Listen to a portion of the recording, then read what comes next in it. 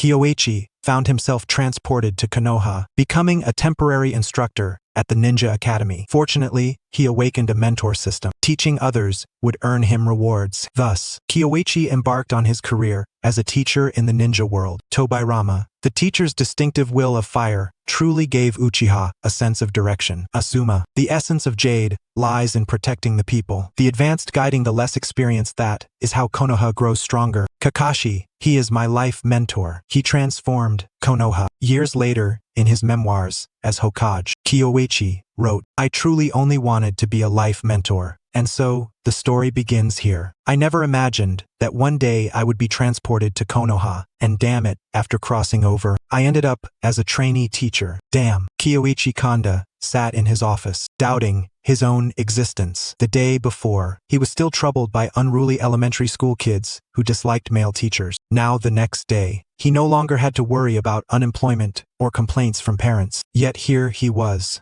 watching the noisy children outside. He could not summon a shred of excitement. The ninja world was perilous. Konoha was relatively safe, but disasters had never ceased over the years. Just recently, the Battle of Kikyo Mountain had ended. Kyoichi had returned to the village injured. After his wounds initially healed, he was assigned as a teacher at the Ninja Academy. Sigh. It's a pity. The Senju clan has long since declined. Otherwise, I could have relied on the Senju name to slack off. Kyoichi sighed. The Kanda family bore Senju blood. The Senju clan had once been glorious. However, starting from the first Hokage, the Senju family gradually fragmented and merged into Konoha, and by the time of the second Hokage, only a few direct descendants remained. Now, essentially, the only true bearer of the Senju name was Lady Tsunade. Yet even Tsunade did not actually use Senju as her surname, so Kyoichi Kanda could not enjoy the benefits of the Senju lineage. He guessed the Senju blood within him was not very concentrated, certainly not surpassing Tsunade, the Hokage's own granddaughter. Forget about the sage mode. Talent was limited. At 15 or 16 years old, he was still only a chunin, seemingly fated to remain so. Kyoichi was troubled. At this rate, it was questionable whether he would live to old age, especially since Konoha would face various calamities. The Third Great Ninja War, the Night of the Nine Tails, the Konoha Collapse Plan, and more. A mere chunin was like an ant trying to shake a tree against such enemies. The aftermath alone could cost him his life. Maybe I should try to get some Hashirama cells later. Perhaps then, he'll have a chance to master wood style. Kyoichi thought the ninja world was too dangerous. Without becoming stronger, it was simply waiting for death. Just as he was pondering this, the bell rang outside. Class was over. The next class seems to be mine. Kyoichi mainly taught ninjutsu. He did not understand why he was assigned this subject. After inquiring, he learned that the previous instructor had died on the front lines, leaving the position vacant, so he was temporarily drafted. Hence, Kyoichi was on an internship post. Well then, he thought might as well go teach. The school's ninjutsu class was not difficult. The three bodies technique was enough to fool the children with the memories in his head. Just as he stood up, a strange voice suddenly sounded. At first, it was difficult to understand, but then he comprehended. The mentor system is activating. Activation successful. Earn rewards by wholeheartedly teaching students.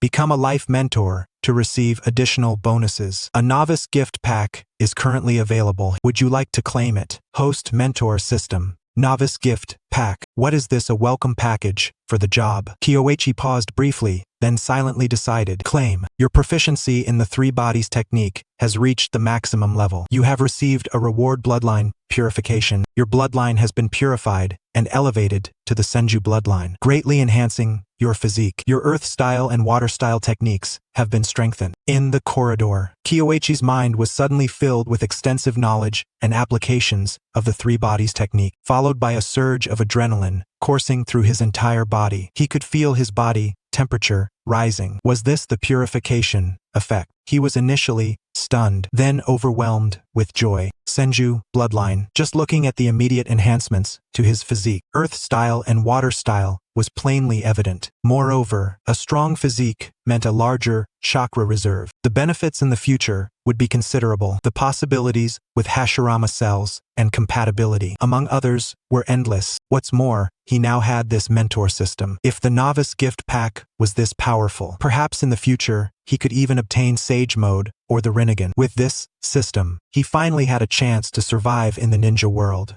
Kyoichi could not help but feel excited. I wonder how the mentor system really works, he pondered silently. The system prompt stated that sincere teaching would yield rewards, and becoming a life mentor would grant even greater bonuses. But what exactly was a life mentor? After much thought, Kyoichi decided not to dwell on it for now. He would figure it out later in the classroom and see who his students were. After the bloodline purification, he quickly noticed changes in his constitution. His walking speed alone had increased significantly. At the classroom door, he spotted a familiar face. Uchiha, Obito. That guy. Are you Uchiha, Obito? Yes, teacher. Obito appeared somewhat uneasy, standing awkwardly at the entrance. Come in and take a seat. No doubt, he was late again. Inside, Kyoichi saw several familiar faces. Ren, Karen, Asuma. Additionally, Tobirama, Akado, and Hayate were among the students. Manpower was scarce during wartime. Many teachers had gone to the front lines, so students of similar age groups were combined into one class as a temporary policy, an unavoidable necessity, including Kyoichi's temporary conscription. Hello everyone, my name is Kyoichi Kanda. I will be your ninjutsu instructor from now on. Teacher,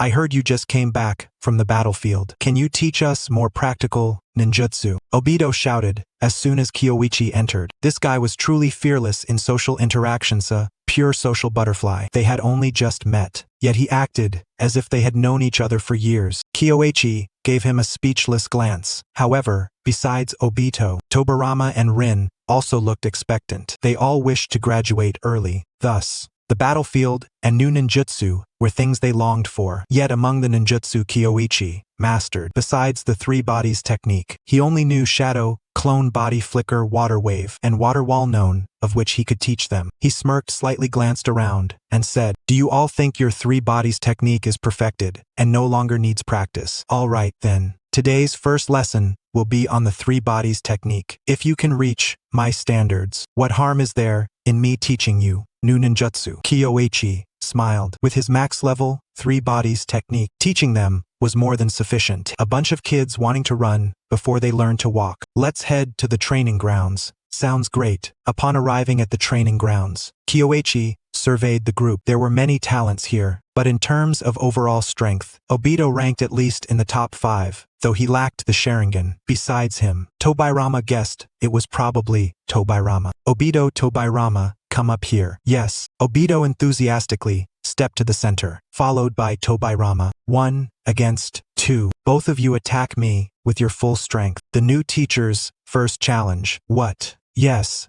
Obito was still shocked, but Tobirama responded without hesitation. Then, Tobirama drew a kunai, glanced at Obito, and made a gesture. This is the Uchiha family's secret contact code. Obito was momentarily stunned. This little brother in the family is truly earnest. His expression grew serious as he nodded gently, then swiftly threw a shuriken toward Kyoichi. Aside from occasionally acting recklessly, being tardy, and lacking the awakening of the Sharingan, this boy's other abilities were quite impressive. Through relentless effort, his shuriken manipulation skills had become formidable. Over a dozen shuriken flew from multiple angles, sealing off all escape routes for Kyoichi. However, Kyoichi formed hand seals, and a clone appeared. In the next instant, two figures began to swiftly evade the incoming shuriken. The true body and the clone moved differently, yet both evaded the shuriken flawlessly, not a single one striking its target. Shisui searched nearby for an opening, but Kyoichi's clone bore no flaws and was indistinguishable from the original. Moreover, Kyoichi's speed was remarkable. Is this the strength of a Chunin? He was shaken within. Are you not going to attack? Then I shall. Kyoichi smiled, then quickly charged at Obito. First deal with this one. Along the way, the true body and clone moved one after the other. 2 shuriken were thrown. Obito rapidly retreated, forming hand seals, then opened his mouth and expelled. A fireball engulfed Kyoichi's figure. Great fireball technique,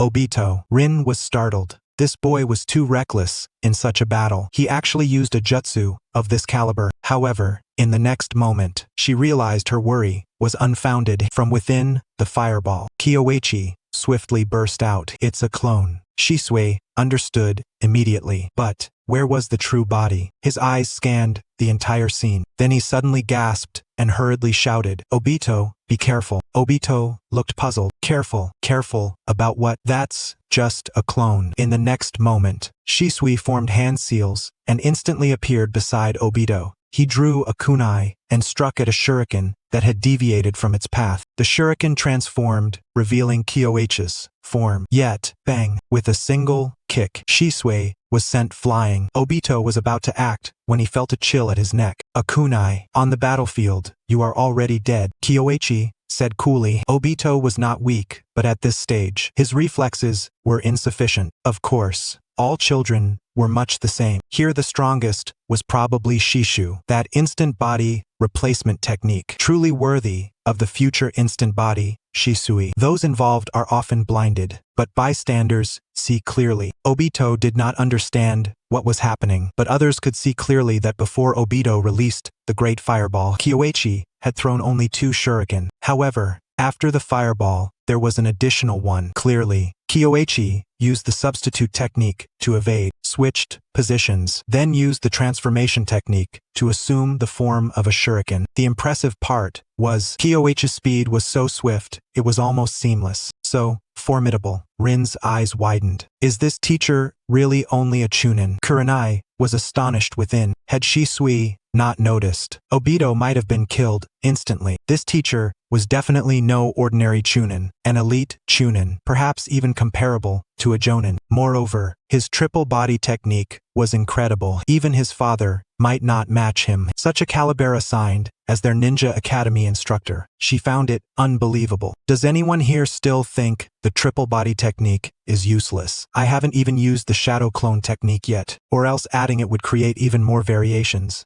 Kyoichi said as he threw a smoke bomb. When the smoke dispersed, over a dozen clones appeared. Guess how many of these are shadow clones, and how many are true clones? If there were Sharingan, Obito started to say, but stopped midway. The Sharingan was rare. Not everyone in the clan had awakened it, and in the ninja world, only the Uchiha clan of Konoha possessed it. Besides the Sharingan and Byakugan, only a few sensory secret techniques could distinguish between clones and shadow clones, but the chance of encountering such an enemy was very low. Most of the time, this tactic was effective, so you all are still too young, too simple. Study well. Today's lesson remains the triple body technique. Who agrees? Who objects? Kyoichi's gaze swept over them. No one dared to speak. Obito might be at the bottom in theory, but he was not weak in actual combat. Shisui, though young, was very capable and was expected to graduate early this year. In reality, Shisui himself thought this way. He did not believe he could learn much at the Ninja Academy and planned to graduate early this year and leave. However,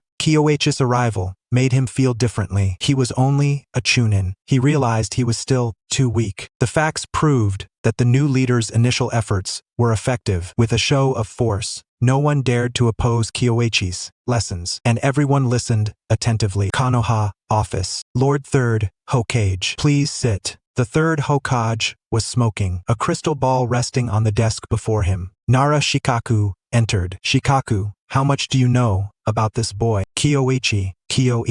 Shikaku glanced over, noticing in the crystal ball a vivid scene of Kyoichi training the children. However, after a few looks, he was secretly amazed. What a formidable triple body technique. Not only solid, his hand seals were so fast they were almost imperceptible, and the coordination between the 3 bodies was exquisite. Though there were many apparent flaws in the training field, with the addition of smoke bombs, ninjutsu, and shadow clones, Kyoichi's triple body technique alone could ensure survival on the battlefield. Not only that, this boy's taijutsu was also strong. He was only a chunin. No, Shikaku recalled the information he had on Kyoichi. He hadn't been this strong before. His taijutsu was excellent, but not as remarkable as in the footage. Lord 3rd, I recall that Kyoichi Kanda's grandmother belonged to the Senju clan. You mean he might have awakened the Senju bloodline. The third halted his smoking motion. The Senju clan. That was possible. The Senju bloodline was powerful. The second Hokage's chakra and physique were naturally superior to ordinary people. Moreover, life-or-death battles often awaken potential. The pipe rhythmically tapped the desk. The third remained silent, pondering deeply before smiling and saying, "It's a pity Tanade is not here. She would be delighted to know this news." Yes. Shikaku did not press the topic further. He observed the crystal ball for a while longer, then said, "My lord, I believe Kyoichi Kanda's strength could at least be rated as a special jonin. His achievements are insufficient. Promoting him recklessly would be improper." The third shook his head. Hearing this, Shikaku nodded and remained silent. "That will do. You may leave." Yes. Shikaku departed. The third sat down, not smoking, letting the embers burn on their own, his face heavy with thoughts. After a long while, he tapped softly several times. Before long, a member of the Anbu appeared. "Keep an eye on Tsunade's movements. If you encounter her, inform her of Kyoichi Kanda's possible awakening of the Senju clan's bloodline, and inquire whether she would be willing to return to the village for a visit." Understood. Are you familiar with the will of fire? The triple body technique is the most fundamental and simultaneously the most chakra-conserving ninjutsu. In the training grounds, we can unleash powerful jutsu without worrying about chakra consumption. But the battlefield presents a completely different scenario. Conserving even a little chakra might mean saving a life. Kyoichi began to share his understanding and techniques of the triple body technique. Some insights stemmed from his previous incarnation, but the majority were derived from the system's provided knowledge on the technique. Everyone listened with rapt attention. These were not the days of old. The successive wars had left Konoha somewhat strained and under-resourced. More and more children were graduating early to join the front lines, including the likes of Kakashi and Guy. Within this mixed class, many might be deployed to battle as soon as this year. Guidance from an experienced battlefield ninja was truly invaluable to them. At this moment, even the most mischievous Obito dared not whisper, "Sensei, how can we use less chakra?" "Sensei." When it was time for questions, a group of students eagerly raised their hands. Kyoichi patiently answered each inquiry one by one. The bell rang. Class was dismissed. "All right, classmates, practice on your own after you go back. If you have questions, you can ask me after class or bring them up next time. If Therese nothing else, you're dismissed." Kyoichi exhaled quietly in relief. The very first lesson in the ninja world had been completed quite flawlessly. Having made a strong impression initially, the subsequent teachings would be less challenging. However, looking back now, all the lecture notes he had prepared beforehand seemed superfluous. In a real class, there was no way to rigidly follow a script. These students were no ordinary individuals. Many were prodigies, future, renowned figures, each harboring their own ideas, without substantial content. There was no way to command their respect. "By the way, Obito, my class is the first one tomorrow morning. If you're late, you'll have to run 200 laps around the training field." Obito was stunned. Why bring that up just as he was leaving? What if he really was late tomorrow? "See you all tomorrow," Kyoichi said, then instantly vanished with a body flicker. Returning to his office, he immediately checked the system. He had heard the system's prompt at dismissal, but hadn't paid close attention. First lesson completed. Evaluation excellent. Rewarded ninjutsu, water dragon, bullet technique. Water dragon, bullet. That thing with 44 hand seals. Kyoichi was momentarily taken aback. However, upon receiving and inspecting it, he realized he had misjudged the system. This was the simplified version created by the second Hokage, requiring only 4 hand seals, and combined with the enhancements gained from his previously awakened Senju bloodline. This ninjutsu reward was by no means insignificant. "I'll try it out when I get back," Kyoichi thought to himself. From the moment he activated the system to the awakening of his bloodline, he had yet to test the true power of water-style ninjutsu or accurately assess his current strength. That simply would not do. On the outskirts of Konoha, after class, Kyoichi came here and found a spot by the riverbank. Then, shadow, clone, jutsu. A perfect duplicate of himself appeared. "Time is precious. You go train your taijutsu techniques. I'll test the ninjutsu's power." His shadow clone wanted to retort, "Why don't we switch tasks?" Its expression was one of utter disbelief, but, being a clone, it had no choice. So, It got up and headed to a nearby grove to begin training taijutsu moves. If it could master techniques like the Konoha whirlwind or leaf shadow dance, that would be a great gain. Meanwhile, the original Kyoichi checked his chakra reserves. There was still plenty. With this amount of chakra, having 3 shadow clones working simultaneously shouldn't be an issue. Not comparable to Naruto, but definitely much more than an adult Kakashi. Kyoichi felt quite satisfied. Naruto's advantage wasn't just his bloodline, but also the Nine-Tails chakra and Ashura's chakra, essentially a cheat code beyond comparison. He glanced around, finding a vacant clearing. He quickly formed the seal's water dragon bullet technique. The next moment, a torrent surged forth, coalescing into a majestic dragon that reared its head skyward. With a thunderous roar, the water dragon struck the ground with such force that it carved out a large crater. Although distancing oneself from the river might slightly diminish effectiveness, the disparity would not be substantial. At most, it would lead to increased energy expenditure. Thus, both offensive and defensive capabilities are accounted for. Jing-yi mused inwardly. The water formation wall, water dragon bullet, combined with the water turbulence wave, at present, his abilities exhibit no significant shortcomings. Of course, this assessment applies solely to the ranks of Chunin and Jonin. When compared to elite Jonin-level shinobi and above, his repertoire appears somewhat sparse. Nevertheless, there is no need to rush. With a structured system in place, there is ample time ahead. He rose, preparing to return for a hearty meal. As for the clone, let him continue training over there.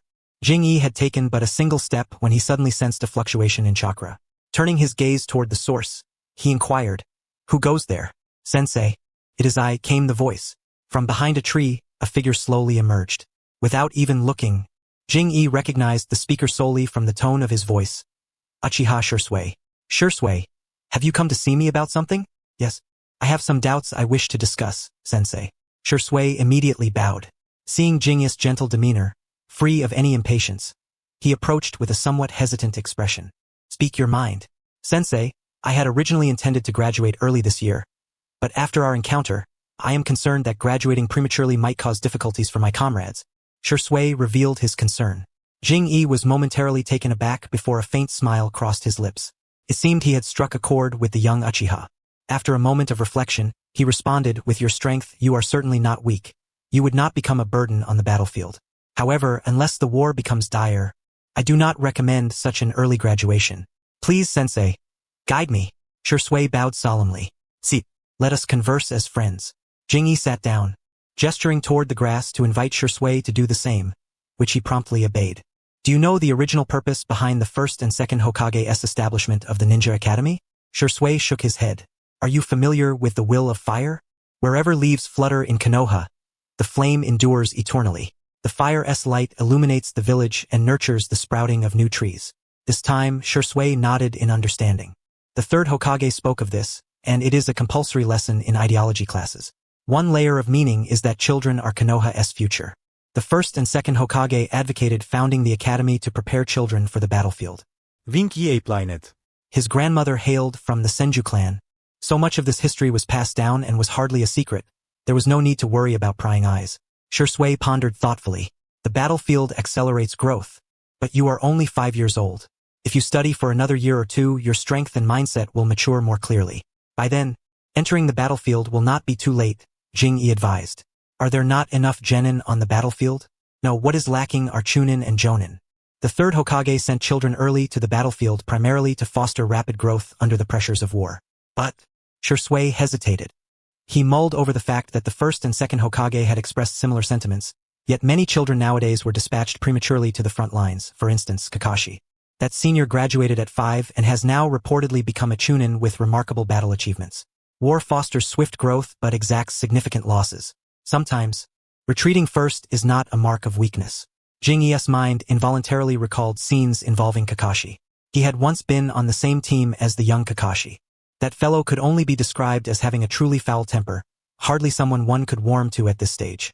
I understand now, thank you, Sensei. A lamb delivered right to your doorstep, Jing-yi thought, though Shisui remained oblivious. At this stage, Shisui could not grasp the full extent of Jing-yi's words, but he knew one thing.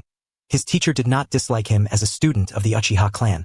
On the contrary, he was willing to communicate and share with him, which filled Shisui with joy. Jing-yi had one more thing unsaid. The Ninja Academy was one of the few places where an Uchiha could interact with the rest of Konoha's people. Graduating early would make it much harder to mingle with the common folk. Though the Uchiha appeared privileged, in reality they were segregated. Jing-yi did not agree with this state of affairs, yet he was powerless to change it. He shared these thoughts with Shisui not out of a desire to alter anything but simply on a sudden whim. Shortly afterward, he received a notification. You have gained Shisui Uchiha's preliminary inner approval. You have earned a reward. Fundamentals of Genjutsu. Genjutsu? That is indeed a blind spot. Jing-yi reflected. His mind brimmed with memories. After careful contemplation, he felt quite satisfied. He had no intention of becoming a Genjutsu master, but a solid foundation in Genjutsu brought additional benefits, improved chakra control. Sensei, may I come to you with questions in the future? Certainly. Jing-yi's face blossomed with a genuine smile, not a token gesture. Shisui, you are a good child. A lamb delivered to your doorstep, wool and shears all prepared. Thank you, Sensei. Shisui bowed deeply. He had yet to realize that in Jing-yi's eyes, his image had shifted from a good child to a fat lamb ripe for shearing. Come, Sensei will treat you to a meal, Jing-yi chuckled. Ah, no. Shisui blushed but was nonetheless dragged along. In the distance, the shadow clone watched with a look of grievance as they departed. Good heavens! Teaching a student? All lies. He just doesn't want to train himself and is making me do all the hard labor here. The clone's morale plummeted. Jing-yi had assigned the clone to practice taijutsu techniques. As for physical conditioning, that was something the clone had to endure through arduous self-training. That would come later. His injuries had not yet fully healed. Besides, one must eat well to have the strength to train. Ichiraku Ramen Shop. Boss, 2 bowls of ramen, please. All right, sir. Please take a seat. The current Ichiraku was run by a man in his early 20s who appeared very youthful, and his daughter, Ayam, had been born not long ago. Shisui glanced around curiously.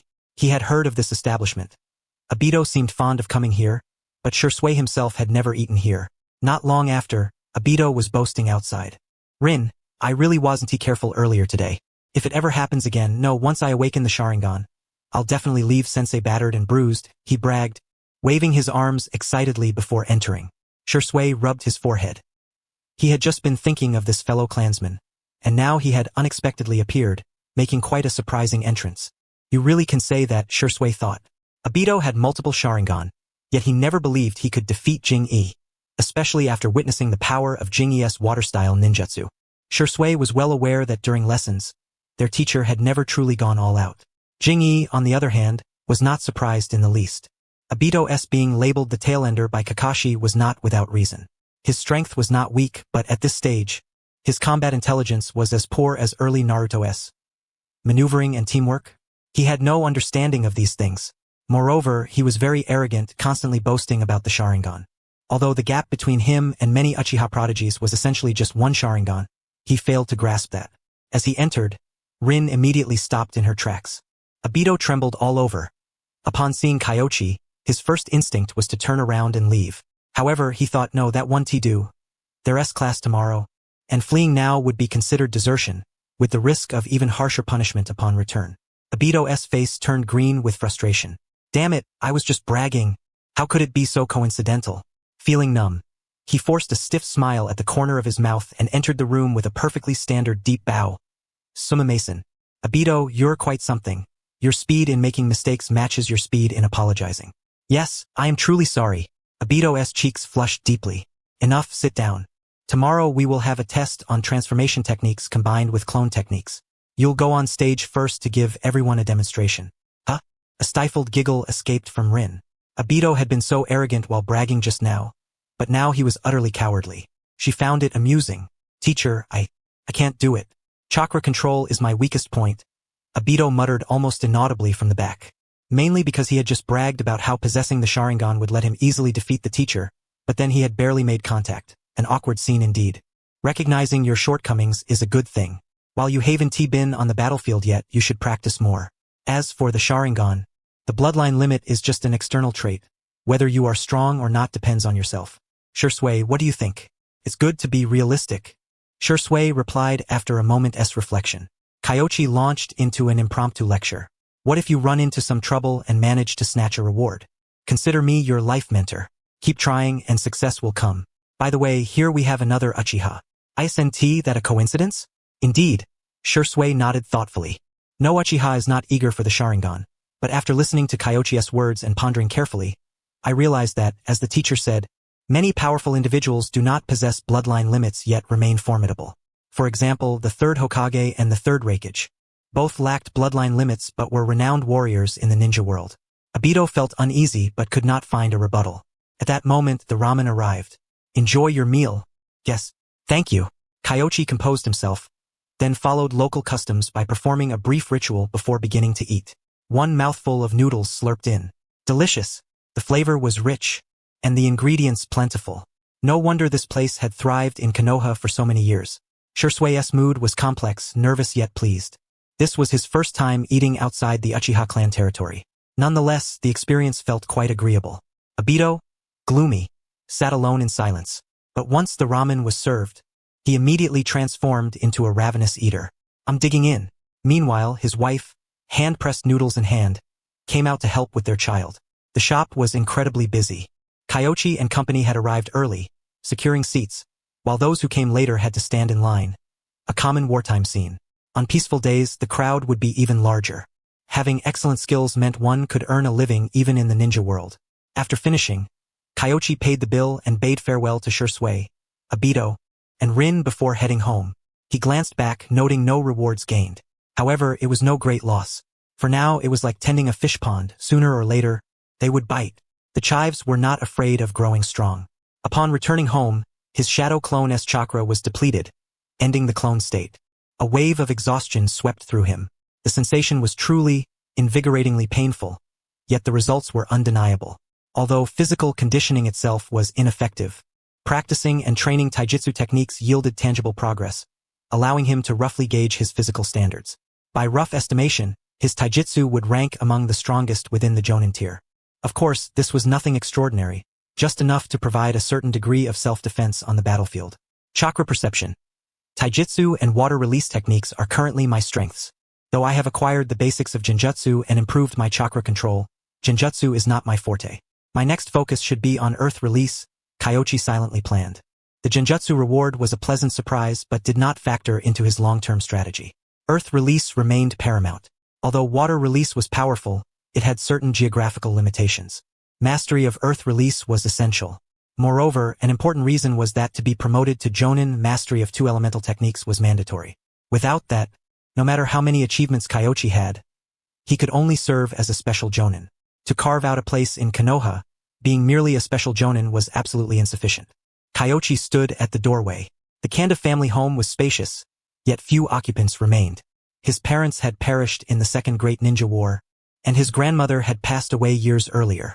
However, there were still some treasures inside, scrolls left by his grandmother. The Senju clan was generous. Whenever a clan member married outside the clan, they would bring some items as dowry. Those scrolls were what she had brought from the Senju. His previous self had not paid much attention to them. Yet, Kyoichi sensed there might be something useful within. He carefully searched. Indeed, one scroll contained special content, a record of sword techniques by Senju Tobarama. Though merely a copy and not a systematically formed sword technique, it constituted a complete swordsmanship system, the Konoha-style swordsmanship. The scroll was truly a treasure. Kyoichi marveled silently. His grandmother had wisely chosen to copy this book rather than ninja technique scrolls. If the descendants possessed sufficient insight, they might develop a swordsmanship system from this text. Unfortunately, his father seemed to lack that insight and never comprehended the secret techniques. Though he had some rudimentary sword skills, by his generation, he had ceased studying swordsmanship. After pondering briefly, Kyoichi stored the book away to study thoroughly tonight. He glanced at the other books. They were not ninja scrolls or secret volumes but rather ordinary family history records. Compared to the second Hokage's swordsmanship notes, these family history books had been consulted more frequently. Enough time to start training immediately. After resting, Kyoichi had recovered. The next moment, forming hand seals, he thought, training is best done in person. I senti it. I need to strengthen my body. Swordsmanship will have to be your responsibility. Kyoichi smiled. The clone was speechless. Indeed, a shadow clone's life is hardly one of leisure. Train on. The following day, Kyoichi arrived at school full of vigor. The power of the Senju bloodline had been fully realized today, not just physically. Despite the high-intensity training of both his shadow clone and original body the previous day, he was energetic and showed no signs of fatigue overnight. Obito, On the other hand, upon entering the classroom, Kyoichi could hardly suppress a smile. Obito had just arrived, barely on time. Judging from his appearance, he had rushed all the way here, expending much chakra and now panting heavily, looking quite disheveled. "Teacher, I'm not late," Obito gasped, taking several breaths. He had feared being tardy and had not stopped running. His taijutsu and shunshin jutsu were already poor. By the time he reached the school, his chakra was nearly depleted. "As I mentioned yesterday, you'll be the first to come up and demonstrate the combined use of clone and transformation techniques," Kyoichi said with a beaming smile from the podium. "Huh?" Upon hearing this, Obito's expression froze instantly, then swiftly crumbled. He had forgotten about this matter entirely. Once again, his own careless words had brought trouble upon himself. Or perhaps, if only he had taken Rin to eat ramen yesterday, things might have been different. He drew a deep breath, then mustered his courage and stepped onto the stage. He quickly formed hand seals. Compared to Naruto Uzumaki, Obito's chakra control was considerably superior. After all, he did not have the nine tails wreaking havoc within him. Yet, he could not deny that his chakra control was equally abysmal. Before long, chakra began to overflow, and moments later, a figure identical to Kyoichi Kanda appeared, collapsed awkwardly on the ground beside Obito. Exactly the same. Kyoichi sighed inwardly. Obito wore a bitter expression. He did not feel ashamed, only concerned whether Kyoichi would punish him again for it. This teacher was a good man, but his mind was as narrow as a needle's eye. "You have a considerable amount of chakra, and your aptitude for ninjutsu and shuriken skills is commendable, but your taijutsu and chakra control remain weaknesses.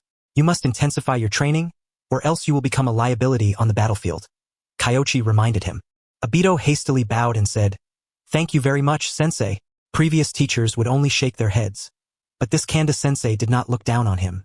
Instead, he offered constructive advice. That alone wiped away many of Obito's lingering doubts. "Climbing trees and walking on water. Master these," Kyoichi said matter-of-factly. Climbing trees and walking on water? Many students below looked puzzled, including Irika. As commoners who had not yet been assigned to masters, they were unfamiliar with such knowledge. Kyoichi explained, "Using chakra to adhere to the soles of your feet to climb trees, and walking on water means using chakra to allow yourself to walk atop the water's surface. I think I've heard Father mention this before. Have you practiced it?" Obito asked. "No, I achieved it without practice." Sakura Haruno shook her head. "Damn it. Gifted people are truly annoying," Obito muttered inwardly. "Sensei, could you please explain in more detail?" someone requested. Certainly, Kyoichi elaborated clearly on how to climb trees and walk on water. This sort of knowledge was not some secret technique. However, knowledge itself had barriers. Without instruction, those beneath would never learn of it. He mentioned this hoping that commoner children could begin practicing early, so that when they faced battlefields in the future, they would not lag far behind others and would have a better chance of survival. Of course, perhaps the third Hokage wished for such teachings to be delayed until after team assignments. But this was wartime. When would Jonin have time to teach? Practice more during your free time. Next, Kyoichi nodded, signaling others to step forward. Except for Obito, the others consumed little chakra and had decent control. Combining transformation and clone techniques was not difficult for them. Later, he even required them to increase the number of clones, which was far more challenging. Yet this time, even Obito had recovered. Though 2 or 3 clones were imperfect, it was evident that Obito's abilities had not reached Naruto's level. He had merely embarrassed himself earlier by exhausting his chakra. Soon, the class concluded. Easy. Kyoichi somewhat enjoyed himself. The children of the ninja world were far easier to teach than the unruly brats of his previous life. Each was obedient, with the naughtiest students merely arriving late or skipping class early. Moreover, since his appointment, not a single student had left class prematurely. Returning to his office, Kyoichi glanced at the system panel. Lesson on combination of transformation and clone techniques, climbing trees, and walking on water completed. Evaluation, excellent. Reward, chakra sensing. Chakra sensing? Kyoichi looked around, then chose to claim the reward with a thought. Soon, he extended his fingers to probe the ground. In no time, chakra extended outward, and everything around him entered his mind's eye. Indeed, it was this technique. Do you understand what class struggle is?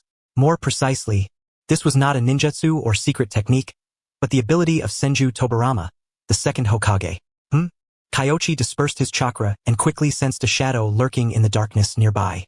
From his vantage point, he could clearly see the courtyard and even parts of the interior of his house. An Umbu operative? Kyoichi did not turn his head. He knew that the person was likely watching him right now. Probing further, he detected another umbu in a different part of his house. Beyond that, none were present. 2 umbu. Kyoichi withdrew his chakra and pondered. It was already clear in his heart. Previously, he had only been a chunin. Everyone above knew his capabilities. After returning wounded, he had improved considerably, and his constitution had strengthened. The 3rd Hokage probably suspected as much. The current surveillance was partly precautionary and partly to confirm the situation. The 2 umbu had likely been tailing him since yesterday. Senju bloodline. Kyoichi pondered for a moment, squinting his eyes, but ultimately chose to say nothing, pretending ignorance of the umbu presence around his home. However, his considerations extended beyond the 3rd Hokage to Danzo. Most of Konoha's darker deeds were linked to him. 9 out of 10 conspiracies bore his name without injustice. In his previous life, Danzo was known as the Pot Shadow. Kyoichi had felt sorry for him then, believing he spent his life taking the blame for the 3rd Hokage. Yet now, living in Konoha, he had to consider Danzo's influence. That old bastard was likely researching Hashirama's cells in secret these years. Yet he was different. The Kanda family was reduced to himself alone, a chunin. If he were eliminated covertly, no one would dare complain. The more Kyoichi thought, the more he sensed looming danger. The current Konoha was ruled by the 3rd Hokage and Danzo. What these 2 schemers might do was truly unpredictable. Fortunately, he had obtained chakra sensing. With this technique, he could at least anticipate his enemy's moves in advance. In truth, if he could get his hands on Hashirama's cells alone, it would greatly benefit him. But dealing with Danzo was akin to bargaining with a tiger. Class is over for today. Many of you still have not met the standard for the 3 bodies technique. Continue practicing after returning. Another day's lesson concluded, leaving Kyoichi somewhat fatigued. This class had many talents but still quite a few with weak chakra control. As students, they were sufficient, but as genin preparing for battle, they had a long way to go. Among them, Obito's progress was rapid. He could already climb trees. The boy was indeed gifted, though he kept muttering about the Sharingan, as if awakening it could destroy the world. Kyoichi felt helpless to comment. After class, upon leaving the school, Kyoichi covertly used chakra sensing to observe. The umbu were gone. Had they left? Kyoichi thought silently. If they were from root, they would never give up so easily. It must be the 3rd Hokage's subordinates. That was reassuring. He exhaled deeply and patted his pocket, letting out a long sigh. He had originally intended to find someone to forge a sword, but he was broke. He understood the predicament. At this moment, he wished he could catch a wanted criminal and exchange them for money. The chunin salary was too meager. Well, for now, training first. The sword could wait until the next paycheck. Kyoichi set off along the roads of Konoha, heading toward the outskirts. However, before long, he sensed someone trailing behind him. Maintaining an impassive demeanor, he continued forward. Shisui caught up from behind and was about to give chase when suddenly, a cold kunai was pressed against his neck.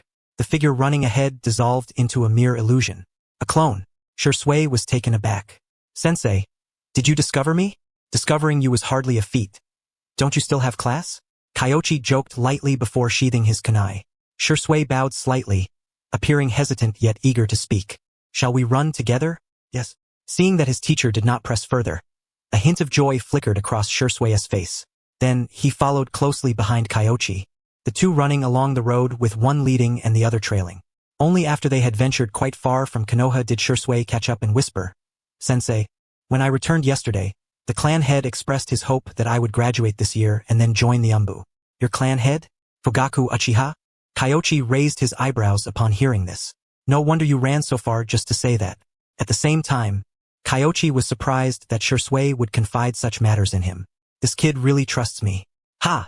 He doesn't understand a thing. Huh? Shisui was momentarily stunned. His teacher's remark caught him off guard. Shisui, you are intelligent, and I'm touched that you trust me enough to share this. Do you understand what your clan head means? I can guess, Shisui replied in a lowered voice. Though young, he was remarkably precocious and aware of many things. For instance, the clan head's intention was evidently for him to quickly demonstrate his talents, show allegiance to Konoha, and then join the umbu to serve the Uchiha. But he felt uneasy about this path. Shisui, have you experienced any unpleasantness at the ninja academy? Unpleasant? Well, not exactly, but other students tend to avoid those of the Uchiha clan. Do you know why? Kyoichi smiled gently. Shisui shook his head. You're still young and can't make many decisions yet. I might say things you don't fully grasp, But you can keep your own thoughts, observe keenly, and reflect deeply. Take the issue you're facing now as an extra assignment for skipping class. With that, Kyoichi quickened his pace. Think about the reason. Shisui paused briefly before hastening to keep up. As he ran, he pondered. Yet, Shisui had never truly contemplated such matters before. Previously, he simply thought that since those classmates ignored him, he would ignore them in return. After all, graduation was near. But probing deeper, could the cause really be just because he was from the Uchiha clan? Why? The thought struck him as quite peculiar.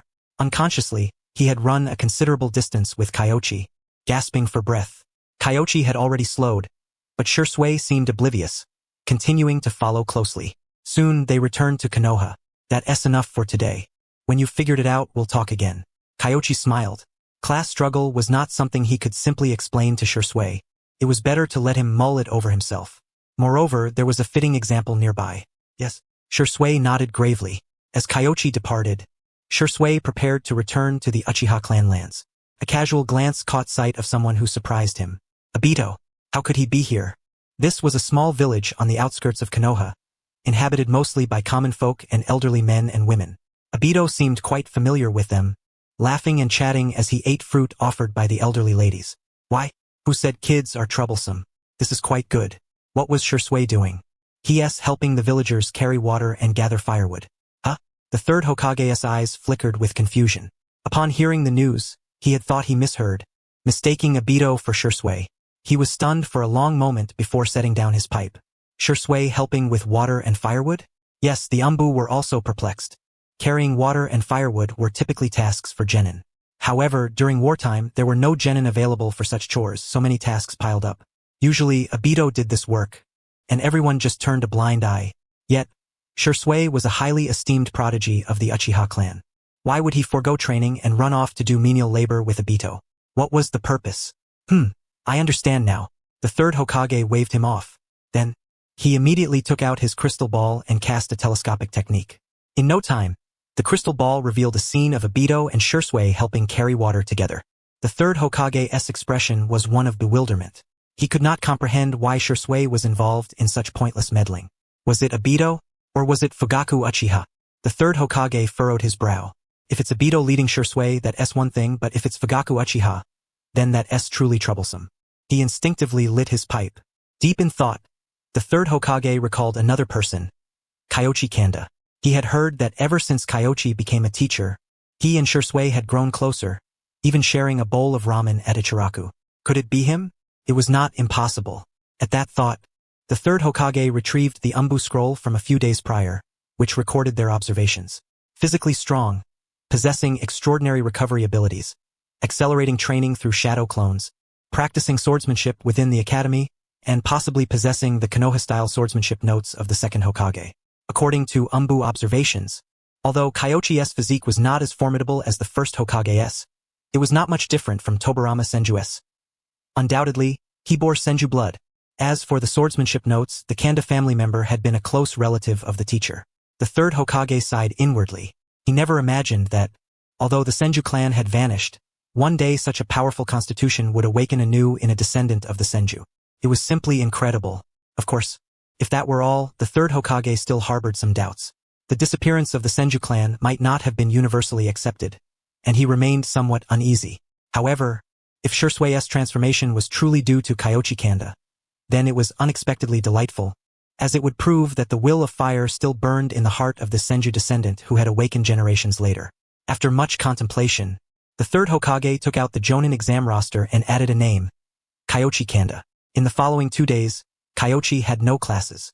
On the third day, when he arrived at the school and sat in his office, he overheard another teacher complaining to a colleague. Ugh, I don't know what's going on, but Uchiha Shisui has started arriving late recently. Definitely learned that from Obito. Indeed, every time Shisui is late, that kid is involved. Shisui is late now? Kyoichi was astonished. Then his expression turned strange. He's even picking up the habit of being late? Amazing. I told him to observe, not to actually learn from Obito's ways.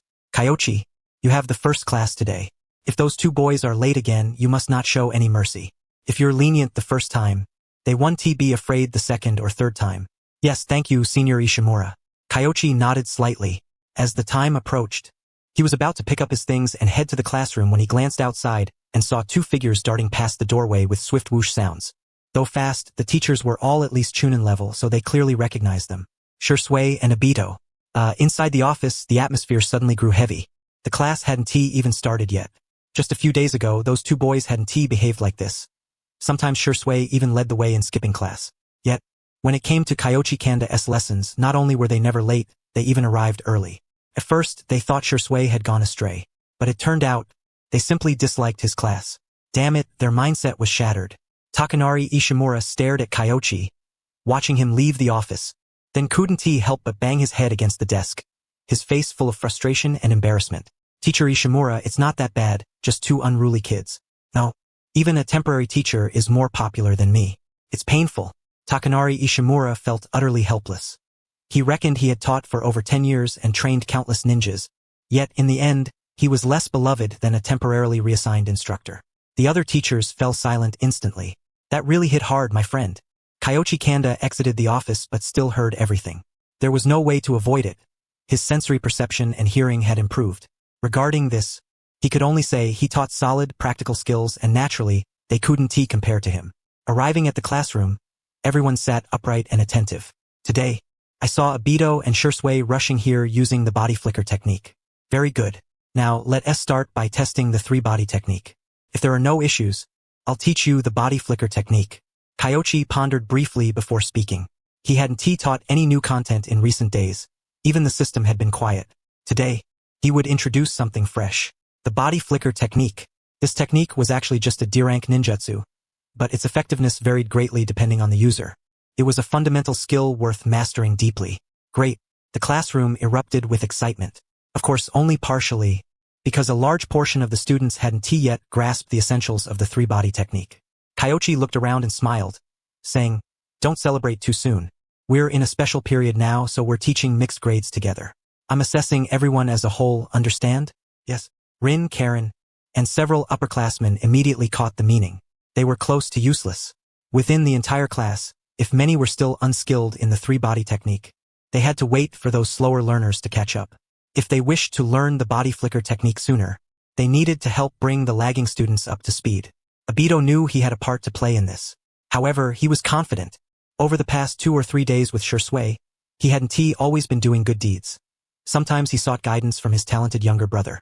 After some testing, sure enough, while more than half had already mastered it well, about half still hadn't learned how to climb trees or walk on water, and their proficiency in the three-body technique was still lacking. At this moment, many gifted students began writing notes, drafting handouts, and contemplating how to motivate others in the class. During free practice, most quickly sought out the struggling students. Kyoichi admired his geniuses. Originally, he had to chase after the underperforming kids. But now wasn't he all that solved? Who said they were unruly? This was quite good.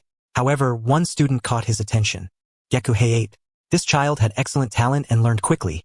But combining transformation technique and clone technique, requires careful chakra allocation and swift hand seals.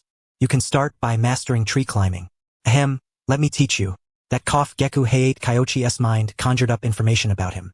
The Geku family was renowned for their swordsmanship heritage. He was physically weak. Yet, in Kyoichi's past life memories, there was much deeper information. The transparent escape technique. Suspected tuberculosis. In this era, there were no anti-tuberculosis drugs. Geku Heiate had suffered from lung disease since childhood. Yet he trained in transparent escape and swordsmanship. No wonder he died young. Kyoichi frowned. To the Geku family, he was merely an outsider, and even if he intervened, what could he do? He didn't know medical ninjutsu or pharmaceuticals. He could do nothing. For such an illness, without a miracle cure, the only person in all of Konoha who could help was Tsunade. However, Tsunade was currently nowhere to be found, and tracking her down required staking out major locations, which was incredibly difficult. With outstanding students helping weaker ones, Kyoichi didn't need to intervene much himself. The children of the ninja world were indeed sensible. He himself was resting. Before class, he had sent a shadow clone home to practice swordsmanship. Otherwise, he wouldn't be able to endure the fatigue later. Meanwhile, the teachers in the office were growing even more exasperated. Isn't such teaching misleading the children? Yet the blame lay in the fact that the kids were all very happy and each one was highly motivated. Strange. Could self-study be better than teacher instruction? It was perplexing. They had originally planned to sneak some learning, but now, they could only say that Kyoichi's teaching was somewhat beyond their comprehension. When class ended, Kyoichi glanced at the system and couldn't help but smile. You have mobilized the students' initiative. Most have gained insight. Evaluation. Good. Reward. Body flicker technique proficiency increased. Kyoichi's proficiency in the body flicker technique was not bad, but only respectable among Chunin. Among Jonin it was somewhat lacking. This timely increase in proficiency was valuable. He began to understand. The system's rewards appeared to be based on the student's improvement and psychological feedback. Alright, now he grasped it. After a moment of thought, Kyoichi clapped his hands to attract everyone's attention and said, "That's all for today's lesson. You may practice on your own after school. I will test you again next time. If your results meet the standard, I will teach you the body flicker technique." Great. Everyone responded enthusiastically. Teachers unaware of the situation admired him greatly. Kyoichi looked young, but his teaching methods were strong. Those who knew the truth felt a complex mix of envy, admiration, and resentment. This was truly effortless. Yet, the students responded well to this approach. After all, once mastered, they could learn new knowledge and ninjutsu. Who wouldn't want that? If the roles were reversed, they would want it too. The students were no longer genin. At school, teachers only taught the most basic skills and rarely ventured into advanced techniques. Not because they didn't want to, but because most teachers themselves were not proficient. They understood tree climbing and walking on water to some extent. However, the body flicker technique was a different matter. Their level was not respected by Jonin, and some children from noble families also looked down on it. Teaching it might cause trouble, so it was better not to teach it at all. Kyoichi Kanda, few knew much about him, only that he was injured on the battlefield and, after recovery, was temporarily assigned here. Temporary, different. Senior Ishimura, I finished my class. It's your turn next. Alright, thank you, Teacher Kanda. Takanari Ishimura took a deep breath.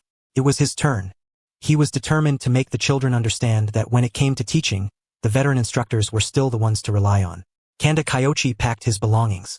Calculating the time, he realized that when he had returned from his injury not long ago, the conflict around Kikyo Mountain was already nearing its conclusion.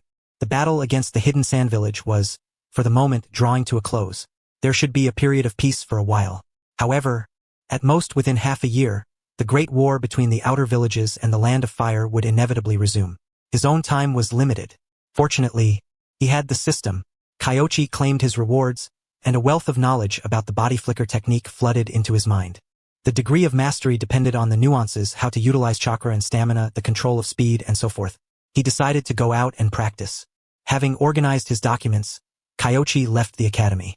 After confirming no one was watching, he ran a considerable distance, and a sense of confidence settled deep within him.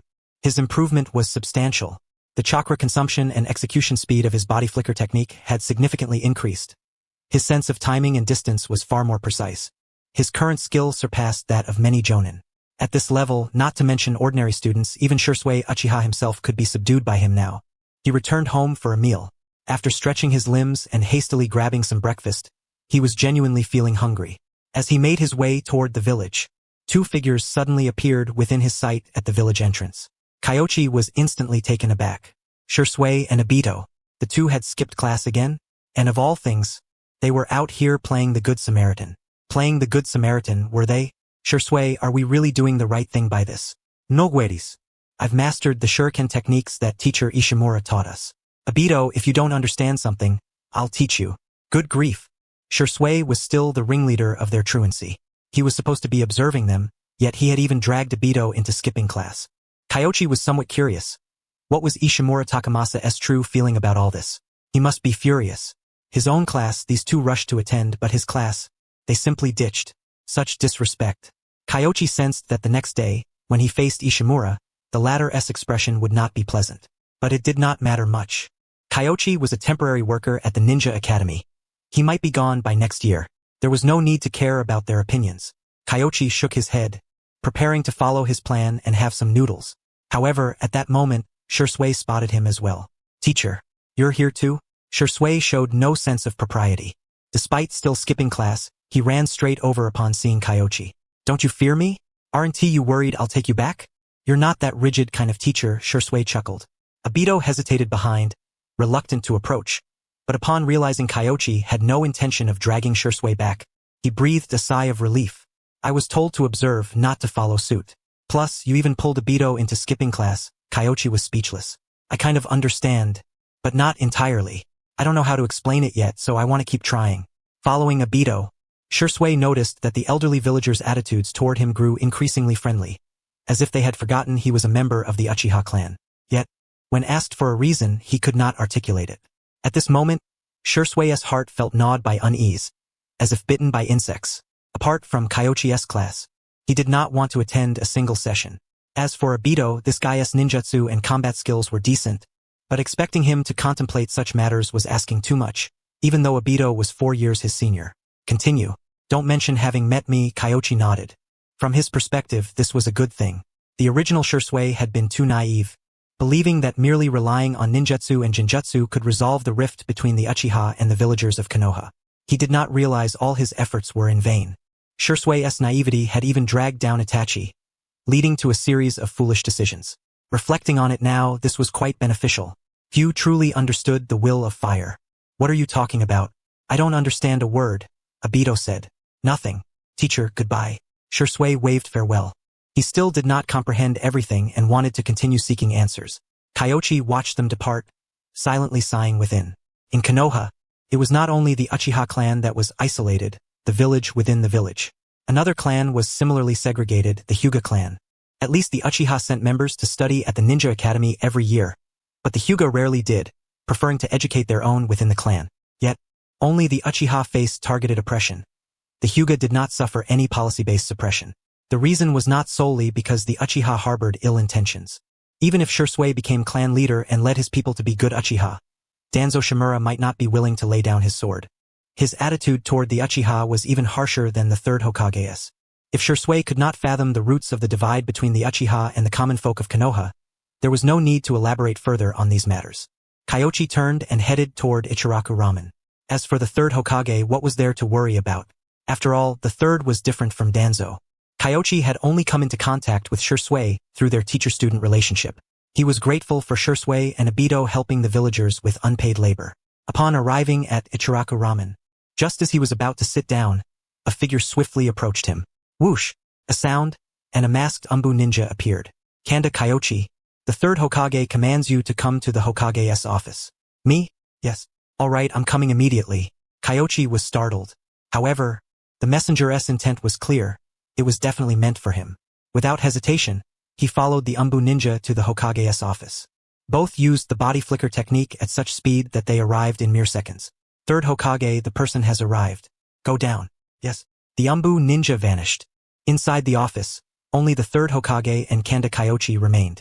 The third removed his straw hat and, smiling like an ordinary elderly man, rose to his feet. He appraised Kyoichi from head to toe and then sighed. I never expected that after several years apart. You'd have grown so much. Does the third Hokage know me? Kyoichi asked with slight surprise. Of course. Your grandmother was closely related to my teacher. When you were born, I even held you in my arms. The third Hokage said cheerfully. Ah, I don't recall my grandmother ever mentioning that, Kyoichi said, scratching his head awkwardly with a forced smile. However, he knew clearly in his heart. Whether that was true or not was hard to say. Most likely it was not. But there was no need to expose the falsehood. The third Hokage's polite words and consistent gestures to narrow the psychological distance between them were clearly an attempt to win him over. That was better than outright rejection. Hehehe. Come to think of it, you're still my nephew's generation. Sit down. Let us chat like family. Thank you, third Hokage. Kyoichi bowed. After the third sat down, Kyoichi took a chair and sat as well. The third picked up his Kizaru pipe, lit it with a smile, and then asked, How have you been feeling since you returned to the village after your injury? Lord Third, you may find this hard to believe, but since recovering, I feel as if my body has grown stronger. Moreover, the power of my water-release ninjutsu seems to have increased. Kyoichi truthfully shared part of his information. The third Hokage's face brightened with an even more radiant smile. After taking a drag from his cigarette, he said, Foolish child, you carry the bloodline of the Senju clan within you. This means your Senju lineage has awakened. What? Really? Indeed. The third Hokage grew increasingly delighted. Kanda Kyoichi concealed nothing and honestly reported his condition. That is excellent. After another puff, he continued, I've also heard about your performance at the academy. Given that we are currently in wartime, the school's grade structure and graduation timeline are quite chaotic. Following the usual progression is of little significance. Your flexible approach to teaching is commendable. Yes, sir. Kyoichi beamed, inwardly pondering the third Hokage's intentions. Mentioning the Senju bloodline and his school performance. Could this be a prelude to a promotion? Don't be too anxious. I called you here to have a chat and, incidentally, to ask if you are willing to participate in the Chunin promotion exam now that your Senju bloodline has awakened and your abilities have reached the Jonin level? The third Hokage produced an application form. The Jonin exam application. The form required personal completion. The Jonin exam? Kyoichi was taken aback. He had suspected some benefit might be offered, but had not anticipated it would be an outright Jonin promotion test. Jonin. He fell into contemplation. This matter had both advantages and disadvantages. Becoming a Jonin meant greater authority and freedom, but also heavier responsibilities and more arduous missions. However, on the other hand, Kyoichi's own assessment of his strength was clear, and the other party seemed keen on his promotion. Thinking this over, he scratched his head and said, Hokage-sama, I am only a Chunin. I worry that my abilities might be insufficient. Your strength is absolutely sufficient. Other aspects can be honed. There has been a significant shortage of Jonin due to years of war. We urgently need personnel to fill these gaps, and it would be ideal if you could step up. Kyoichi sighed. If the Lord believes in me, then I shall give it a try. The third Hokage breathed a sigh of relief. He took the form and signed it. That's the spirit. Skills can be cultivated, but spirit and willpower are paramount. Few remain who can truly grasp the will of fire. Kyoichi smiled broadly. The third Hokage understood implicitly. Shisui. See? I told you. Kyoichi owes me one. Of course. At present, the Uchiha clan was probably fuming. Their prodigy had been a teacher for only a few days before ending up in this state. They might come looking for trouble soon enough. Still, it mattered little. The current Uchiha were weaklings. When Madara left the village, they dared not follow. After Itachi's death and the third Hokage's ascension, they were gradually marginalized and dared not resist. Only when life became unbearable did they contemplate rebellion. Where were they before? Kyoichi despised the present Uchiha clan from the bottom of his heart, including Uchiha Fugaku, weak and indecisive. If Shisui could shed his unrealistic delusions and naivete, he would be far more qualified than Fugaku. Leaving the office, Kyoichi headed home, his mind quietly reflecting. The third Hokage's attitude was unmistakably clear. He was recruiting him, hoping to draw him closer to the Hokage faction. For this, he even invoked the old Senju connections, dredging up trivial matters to curry favor. Though laughable, it proved the third Hokage bore no ill will toward him. In the short term, he need not worry about the third Hokage turning against him. Indeed, the third Hokage might even protect him from Danzo's interference. He only had to guard against covert schemes. As for the Jonin promotion, there would be war again next year, and holding a Jonin position would be greatly advantageous. Therefore, he definitely intended to vie for the Jonin rank. Only, what would become of his system once he became a Jonin? Kyoichi glanced at the mentor system. It was designed for teaching others, and once he became a Jonin, there was no chance he would remain at the ninja academy. However, as a temporary worker, even without promotion, it seemed unlikely he would continue at the academy after recovering. Considering this, his thoughts cleared. Becoming a Jonin would allow him to apply for team leadership or, at worst, leverage the mentor trait to guide others wherever he went. No big problem. The father and son beasts truly lived up to their reputation. Things were still somewhat different from the era of Naruto Uzumaki. The selection for Chunin and Jonin exams was actually decided by the village. The Chunin joint exams were a post-war, peaceful era political maneuver by the villages. Therefore, this Jonin exam was held internally within Konoha. During wartime, the Jonin promotion process was generally straightforward. However, the current situation was somewhat different. The war was nearing its end. Indeed, the third Hokage had mentioned to Kyoichi that the frontline conflict had fully ceased, Sunigakure had sued for peace, and the ninja had begun withdrawing. The war was in its final stages, with some shinobi returning to their villages even recently. The Ninja Academy graduation exam was also on the agenda. It seemed he would need to find a way to accelerate progress during this period. With so many easy targets, it would be a pity not to seize the opportunity. Kyoichi pondered quietly. If his understanding of the system was correct, the next step was to teach the body flicker technique, which should yield considerable rewards. However, merely teaching children would only bring such modest rewards. It seemed this system required further study. Judging by the novice rewards, the benefits he had gained so far were truly not high. There must be ways to obtain greater rewards. The next day, Kyoichi had no classes. He sent his clone to practice swordsmanship while he went out to train his body. The streets were noticeably more crowded. It seemed some ninja had already returned. Kyoichi spotted a familiar figure dressed in green, Might Guy. He had graduated from the academy at the age of 7. During that exam, he had even fought Obito Uchiha, breaking the seals of Obito's great fireball technique. After running some distance, Kyoichi saw another familiar figure. Might Due, dressed similarly except for a fuller beard. He was essentially a larger version of Guy. Might Due? Kyoichi's heart stirred. This was a prime target. Others might not know, but he understood just how strong Due's body was. In the original story, Due did not master taijutsu techniques. He relied solely on his formidable physique and the 8 gates to pummel the famed 7 mist ninja blades into submission. If he mastered taijutsu techniques, what then? Kyoichi was greatly tempted. If he could guide Might Due, the rewards would certainly be extraordinary. However, approaching him recklessly to offer instruction would likely make Due think he was insane. He would need to proceed gradually. With this in mind, Kyoichi said nothing and continued jogging as usual. At first, Might Due paid no attention. But by the second lap, he noticed Kyoichi running steadily. Were there still young ninja in the village enthusiastic about taijutsu? Moreover, so young, no more than 15 or 16. Curiosity piqued. Might Due accelerated on the 3rd and 4th laps. Kyoichi chuckled inwardly. Children were indeed restless, already itching to compete, were they? He likewise quickened his pace. Though Kyoichi bore the Senju bloodline and recovered swiftly, he was not as robust as Due. But, if I can't outrun you, old man, who can I outrun? An hour later, Might Guy observed that Kyo's face was neither flushed nor breathless, realizing that this youth, several years his senior, had exerted very little effort. If he were to increase his speed, he could undoubtedly catch up without much strain. Just as he pondered whether to shed his burden, a heavy thud resounded. Guy was sent flying by a powerful kick. Immediately after, Might D took off at a swift pace, tears streaming down his face as he clasped his head and exclaimed, "You scoundrel! Training diligently isn't meant for you to compete or brawl." "Yes, father.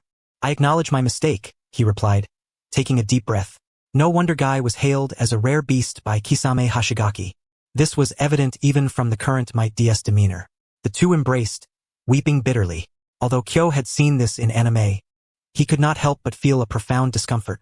If these two were transported to his era, they would undoubtedly be classified as social prodigies. Their fervor was overwhelming, yet to an onlooker it was somewhat awkward. At this moment, Kyo contemplated whether to excuse himself for a while and return later. Fortunately, the crying subsided. "Thank you for not stooping to my child's level." Might D expressed his gratitude. Although unaware of Kyo's exact rank, he sensed that Kyo was at least a chunin or higher. It's just training. What's the big deal? Kyo shook his head. After bidding farewell to Might D and Might Guy, he resumed running forward until he reached a grove by the roadside, where he began practicing his techniques. In truth, it was the taijutsu form that Guy had been studying, Leaf Whirlwind. This technique was central to Might Guy's taijutsu, from which many subsequent maneuvers were derived. Its difficulty was moderate. Previously, Kyo's shadow clone had mastered a respectable version within half a day.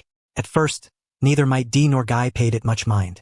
However, after passing by several times and seeing Kyo still practicing the spinning kick, they could not resist pondering the taijutsu further. "Are you not going to run anymore?" Kyo suddenly asked. "Oh, our sincerest apologies. We were secretly watching your practice just now. We truly didn't mean to intrude." Might D immediately bowed in apology. Although ninja training was not heavily restricted, fixating on techniques often sparked disputes. "It's nothing. I'm still researching this taijutsu myself.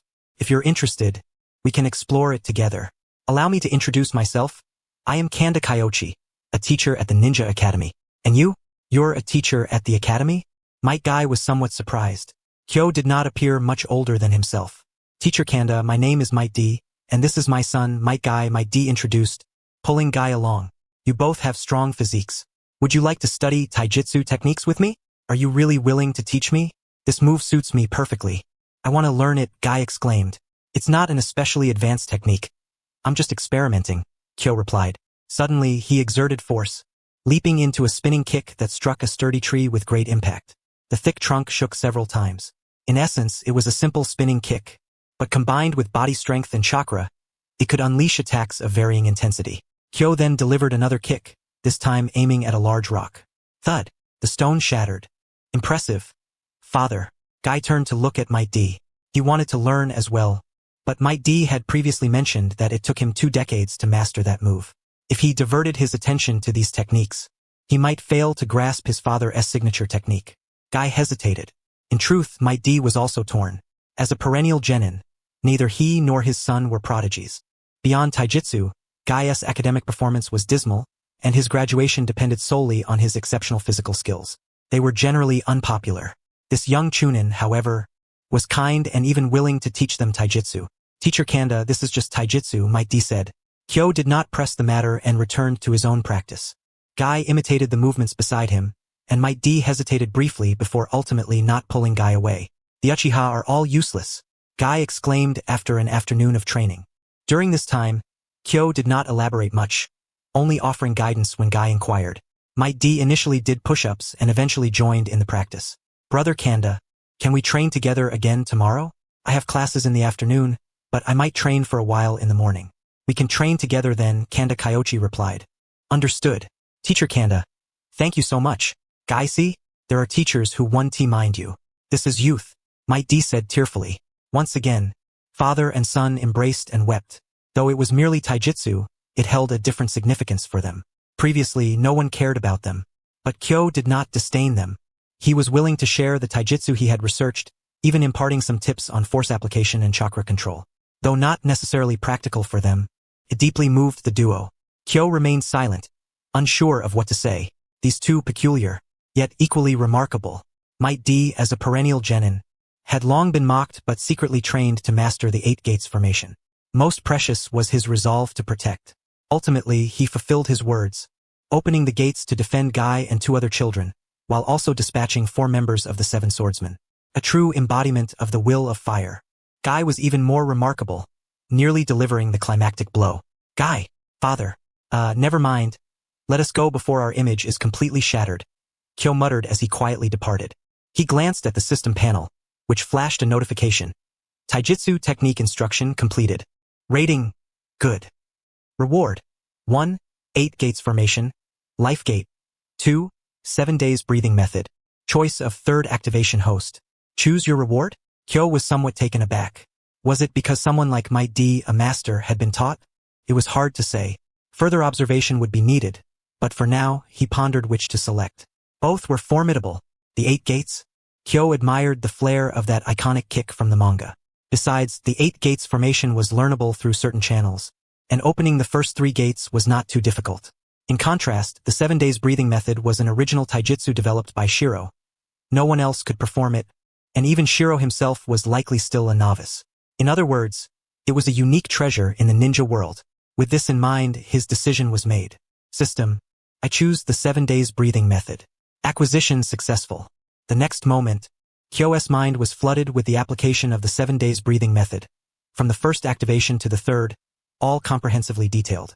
He adjusted his breathing frequency according to the first activation principle and soon perceived a difference. However, the number of cellular divisions was limited. Like other chakra-based techniques that stimulate cells, the 7 days breathing method carried the risk of shortening lifespan. Yet, with the Senju bloodline's inherently robust vitality, this drawback was somewhat mitigated. Like Tsunade's 100 healing techniques, which themselves consume vitality to accelerate recovery, despite having been used numerous times, he remains vigorous and more formidable than anyone else.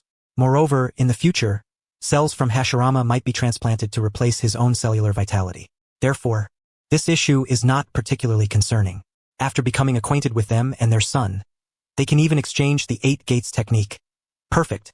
Kanda Kyoichi silently praised himself. This is what it means to make the most of one's resources. The next day, he truly rose early, preparing to go out for training, leaving his shadow clones, who were tasked with staying home idle.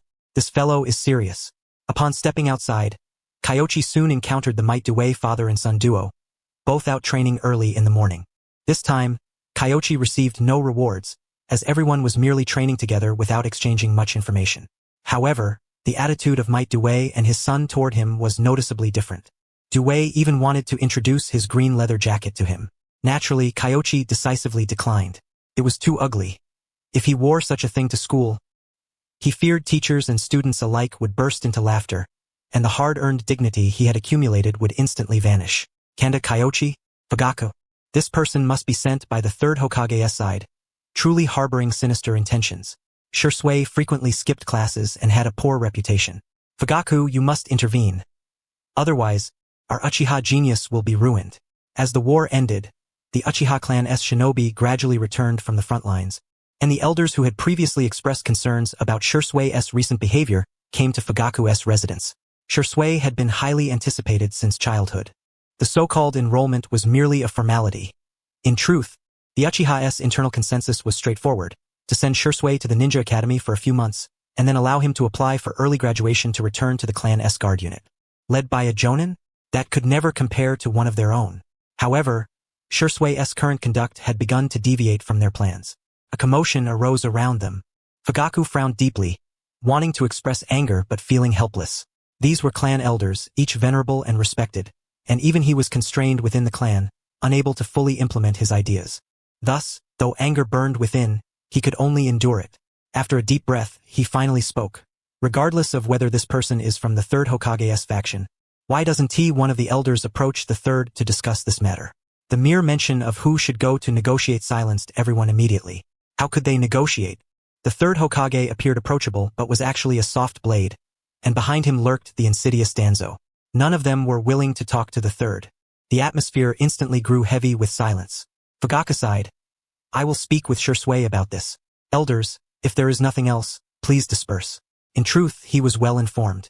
Kyoichi, a descendant of the Senju clan, was suspected of having awakened a bloodline, his strength having increased rapidly of late. When he returned to the village, the third had even mentioned the intention to promote Kyoichi to jonin rank. This strongly suggested Kyoichi's affiliation with the third. To discuss, Fugaku sighed helplessly, glanced at his child who was still learning to walk, inhaled deeply, and then stepped outside. To the Ninja Academy. He intended to see precisely what condition Shisui was in now. At the Ninja Academy, all the children stood in the training field. The three bodies technique examination had just concluded. Most students had mastered it skillfully. Many children simply lacked the opportunity to access such knowledge. It was not that their talent was truly inferior. With family descendants like Asuma teaching them, they quickly caught up. Currently, Kyoichi was about to fulfill his promise to teach the body flicker technique. The body flicker technique itself was a D-rank ninjutsu, but even jonin still employed it. The quality of its use depended on subtle details. In our class, the one who uses the body flicker technique best is Shisui. Shisui, you observe first. Kyoichi called his name. Though Shisui had not yet reached the level of a flicker master, he already displayed certain talents. His use of the body flicker technique was the best in the class, even surpassing some higher-grade mixed classes. Kyoichi beckoned him closer, then whoosh, with the sound of the wind, he instantly appeared elsewhere. This is what is called the will of fire. So fast. Shisui could not help but exclaim. He had suspected the teacher was formidable but never imagined Kyoichi's body flicker technique was so rapid that it scarcely required hand seals and showed virtually no warning upon activation. He had hardly sensed any chakra fluctuations just now. This meant that if Kyoichi were lurking in the shadows and suddenly struck to kill him, Shisui might have no time to defend himself. So impressive, other students also marveled. They could not comprehend it fully but recognized that it was incredibly fast, so fast it was almost teleportation. Shisui, please demonstrate for everyone. Yes, sir. Shisui responded without hesitation. He formed hand seals, mobilized his chakra, and then flickered behind Kyoichi. However, his speed was evidently slower. Though the difference seemed slight, it was immediately apparent who was superior. Did everyone understand? Yes. Unknowing Fire Genma nodded excitedly. He comprehended that even with the same body flicker technique, slight differences in chakra manipulation and hand seals, though seemingly minimal, could lead to enormous disparities in actual combat, potentially deciding victory, defeat, or even life and death. Today's lesson is about the details of the body flicker technique. Kyoichi began explaining many intricate points. The common children's eyes sparkled, including those from minor clans like Unknowing Fire Genma, because although the content was not a secret technique, it was invaluable knowledge to those who rarely had access to advanced teachings. Asuma listened below, his heart filled with numerous questions. Why would the clan build its foundation on these techniques and secret arts? Yet Kyoichi freely impart his insights and understandings at the Ninja Academy without charge, essentially sharing the very foundation of the clan's strength with others? This was unreasonable. At this moment, Asuma was not yet the jonin who had returned from the daimyo's side, having comprehended the true essence of Jade. He was confused, full of doubts and curiosity. From Asuma's perspective, normal people would use these techniques to strengthen their own clans rather than share them so openly. After a lesson, Asuma had absorbed little. With the war nearing its end and shinobi gradually returning to their villages, classes might be reshuffled by grade level, reducing opportunities for future joint learning. Kyoichi sighed. Actually, these techniques are beyond the curriculum. I could have chosen not to teach them. Upon hearing this, Asuma immediately pricked up his ears. Indeed, he was curious. Not only him but many children were eager to know, including Shisui. But in recent years, wars have broken out frequently. This year, the war with the hidden sand village ended. No one knows what next year will bring. My parents died early on the battlefield, and I was fortunate to survive due to certain accidents. Many of you here will graduate this year. I hope you all survive. Dismissed. Kyoichi gestured, signaling everyone to leave. However, none of the children moved. They vaguely understood the situation. The teacher might be leaving. As Kyoichi had said, this class had been mixed due to the war and the shortage of ninja instructors. Now that the war was over, the mixed classes would naturally cease as before. Moreover, someone as formidable as the teacher could never truly be just an ordinary instructor. It's quite possible he has already been appointed as a jonin. Shizun murmured softly from behind. Her father was a mentor to Chunin and Genin, and having been immersed in that environment, Shizun was well aware of the true caliber of a typical Chunin. The village would never leave a jonin idle, especially during times of war. Asuma was utterly astonished. He recalled his father's words. The will of fire. What exactly is the will of fire? Perhaps Master Kanda's conduct was the very embodiment of the will of fire. You brats, don't speculate wildly. Alright, class dismissed. Don't forget the after-class training. Next time I'll be checking your progress. These words were spontaneously thought up by Kanda Kyoichi. On one hand, he wanted to share some heartfelt sentiments. On the other, he wished to test whether the system's rewards were connected to the psychological feedback of those being taught.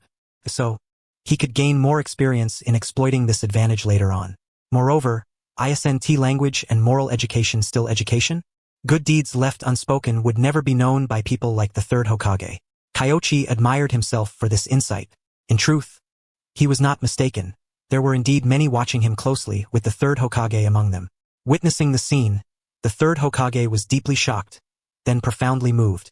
Indeed, Kanda Kyoichi was truly a person who understood the will of fire.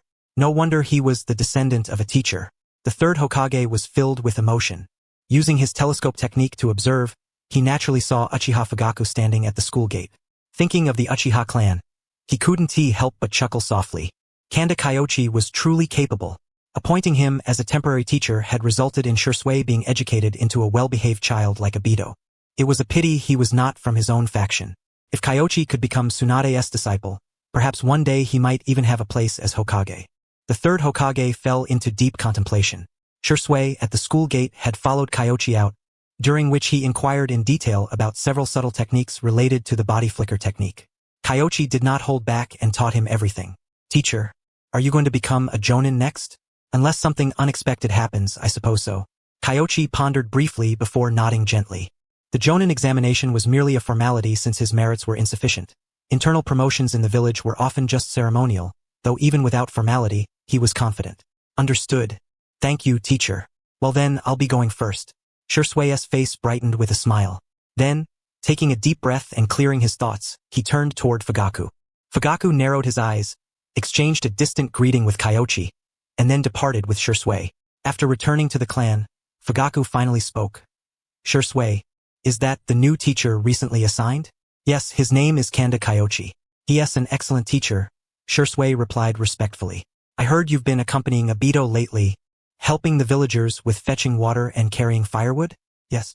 I noticed the civilians didn't seem to like me much, but they had almost no barriers with Obito. I was curious, so I observed and followed him, and sure enough the civilians stopped resisting me. A smile appeared on Shisui's face. He looked up at Fugaku and said, Clan leader, I think our clan could also try to engage more with them. Otherwise, they will always misunderstand the Uchiha. Fugaku was deeply shaken by this, stroking Shisui's hair in silence for a long moment. Shisui was only 5 years old, yet his words as a child were precisely what startled him most. At merely 5, Shisui was already considering issues from the clan's perspective rather than just personal concerns. This was truly remarkable. After gazing at Shisui for several seconds, Fugaku sighed deeply and said, Easier said than done. But it's good you have such thoughts. You really are different from Obito. Obito acts purely on instinct, whereas you act with purpose, observing carefully. The two are obviously distinct, which reassures me greatly. Clan leader, After graduation, might I be allowed to follow another jonin? Shisui asked again. You want to join Kanda Kyoichi's squad? Fugaku hesitated. Previously, he would never have agreed, but Shisui's words made him realize just how intelligent this child was. Moreover, although Shisui was unaware, Fugaku understood that the Uchiha were currently like fish in a pond. He had the desire to try, but no clear direction. Now, Shisui appeared to be an opportunity. Forming a connection with Kanda Kyoichi could serve as another stepping stone to enter the Hokage's umbu. With this thought, Fugaku nodded gently and said, I understand. If Kanda Kyoichi is promoted to Jonin and willing to lead a team, I will propose it to the third Hokage. Thank you, clan leader. You are my lifelong mentor. You have completed the teachings of body flicker technique and philosophy. Evaluation. Excellent. Rewards. 1. Earth release. Earth spear. 2. Super strength technique. 3. Water release. Water severing wave. Choose 2 out of 3. Choose 2 out of 3? Kyoichi's eyes lit up. Indeed, philosophical instruction also came with rewards, and they were quite generous. All 3 techniques were powerful and held immense potential. Any one of them would be formidable, and this time he could select 2. How difficult to choose. If I have to forego one, I choose 1 and 3, he thought carefully before making his decision. Since his Senju lineage had awakened, both water and earth release had been enhanced.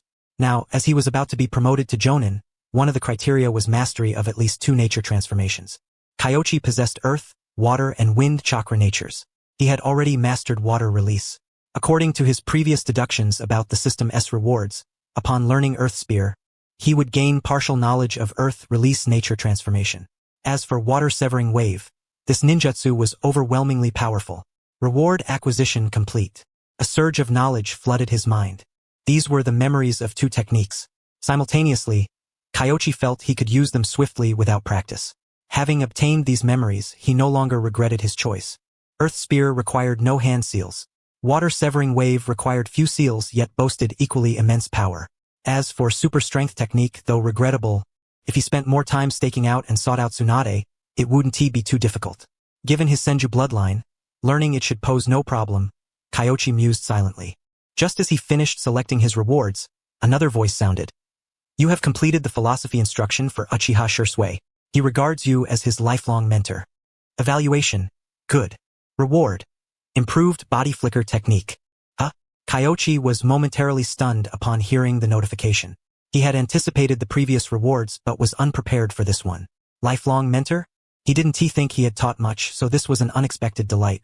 Kyoichi took a few steps forward, then paused, recalling Shisui's earlier question. Could it be that this boy wished to become a subordinate ninja under his leadership? Kanda Kyoichi had not anticipated that his very first student as a mentor would be Shisui. He found it somewhat amusing. Well, it was for the best. If he could properly educate Shisui, there was still hope. With his unique will of fire, he would surely prevent the boy from remaining as naive as before. He was walking home when, just around the corner, a figure suddenly dashed out with a swift whoosh. Kanda and I, shall we engage in a contest of youthful vigor and passion? Whoever completes 300 laps first shall be the victor. The loser. Kai, I have matters to attend to. Next time, for sure. Kyo's face darkened. Damn it. Training together normally was fine, but once they began competing in these battles of youth, it turned into an unending series of challenges. He had no desire to end up like Kakashi. Unfortunately, he couldn't find Kakashi anywhere. Leaning against the wall, Kyo extended a finger, releasing chakra, and swiftly sensed the surrounding environment. After a short while, he smiled and said, If you're looking for Kakashi, you can follow this street all the way until you reach near the riverbank.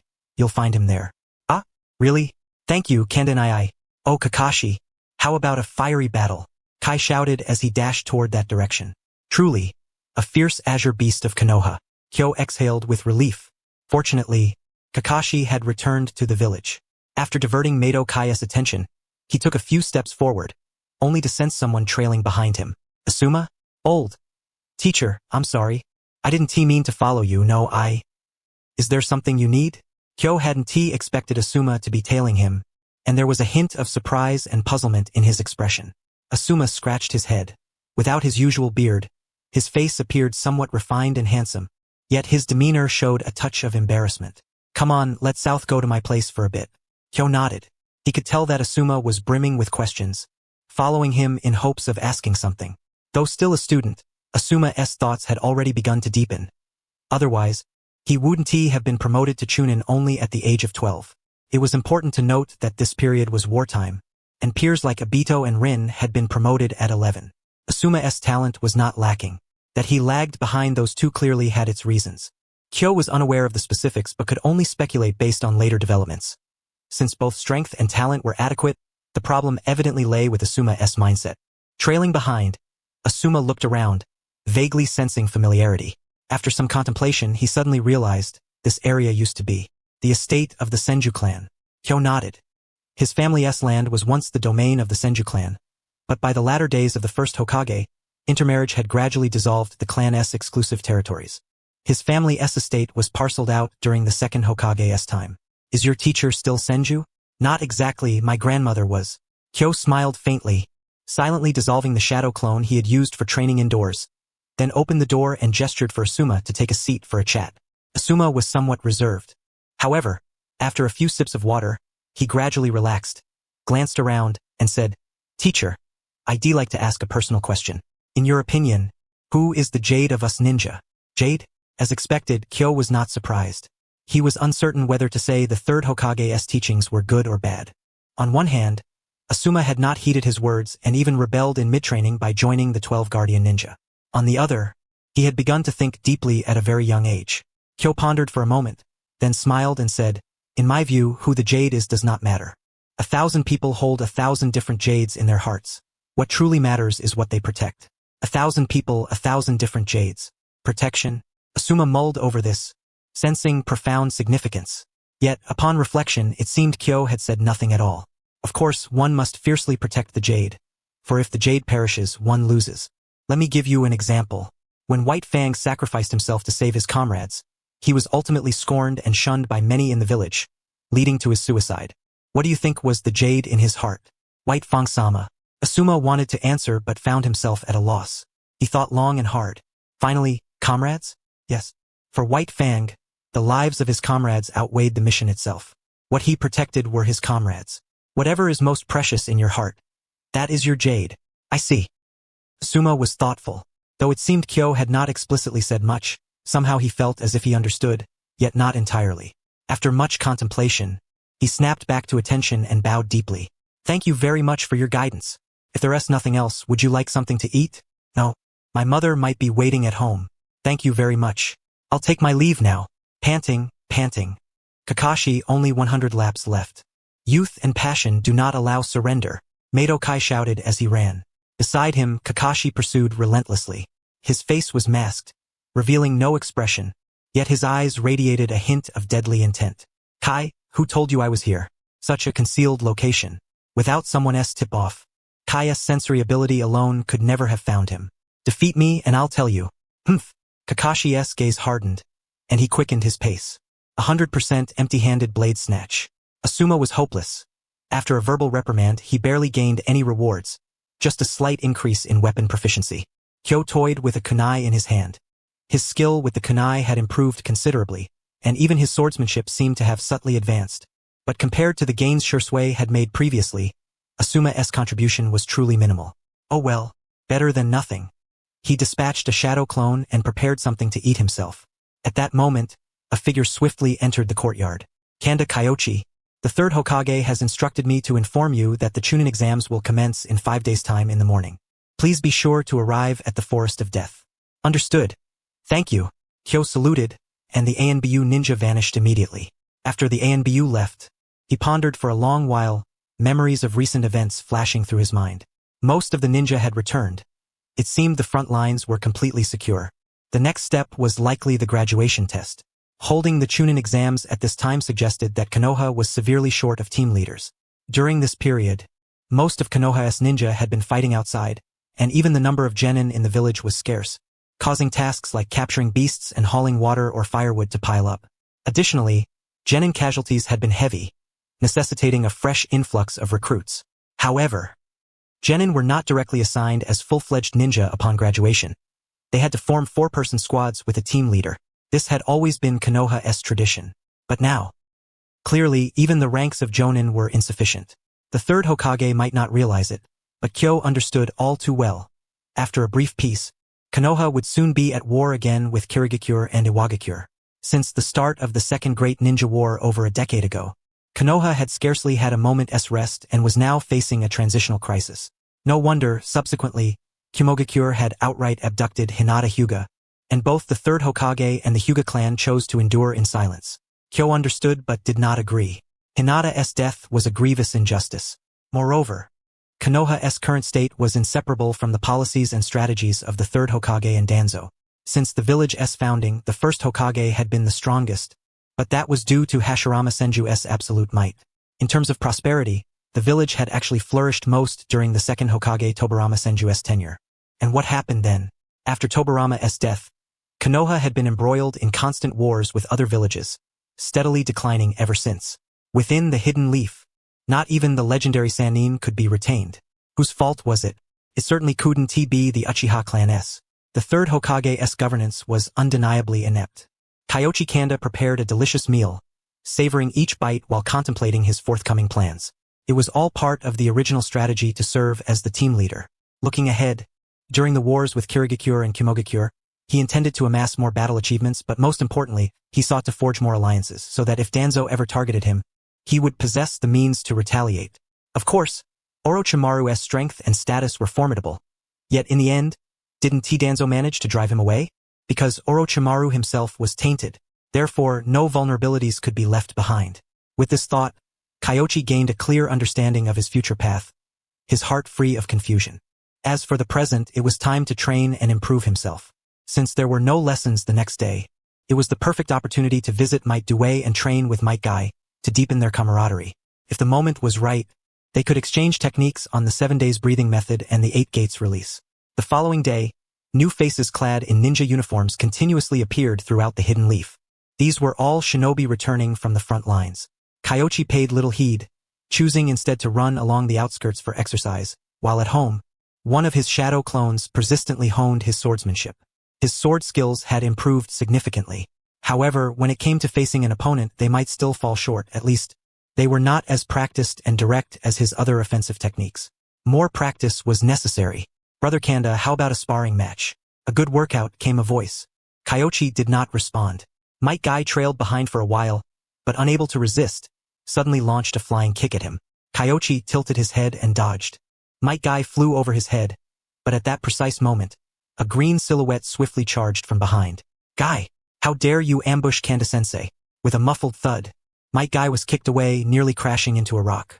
Might Due had arrived. Kyoichi twitched the corner of his mouth. Though he had witnessed their interactions once or twice before, the personalities and styles of the father and son duo, Might Due and Might Guy, still took some getting used to. Nonetheless, despite their heavy-handedness, the child always emerged unscathed.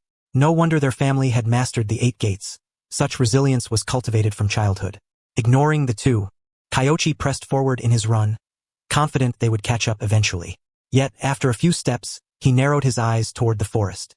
Was someone spying? That presence Kakashi Hatake. He remained composed, continuing his run as if unaware of Kakashi's existence. Closing in a little more, suddenly, the bushes rustled. In the next moment, Kakashi appeared behind Kyoichi, a sheathed tanto pressed against his neck. Is that all? Kyoichi was about to lower the blade when, in the blink of an eye, the figure of Kyoichi Kanda before him slowly dissolved. A clone? Impossible. When, Kakashi's eyes widened in shock, but his reflexes were swift. He leapt back, forming hand seals mid-air to cast a jutsu. Earth release. Upon landing, he intended to burrow underground to escape. However, he discovered his jutsu had failed. There was a layer of chakra beneath his feet, belonging to someone else, blocking his earth release technique. Impressive. In just an instant, the opponent had used an indistinguishable body flicker technique and clone technique to switch places, then sealed the ground beneath him with earth release chakra, preventing his retreat. This was the mark of a seasoned warrior. At that moment, a sharp cling rang out, as expected of Kakashi Hatake.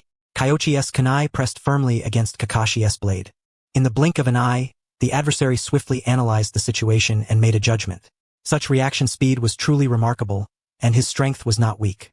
Had it been his former self, lacking systematic enhancement, he would have been defeated by Kakashi upon their first encounter. But now he was fearless. With a startled look in his eyes, Kakashi suddenly found Kyoichi gripping his tanto. Only then did Kakashi notice Kyoichi's hand was entirely blackened. Ardenne technique? No, this is another earth release jutsu, The Earth Spear. Kakashi immediately attempted to counter with lightning release chakra, but the force from Kyoichi was terrifyingly immense. Kakashi couldn't maintain his grip on the blade and lost his weapon in an instant. Such overwhelming power. Watching his stolen Tanto, Kakashi knew he had been utterly defeated. In that fleeting moment, if the opponent had been an enemy, he could have used the kunai in his right hand to kill him outright. Incredible. The opponent was only 6 or 7 years his senior, yet their strength was on an entirely different level.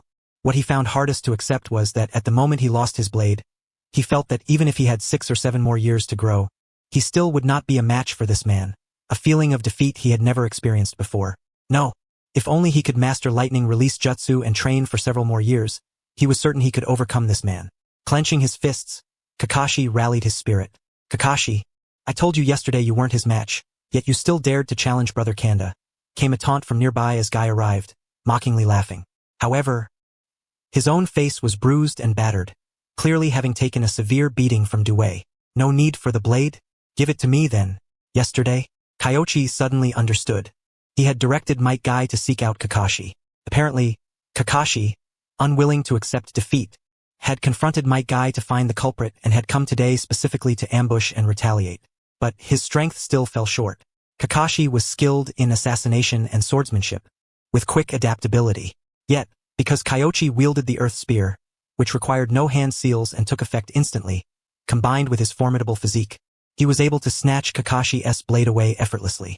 Of course, the key was evading the first wave of attacks. Kakashi yearned to turn and flee, but the White Fang's Tanto remained firmly in Kyoichi's grasp. Originally, he had intended only to reprimand, not drawing his blade. But unexpectedly, he ended up losing even his weapon. Damn it, do you know where you lost? Kakashi fixed his gaze sharply on him. Kyoichi smiled and said, First, you underestimated me. Kakashi nodded, not denying it.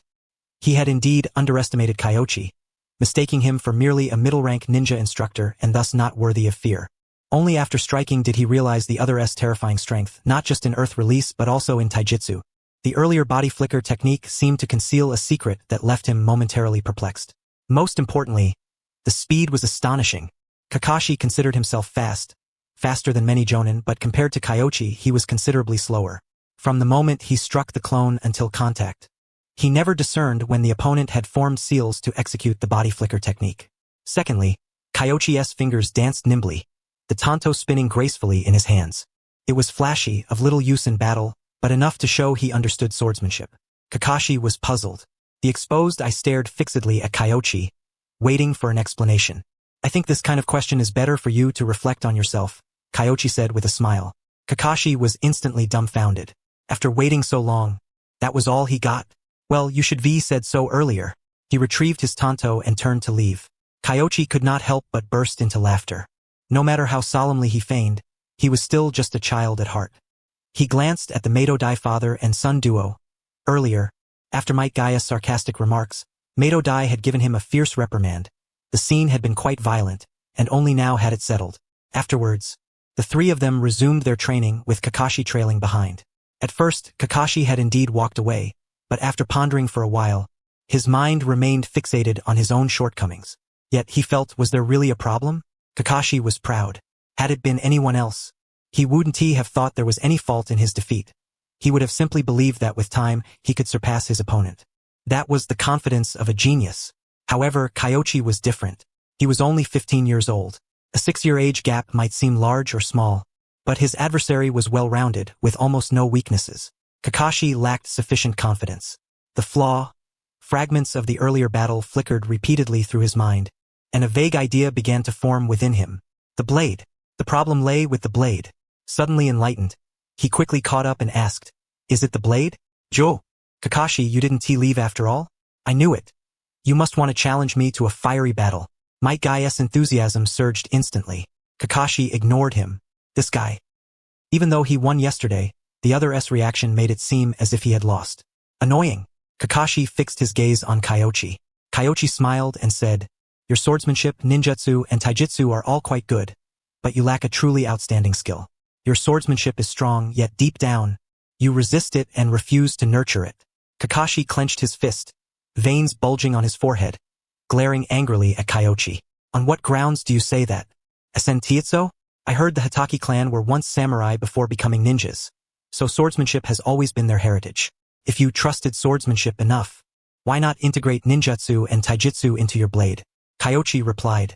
Kyoichi was unaware of White Fang's swordsmanship, but whether in the anime or from their recent duel, he didn't believe Kakashi truly trusted his dagger. That was the current Kakashi. Kakashi was speechless. White Fang's swordsmanship was naturally not like his.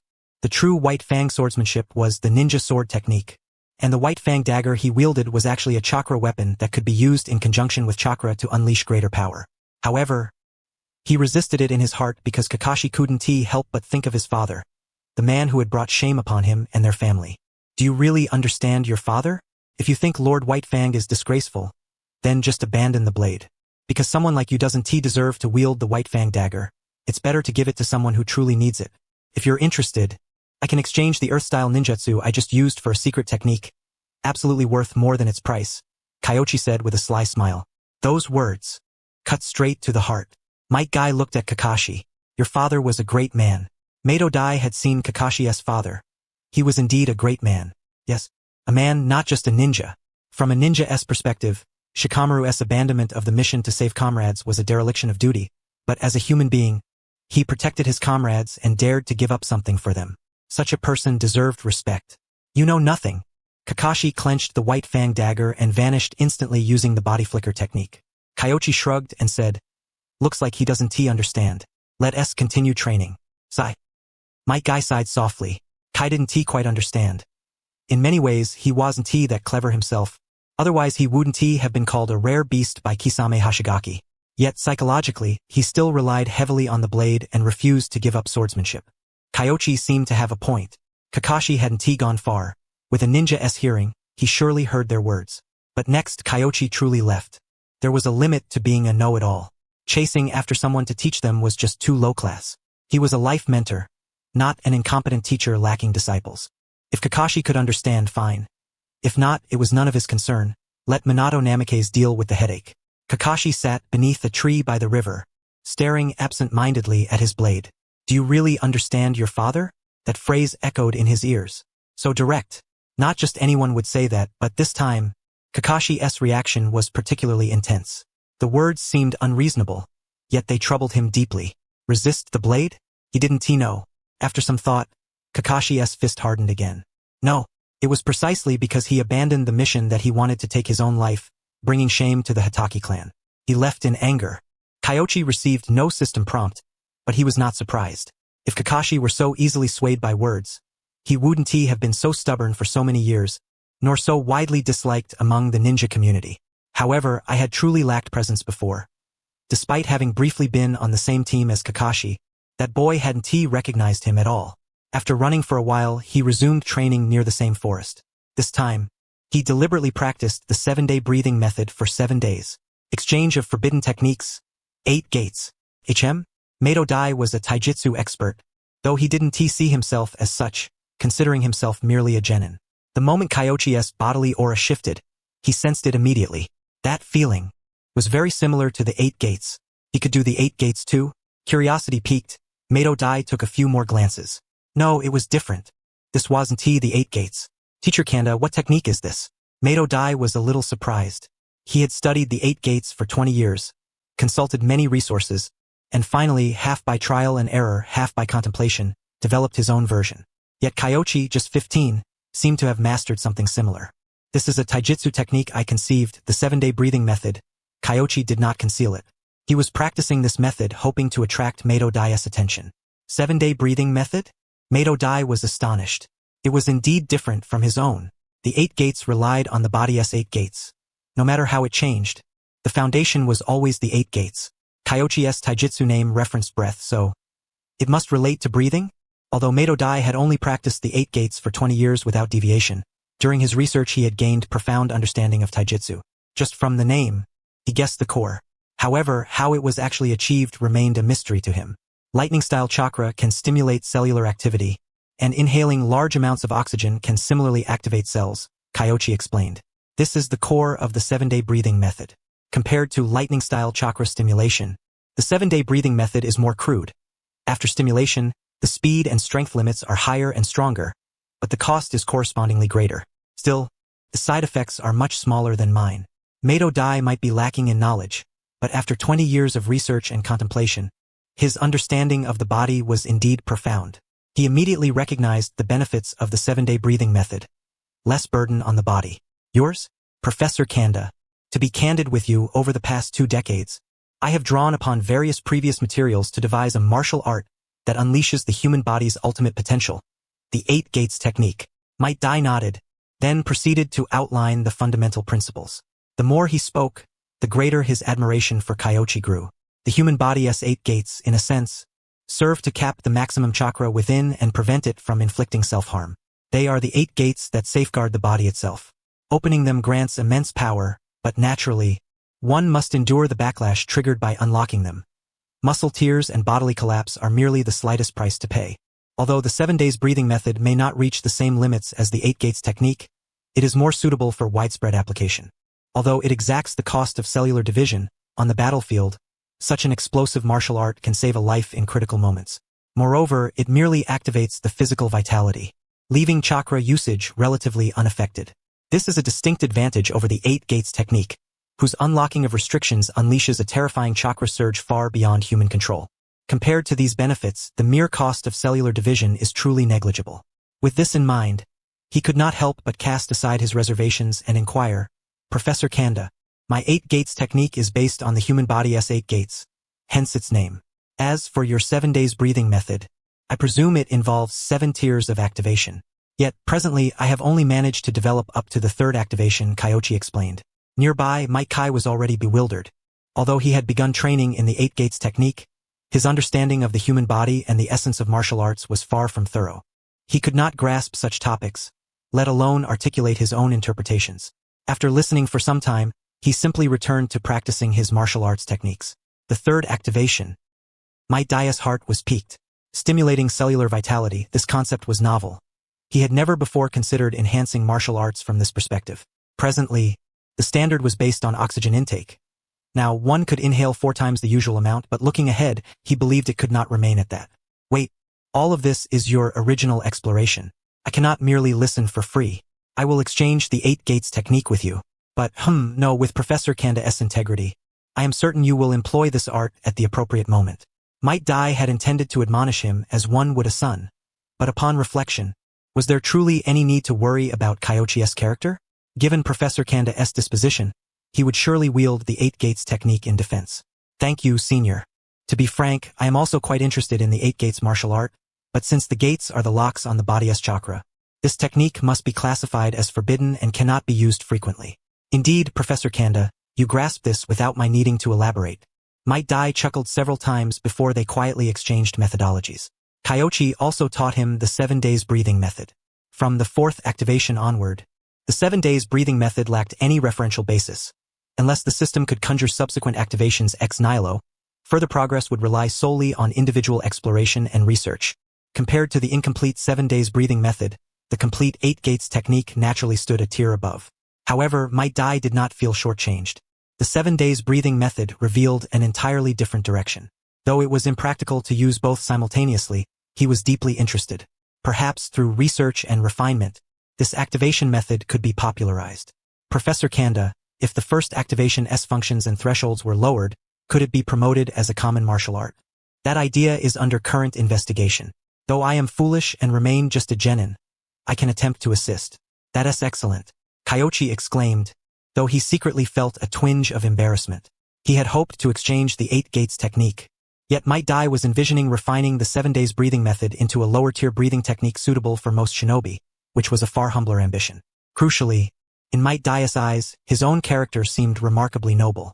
After conversing with Might Dai, Kyoichi could not help but lament that it was somewhat wasteful for the 3rd Hokage to have relegated such a man to the rank of mere genin. So, does Konoha lack talent? Not at all. It is simply that the 3rd Hokage and Danzo have constrained themselves, unable to cultivate and develop talent properly. Compared to Senju Tobarama, the 3rd Hokage was significantly weaker in this regard. On this day, Kyoichi and Might Dai continued their discussions and experiments on the 8 gates technique and 7 days breathing method. Though these 2 martial arts belong to entirely different systems, both were forbidden techniques of explosive power. Might Dai had a solid understanding. He quickly mastered the first activation. I have some inspiration, but I do not know how to articulate it, Might Dai blushed. His training was all hard work with little theoretical knowledge. He could explain the 8 gates technique clearly, but researching and summarizing the 7 days breathing method left him momentarily speechless. Generally speaking, it was just an unrefined approach. Kyoichi understood perfectly. After some thought, he said, Senior Dai, there is no need to rush. If necessary, simply publish the first activation. It is sufficiently universal. As for the 8 gates technique, I believe it is possible to create complementary, distinct techniques. Complementary, distinct technique? Why? Familiarity with the configuration root structure? Though the 8 gates technique inflicts bodily damage on the user, opening the gates does not cause immediate death. As restrictions lift, chakra and physical states undergo various levels of change. Therefore, ordinary martial arts become inadequate. Even the first activation of the 7 days breathing method is at least an A-rank forbidden technique, likely only accessible to elite chunin or above. There is no need to rush this aspect. Kyoichi felt that developing complementary martial arts for the 8 gates technique was paramount. Might Dai was formidable, but his utilization of the 8 gates technique was too rudimentary. If he could learn the martial arts developed by Kai, the entire 7 Blades faction might remain intact, and perhaps opening only 7 gates would suffice to repel opponents. Therefore, researching complementary martial arts was the urgent priority. Indeed, that makes sense. But teacher, I have no concept at all. I do not know how to create such techniques.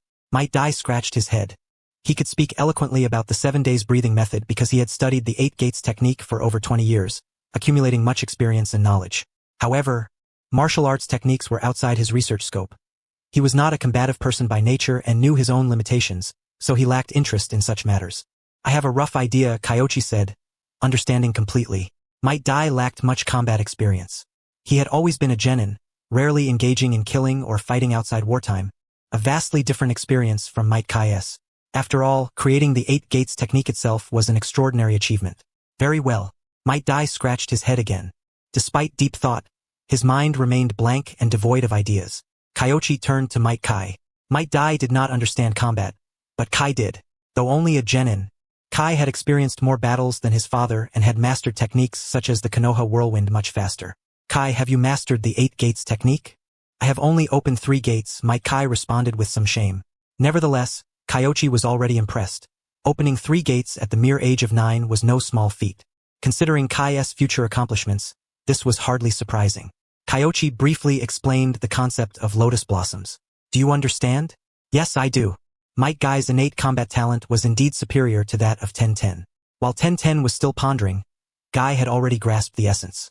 The lotus technique lay in rapid successive strikes, an assault that imposed immense strain upon the body, yet proved most suitable when the 8 gates were opened. The viewing gate and the frightening gate brought about a qualitative transformation. Was it possible to harness this metamorphosis to develop a tailored taijutsu style unique to these 2 states? Jingi inquired again. Might Gai and Ten fell into deep contemplation. Naturally, he was familiar with the viewing gate state. Previously, when demonstrating the 8 gates technique to Might Gai, he had directly entered the viewing gate state. Utilizing the characteristics of the 8 gates seemed feasible. Their exchange ended there. Given that Ten's aptitude for comprehension was not as high, prolonging the discussion might only confuse him further and cloud his thoughts. It was better to propose a concept, allowing them to understand the principle and then explore it themselves. There would be few wars this year.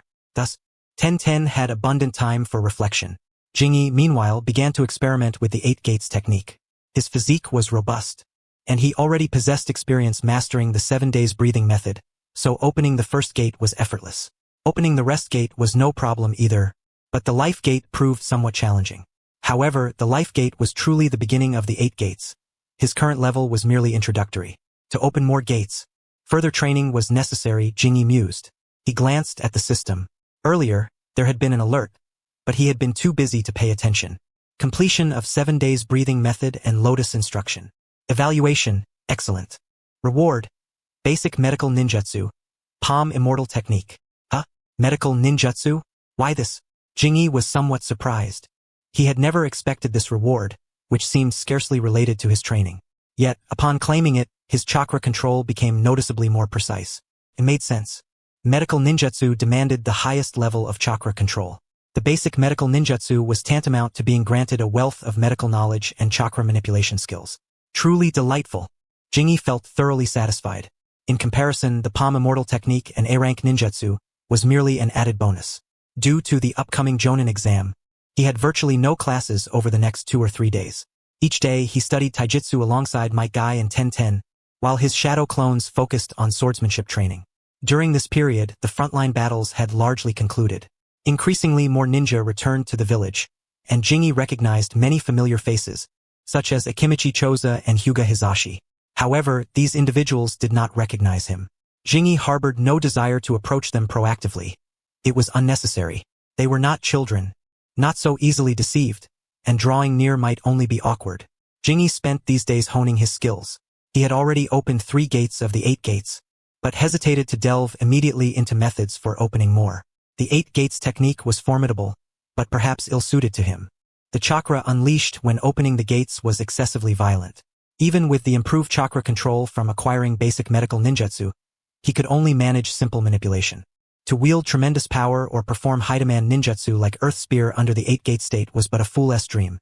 By contrast, the 7 days breathing method might better suit him, Jingi thought. Of course, he would continue practicing the 8 gates, but not as his primary approach, rather as a trump card. Meanwhile, Might Guy had made great strides, having mastered the Lotus technique. Ten-Ten's comprehension of the moves was indeed lacking, but he quickly grasped the first activation of the 7 days breathing method. Just like Jingi, he had only superficially learned the method, never delving into the second or third activations. After mastering the first activation, he began contemplating how to simplify it, since the first activation was still unsuitable as a conventional technique. These matters were no longer Jingi's concern. He had more pressing priorities. The Jonin exam. Over the past several days, his taijutsu had advanced significantly, and his daily unwavering sword training had also yielded considerable improvement. However, the swordsmanship notes Grandma had obtained were mostly scattered jottings and theoretical musings, lacking a systematic form. His swordsmanship was serviceable at best. On the morning of the 5th day, Jingi arrived at the Death Forest as scheduled. The Death Forest was vast, riddled with numerous traps and ferocious beasts, divided into several training grounds. Upon arrival, Jingi discovered he was not alone in participating in the Jonin exam. Besides himself, there were about 7 or 8 other ninja, 3 of whom hailed from the Yamanaka and Hyuga clans. Such a configuration was quite familiar. Moreover, it seemed they were covertly observing him. The root organization? As for the other 3, 1 or 2 might be ordinary ninja like himself, but one definitely was not, the one with a ponytail and a scar at the corner of his mouth. Shirakumo Soki? This individual was certainly no ordinary ninja. An Umbu operative? Jingi speculated silently. Orochimaru was a twisted fiend. The Jonin exam was about to commence. When called, candidates would receive their admission certificates. Taguno? Yes. Shirakumo Soki? Yes. Hyuga too? Kanda Jingi? Present. Jingi stepped forward and respectfully accepted the certificate, just like the others. Then, he carefully listened to the names being called. Shirakumo Soki did not surprise him. After all, his distinctive appearance was instantly recognizable. However, the slightly plump young ninja was none other than Taguno, who had appeared in the anime alongside him. This was somewhat unexpected. Jingi remembered him well. The reason was simple. Taguno had appeared frequently, and was one of the few ninja who, like Ten-Ten, combined ninja tools and summoning scrolls into an integrated arsenal, a skill that had ultimately earned him Jonin rank. This attested to his considerable expertise with ninja tools. Jingi could not help but glance at him a few more times. Besides these 2, there was another relatively unknown elite chunin. Paradoxically, this person posed the greatest threat to Jingi, based on the intelligence he gleaned through chakra sensing. He strongly suspected this individual was a disguised impersonation of someone else. Orochimaru? Quite possible. That fiend was fond of such tricks. Jingi scanned the scene, forming a rough understanding of the exam's composition. Most present were ninja whose abilities met the standard but were inconvenient to promote directly through battle achievements. The first stage of the exam began here, with 7 candidates summoned to complete the test. The one who spoke was a Jonin. Jingi recognized him, Yuhi Shinka, father of Yuhi Akane. However, this was not the time to meet students' parents. He stepped forward, received the test paper, and swiftly took a seat in the prearranged spot within the training ground, beginning to answer the questions. Becoming a Jonin required a certain reservoir of knowledge.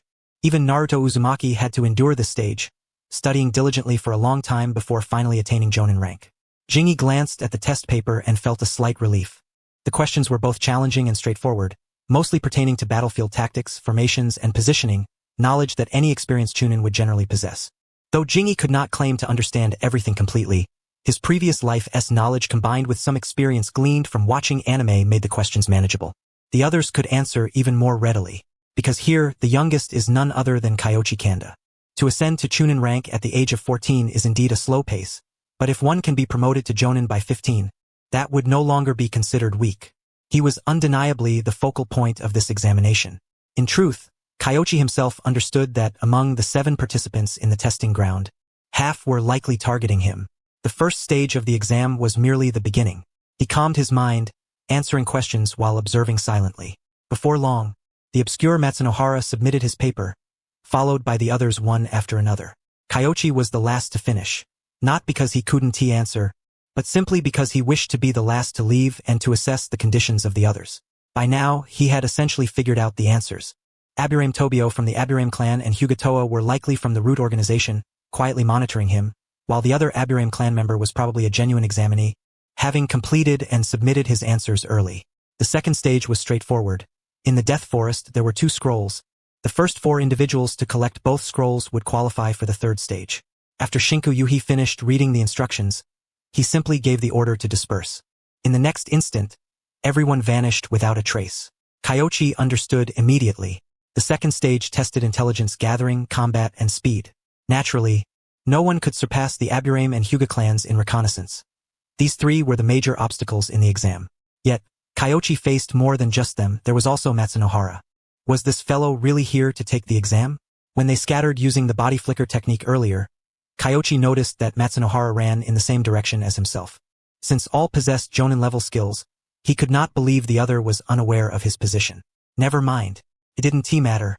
Relying solely on himself to find the 2 scrolls was completely unrealistic. He had to depend on the Aburame and Hyuga clans, the masters of reconnaissance. Kyoichi ran while using chakra sensing to scan the surroundings.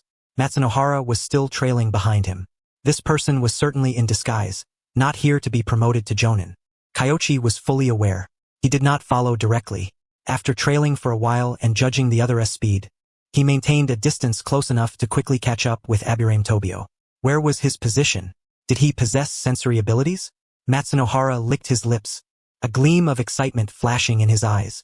Senju, how enviable! Soon, Aburame Tobio found a scroll and hurried toward another direction.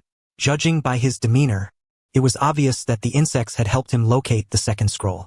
Kyoichi was about to give chase when suddenly, swish! A sound rang out and Matsunohara, clad in a green vest, landed right before Kyoichi, his voice slightly hoarse as he said, "Kyoichi Kanda, there are only 4 spots in this exam. Do you want one?" "Ugh. Orochimaru, you pervert." Kyoichi cursed silently. "Hehehe, I'm not interested in the scrolls, but I'm very interested in you. If you can defeat me, perhaps I can help you get the scrolls." Matsunohara said this while licking his lips uncontrollably. This voice and mannerism were unmistakably Orochimaru.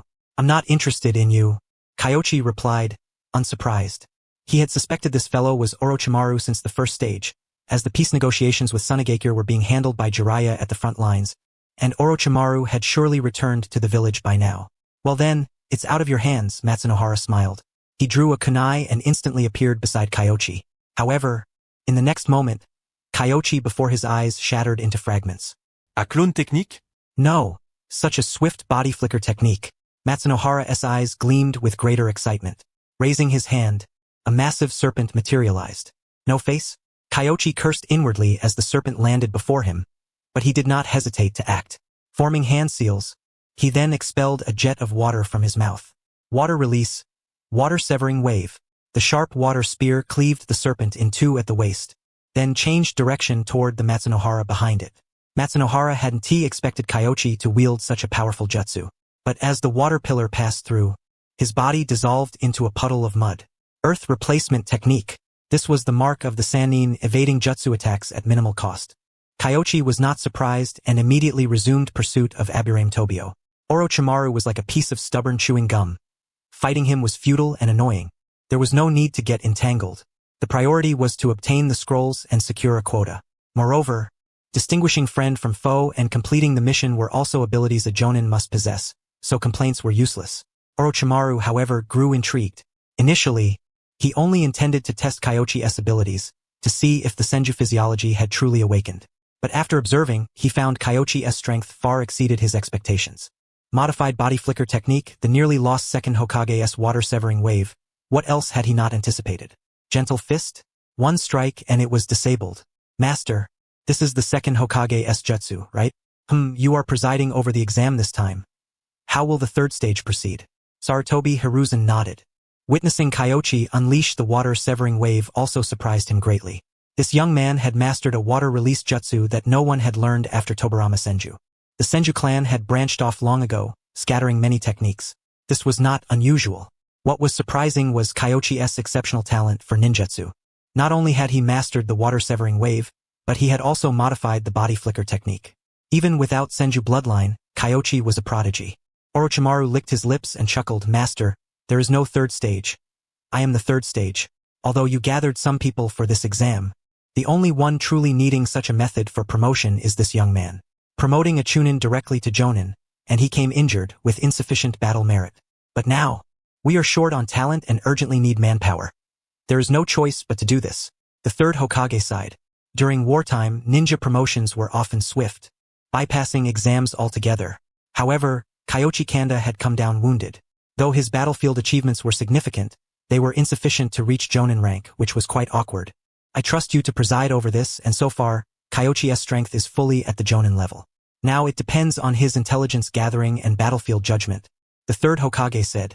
At this moment, he had no idea that Orochimaru was researching Hashirama's cells, mistakenly believing the latter was only interested in Kyoichi and thus volunteered to oversee this task.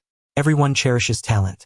Of course, the third Hokage was also fully aware of Orochimaru's intricate ties with Danzo, and so he added, Orochimaru, I trust your abilities, but regarding route, keep your dealings minimal. Master, I am only borrowing people to facilitate the exam setup, and promoting this way commands more respect. You know what I mean? Sarutobi Hiruzen nodded gently, not stating outright, but his words were clear. It was up to Orochimaru whether to heed them. In the Death Forest, Kyoichi was still engaged in a game of cat and mouse with Orochimaru. That fellow was truly like chewing gum, sticking and refusing to let go. Kyoichi avoided prolonged combat, firstly because it didn't align with the mission, and secondly, because he suspected Orochimaru was after his bloodline. He was not yet ready to let Orochimaru have it. However, after a moment, he sensed another figure rushing ahead of him. Hyuga Toa, a member of Root. A glint of ruthlessness flickered in Kyoichi's eyes. Root, as expected, Danzo and Orochimaru had set a trap, most likely intending to injure him to obtain his blood, thereby advancing their research on Hashirama's cells. Pretending not to sense Hyuganami, he continued on toward Aburame Shibuya's location. The latter had already secured 2 scrolls. Before long, Hyuganami appeared ahead, blocking Kyoichi's path. Stay here, Hyuganami spoke succinctly and directly. Kyoichi sneered coldly, ignoring him, and in an instant, using the body flicker technique, slipped past him. The next moment, Hyuganami activated his Byakugan and charged at Kyoichi. Employing the gentle fist style, his speed was remarkable, and with his Byakugan, he could precisely discern Kyoichi's trajectory. Confident he could keep up despite the body flicker technique and seal the chakra points to halt him, his plan seemed flawless. However, as he caught up, he discovered Kyoichi's chakra enveloping his entire body. What was this? Earth Spear. Using Earth Release Chakra to form a protective barrier, making it difficult to seal the points. Immediately realizing the gravity of the situation, he struck empty air with a counterattack. The 8 trigrams empty palm. Yet, Kyoichi's reflexes were lightning fast. He swiftly evaded and immediately formed hand seals. A water dragon erupted into the air, charging toward him. This was merely the first lethal strike. The critical moment came when Hyuganami barely dodged the water dragon's blast and saw Kyoichi's speed surge as he swiftly appeared behind him. Shadow Leaf Dance. Followed by a kick, Hyuganami was sent flying, crashing into several trees along the way. If not for Orochimaru's Earth Release reducing the impact, he might have flown even further. Disabled? Orochimaru was astonished, staring at Kyoichi in disbelief. Hyuganami was an elite of Root, not weak by any means, yet after just one encounter with Kyoichi, a single kick rendered him combat ineffective. That strike was terrifying. He must have employed some special taijutsu. A new technique again. Kyoichi-kun. You truly never cease to surprise me, Orochimaru exclaimed excitedly, feeling as though he had found a kindred spirit. Are you Lord Orochimaru? Kyoichi inquired. You recognized me and yet only left a shadow clone behind? Kyoichi-kun, I am after all one of the legendary Sannin. Orochimaru chuckled. Kyoichi had faced him on the battlefield before. With enough attention, it was not difficult to discern certain traits, such as the habit of licking his lips. Damn that annoying tick. Nevertheless, recognition was recognition. He was not disheartened. Compared to mere missions, he admired Kyoichi's innovative spirit and talent. It was a genius just like himself. A giant serpent appeared, carrying Hyuganami on its back as it swiftly headed toward a certain spot in the Forest of Death. I'm curious about that technique just now. Could you enlighten me? Orochimaru knew Kyoichi had just activated a special taijutsu, increasing his speed beyond normal limits. Now it was impossible to catch up. Rather than waste time, satisfying his curiosity was preferable. That was not my original creation but learned from someone else. The Eight Gates, the shadow clone smiled. Orochimaru had no desire to fight. He was delighted to sit down and communicate. Moreover, he was certain the third Hokage was secretly watching. This was a prime opportunity to establish Might Dai's reputation. 8 Gates? Indeed interesting. I never imagined Konoha harbored a genius researching such taijutsu, but surely there must be more than just this one. Orochimaru's eyes sparkled with excitement. Throughout all of Konoha's research, even the third Hokage could not compare to him. He was familiar with the theory of the 8 Gates. Although Kyoichi's technique was subtle, veiled by the aura of the 8 Gates, he could deduce that Kyoichi had only opened the gate of opening at most. According to the power granted by that gate, it was insufficient to defeat Hyuganami with a single strike. 8 trigrams empty palm? Earth Spear. Ha! Orochimaru muttered to himself. Earth Spear. Nothing escapes Lord Orochimaru. He marveled repeatedly. Impressive, opening the 8 gates and simultaneously maintaining the Earth Spear state. Your chakra control must be extraordinarily refined. He had to admit, Kyoichi was the most gifted youth he had encountered in recent years. While Minato Namikaze's talent was also exceptional, he was not Orochimaru's preferred type. Kanda Kyoichi was. He vaguely sensed Kyoichi's repertoire extended beyond these techniques. I truly wish to spar with you properly. Alas, I am the chief examiner of this exam, and attacking you with full force would be unfair. Orochimaru sighed. Revealing his true form, he refrained from further action. The next moment, he noticed a swarm of black bugs not far off. Evidently, Kyoichi had engaged with Aburame Shibi. Passing by Kyoichi's shadow clone, Orochimaru whispered, Kyoichi-kun, next time we meet, let us have a proper conversation. Aburame Shibi was no match for Kyoichi. He was confident of that. Very well, Danzo, if you're so capable, you take the stage. Elsewhere, Aburame Shibi, having obtained the scrolls, immediately dashed toward the finish line.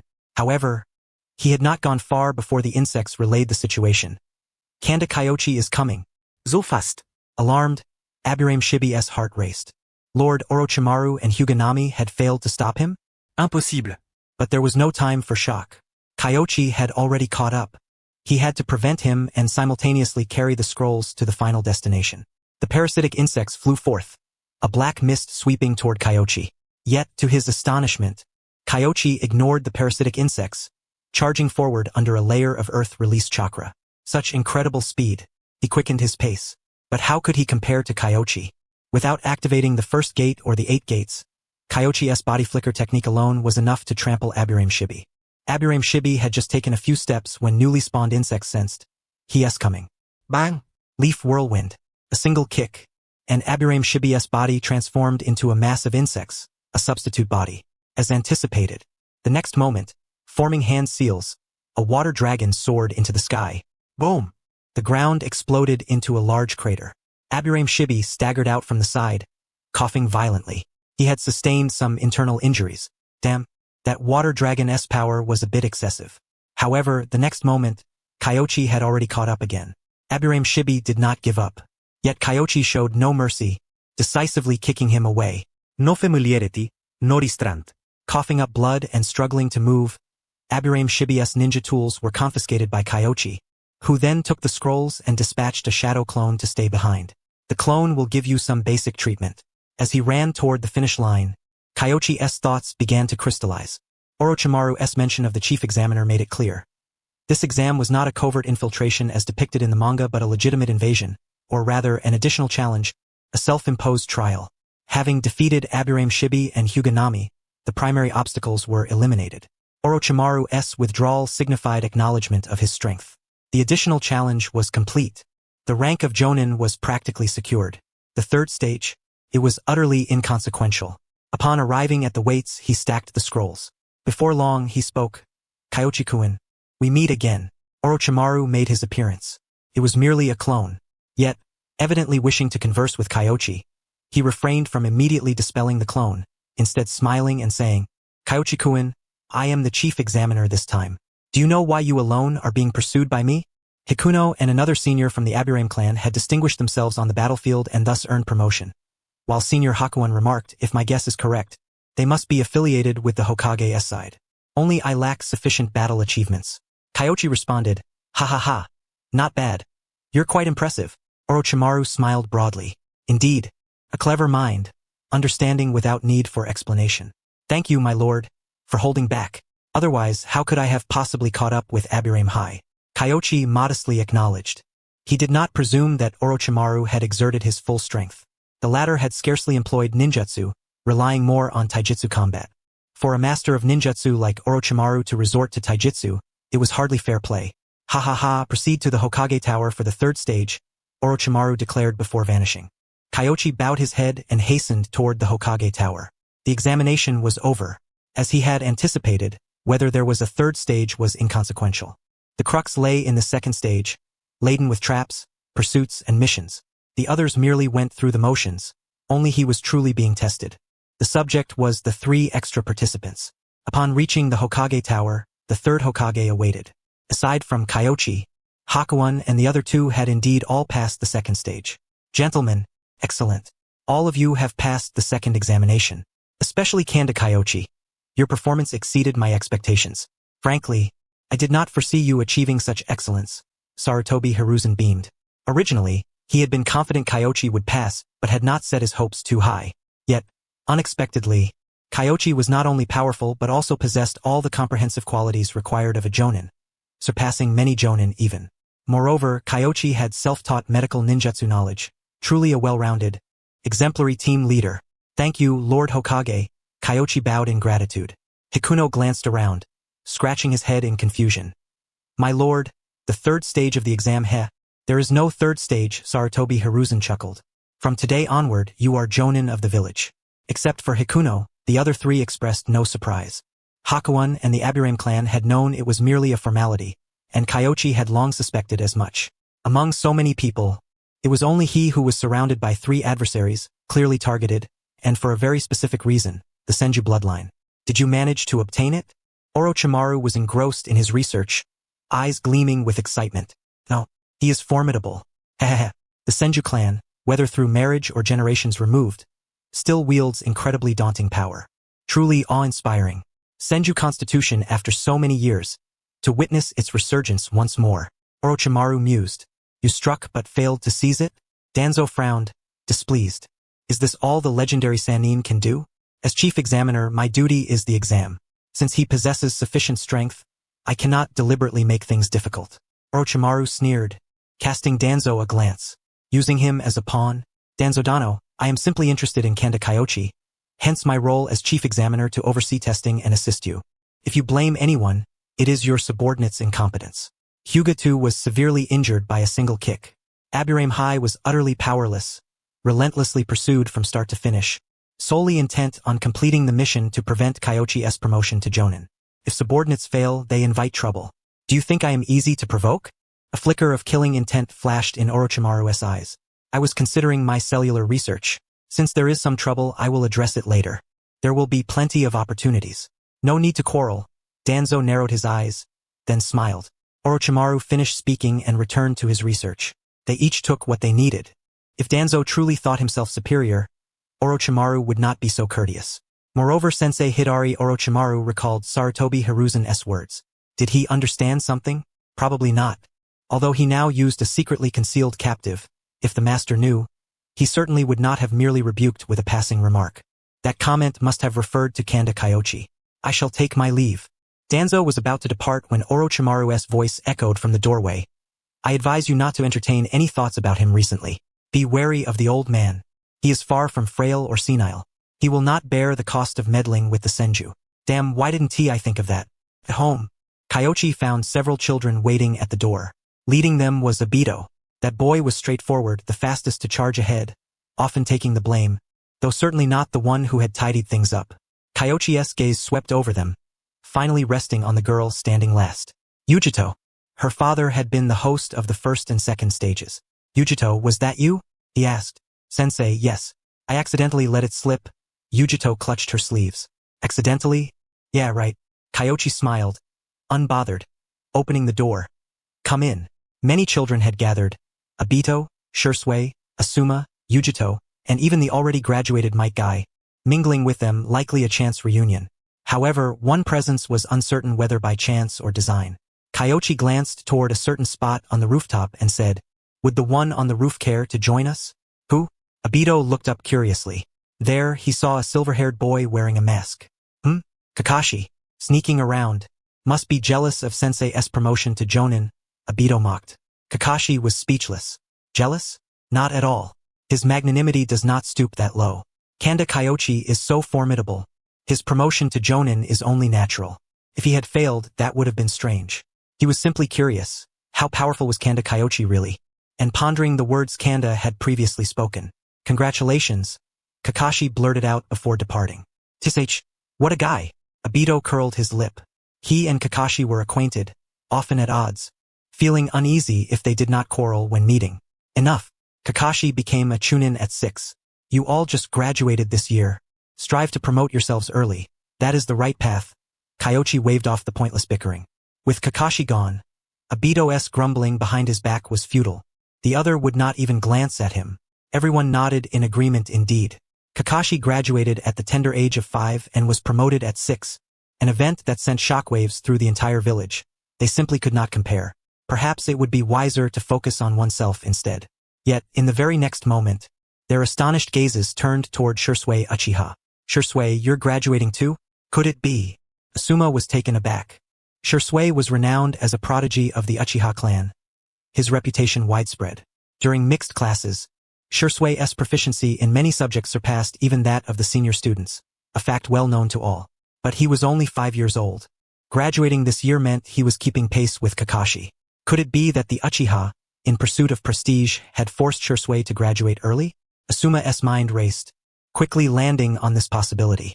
Shisui gave a slight nod in response. The atmosphere fell into silence for a moment, before the crimson sunset cast its glow as the third Hokage pondered briefly and then inquired, So, will you be joining the Umbu, or forming a team with others? Typically, upon graduation, students were assigned to teams for missions. However, the great clans operated differently. Take the Hyuga clan, for instance. Their children rarely attended school. Only those forsaken would enroll. The Uchiha were similar yet distinct. They did attend the ninja academy, but upon graduation, most joined their clan's Umbu squads, seldom forming teams with outsiders. Kyoichi also looked toward Shisui. He understood Shisui's intentions, but whether Fugaku Uchiha would consent was uncertain. I hope to become an apprentice under a teacher. I'm not sure if the village will approve, Shisui said, scratching his head. The group was momentarily stunned upon hearing this, then quickly realized that Kyoichi had already become a jonin. The village might very well grant approval. You approached the clan leader before even taking the exam. Teacher? Impressive. Obito regained his composure, understanding Shisui's strategy, applying ahead of time.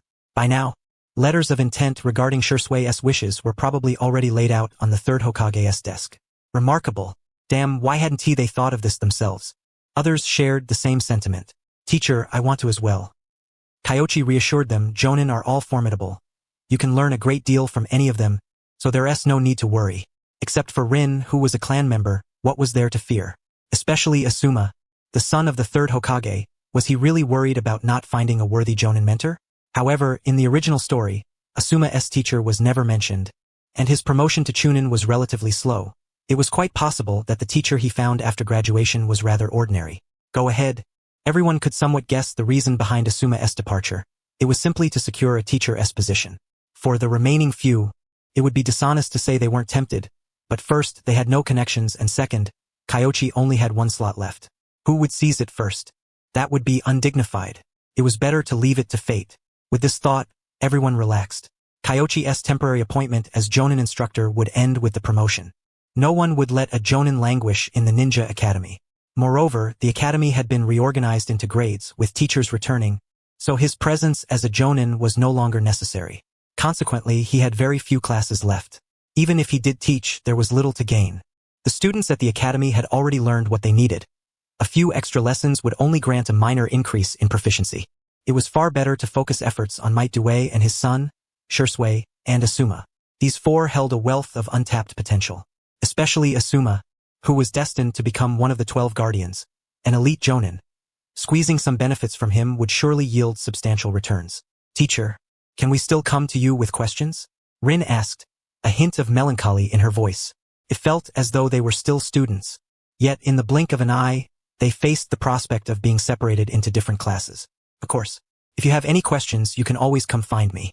At the Hokage's office, Sarutobi Hiruzen handed the four their jonin certificates and returned to his work. Soon after, an Umbu operative delivered a letter. What is this? It's from the Uchiha clan, the Umbu replied. Fugaku Uchiha? The third Hokage furrowed his brow as he took the letter and scrutinized its contents.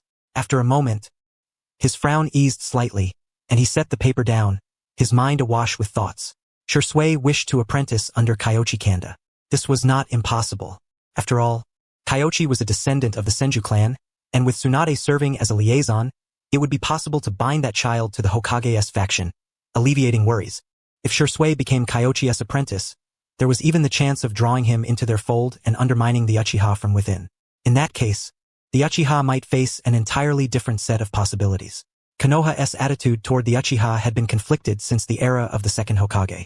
Senju Tobarama at least had a comprehensive plan for division, but by the third Hokage's time, he lacked the means to execute it and could only suppress the clan continuously. Shisui, Abito, opportunity has arrived. With this in mind, the third Hokage no longer hesitated and signed the letter, approving Fugaku's request. However, the door was knocked the very next moment. Recognizing the visitor, the third Hokage's recently relaxed expression tightened once more. Asuma? That rebellious boy, what trouble is he bringing this time? The thought of Asuma brought a headache. Yet, he could not refuse to see him. Come in, he said. Asuma entered, unusually addressing him with a familial term, his expression hesitant and awkward. After a moment, he asked, May I join Kyoichi's team? The third Hokage looked up at him. Again, Kyoichi Kanda. Shisui wanted to join his team, and now his own son was requesting the same. How long had Kyoichi been teaching? Less than a month, by all accounts. How had he earned such favor so quickly? Why do you want to join his team? Because he is kind, strong, and thoughtful. I believe I can learn a great deal by following him. Asuma bowed deeply. He had rarely made requests of the third Hokage before. The third Hokage remained silent for a long while, then nodded. Kyoichi is suited to mentor Shisui but may not be the right fit for you. However, if this is your decision, I respect your choice. Thank you, father. Kakashi, always so contrary. In the following days, Kyoichi trained diligently. Jonin? Merely a title. To survive in a chaotic era, strength was paramount, not these hollow ranks. He understood this well. Of course, he exchanged knowledge with Might Due and Might Guy, gleaning much in taijutsu techniques such as Konoha's strong whirlwind and inner lotus. However, these were not what Kyoichi needed most, merely supplements. He needed to expand his sources. Merely conserving energy was futile. How long would that take? Waiting for opportunities to fall into his lap was a pipe dream. As he ran, he pondered. He had to take the initiative. After much thought, he decided to begin with the problem children. For instance, Hatake Kakashi. Coincidentally, he encountered him sitting by the riverbank, hurling the white-fanged dagger with a single motion. Upon catching sight of Kyoichi Kanda passing by, he cast a sidelong glance at him for several seconds before swiftly rising to his feet. He then hurried over to retrieve the short blade, clutching it tightly in his hand before turning his gaze back toward the river's surface. In the next moment, a gust of wind swept through, and Kyoichi Kanda appeared behind him. The instant teleportation technique, remarkably swift, yet Kakashi had witnessed it before. What puzzled him was the purpose behind Kanda's sudden arrival. Kakashi turned his head to fix his gaze upon him, remaining silent. What are you staring at? Kanda asked. Huh? Kakashi looked utterly bewildered, completely failing to grasp Kanda's intention. I can see you're quite perplexed, so I thought I'd give you a good thrashing, Kanda said with a serious tone. However, in the very next second, he sat down beside Kakashi and said, Still thinking about swordsmanship? In my opinion, I need a blade, and you need to master throwing knives. Let us each pursue what we require. I won't give up, Kakashi declared decisively. I noticed you weren't acting like that just now. Didn't your throwing posture look quite elegant? Kanda remarked, drawing the white fang short knife from his hand in a swift motion. The blade danced fluidly in his grasp. In the following instant, chakra flowed into the blade, a shimmering azure waterlight condensing into a razor-sharp edge. The waterlight grew ever more refined until it transformed into a deep sapphire hue. With a single slash, a whooshing sound pierced the air as the waterlight flashed, cleaving a deep fissure in the ground. A fine blade, Kanda could not help but praise. Truly worthy of the White Fang short knife. This blade harmonized best with lightning-style chakra, but it could also be wielded with water-style chakra, albeit with some effort. Coupled with Kanda's high-pressure technique learned from the water-severing wave, a single strike carried considerable power. Kakashi was rendered speechless. This blade is mine. I senti it? Why does it feel like you're more adept with it than I am? Here you go. Kanda tossed the blade back. Kakashi caught the short knife and suddenly charged at Kanda. His speed was impressive. Yet, substitution technique?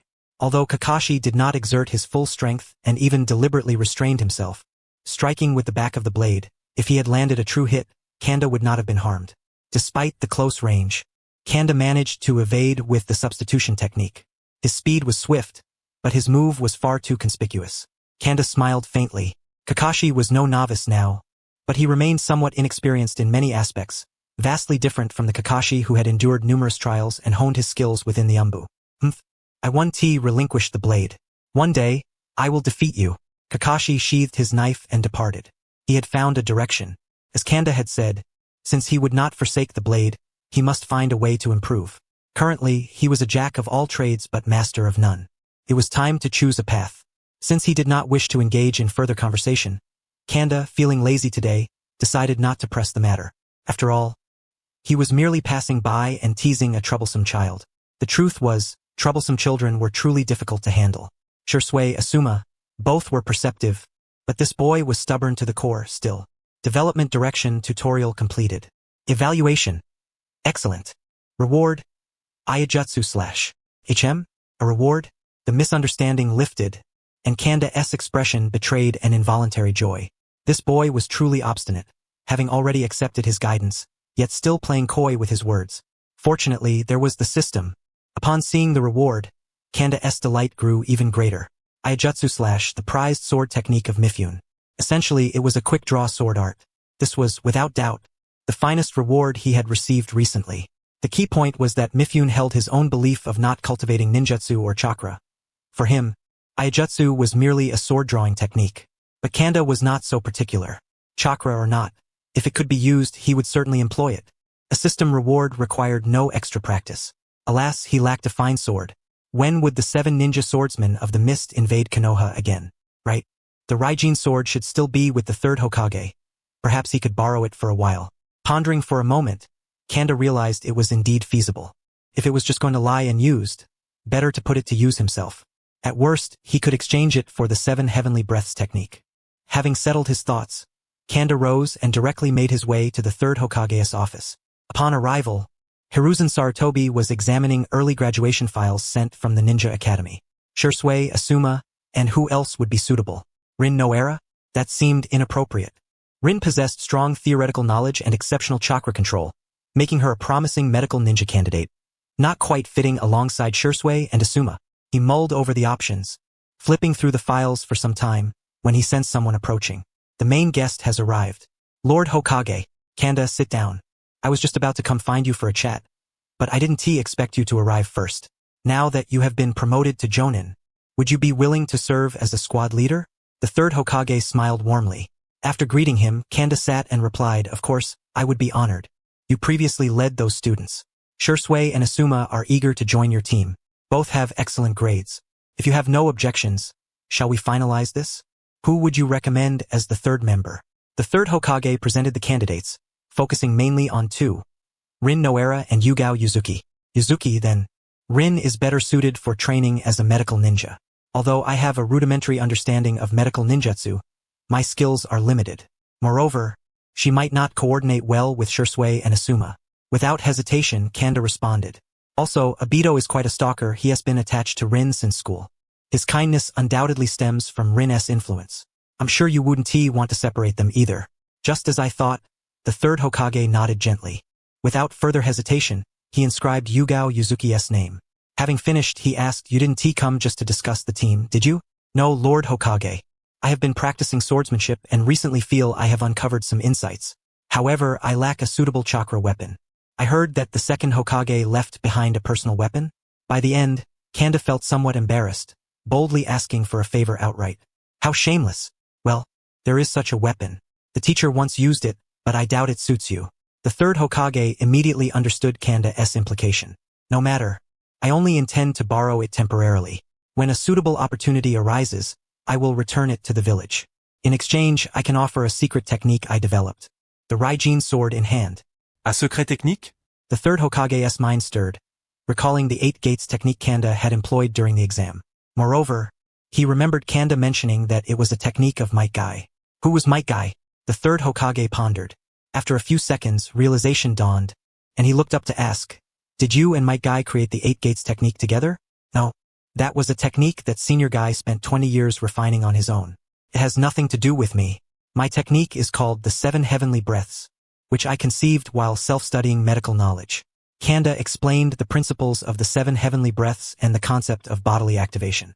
Bodily activation? You developed a taijutsu technique of such caliber? The third Hokage was astonished. Absorbing oxygen to activate the body was indeed a clever approach. But he quickly understood that this technique imposed high demands on the body. If one's physical condition were insufficient, inhaling excessive oxygen might instead cause poisoning. He pondered for a moment, then drew a deep breath and said, "This technique of yours belongs to the S-rank forbidden jutsu.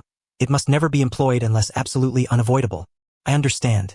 Recently, Senior Mato and I have been contemplating ways to modify it, to lower its threshold and capabilities, in hopes of popularizing it somewhat as an A-rank forbidden jutsu. Kyoichi proceeded to share the ideas he and Mato had been developing. S-rank forbidden jutsu are strictly prohibited from dissemination, whereas A-rank forbidden jutsu may be taught to elite chunin and above. If they could successfully adapt it, that would be a tremendous achievement. Good deeds deserve recognition. Moreover, who knows, they might even secure research funding. That's a commendable idea, but implementing it will pose considerable difficulties, the third Hokage said with a troubled expression. Rest assured, my lord, I shall alter the breathing method. Even if outsiders acquire the ordinary activation technique, they will never be able to comprehend the 7 days breathing method, Kyoichi declared.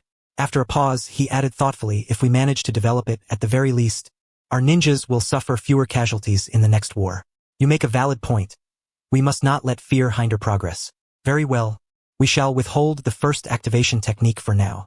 Submit it once you and Mato have developed the A-rank version, the third Hokage replied, retrieving a scroll from beneath his seat. After performing the necessary seals and unsealing the scroll, a sword materialized on the desk. The Raijin sword. This weapon was forged by a craftsman at the behest of your teacher years ago. Though powerful, its material is quite fragile, so handle it with care. Beyond that, I only hope you treat it well. The third Hokage handed the sword over. Kyoichi was taken aback. The third Hokage was not merely lending it but giving it outright. Not stopping there, Sarutobi Hiruzen pondered for a moment before adding, you may also visit the Hokage Tower's library more often. While it contains no ninjutsu scrolls, the knowledge within is undoubtedly more comprehensive than the scattered information you have gathered. Thank you, Lord Hokage. Kyoichi was overwhelmed with joy. He had originally planned to seize 1 or 2 swords from the 7 swordsmen later, but now the third Hokage had gifted him the Raijin sword outright, an unexpected delight. Of course, he still intended to take the 7 swordsmen's weapons. One can never have too many swords. The Kusanagi sword also intrigued him greatly, though he had no idea where the Kusanagi clan resided. Otherwise, he would have sought to acquire the Kusanagi sword long ago instead of coming to the third Hokage. Tomorrow is the exam, and the day after will be class assignments. Don't forget to attend, Sarutobi Hiruzen chuckled. After Kyoichi departed, Sarutobi Hiruzen contemplated deeply for a long while before beginning to rummage through the archives. After an extended search with no success, he reluctantly summoned an Umbu operative. Help me find information on Mato Tai. Huh? Mato Tai is a genin? Sarutobi Hiruzen was momentarily stunned. He did not doubt the truth of Kyoichi's words. The 8 gates technique was perilous, demanding not only theoretical knowledge but persistent training. This process was exceedingly lengthy, taking no less than a decade or more. How old was Kyoichi? Therefore, the 8 gates technique could not have originated from him but must truly have been independently created by Mato Tai. Yet a ninja capable of inventing such an S-rank forbidden jutsu was merely an ordinary genin? At that moment, the third Hokage felt he had profoundly failed in his duties. Such talent within the village had gone unnoticed by him until repeatedly reminded by others. Indeed, He had come to realize that Kyoichi was deliberately endorsing Meito Tai by mentioning him repeatedly. He tasked the Umbu operative with locating all available information on Meito Tai. After a meticulous review, he immediately understood why he had no recollection of this individual. Unlike Kosuke, Tai genuinely considered himself a genin and had consistently undertaken D-rank missions, having never even attempted a C-rank mission except during wartime. And yet, he had created the 8 Gates technique. I have failed, utterly failed. The third Hokage side. Konoha had been embroiled in war year after year and was perpetually short of Chunin and Jonin. Yet such a remarkable talent had been buried among the genin. Kyoichi, clutching the Raijin sword, exited the Hokage tower. Twice now, if the third Hokage still failed to recognize this, he truly was growing senile and should retire sooner rather than later. The current Meito Tai differed in some respects from the original narrative. Although still specializing in the 8 Gates technique, he had learned 1 or 2 of Gai's complementary taijutsu moves and had mastered the entire Konoha Whirlwind series. He was undoubtedly qualified to be a Jonin now. This was without even having developed the extraordinary taijutsu beyond the 6th gate, such as Morning Peacock or Daytime Tiger. If he achieved that, he would rank among the top elite Jonin. So, to let such a formidable ninja gather dust was simply foolishness on the third Hokage's part. Of course, this was not his first blunder. Previously, when Shikamaru Tsukumo committed suicide, he had failed to intervene in public opinion, allowing events to spiral to that extent. Whether intentional or not, it was either insidious or incompetent. Either way, it proved the third Hokage was far from admirable, even himself. Becoming a Jonin was simple, but if he aspired to the position of Hokage, countless trials and conflicts would surely arise. Kyoichi chuckled coldly to himself. Never mind all that for now.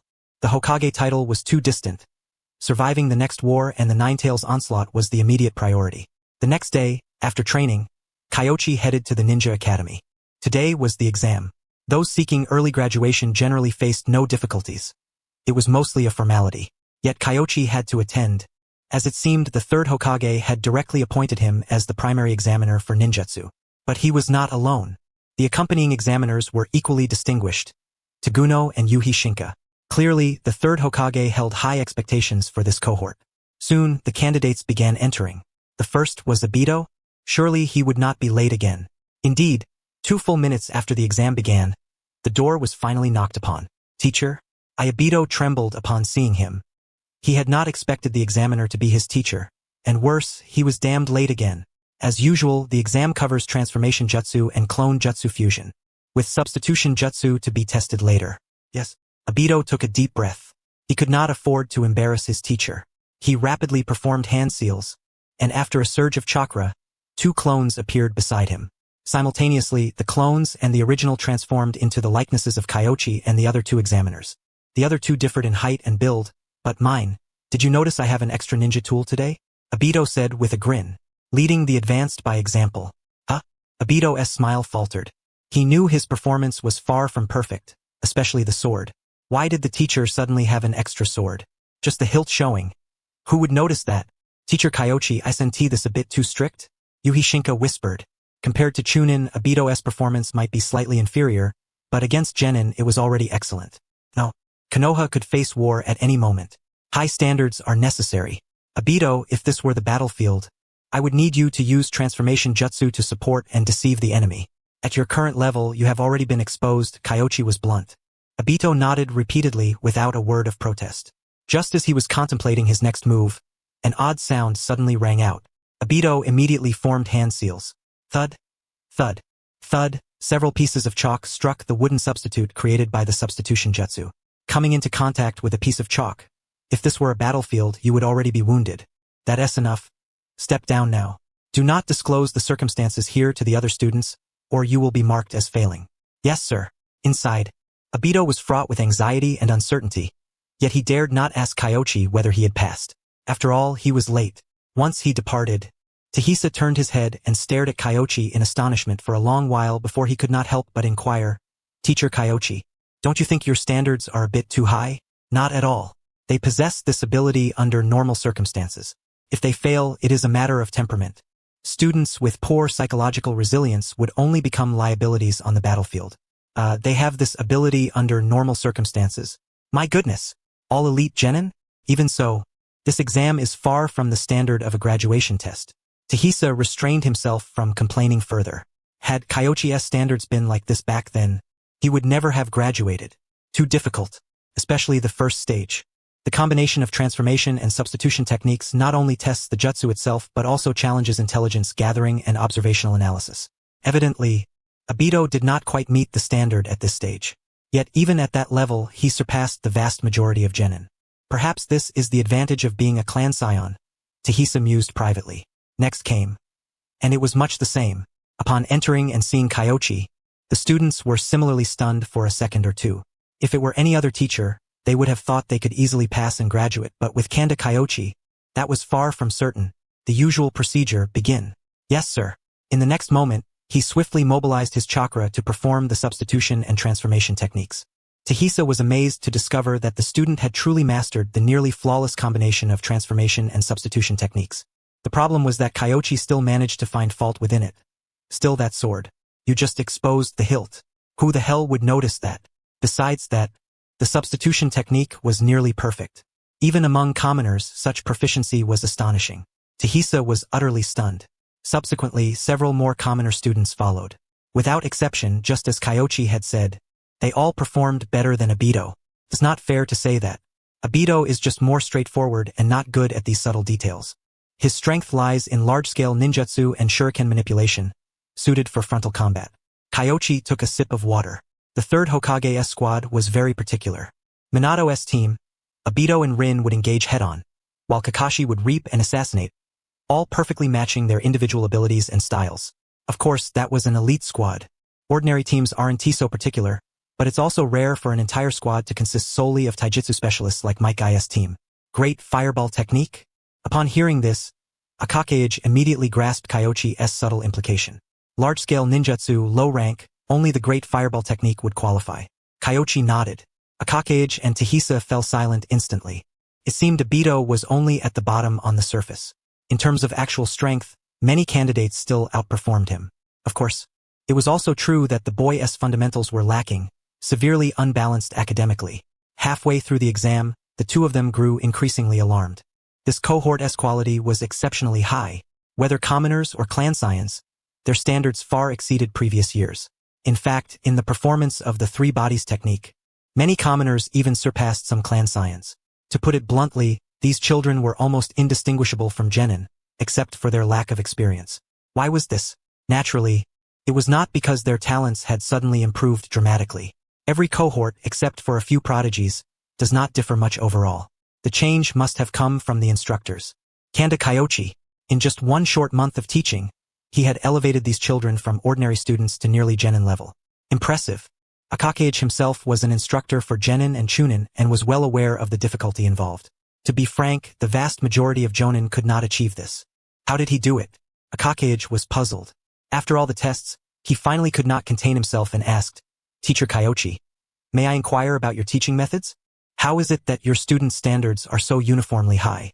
This is a mixed grade class with more students than usual, and yet you manage to teach them well. It's incredible. Simple. Teach a portion of them well, then use their learning of new ninjutsu to lead the others forward. The advanced students drive the progress of the rest. Kyoichi smiled. This is a distinctive teaching method. Hokage felt a tinge of disappointment upon hearing this. Such a method works for Ninja Academy students but cannot be widely applied to genin or chunin instructional training. After all, chunin are different. Not to mention their tendency to be possessive over their own techniques, their systems are basically established. Peer instruction is prone to deviations. However, if this method could be popularized within the Ninja Academy ranks, that would be excellent. Could it be implemented in the Ninja Academy? If the Academy instructors were to teach it, probably not. But if you really want to do it, you could have jonin instructors come to teach a month before graduation. It would be equivalent to advanced pre-graduation training for genin, Kyoichi answered without hesitation. If our own instructors can't achieve those results, why not invite jonin? Military training, how simple. There are plenty of successful precedents in previous lives. Just pick one and apply it. Really? Hokage was stunned for a moment. Invite jonin to the Ninja Academy to conduct a month of training? This is a path I had never considered.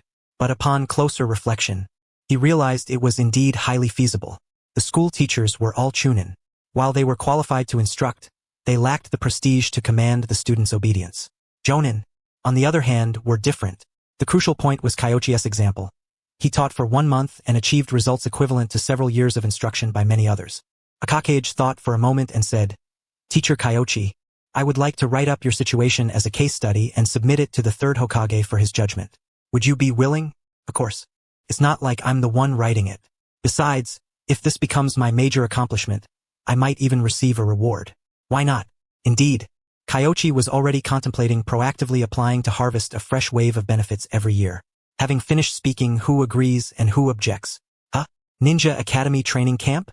Though the third Hokage had taken a glance through the telescope during the academy exams, he had not examined it closely and was naturally unaware of the conversation between Hokage and Kyoichi.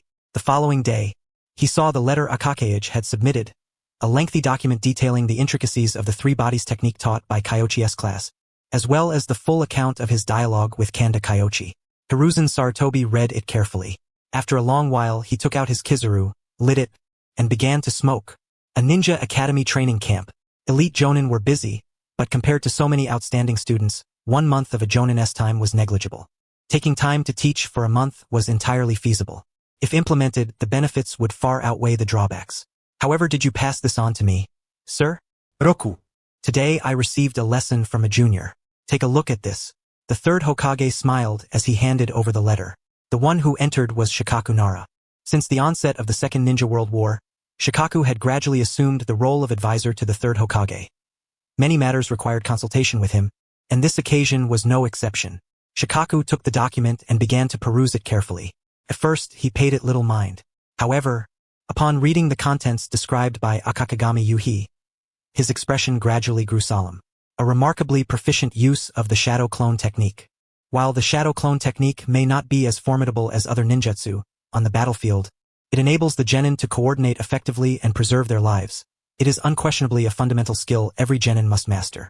After a month of instruction under Kyoichi, his students had all developed an exceptionally solid command of the technique. The results were extraordinary. Moreover, a glimpse reveals the whole picture. Their mastery of the shadow clone technique was so adept and swift that their chakra control must be exceptionally strong. Overall, the quality of students Kyoichi had trained in 1 month exceeded that of previous cohorts by several folds. These graduates could swiftly adapt to ninja duties and integrate rapidly into the genin ranks. Such a significant improvement in merely 1 month. This must be promoted. Furthermore, Kyoichi was not only proficient in teaching himself but had also formulated methods on how to instruct and guide students effectively, fostering a positive internal cycle within the student body, what Kyoichi referred to as the advanced leading the less advanced. This was truly remarkable. It could be said that everything Kyoichi proposed was ripe for widespread implementation. At this thought, Shikaku Nara took a deep breath and said, Kyoichi Kanda is indeed a prodigy. It would be a pity to limit him to merely a jonin. Yes, I have assigned him to lead a team, the third Hokage responded with a gentle nod. Originally, a young, newly promoted jonin like Kyoichi should not have been tasked as a team leader, but his extraordinary teaching talent made it a waste to keep him at jonin rank without such responsibilities. Shikaku nodded, flipping through the paper several times before resolutely stating, My lord, the Ninja Academy's intensive training program will benefit generations to come and should be implemented. However, before that, I believe we should select a few jonin to have Kyoichi explain his experiences and insights in detail. Oh, why so? The third Hokage expressed surprise, not expecting Shikaku to suggest this. It's just training. Kyoichi Kanda has already explained it clearly. Is a face-to-face instruction really necessary? Not quite. My lord Hokage, although the document is explicit, Kyoichi only mentioned these points because he serves solely as a ninjutsu instructor. He may have other constructive opinions as well, Shikaku replied, evidently thinking more deeply. Kyoichi's mention of these things does not mean he understands only these aspects. The third Hokage remained silent for a long moment before nodding in agreement. Reasonable. Let us select a few jonin who are present in the village to discuss this together. Understood. Strangely, despite teaching Akakagami Yuhi extensively, the system had not granted him a single reward. It seemed to have crashed. Even by nightfall, no rewards had been received. He felt puzzled. This contradicted the experience he had previously summarized. According to logic, rewards should have been given by the afternoon. He found this odd. The next day, Kyoichi understood the reason. The third Hokage had sent a message through ANBU operatives, summoning him to attend a jonin-level conference concerning the Ninja Academy intensive training and education. No wonder. His call had prompted the third Hokage to immediately convene personnel to further discuss and promote the matter. Thus, the system judged that his course was not yet complete. Good things take time. The longer the course, the greater the rewards. Moreover, these students were not mere children or genin, but a group of jonin and even ninjas of the caliber of the third Hokage himself. The quality was undoubtedly top-notch. He promptly proceeded to the Hokage's office. Inside the temporary conference room, upon entering, Kyoichi saw several familiar faces. Shikaku Nara, Saichi Yamanaka, Shiho Aburame, and others. The most conspicuous was naturally Minato Namikaze, whose golden hair shone brilliantly. Greeting, esteemed senior. I am Jonin Kyoichi. Below the Hokage, Jonin is theoretically the highest rank. Other distinctions are merely positional differences, so Kyoichi need not bow as a subordinate. Nevertheless, he was indeed the youngest present. Only 15 years old. Yet all the Jonin had to heed his words. Without Kyoichi, the meeting could not commence. Shikaku Nara indicated a seat. Kyoichi sat down. Jonin Kyoichi has arrived. Please be seated. I trust everyone understands the reason for this gathering? Shikaku's gaze swept across the room. The letter detailing Akakagami Yuhi's report had already circulated among them, ensuring everyone had read it. The Ninja Academy intensive training was indeed a commendable proposal. A month of Jonin training, even if not always as thorough as Kyoichi's, could significantly reduce the time required for subsequent training. Saichi Yamanaka voiced his support. The Yamanaka clan marched in step with the Nara clan, and it was evident that Shikaku Nara stood firmly with the third Hokage, thus expressing his support without hesitation. Shiho Aburame pondered before stating, according to Jonin Kyoichi's plan, is it intended to broaden ninjutsu instruction within the training to encompass the entire D-rank ninjutsu spectrum? Yes. The specific amount taught depends on each student's progress. Ninjutsu serves merely as bait to motivate their own activity. Additionally, taijutsu, shuriken control, fundamentals of genjutsu response, basic medical knowledge, and so forth, I believe all can be incorporated into the training, Kyoichi explained. The advanced leading the less advanced, he continued. This has its benefits. Those with talent and clan backgrounds are more willing to share their knowledge with others. This places high demands on Jonin because clan scions already have ninja instructors within their families. To inspire those children, one must demonstrate a level surpassing that of the clan's ninja. Secondly, the ultimate goal of the intensive training is to ensure graduates possess the highest possible chance of survival on the battlefield. Therefore, all fundamental battlefield necessities must be included within the training content. We are all Jonin here. There is no need for extensive explanation. Shikaku Nara nodded gently after hearing this and looked around at everyone. I support the intensive training. Minato Namikaze rose and, with a benevolent nod toward Kyoichi Kanda, said, Then, I also approve. Shikaku Nara raised his hand. Shortly thereafter, all the Jonin raised their hands in unanimous approval. A win-win proposition with no losses. Jonin Kyoichi, having left the Hokage's office, was about to take a moment to check the system panel when, just as the meeting concluded, he heard a notification sound but had no time to look. Suddenly, someone called out to him from behind. That voice. Minato Namikaze? Kyoichi turned around and indeed saw the golden-haired Minato Namikaze approaching. Senior Minato, how may I assist you? Though Minato was not yet the fourth Hokage, having gained initial renown in the Battle of Kikyo Mountain, he was a figure of considerable distinction in Konoha, quite different from a newly promoted Jonin like Kyoichi. I wish to inquire why basic medical knowledge is also included in the intensive training, Minato said with some puzzlement. Medical ninjutsu is vast and profound. Even Jonin probably understand little of it. Konoha's medical system was the most comprehensive in the entire ninja world. Nevertheless, it was impossible to assign a medical ninja to every team because the requirements to become one were extremely demanding, especially within a 4-person squad. The medical ninja must not only heal but also prevent being assassinated by the enemy. Therefore, Minato found it perplexing why, within such a short 1-month period, medical knowledge needed to be added to the training. Such brevity hardly seemed effective. However, he once again felt that Kyoichi should be given due consideration. Senior Minato, my intention is certainly not to turn them into medical ninja, but rather to ensure they possess some fundamental medical knowledge, such as bandaging, the use of hemostatic medicines, and so forth, Kyoichi explained. He had noticed this before. The medical ninja system in Konoha was incredibly robust, arguably the finest in the entire ninja world. Yet there were significant issues in times of war and over-reliance on medical ninja. Does that mean no medical ninja, no treatment? Emergency care can sometimes save a ninja's life. Indeed, many genin were unaware of this. Minato Namikaze pondered carefully. Among Konoha's ninja, only a handful of seasoned veterans possessed such knowledge. Such invaluable battlefield experience had not been widely disseminated, which was truly regrettable. It ought to be promoted. His doubts vanished, and his admiration for Kyoichi grew. With heartfelt sincerity, he said, "Kyoichi, you are truly a prodigy. I have heard of your exceptional teaching skills and formidable strength. I had no idea you were also versed in medical knowledge." Just a little. Kyoichi was not being modest. His medical expertise was a system bonus. Aside from mastering sage techniques, it was merely some basic content. This was only a modest understanding. "Kyoichi, Jonin, do you have any suggestions regarding the four-man squads? To be frank, this time the Hokage entrusted me with leading a team, but I have absolutely no experience." Minato scratched his head. This was precisely the crux of what he wished to inquire. Like Minato, Kyoichi was a very young Jonin, yet the latter was well-versed in education. Minato felt a greater kinship with the younger generation. "Our village's four-man squad system is already quite mature. I myself am a newly promoted Jonin. Tomorrow I must meet 3 new subordinates. If we classify by combat style, I think there should be 1 for frontal assault, 1 adept at infiltration and assassination, and 1 for support." Frontal, infiltration, support? Minato Namikaze fell into deep thought. Very fitting. Each four-man squad in Konoha is divided according to this principle, though no one had previously summarized it in such terms. Indeed, even the Inoshikacho trio actually fits this pattern. Only the infiltration position in the Inoshikacho formation is somewhat special, Minato mused, his admiration for Kyoichi growing ever greater. Despite his youth, Kyoichi understood things more clearly than many veteran Jonin. Such a genius was truly a blessing for Konoha. Subsequently, Minato and Kyoichi exchanged thoughts on ninjutsu, especially the body flicker technique. Both were masters of this art. However, their understandings evidently differed. Minato's body flicker emphasized speed, while Kyoichi had gradually integrated a style reminiscent of Shisui Uchiha's, fast and unpredictable. Their styles and techniques varied.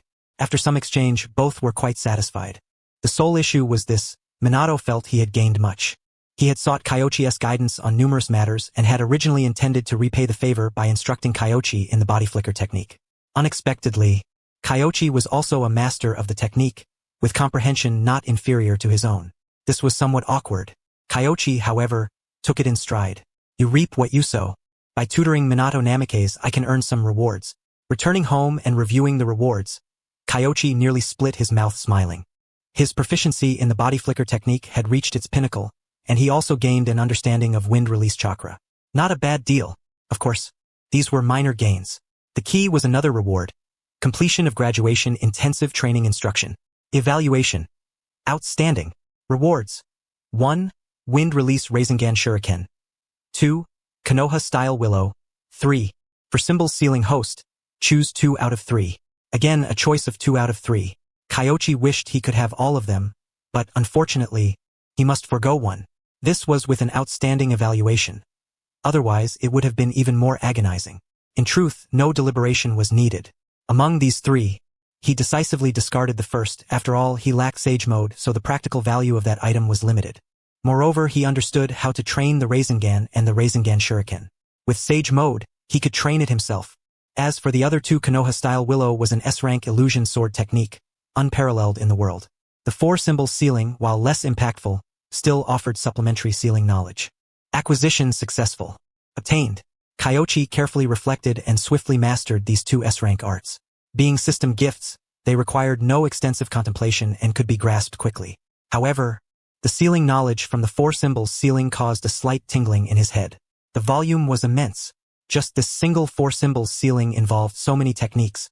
It was unimaginable how much time and effort self-study would demand. But the benefits were obvious.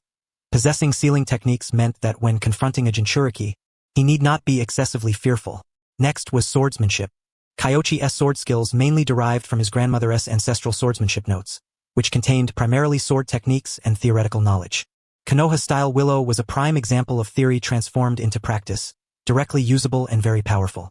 However, Konoha-style Willow was essentially an illusion technique fused with swordsmanship. How to simplify it into more basic movements, allowing it to be integrated with other techniques, such as the quick draw slash. Even if it only momentarily distracted the opponent. Combined with quick draw, it would suffice. But transforming it to that degree required a certain accumulation of illusion knowledge, which he currently lacked. In summary, the research value of Konoha-style Willow far exceeded its practical utility, though its current practicality was already quite high, especially in group battles, where its effectiveness was undeniable. Kyoichi had a general understanding. This enhancement was quite satisfactory. filling gaps in his swordsmanship and alleviating worries about leading a team into battle. Already finished before even starting? The next day, at the Ninja Academy, the graduates gathered together for the final time. Never thought even you, Obito, would graduate, Genma Shiranui, chewing on a toothpick, remarked upon seeing Obito, and then Shisui arrive last, unable to resist a jab. Obito immediately flushed red. Hey, what is that supposed to mean? I'm a genius. Heh. Shisui passed by him. Genius? Just yesterday you rushed over, late by 2 minutes, and with Kyoichi as the examiner, you barely passed the 3 bodies technique because the teacher cut you some slack. Pathetic. He said nothing, but the laughter spoke volumes. Just wait. Never mind. I'm too lazy to argue with you guys. Obito wanted to habitually retort with Sharingan, but recalling Shisui's talent, he was uncertain if even Shisui would awaken the eye, and thus lost his confidence. Besides, even if he awakened the Sharingan, it did not guarantee he would reclaim the title of genius. With Kyoichi's instruction and Shisui's guidance, Obito finally grasped the truth. To forge iron, one must be strong oneself. Without a solid foundation, even possessing the Sharingan, he would still be no match for others. Of course, that was the conventional wisdom. At times, Uchiha's use of extraordinary abilities defies all conventional reasoning, yet Kyoichi's principles remain steadfast. It seems you all possess great vitality, teacher. That familiar voice caused all the children's eyes to brighten. Teacher Kyoichi? What is he doing here? Many of the children were unaware of the situation, mistakenly believing that Kyoichi Kanda had only temporarily assumed the role of teacher and would step down once the war ended, oblivious to his subsequent promotion to Jonin and appointment as team leader instructor. You are all commendable. Although Obito's actions were disgraceful, he at least managed to pass.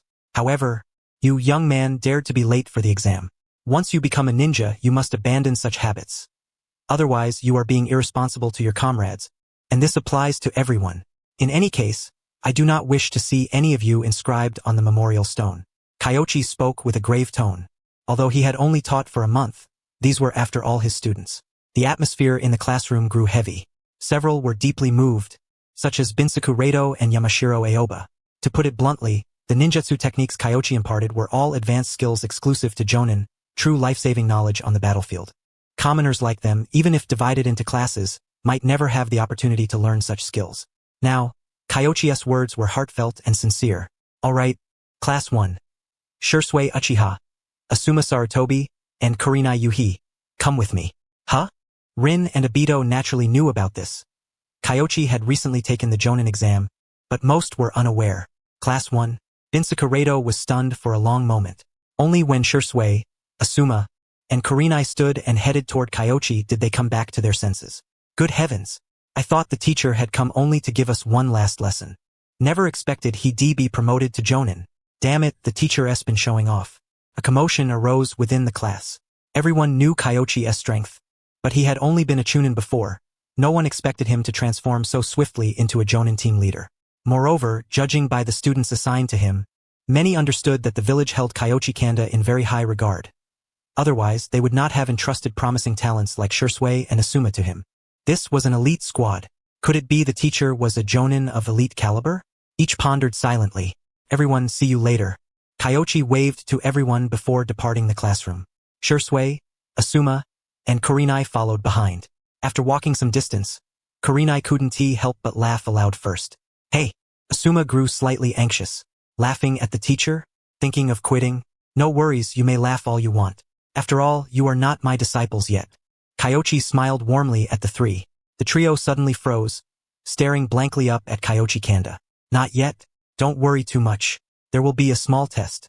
I've heard that, as tradition dictates, there will be all manner of peculiar trials. When the third Hokage took on disciples, it was a bell-snatching contest. Kyoichi paused, his gaze sweeping over the three. They all wore serious expressions. Bell snatching? I've heard of it. It's quite challenging.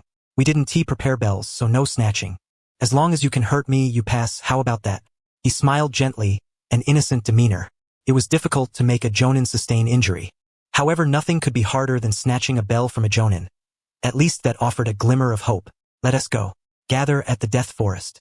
After saying this, Kyoichi vanished in an instant. Sunshin no Jutsu. Shisui's eyes widened. Asuma and Kurenai ran ahead some distance, but seeing Shisui had not moved, they stopped in confusion. Shisui, what are you doing? The teacher's Shunshin no Jutsu had become even stronger, or perhaps he had never before unleashed it at full power. Shisui took a deep breath. Stronger? Asuma scratched his head. Stronger? I didn't feel a thing. Let us go. Shisui said no more. Among this graduating class, his Shunshin no Jutsu was undoubtedly top tier. Yet compared to Kyoichi, it was like a mere novice facing a master. Especially this time there was not the slightest ripple. Kyoichi vanished almost instantly, as if by teleportation. But he did not move at full speed. Instead, he observed Asuma, Kurenai, and Shisui from the shadows. Shisui remained at the rear, while Asuma charged ahead. At the periphery of the Death Forest, Class 1 assembled. Kyoichi sat calmly nearby, while the three arrived slightly breathless. In terms of taijutsu, all three were fairly average. Kyoichi, having assessed them, glanced at the trio and spoke. Shisui, you stayed at the rear observing and maintained formation. That is the habit of your guard squad and commendable. Even if you fail the test, I will keep you. Huh? Asuma was momentarily stunned. Does sticking to the route count? He was just running headlong without caring. So it was you, sensei. Kurenai sighed in relief. I couldn't find any trace of you. I thought it was someone else. Your sensory skills are excellent. Kurenai, you also positioned yourself centrally to support the others. Very good. I approve your passing. Kyoichi smiled. He was not surprised that Kurenai could detect him. Ninjas skilled in genjutsu often possessed keen perception, and she had led the 8th squad in the original story, a reconnaissance unit. How could one lead reconnaissance without sensory ability? Kurenai blushed slightly, then noticed Asuma's expression and quickly wiped the smile from her face. At that moment, Asuma was stunned. He glanced at Shisui and Kurenai conversing, then at Kyoichi Kanda. Damn it, they promised a joint test, yet those two answered early? Honestly, he felt as if his exam had ended before it even started. Shisui, Kurenai, you have already passed. Do you still want to participate in the test? Especially you, Kurenai. If you fail, I will vouch for Shisui, but I may not keep you. Is this what they call the water formation wall? Sir, it seems you need not worry about Kyoichi, but you should be more concerned about my daughter. And Asuma. Kurenai's face betrayed a complicated expression. Kyoichi was indeed formidable. Before the test had even begun, all sorts of psychological trials had been set up, far more severe than the 3rd Hokage spell training. Pass? Pass my foot. If Shisui and Kurenai chose not to take the test, all three would be sent back to the academy. Haha, Kurenai need not worry. Have confidence in your child. Look at me. Even with Asuma like this, I remain calm, don't I? The 3rd Hokage chuckled, puffing on his pipe, watching the crystal ball displaying scenes of Kyoichi and the three. Indeed, it was a grim scenario. This kind of psychological test examined their understanding and perception of their comrades. If they could not pass this, there was no point in considering them as ninjas. Of course, different people had different thoughts, but Kyoichi's test was likely designed this way. Yes, I am overly concerned. Kurenai nodded. She should trust her daughter. She believed her child knew how to choose. As for the Uchiha family member, he was not optimistic. The Uchiha were too distant from the rest of Konoha. However, the next moment, he knew he had been worrying unnecessarily. Take the test. Of course, take it. Thank you. Asuma bowed deeply. Although he was unsure of the exact circumstances, he was certain of one thing. Judging by the teacher's words, Shisui and Kurenai had only taken the exam because of him. All three were taking it, right? Kanda. Kyoichi deliberately adopted a stern demeanor, his gaze laced with a hint of lethal intent, exerting pressure on the trio. All three showed subtle changes in their expressions. Yet, none of them flinched. Very well. The hourglass will be our limit.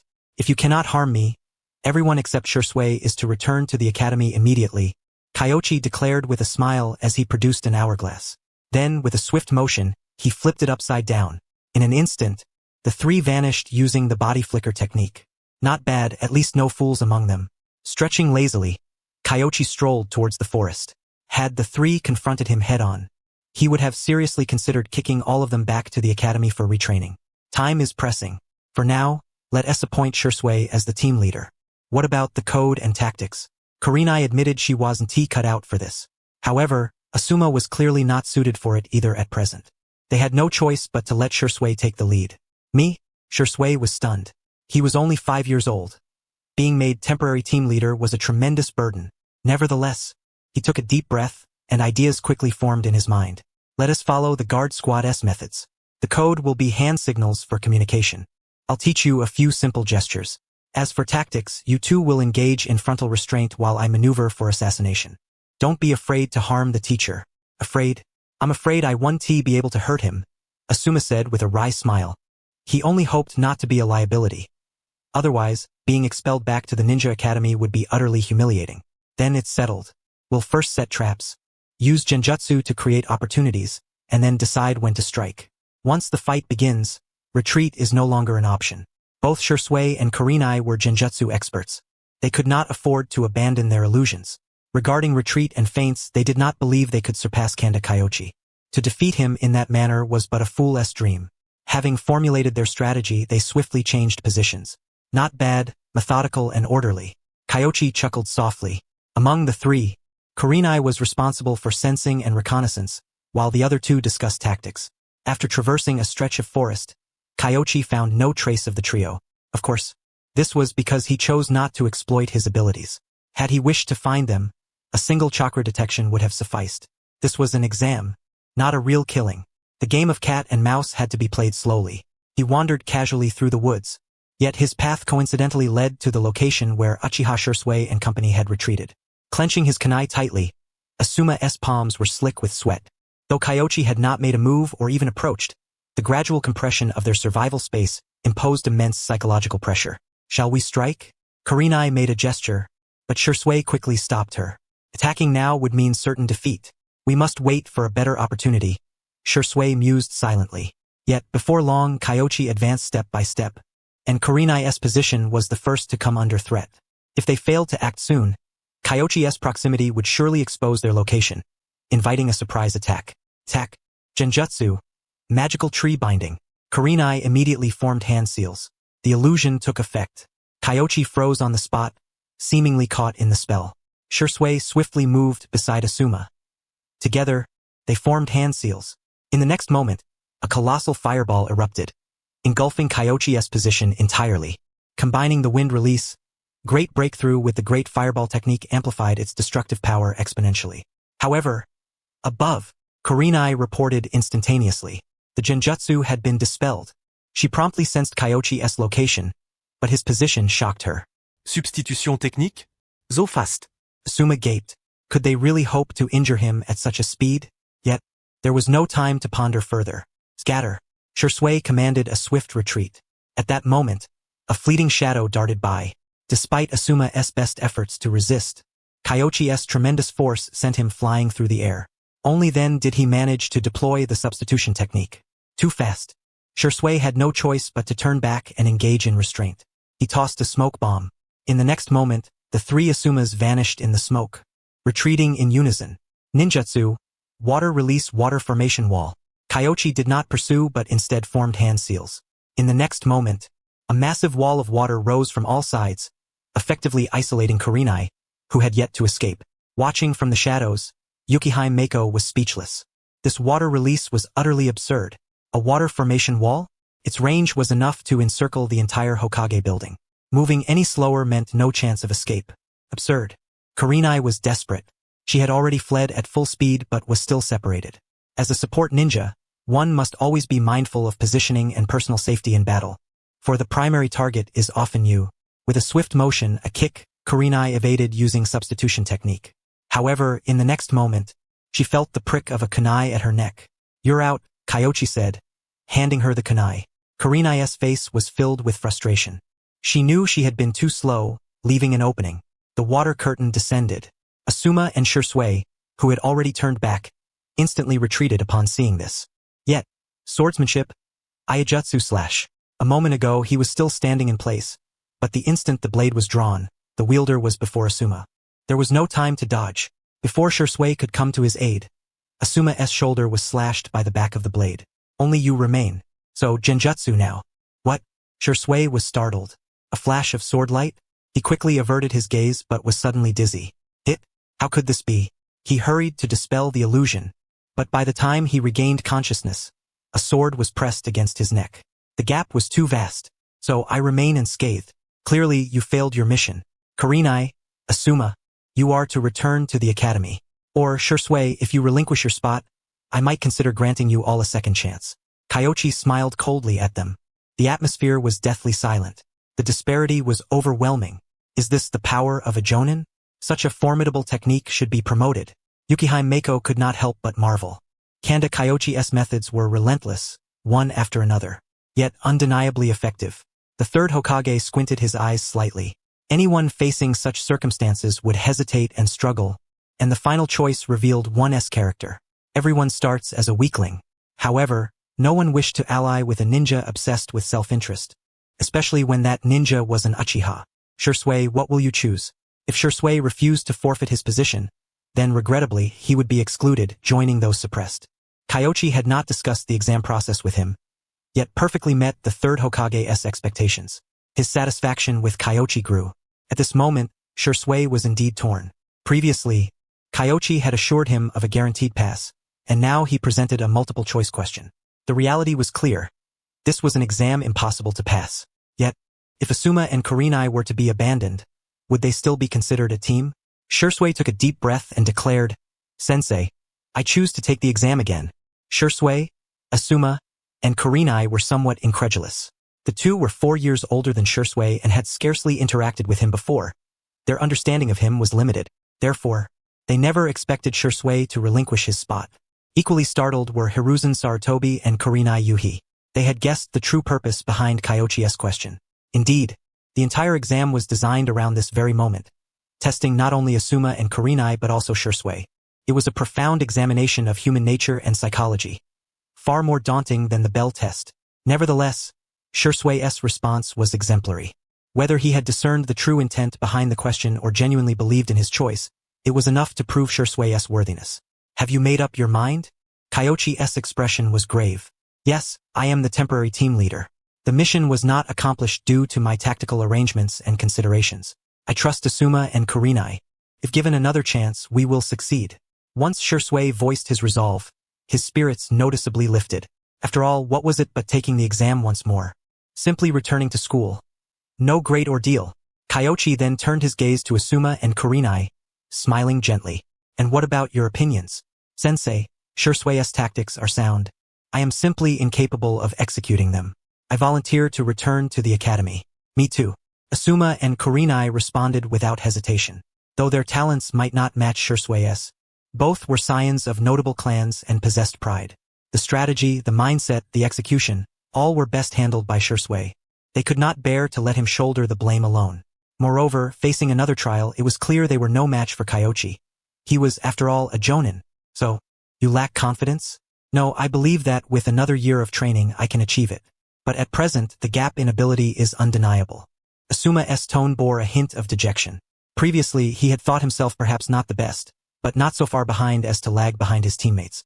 After the exam, he realized the harsh truth. He truly could not keep pace, was a liability, and could not face Shisui if he relinquished his position again. Good. Recognizing your own shortcomings is beneficial. At least you see yourself clearly. Your tactics as a whole were not flawed.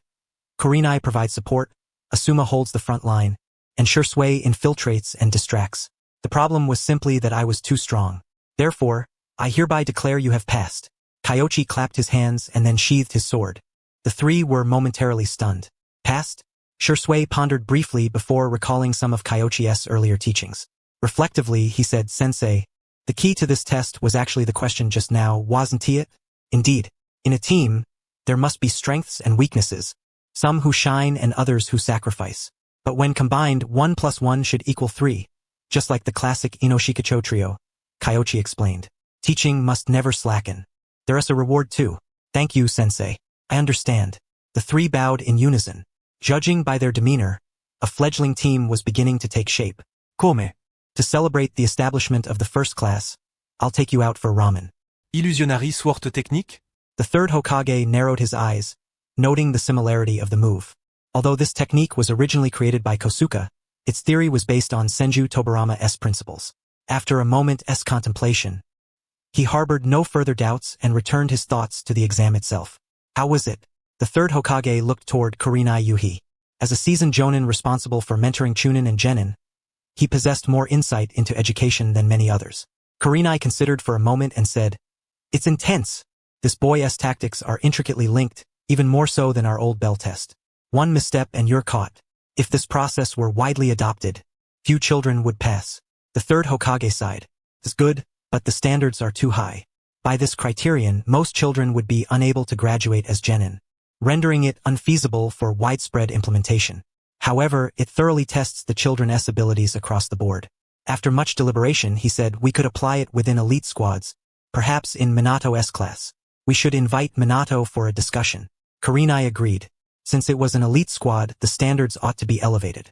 Minato Namake's S-class included not only Rin and Obito but also Kakashi, a seasoned chunin. Kyoichi's demands were not excessive. Before long, Minato Namake's S-shadow clone arrived.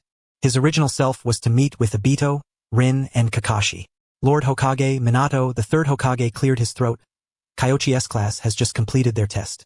We observed the entire process and found some valuable experiences worth adopting. In a sense, their behavior was akin to spying and learning. But it should be all right? At worst, we can compensate afterward. The third Hokage summarized the merits he observed. At first, Minato was puzzled. But as he listened, his eyes brightened. Brilliant. As expected from Kyoichi, his tactics interlock seamlessly. We don't even have to wait until tomorrow morning. We can start testing this afternoon. The only issue is, Lord, this experience is excellent, but there is a troublesome child on my team. What if, just hypothetically, Kakashi fails to grasp it and insists on working alone? Minato's excitement faded into calm. Kakashi is indeed a handful. The third Hokage and Kurenai fell into deep thought. After some deliberation, the third Hokage said, I doubt Kakashi would be that stubborn, but if necessary, we can strip him of his chunin rank. If that still fails, all three should be sent back to the academy. So harsh? Minato inhaled deeply, then slowly nodded. Understood. Minato did not yet fully understand Kakashi, only that the boy had a poor reputation among chunin, with no one willing to team up with him. Thus, if the assessment failed and a chunin was demoted back to the academy, it would be quite the spectacle. However, judging by the third Hokage's stance, no leniency was intended. If Kakashi truly did not comprehend the meaning of teamwork, then no mercy would be shown. With that assurance, Minato felt reassured but wished to invite another person to supervise the observation. Kakashi, the perfect negative example. Sensei, you always treat us to ramen. When will you take us out for barbecue? Asuma couldn't help but complain. Ichiraku ramen was delicious, but eating it every meal was a bit much. Kyoichi glanced at him and said, Barbecue? No problem, I'll treat you. Pay. Huh? Asuma was taken aback. That counts as treating? And you can do that too? I just got promoted to Jonin, and these past 2 months I've been either in the hospital or in class. How much salary can I possibly have? Treating you to barbecue would mean starving for the rest of the month. Kyoichi retorted grumpily. Though he had the system, poverty remained unavoidable. He had contemplated venturing into business. Yet of late, he found himself overwhelmingly occupied, utterly devoid of the time to engage in such endeavors. His attempt to secure research funding ended merely with the acquisition of a bookstore license. Life is arduous. The matters of livelihood and money were beyond the comprehension of the three children, especially Shisui. Having been raised in the Uchiha clan and being only 5 years old, he was utterly unaware of the burdens of life's pressures. In truth, he was ruminating over the circumstances of the previous battle. Ninjutsu, taijutsu, kenjutsu, genjutsu. He was nearly omnipotent. What captivated him most was the technique with which their teacher subdued him. The unmarked genjutsu. More precisely, the unmarked illusory sword technique. How was that achieved? Teacher, I have another question. How much of your strength did you actually employ this time? Asuma inquired with curiosity. Kyoichi was overwhelmingly powerful. He resolved nearly every opponent with a single strike, leaving no room for resistance. What fraction of his strength was that? Kyoichi himself was unsure. After careful contemplation and lengthy consideration, he replied, 30%. Perhaps even less, because any technique, when combined and employed flexibly, yields far greater efficacy than rigidly practicing each move. A jonin should not need to exert full strength against us, or else it would be over. Shizun found this perfectly natural. A jonin was the village's strongest force besides the umbu. Although Kyoichi had only recently been promoted, his strength was evident. Taking on the three of them was effortless. Kyoichi did not boast. He had yet to unleash his full taijutsu or body flicker technique, nor had he employed the 7 days breathing method, the 8 gates, the earth spear, or actively activated the thunder god sword's special properties. Were he to use these, the three of them would not withstand even a single second. At that moment, Shisui asked, Teacher, your last technique, is that the illusory sword technique? It's the theoretical swordsmanship of the second Hokage, still incomplete. The effect I aim for is to induce an illusion the instant the sword is drawn, combined with a Aijutsu strike to kill instantly. If I can truly integrate them, it would be terrifying indeed. Aijutsu, Asuma recalled. He had died under that very sword.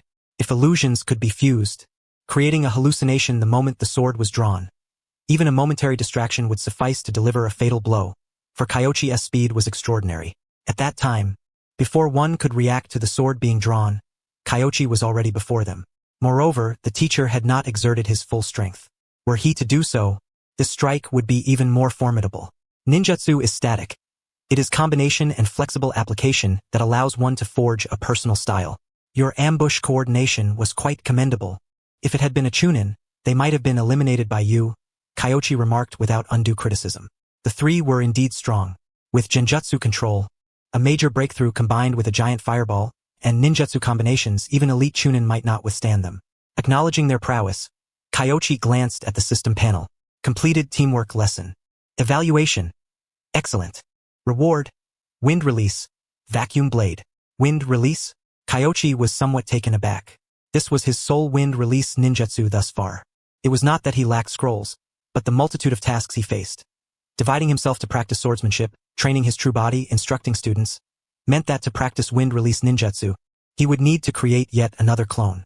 However, that would compromise quality and duration, and exhaust him, rendering his true body unable to handle unforeseen events. A wind release ninjutsu reward was welcome, sparing him the research into nature transformation, especially since it was a B-rank technique. The ramen arrived.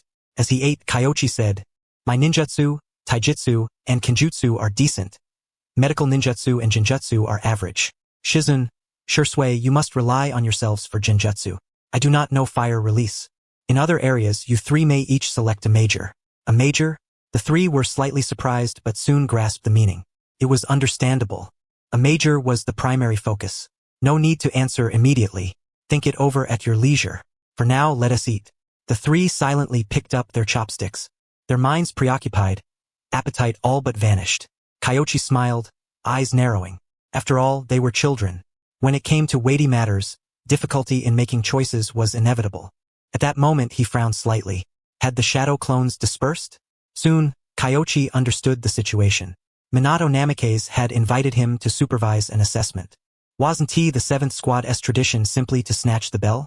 Such a simple game, what was there to supervise? Teacher, what's the matter? Shizun's keen perception caught his distraction quickly. The 7th Squad has invited me to oversee and observe their evaluation. Do you want to come along? He had not initially considered it. Yet, upon Shizun's question, the thought crossed his mind. Since you invited me, it wouldn't be unreasonable to bring 3 students. Using Kakashi and the others as a negative example would be splendid. Shisui's eyes brightened. Who is in the 7th Squad? Kyoichi replied after finishing his noodles. Jonin, Minato Namikaze, and the others are Obito, Rin, and Kakashi. The 3 children instantly lost interest in their noodles, each excitedly exclaiming, "We want to go. We want to go. All right, finish eating quickly. Then we'll go watch the Forest of Death." The rest of the 7th Squad had arrived early. Minato Namikaze had not yet appeared, but from a nearby mound where Kakashi and the others were, one could see them. I'll go there shortly. Should I make it clear that I intend to protect Kakashi? Yes. Just say Kakashi is a chunin. He wouldn't return to school no matter what. Rin has a talent for medical ninjutsu. You can vaguely let her pass. Good. Anything else? Afterwards, we will manipulate the 2 remaining slots to divide their team and then administer several tests. Amham. Minato nodded repeatedly, his face full of admiration and agreement. The 3 children present wore expressions of dismay, especially Asuma and Shizun. Shisui had realized earlier. They had only guessed slightly. Listening throughout, they now understood the entire scheme. Of course, they did not doubt that failure to perform might indeed result in expulsion from the Ninja Academy. Kyoichi was usually gentle, but when stern, he did not joke. I'll head off first. Leaving a shadow clone here. Contact me if you have any advice. Minato said this, formed a seal and left a clone behind. Shizun's face wavered, hesitating a moment before speaking. Teacher, Kakashi's situation is special. Would it be too harsh to really send him back to school? Shizun, being a ninja means responsibility for the profession. Yes, it can only be said that there was no cooperation at all. Teacher is so slow. I wasn't even late. Yet he was. How infuriating. Obito, maybe the teacher had something to do. Kakashi glanced sideways, unsure how to respond. You know you like to be late, don't you? Still, as a jonin, punctuality was an indispensable professional creed. How could he be so late? Could he be secretly observing? Clutching his white fang dagger, Kakashi discreetly surveyed his surroundings. After a moment, his body stiffened.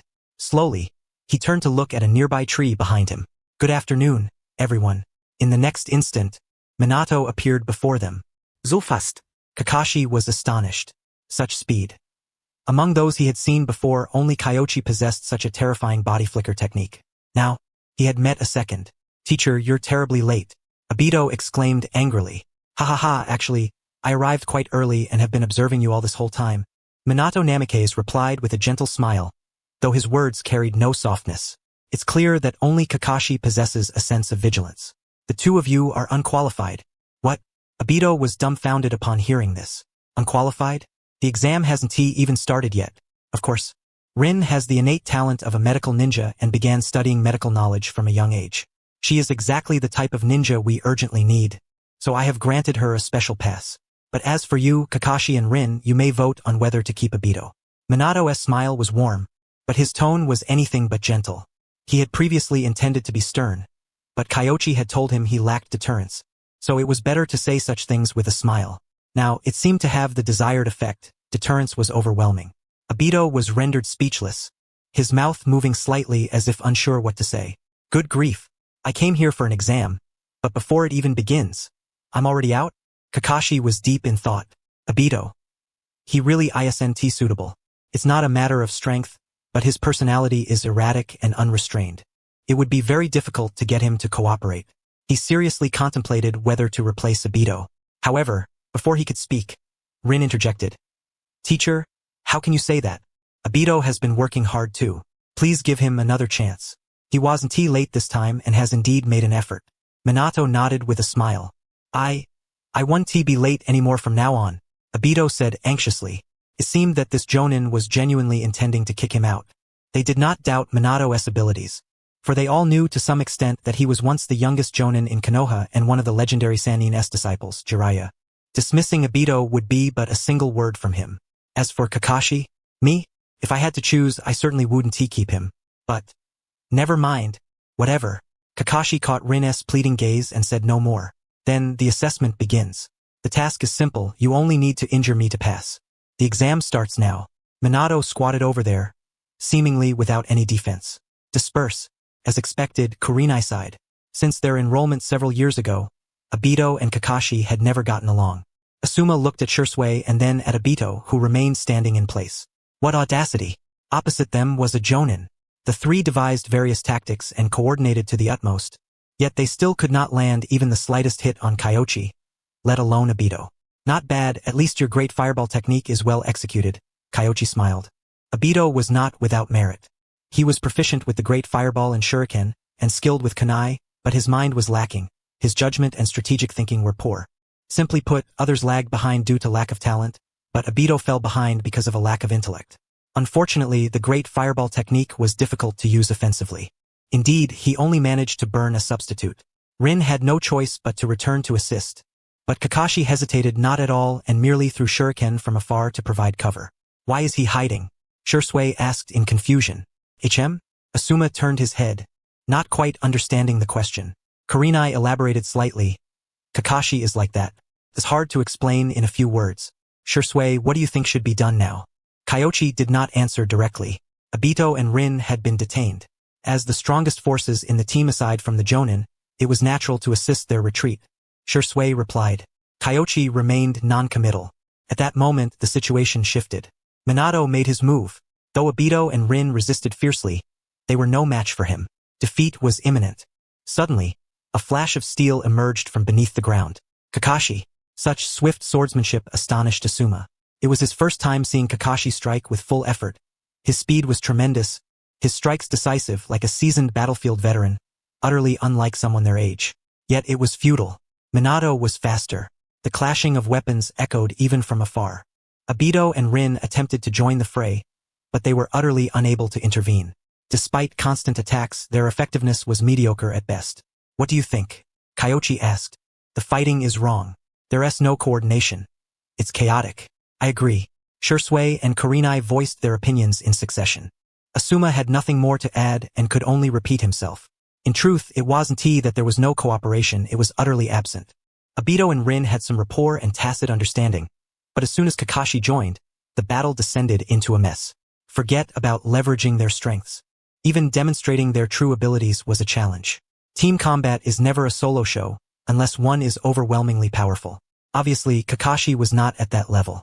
If the three of you were to go in, do you have confidence in defeating Kakashi and the others? Kyoichi asked. Seems doable, Asuma considered. Shisui and Kurenai also nodded gently. Kakashi was strong, but he was alone. If they could handle Obito and Rin first, then turn to Kakashi, would the three be defeated and all killed? Minato let them go in soon. Alright, I'll finish quickly so they don't exhaust too much chakra. The shadow clone said before dissolving. In the next moment, Minato's speed suddenly doubled. With a series of sharp clang-clang sounds, the headbands of Kakashi, Obito, and Rin were all knocked off. You three all unqualified. Minato's expression was stern. He looked at the three before finally fixing his gaze on Kakashi and saying, if this is how you view being a ninja, then I advise you to return to school. Do not go to the battlefield to harm others and yourselves. Kakashi clenched his dagger, glanced at Obito, and coldly snorted, clearly dissatisfied. Not satisfied? Fine. I invited Jonin Kyoichi and the first squad. You'll train with them and see how other teams operate. Minato was blunt. He was genuinely somewhat angry and began to understand why Kakashi was unwanted in the Chunin teams, forcing the third Hokage to assign him to reorganize his own squad. Such a temperament was unacceptable. Are you out of your mind? Jonin Kyoichi? The first squad? Kakashi was stunned. In the next moment, he saw Kyoichi arrive with three others. Asuma, Kurenai, and 5-year-old Shisui? Kakashi was immediately resentful. Shisui might be a genius, but he was also a prodigy, graduated at 5, became Chunin at 6, and had been a Chunin for 3 years. Such a team? He alone could handle it. I didn't want to come down at first, but you all fight so poorly, showing no sign of teamwork. I think it's time to teach you what a team really is, Kyoichi said, staring directly at Kakashi. Indeed, he was targeting Kakashi. Obito is foolish. And you're foolish too? No, Kakashi simply looked down on him, believing that cooperating with Obito would only drag down his own combat power. In fact, in previous missions, his decisions had always reflected this. He does whatever benefits the mission. Yet, in truth, many times his teammates are not beyond saving. So cold-hearted. Likewise, he overestimates himself. Kakashi noticed Kyoichi's gaze and snorted coldly, feeling a surge of resentment deep within. Let us begin. You all fight freely. I know some medical ninjutsu and can handle ordinary injuries, Kyoichi said calmly. Then, he instantly teleported away with Minato Namikaze. Charge. Kakashi did not hesitate. At school, he was the strongest among his peers. After several years, he did not believe he couldn't defeat the trio including Asuma. Neither side retreated. Instead, they formed formations, throwing shuriken to restrain each other while covertly observing and seeking an opening. Kakashi was not reckless. He was monitoring Obito, Rin, and the enemy's status and positions, but boom! After a smoke bomb exploded, the first squad of 3 teams rushed out from within the smoke. Shadow clones? Kakashi swiftly moved closer to Obito and the others, but clang! Tools clashed. Behind him, Zabuza swung his sword. The real one. Was the opponent planning a decapitation tactic? Kakashi evaded with taijutsu, quickly understanding their strategy in his mind. Decapitation? Perfect. He drew his white fang short blade and slashed toward Asuma. I'm coming. Obito's voice rang out as he formed hand seals and spat out a massive fireball. Kakashi cursed inwardly, forced to withdraw his offensive and evade. However, at that moment, he suddenly sensed something amiss. Only 2 people. Where was Yujito ni? Be careful. But it was too late. At that instant, within the line of sight of Obito, Rin, and Kakashi, cherry blossoms fluttered in the air. Falling cherry blossom illusion. Kakashi immediately dispelled the genjutsu, intending to help Obito and Rin do the same. At the same time, Zabuza and Asuma formed hand seals. Great fireball breakthrough. The raging flames surged toward Obito and Rin, who were caught in the illusion. Not holding back in the slightest. Cold sweat trickled down Kakashi's forehead.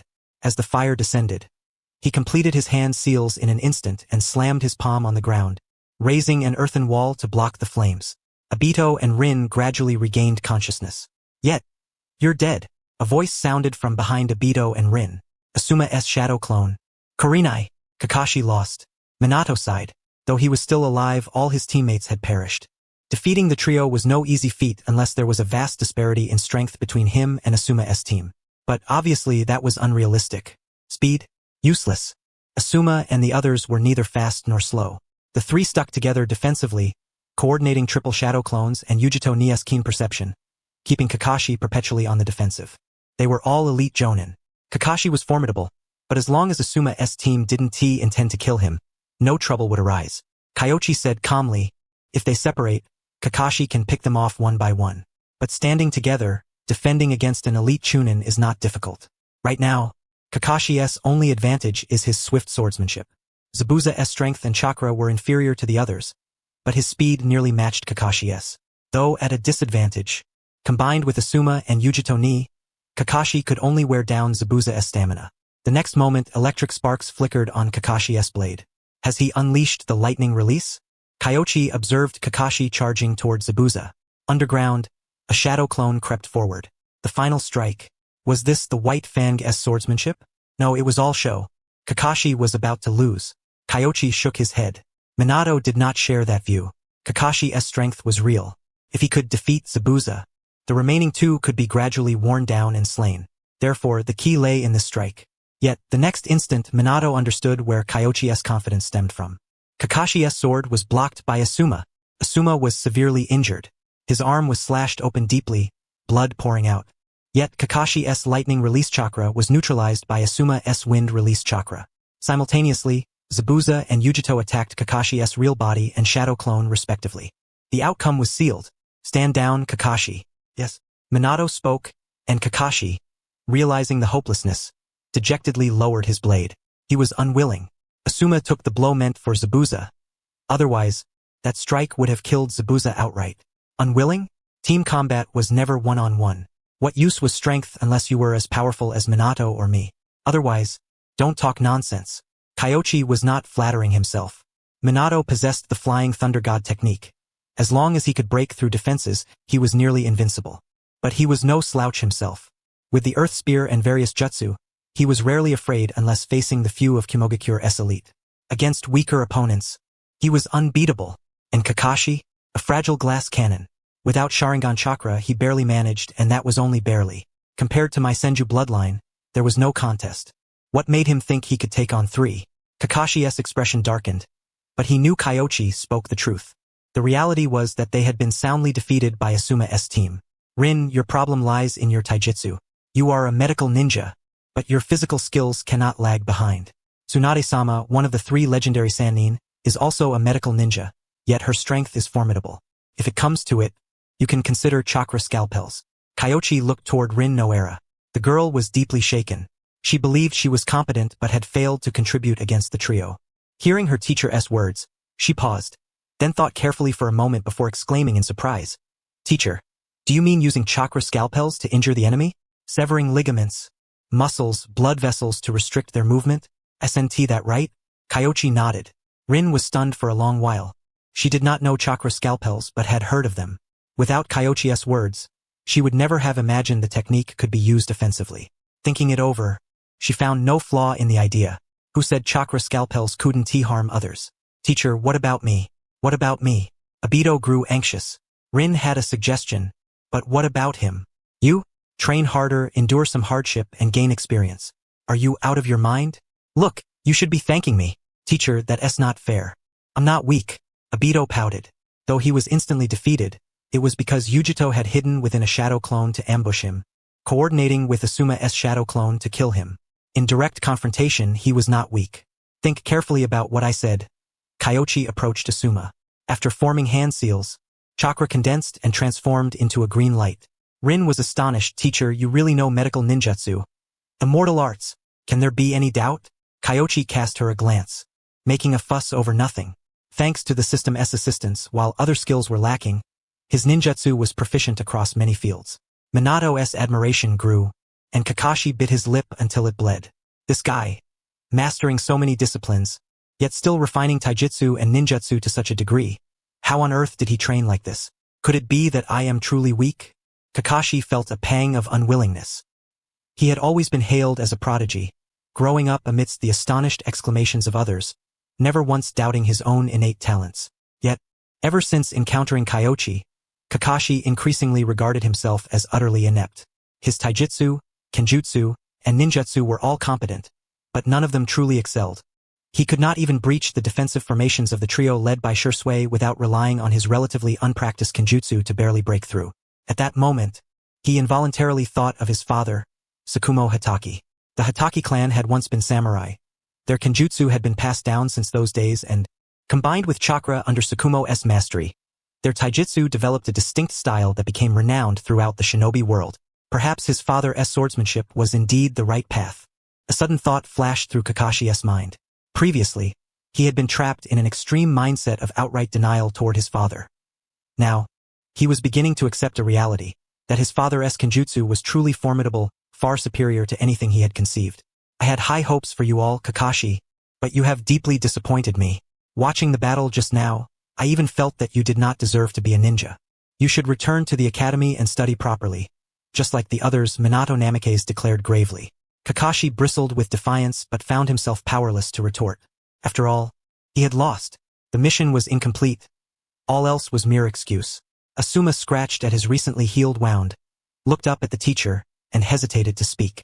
He was well aware. Kakashi had held back. Had it been a real fight, Kakashi would have unquestionably had the ability to kill him. Of course, the opponent would have died as well. But Kakashi was a chunin and Asuma merely a genin. To have come this far was hardly something to boast about, Asuma considered, feeling that there was no way to argue otherwise. Minato-sensei, please do not be angry. To send the chunin directly back to the academy would be too harsh. Perhaps just demote him and give them another chance at an exam, Kyoichi interjected, playing the role of the stern voice. Does he even deserve to be a ninja? Coordinating teammates' combat power and arranging tactics. These are the duties of a chunin. Has he accomplished any of this? What use is a high mission completion rate if no one wants to be on his team now? Minato Namikaze rebuked sharply. In truth, Minato could hardly refuse. Kyoichi's selfless assistance was already an immense kindness, especially since he bore no relation to either Kakashi or Tsukumo. His willingness to help was purely for the sake of Konoha. Kakashi was, after all, a prodigy. If only they could comprehend the painstaking efforts of their predecessors like Tsukumo Hokage, perhaps Konoha might soon have another exceptionally talented jonin. Of course, all of this was merely Minato's conjecture. Kyoichi's own thoughts were much simpler. Kakashi was stubborn and not so easily swayed. This move was merely to slightly heat that steel rod, preparing it for the future.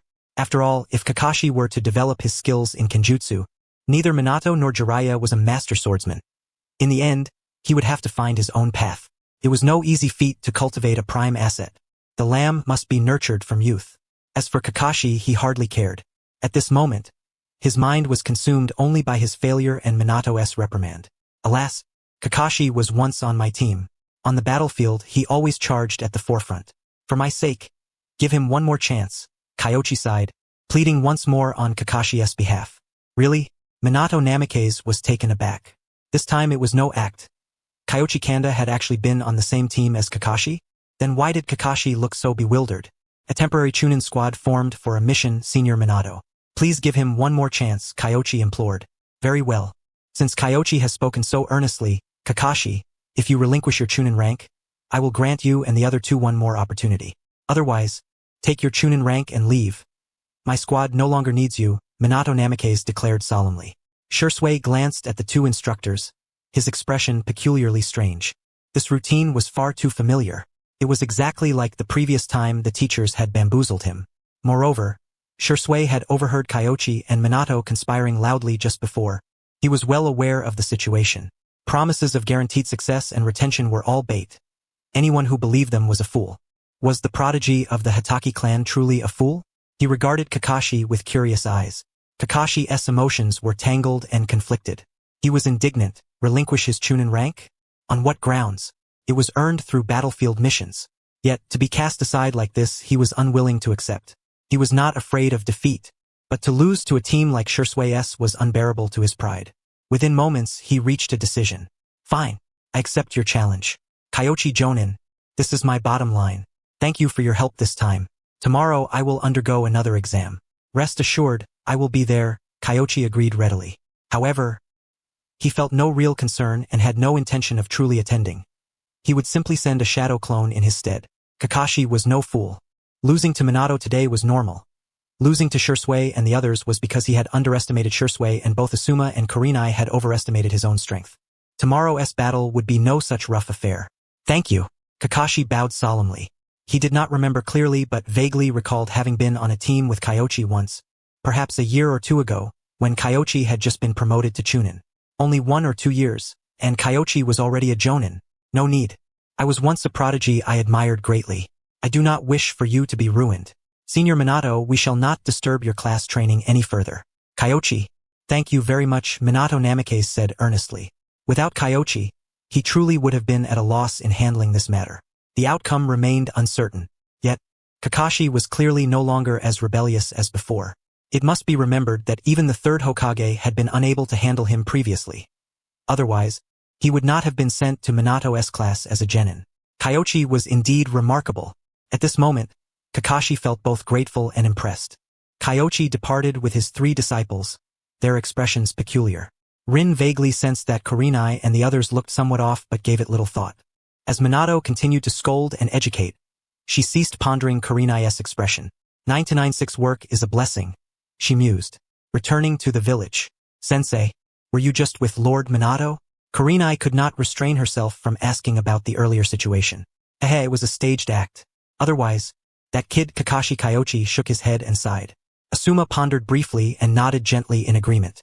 Indeed, Kakashi was quite difficult to manage.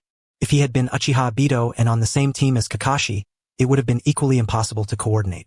Too strange. Shisui remained silent. After a few steps, he finally asked, did you really used to be on a team with Kakashi, sensei? About a year and a half ago, shortly after I was promoted to Chunin, I received a mission and temporarily teamed up with him. 2 teammates died during that mission. Why did that happen? Shisui was astonished. Such a high casualty rate? Kyoichi shook his head without elaboration. Kurenai whispered an explanation. Kakashi had experienced some things and believed that a ninja's duty was to complete the mission at all costs. So he would I see, Shisui said after a brief pause, quickly grasping the implication. The incident of White Fang's suicide. He had been only 1 year old then and knew nothing of the matter. He had only heard of it later when the clan disparaged the third Hokage. Enough. Regardless of the 7th division, starting tomorrow, our 1st division will commence missions. Remember to gather at the building in the morning. Dismissed. The earlier you grind missions, the sooner you earn money. Being a ninja is no easy feat. No matter what, money is always tight, especially when it comes to chakra weapons, which are notorious for draining funds. Although Kyoichi now possesses the Raijin sword, that weapon is ill-suited for Iajutsu. Therefore, it's best to save up some money. Starting tomorrow? Asuma was puzzled. It usually not this quick. The teacher probably wants us to complete more missions sooner, so we can accept C rank and above missions earlier. Shisui speculated. That's possible. Sigh, with wars raging continuously these past years, the teacher truly worries about us deeply. We must train diligently and live up to the teacher's expectations. I've made up my mind. Starting tomorrow, I'll run every day to hone my taijutsu, Sakura Haruno declared, clenching her fist with determination. Even if I can't become a taijutsu master like Lady Tsunade, I must at least not hold Asuma or Shisui back, and certainly not become a weak link like Rin due to poor physical skills.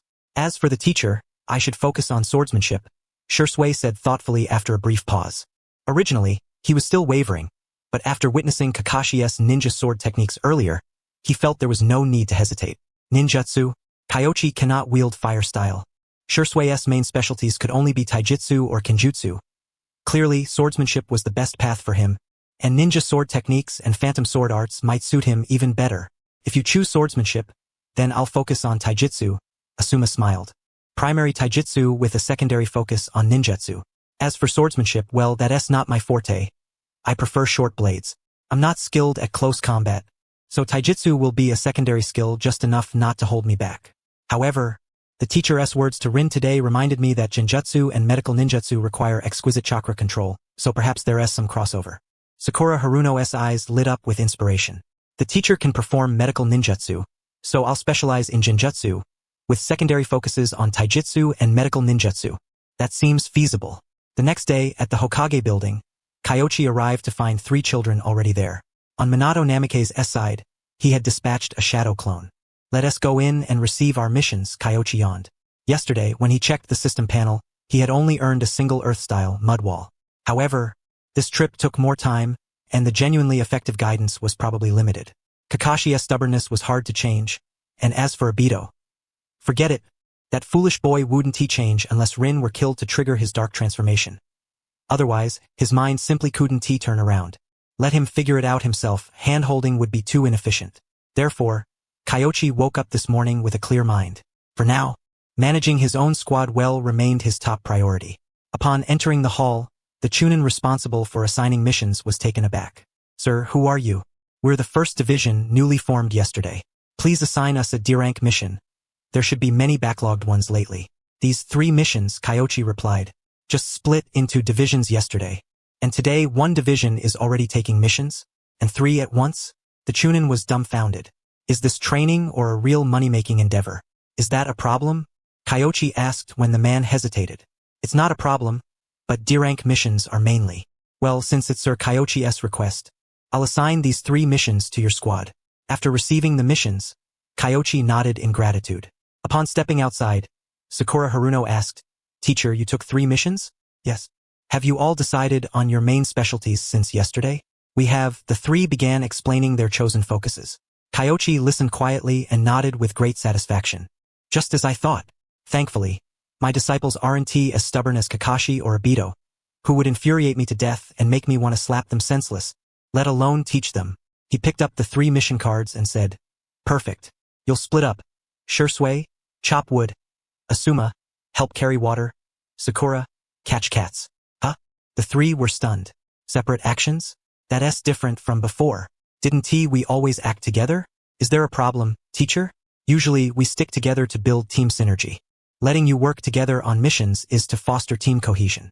You all consciously coordinate with your teammates, and you've considered teamwork in choosing your specialties.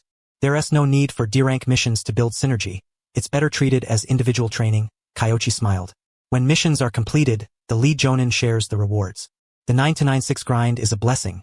Having 3 people do 1 mission wastes effort. Understood. Shisui's eyes brightened. Chopping wood hones swordsmanship. Carrying water strengthens the body.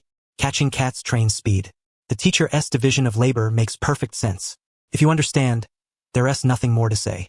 Go complete your missions. Shisui, Asuma, your tasks aren't difficult. The only concern is Sakura. I'll accompany her and step in if needed. Yes, teacher. The 3 were intelligent and quickly grasped Kyoichi's reasoning. Sakura's taijutsu was the weakest. However, since she specialized in genjutsu, which requires speed, reflexes, and stamina, cats were the most agile enemies among D-rank missions. Let us begin. Yes. The 3 dispersed. Kyoichi followed Sakura at a leisurely pace, contemplating whether to emulate the future Kakashi and purchase some entertainment products to pass the time. Following these children incessantly was rather dull. However, Jiraiya was still on the front lines, and his debut work, Willpower Ninja Chronicles, had yet to be released. Pity. The cat-catching mission required leaving the village, so Kyoichi needed to accompany Sakura. Still, D-rank missions wouldn't stray far from Konoha, and they arrived quickly. Sakura's speed wasn't impressive, but she had advantages. Her keen perception and knowledge of genjutsu meant that, with proper use, single-handedly catching cats wasn't difficult. The future of the Uchiha lies with me.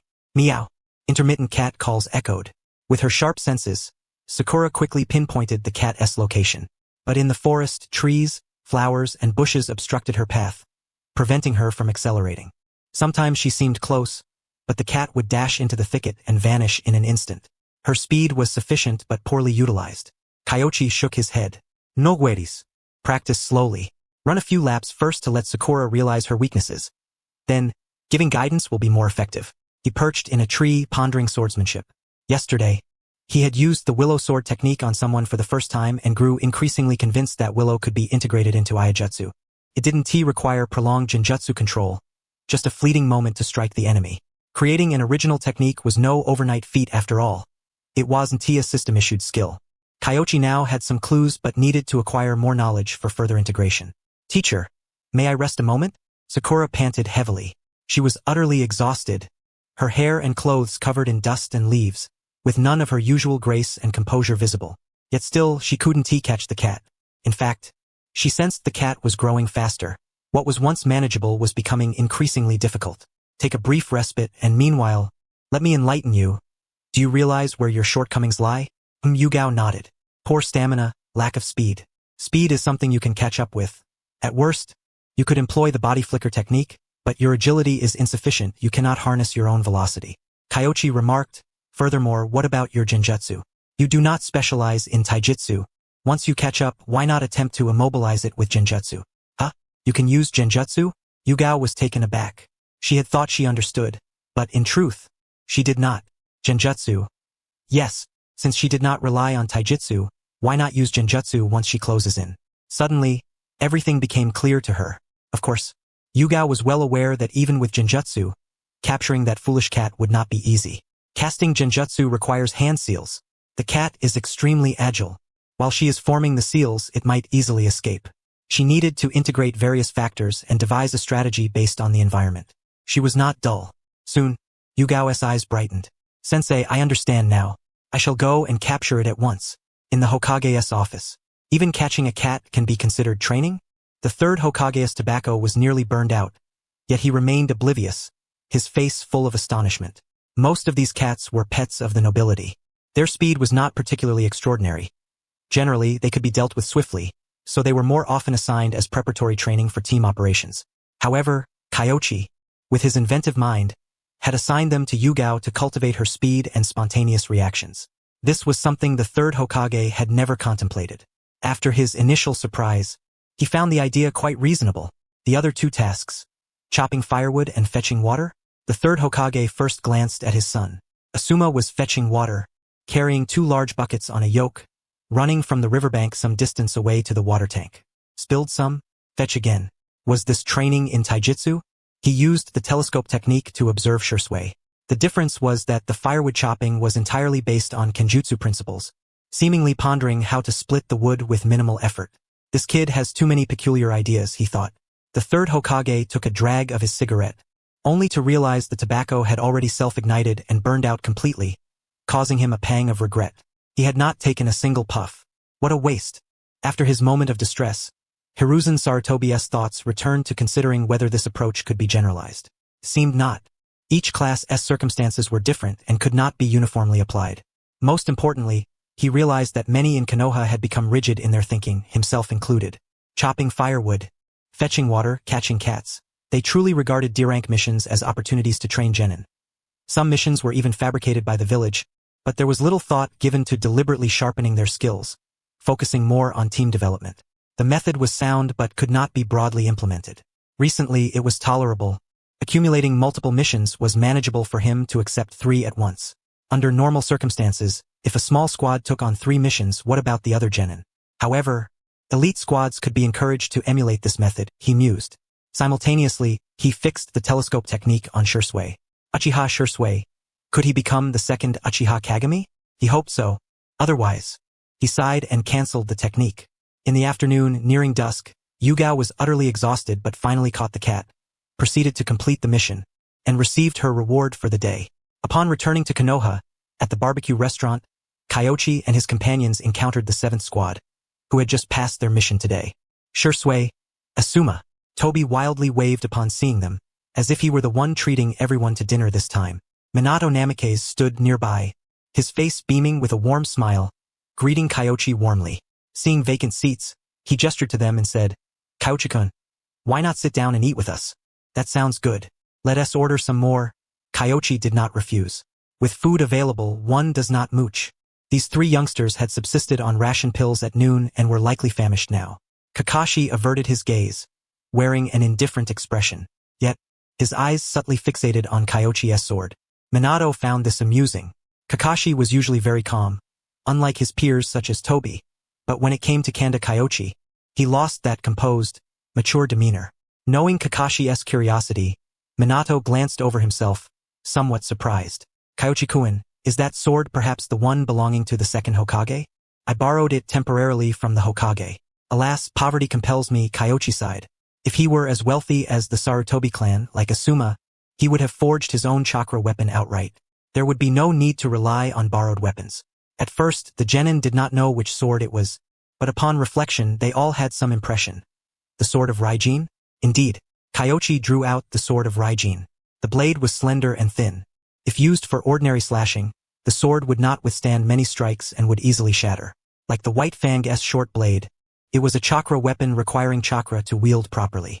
Shisui, well-versed in kenjutsu and familiar with the sword of Raijin, quickly recalled the circumstances of the previous test. The teacher had exerted no force whatsoever. The teacher alone was so formidable. Moreover, in Konoha, the Clan S members shut themselves away guarding the security team, growing increasingly arrogant. Utterly foolish. This was the sole thought in Shisui's mind. He had recently come to understand the Clan S mindset to some extent. They sought power and prestige, believing that as one of the village S founders, the Uchiha were entitled to share in glory and spoils. However, the times had changed. Not to mention Kyoichi's teacher. Even Minato Namikaze's, how many within the clan could rival him? The more Shisui observed, the more grateful he felt for his choice. Relying on those people, the Uchiha would perish sooner or later. Perhaps the family's future depended on himself and Tobi. The improved activation technique. Kyoichi cast a glance at Shisui and Tobi. These two were truly poles apart. Tobi was carefree at the moment, not overthinking anything.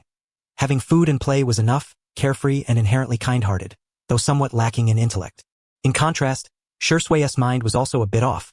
But after encountering Kyoichi, something seemed to have aligned, and he was not so foolish. Present, it appeared he had come to some realization. Kyoichi thought thus for a simple reason.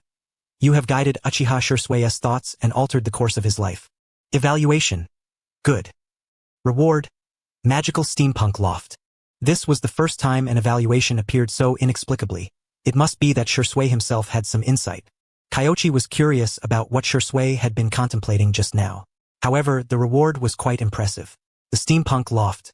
This was the summoning technique of the second Mizukage's beast, wasn't it? Could one really learn this? Kyoichi was slightly astonished. The principle and knowledge of the technique flashed through his mind. His expression somewhat peculiar. This technique, how to describe it, was an incomplete work. It created a mirage from thick fog to achieve the effect of genjutsu. The problem was, Kyoichi had yet to master fog-type genjutsu. It seemed he would have to find a way to acquire the fog concealment technique. He pondered silently.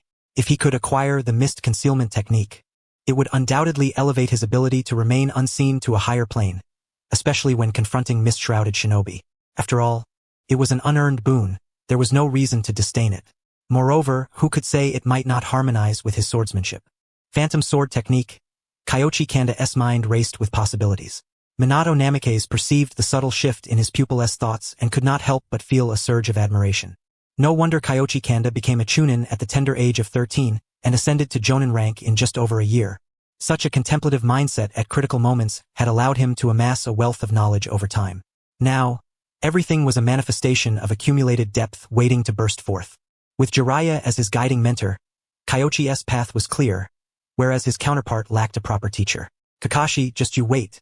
When I awaken my Sharingan, I will surely defeat you, he thought with determination. Lagging behind came the retort. Obito, there is no such thing as an absolute genius in this world. As long as you apply yourself diligently, think deeply, and train relentlessly, you have the chance to surpass Kakashi even without relying on the Sharingan, Minato said earnestly. Kyoichi was the quintessential example of a genius forged through effort. Unaware of the high regard in which Minato held him, Kyoichi continued to ponder the integration of swordsmanship with the illusions of the steam loft. Upon reflection, he realized that acquiring the mist concealment technique might not be strictly necessary. Perhaps the evaporation of water vapor from water-style ninjutsu could also conjure a certain mirage, albeit less stable. Yet, his primary focus remained swordsmanship. When speed reached a certain threshold, even the slightest misjudgment by an opponent could prove fatal, unless facing an overpowered foe like Kamui. Furthermore, as this was a deception of perception rather than conventional genjutsu, even the Sharingan might not be able to see through it. This held significant research value. After the meal, despite Minato's insistence, Kyoichi failed to pay the bill. He did not mind.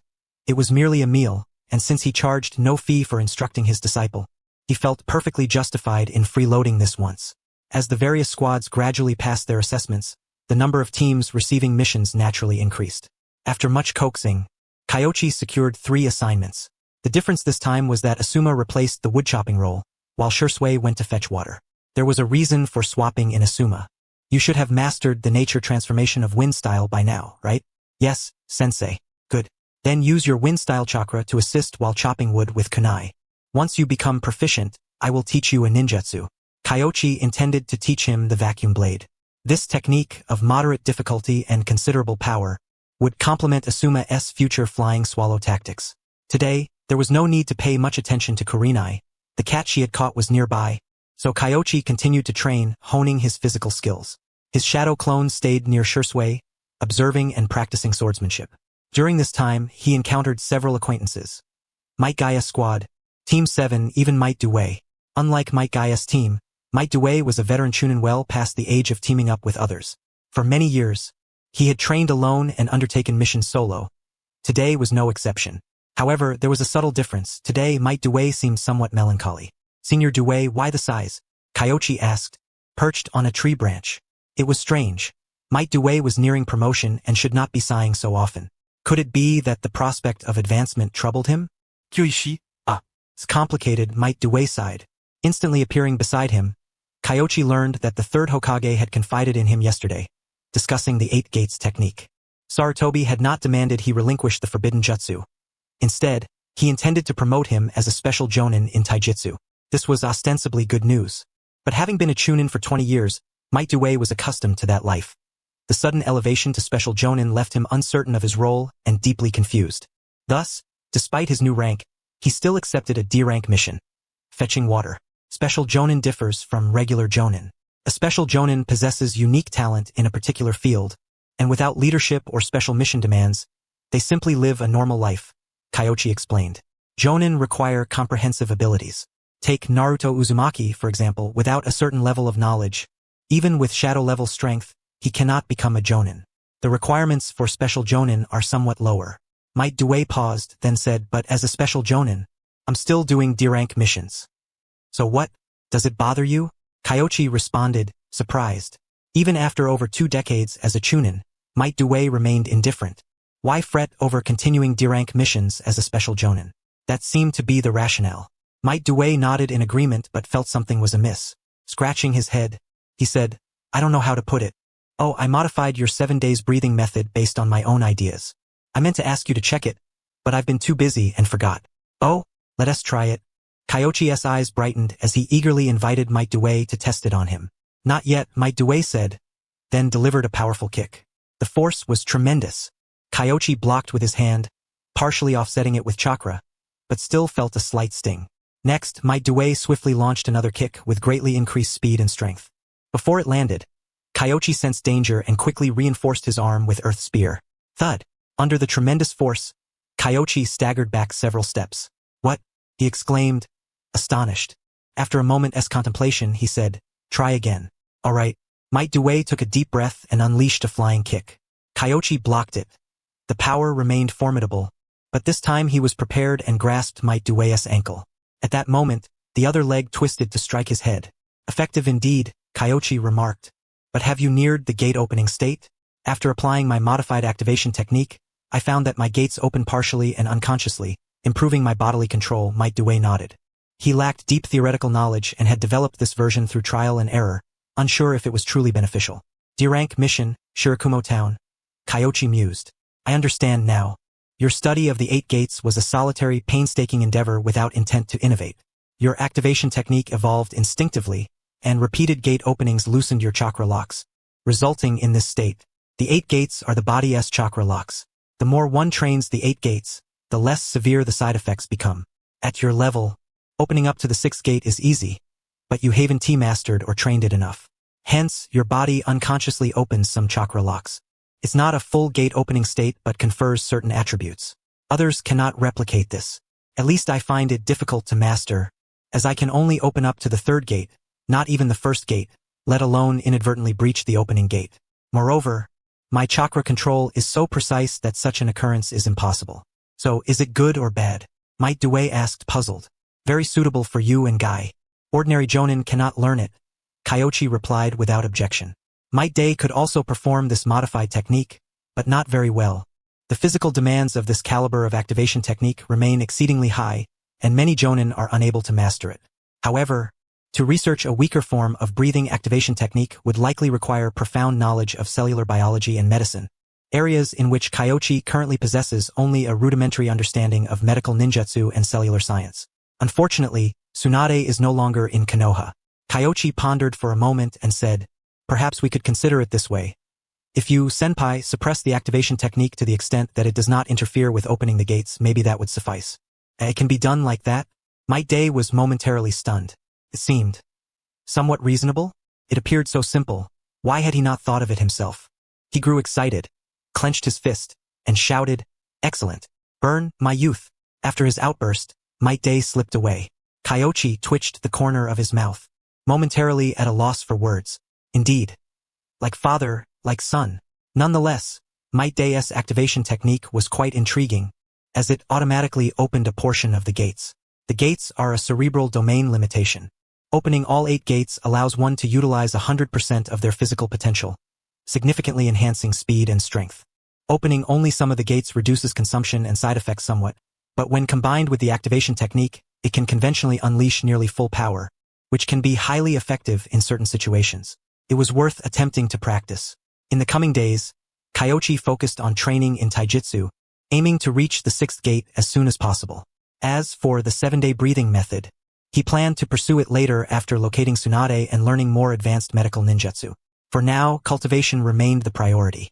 The team had just been formed. Everyone was honing their skills and mentoring their subordinates. Kyoichi maintained a pace of 3 missions per day but rotated the person he instructed daily. The rotation included Kurenai, Asuma, and Yamato. Asuma and Yamato were straightforward, one taught wind release, the other swordsmanship. However, Kurenai was more complicated. She only knew 2 genjutsu techniques, neither of which was likely to be mastered by her, and she was only proficient in 1 medical ninjutsu, the healing palm technique. Medical ninjutsu demands extensive knowledge accumulation and cannot be mastered overnight. Therefore, at present, the only technique Kyoichi could teach her seemed to be the improved version of the body flicker technique. But since Kurenai was willing to learn and put in hard work, that was sufficient. Moreover, daily instruction came with rewards. After more than 10 days, although no powerful ninjutsu had been acquired, several minor techniques had been learned, such as the Great Breakthrough and the Narakusai technique. The greatest surprise to Kyoichi was the improvement in swordsmanship proficiency. However, Lord Kyoichi, the 3rd Hokage, said that the accumulated missions before D rank are cleared. Now the number is quite limited. We really can't provide you with 3 missions. Really none? Only 1?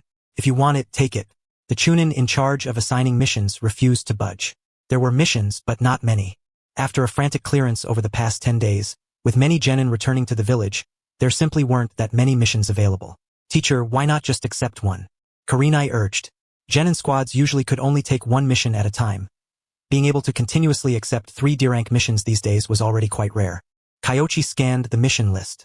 After these days of training, the 3, Kurenai, Asuma, and Yamato, had grown considerably, and there was little room for improvement on D-rank missions, since only 1 mission could be accepted. Teramoto-kun, in that case I'll take the C-rank mission, Kyoichi said, pointing to the mission list. Assisting with road repairs. Of course, unlike the Naruto Bridge in the Land of Waves, these road repair tasks were all due to war damage. Now that the war had ended, funds were allocated to help restore and reopen the trade routes, mainly to guard against highway bandits. C'est rank mission? That essay bit. Teramoto wouldn't dare assign that. However, Kyoichi slammed the Thunder God's sword onto the table, causing the man to tremble all over. Damn. Jonin or something else, he muttered, stunned for a few seconds before mustering courage to continue. New teams can't accept missions above C rank. No worries, we're strong enough. And those rules are for peaceful times. The rule about graduating at 12 years old no longer applies. Why bother with these now? Just give it, Kyoichi replied. Kyoichi was speechless. It had been less than a month of peace, yet the old rules were resurrected. When they graduated, he hadn't seen anyone care about these rules. Well, give him the mission. But Kyoichi, there's still some chaos outside. You need to be careful. Yes, give him this mission. The 3rd Hokage appeared. He pointed to a mission to assist in restoring Shirakumo Town. Shirakumo Town? Kyoichi had some impression of it. Located in the western part of the Land of Fire, it was not a battlefield but was close to the Kikyo Mountains. Alright, thank you, Lord Hokage. Kyoichi accepted the mission but pondered what the 3rd was really up to. He did not mind receiving a C-rank mission. Wartime and peaceful times were different after all. Although the peace was fleeting, who knew when war might break out again? Konoha was too weak now. However, the 3rd had indeed assigned a mission, which felt suspicious. Yet, Kyoichi said nothing further. After accepting the mission, Asuma and Kurenai smiled, but Yamato's face was more serious. The Uchiha had a guard squad and often patrolled the outskirts of Konoha, so he was not too affected by missions outside the village. Be careful. You can explore more in Shirakumo Town and patrol the surroundings, the 3rd Hokage hinted. Kyoichi waved his hand, took the permission to leave the village, and then set off. After leaving the village, everyone, don't forget to train while on the road. Do you still remember the taijutsu and the key points of the body flicker technique I mentioned earlier? We remember. The three replied in unison. The next moment, Kyoichi used the body flicker technique to speed up his travel, with the others quickly following. Since the war had just ended, the interior of the Land of Fire was relatively safe, with few bandits or robbers on the roads, so security was not a major concern. Furthermore, Kyoichi's speed was swift. After covering a certain distance, he would use chakra sensing to scan the surroundings, making him unafraid of any ambushes. He almost wished someone would dare attack to train Yamato, Asuma, and Kurenai's response capabilities. Unfortunately, no one did. Still, there was certainly something strange about Shirakumo Town. The Wandering Samurai, first battle. Northwest of the Land of Fire. This area was close to the Land of Rivers, the Land of Rain, and the Kikyo Mountains, making it a highly chaotic region. Yet, at the same time, it was an important trade route connecting several northwestern countries. Because of this, it was bustling. So this is Shirakumo Town? Asuma looked around, observing the unfamiliar town. Yes, I was here a few months ago. At that time, a team of sand ninja attacked this area but was repelled by us. Kyoichi nodded. After the war ended, the area began to gradually recover, and many trade routes were being rebuilt. However, because it was near the Land of Rain and the Land of Rivers, bandits and wandering ninja often appeared. Previously, the large Konoha ninja army's presence deterred them, so there was little cause for concern. But now that the army had withdrawn and there were only a few border patrols, the bandits had resumed their raids and plundering. The town chief had no choice but to issue missions. Kyoichi leaned against a wall, secretly employing chakra sensing. Found them. In the direction of the Land of Rivers. There was indeed a group of wandering samurai forming a band of thieves, and these samurai were quite bold, having looted several times and still lingering in the area.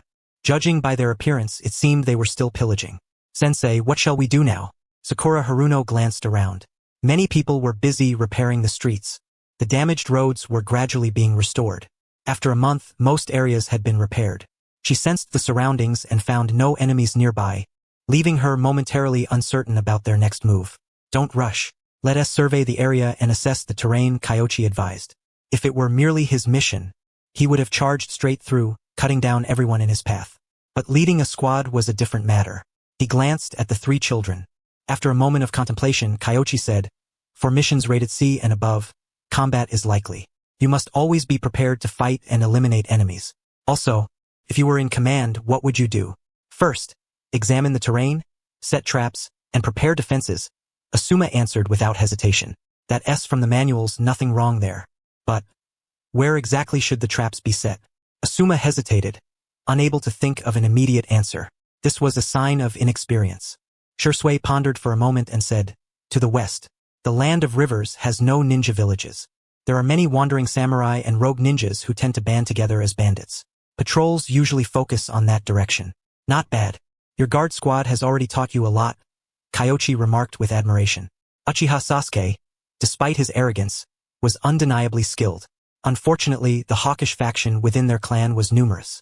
Especially after the Ninetales night, even Fugaku found it hard to maintain control. Kyoichi looked at the three and said, you will investigate the west and set traps. If you encounter enemies, decide for yourselves whether to engage. Remember what I taught you, generally it should be manageable. Understood. The three accepted their orders and departed. Kyoichi followed discreetly, simultaneously dispatching a shadow clone toward the people building walls and roads. Restoring Shirakumo Town required more than just driving off bandits. The ninja livelihood was not so easily sustained. Shisui and the others patrolled slowly, while Kyoichi pulled out a book to read, the book on cellular theory. He had borrowed it from the third Hokage and would occasionally peruse it during his spare moments. With the system's reward of basic medical knowledge, this book was not too difficult to digest. Recently, his activation technique had shown promise. The skin actually possessed a certain capacity for respiration, though it absorbed very little oxygen, insufficient to meet the body's needs. But what if cellular activity could be enhanced? If activated, could the skin's breathing improve, increasing oxygen absorption and overall bodily activation? Experiments confirmed it was indeed feasible. The higher the level of the 7-day breathing method, the stronger the skin's respiratory effect. Though it had yet to reach the 4th activation level, he felt confident in the direction he was pursuing. Additionally, by exploring downward limits, first activating skin activity, then gradually stimulating the blood and muscles, Perhaps even a rudimentary activation technique could be realized. The theory was sound. However, implementation was far from simple as comprehensive activation was lacking. Kyoichi had been diligently researching this. Of course, deep cellular study would have far-reaching applications for Hashirama cells, taijutsu, medical ninjutsu, and more. The potential gains were immense. After some time, Kyoichi closed the book and looked toward Sakura's direction. Have you spotted them? The enemies were still 2 to 3 kilometers away from Sakura, who had just been signaling with kunai and shuriken in hand. Kyoichi was not overly concerned. Their strength was sufficient. The real question was whether their first kill would go smoothly. His own presence was a safeguard against unexpected developments. The three regrouped and advanced toward the wandering samurai band. It was clear they had indeed located their quarry. 3 kilometers. Kyoichi considered teaching her chakra sensing in the future, though he wondered if she could master it. Chakra sensing differed slightly from Sakura's perception. Sakura's ability was tied to her strong mental fortitude, cultivated from childhood through genjutsu training, making her perception more precise within a small radius. Chakra sensing had a wider range but slightly less precision at close quarters. Each had its advantages. As the distance closed, the band of wandering samurai gradually revealed themselves. A group stained with blood, with pouches at their waists, clearly having plundered considerable wealth and likely having just slain someone. Shisui and the others hid within the forest where traps had been set. After a brief moment, En explosion érupted. what a waste. Kyoichi sighed. Those few detonation tags cost more than the reward for completing a C-rank mission. Only these second-generation ninjas could afford such extravagance. Normal civilians or genin would never have such funds. But it was their first time, so it was understandable. Careful, ninjas incoming. Amidst the chaos, Shisui's trio sprang into action. The old tactic, a mighty fireball, a breakthrough. Flames swept through, plunging the already disordered bandit ranks into further turmoil. Sakura, seizing the opportunity, hurled a handful of shuriken, instantly dispatching 2 or 3 foes. Blood and flesh splattered, the acrid stench of burning flesh pervading the air. The scene was harrowing. Charge. Asuma reacted promptly, gritting his teeth as he formed hand seals and expelled wind nature chakra onto his kunai. Vacuum blade. Then, clutching his kunai, he was the first to surge forward. I'll cover with genjutsu. Sakura's emotions surged, but she quickly regained composure, landing and forming seals. 3 kids. Kill them. The wandering samurai, seeing they faced 3 children, regained their fighting spirit. However, in the next instant, Shisui acted swiftly, arriving on the battlefield before Asuma. Employing shadow clone and transformation jutsu, he infiltrated the enemy ranks, combining body flicker techniques with precise blade strikes to assassinate silently. Retreat and regroup, or all of you will perish. The enemy adjusted their formation, standing back to back and drawing their samurai swords. Sakura unleashed her genjutsu. Simultaneously, Asuma closed in. His kunai sliced directly through a vital spot, the vacuum blade technique amplifying the strike to pierce the opponent's heart, splattering blood across his face. The next moment, 3 or 4 blades came swinging at him. No fancy moves, just strikes aimed at vital points. Asuma was momentarily stunned. Asuma. Sakura quickly threw shuriken. Shisui struck, killing 1 opponent. Yet, these wandering samurai showed no mercy. They refused to aid fallen comrades, determined to kill Asuma even if wounded or losing allies. Their murderous intent was fierce and unyielding. This was the battlefield. Their swordplay was swift, lacking finesse, fast, precise, ruthless, trading injury for injury. Asuma lost his composure, just as he was about to be struck. Clang! A blade's light swept through, shattering all the samurai swords aimed at Asuma's kunai into 2 pieces. The next moment, blood sprayed. Lady Tsunade, the formidable great toad. Agonized screams rose in succession. The assailants targeting Asuma now bore scorch marks on their wrists, the burns caused by lightning chakra reducing blood flow from their wounds. Asuma, close enough to see clearly, marveled. Such swift and precise swordsmanship. The force was perfectly controlled, just enough to disable their sword hands without excess strength. At the same time, Shisui eliminated his target. Bind them, take them back. Kyoichi did not reprimand further. Asuma gritted his teeth, retrieving ropes from his ninja gear pouch to tie up the surviving enemies. Afterward, they tidied the area, clearing away the corpses. Those individuals were draped in spoils plundered from their victims. Some even carried freshly slain chickens and ducks tied at their waists, blood still dripping from them. Along the way, the few who remained alive begged for mercy incessantly, yet no one paid them any heed. Eventually, cloths were stuffed into their mouths to silence them. The world grew quiet. Sensei, I am sorry. If it weren't for me. Asuma stepped forward to apologize. Had he not been distracted, there would have been no need for the teacher to intervene. With their strength, they could have easily dealt with these desperate marauders. You should apologize to your comrades. On the battlefield, if you were startled for a second or two and suffered a heavy blow, you would not only lose your combat effectiveness but also become a burden to your team, Kyoichi said calmly. Asuma snapped back to reality, turned, and bowed deeply to Kurenai. She quickly stepped aside and continued, Sensei, I also bear great responsibility for Asuma's predicament. If her genjutsu had been deployed in time, she could have controlled those men. They are mere warriors, incapable of dispelling illusions. However, at that moment, she panicked and lost her composure. And Shisui? Kyoichi inquired. I intended to attack them to force a retreat, but unexpectedly, they did not come to their comrades' aid.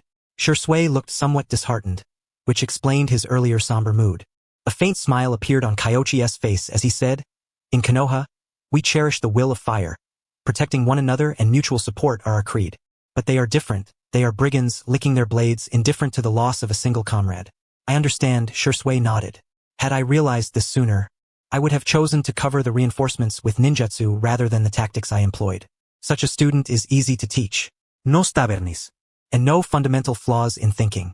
If it had been someone like Kakashi or Obito, they would have been infuriated to death.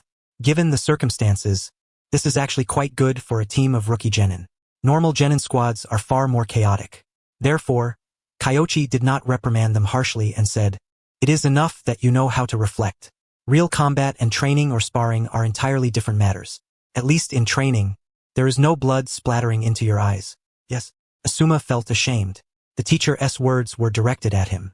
The momentary daze he experienced was partly due to blood in his eyes, and naturally, he was truly frightened.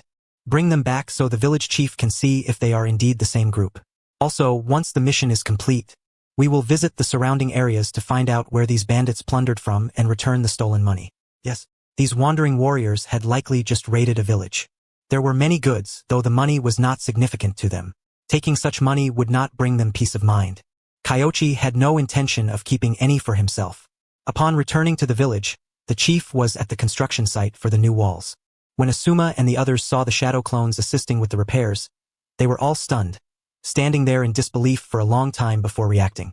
Then, Chief, when we were patrolling, we encountered these wandering warriors. Are they the bandits who robbed Hakumo town? Yes, that's them.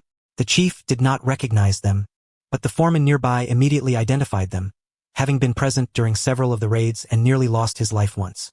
Kyoichi nodded. Then we have the right people. He instructed Shisui to hand them over and then looked around, saying, Asuma, help them with the repairs while I survey the surroundings. Yes. Asuma did not object. Although they were all from distinguished families in Konoha, tasks such as fetching water and farming were no different from those of others. That is the way of the ninja, so they felt no shame. Kyoichi left the shadow clones behind and proceeded into Hakumo town.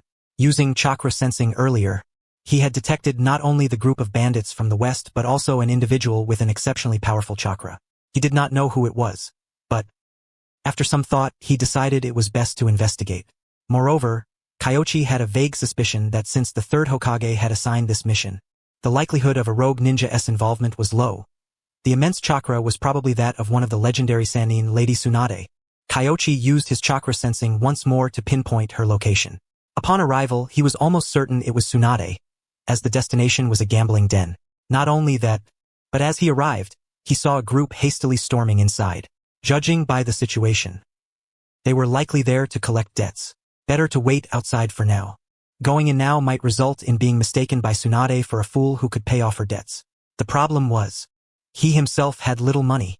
Although he had earned some from mission shares this month, it was but a drop in the bucket compared to Tsunade's debts. Kyoichi sat atop a rooftop, chewing on a blade of grass, observing the scene. After a while, a woman climbed out of a window on the opposite side of the gambling den, followed closely by a little girl. What a miserable existence, he murmured softly. Shizen had left the village with Tsunade when she was about 5 or 6 years old. For the past 3 years, she had likely been living such a life. But what about the pig repeatedly used as collateral? Had it not been raised yet? Kyoichi watched for a while longer and saw a group of people chasing after Tsunade and company. Yet, those pursuers were ordinary folk. And when it came to pursuit and concealment, they were no match for ninjas. After a turn, coupled with a transformation jutsu, gone, no trace. Chasing Tsunade's debts was truly a difficult task. Kyoichi sighed inwardly. If the debt collectors had been ninjas, they might have gotten beaten up instead. At that moment, he sensed a figure approach from behind. You brat. Seeing me being chased and not coming down to help, just hiding here watching the show. Huh? Turning around, it was indeed Lady Tsunade. Wow, what a dazzling necklace. Kyoichi quickly averted his gaze and said, Lady Tsunade, you will be fine. I am but a poor man. If I came down, I could not repay the debts. Besides, I have already paid a portion, and next time you will still gamble. One to you? One of his principles was never to lend money to gamblers, even if the person was Lady Tsunade. Humph. Tsunade did not retort but glanced at him a few times before turning her head and snorting coldly. Gambling is so much fun? The little silver-haired brat the teacher spoke of was surely as dull as his great-uncle. Lady Tsunade, where are you going? Shizun jumped up, only to see a silver-haired youth sitting beside Tsunade. When they turned their heads, their features bore a striking resemblance. Tsunade paid no attention but said sideways, Brat, how about coming down for a drink? Have you lost all your money? As expected, so irritating. You just can't handle the gambling. Inside the tavern, Tsunade and Shizun sat side by side, opposite Kanda Kyoichi, with 2 bottles of sake on the table. Brat, you're barely in your teens. It's better to refrain from drinking and focus on your training. Tsunade pulled all the sake toward her side. Kyoichi was left speechless. If he wanted another bottle, he could have asked directly. He was not stingy. He could not repay his debts, but he could still afford to buy drinks. Lady Tsunade, he is... Oh, I forgot to tell you, this is Kanda Kyoichi, whom the old man mentioned in a letter a few days ago. Well, you could say he is a distant relative. After a gulp of sake, Tsunade's tone softened somewhat. Though this kid speaks so earnestly it's annoying, he is decisive when it comes to treating others, which I admire. So it was a missive from the Hokage himself. No wonder he specifically assigned me to lead this mission. Lead the team? Tsunade paused momentarily, scrutinizing Kanda Kyoichi a few times before realization dawned. You're a jonin now? Yes, I was just promoted, Kyoichi nodded. Tsunade stared for several seconds, her expression darkening slightly as she lowered her head and took several hearty gulps. Shizun observed curiously for a moment, then nodded softly. Indeed, he is one of the clan. However, Kyoichi's demeanor seemed more akin to the second Hokage rather than the first. She mused silently. Tsunade finished 1 bottle, then picked up another and poured herself a glass before speaking again. So the old man wants you to persuade me to return? No, not at all. I didn't even know I would encounter you, Kyoichi replied. In truth, he was pondering this himself. Though he had entertained the idea of leveraging Tsunade's skills to learn ninjutsu, he had no immediate intention to act on it. But that was his thought. The third Hokage surely remained unaware. What does he mean by that? Didn't he say? Humph, I understand, Tsunade sneered coldly, reaching for the bottle to pour Kyoichi a drink. Sorry, I don't drink. Although most alcohol in the shinobi world was rather mild, Kyoichi had abstained from drinking in his previous life and had no desire to imbibe now after crossing over. Tsunade was taken aback briefly, then poured herself a glass again. After finishing it, there was a loud crack. The bottle shattered, and the remaining liquid seeped from the fissure. Shizun jumped in surprise.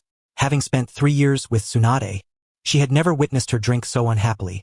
Even when she hadn't accompanied her to drink before, this had never happened. What's going on? I'm done. It's no fun. Let us go. Tsunade donned her green jacket and left her seat, clearly in a foul mood. Kyoichi followed thoughtfully. Judging by her mood, it seemed the third Hokage had discussed some matters with her. Although he himself had not received any assignment, it appeared the third sought to use him as a bridge to coax Tsunade back to Konoha. Moreover, encouraging him to maintain contact with Tsunade would strengthen his ties with the Hokage's faction. TSK. Kyoichi rose and trailed behind. Tsunade walked a few steps, crossing the street near where Asuma and others were working. She then found a spot by the roadside with a railing and gazed at 3 children toiling not far away. The teacher's child? The other 2, one seemed to be from the Uzumaki family, and the other. The short one is from the Uchiha family? Yes. Uchiha Shisui, descendant of Senior Kakashi, just over 5 years old this year. Senior Kakashi? No wonder. Kid, do you aspire to become Hokage? Tsunade's words were somewhat disjointed, but her question was earnest. Kyoichi understood she was probably thinking of Shigure. After a moment's thought, he shook his head. No. I'm not interested in the position of Hokage. To be frank, I just want to be a teacher. Oh? Tsunade was somewhat surprised. This answer exceeded her expectations. Yet she could sense Kyoichi's genuine disinterest in the Hokage title. Her interest piqued, and she cast aside her own thoughts. Why? Being Hokage is exhausting. If you become Hokage, you have no time for yourself. Of course, that's just how I feel now. Perhaps my view will change in the future. Kyoichi spoke candidly. Tsunade smiled, tucking her hair behind her ear and turning to look at him, then sighed. The Senju clan has long since merged into all of Konoha. I never imagined that after so many years, there would still be someone capable of awakening the Senju's power. And you truly resemble the second Hokage. My grandmother seems quite like the second Hokage, Kyoichi said naturally. No, I mean your personality and style, Tsunade replied lightly. As a child, she had occasionally clung to Senju Tobirama, but even when bothered, Tobirama studied ninjutsu, read books, and pondered problems with meticulous seriousness. He bore no bad habits and was very disciplined, completely unlike the first Hokage. Shizune was astonished. Kanda Kyoichi had awakened the Senju bloodline? No wonder. She had wondered why Tsunade had said she was going to visit the Land of Water, but then abruptly returned to Shirakumo town. Turned out she was waiting specifically for Kanda Kyoichi. Moreover, he was truly similar to the second Hokage. Gifted and having become a jonin at only 15, truly remarkable.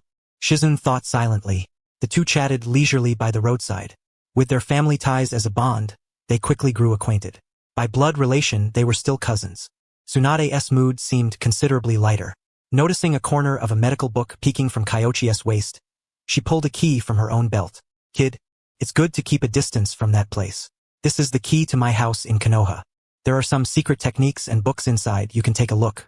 I 1TB returning to Konoha. Tsunade tossed the key to him, then leaned against the railing. Kyoichi glanced briefly, hastily averting his gaze. Although clearly looking seriously, his eyes always drifted back there. He took a deep breath to dispel the image and then said solemnly, "It's fine for you to unwind outside, but gambling constantly isn't good. Is it? As far as I know, both you and the first Hokage have rather poor luck with gambling. Hey kid, I just praised you a moment ago, and now you start again?" Tsunade gritted her teeth. Casinos are full of trouble. Someone like you with bad luck and poor gambling skills is just a money pit. Kyoichi shrugged. As he spoke, a card flicked out from his sleeve, rapidly shifting beneath his fingertips. From the front, no one could discern what was happening. This was nothing. For Kyoichi in his previous life, sleight of hand was extremely difficult, but after reincarnation with his ninja speed, it was effortlessly easy. Tsunade's eyes narrowed. Then she looked at Shizune. Shizune touched her pouch. The cards belonged to them. Kid, you're quick. Tsunade's eyes brightened. I wouldn't have guessed you could play cards. These are all tricks. Also, for this kind of thing. Kyoichi demonstrated the sleight of hand of switching a card beneath the deck. Then he gathered the cards and said, Tsunade-sama, you can't get away with cheating at the casino. No way. Little Kyoichi, you're absolutely right. Casinos are too dangerous. I can't handle it. Show me a few more moves so I can prepare defenses. What if it's dice? Tsunade's eyes gleamed. Her tone and manner changed. That's called reality. Kyoichi was speechless. You want to prepare defenses? Clearly, you just want to learn a few tricks for backup. You'll cheat against me? Kid, that look in your eye? I swear I'll beat you to death. Tsunade clenched her fists, her gaze hostile. Joke, Tsunade-sama. Your expression doesn't look like you're learning to defend. Shizune kindly interjected to defuse the situation. She had said such things many times before and did not care if Tsunade got angry. Tsunade glanced at her, then back at Kyoichi. Noticing their similar expressions, she folded her fists and snorted coldly. Gambling is a sacred pursuit. Cheating is an insult to my character. I believe that. Kyoichi returned the cards to Shizune and calmly echoed. Tsunade's expression softened. She smiled and said, but I don't cheat. I just observe others. If some fool tries to cheat in front of me, I can catch them and make them pay my debts. Shizune stared at Tsunade in astonishment, pondering for several seconds but finding no flaw. However, in the next moment, Kyoichi spoke with disdain. Are you overthinking things? With your luck, anyone who knows your name wouldn't resort to cheating. You brat, looking for a fight. Huh. Bang. A single punch cracked the mountain wall beside the road. Tsunade's expression darkened. Those words. No need to cheat? You think you can earn your money with your eyes closed? This brat, repeatedly provoking her gambling skills, clearly had no regard for the title of Sannin she bore. Don't believe me? Let us bet the simplest game, guessing cards and points. Kyoichi reached out and took back the deck. Humph, brat. I'll show you that winning Tsunade's money isn't so easy. By the roadside, the two began dealing cards. Shizune watched in stunned silence. What kind of development was this? She fixed her gaze on the game and saw that Kyoichi hadn't even revealed his cards. Instead, he placed 2 cards face down on the ground. Tsunade glanced over and a smile crept onto her face. Don't look. It's a guaranteed win, no need to peek. Just reveal them later. Ah, damn it. Tsunade's mouth twitched. She wished she could punch this kid into oblivion. It was infuriating. Then she signaled Kyoichi to flip the cards. Kyoichi revealed his 2 cards.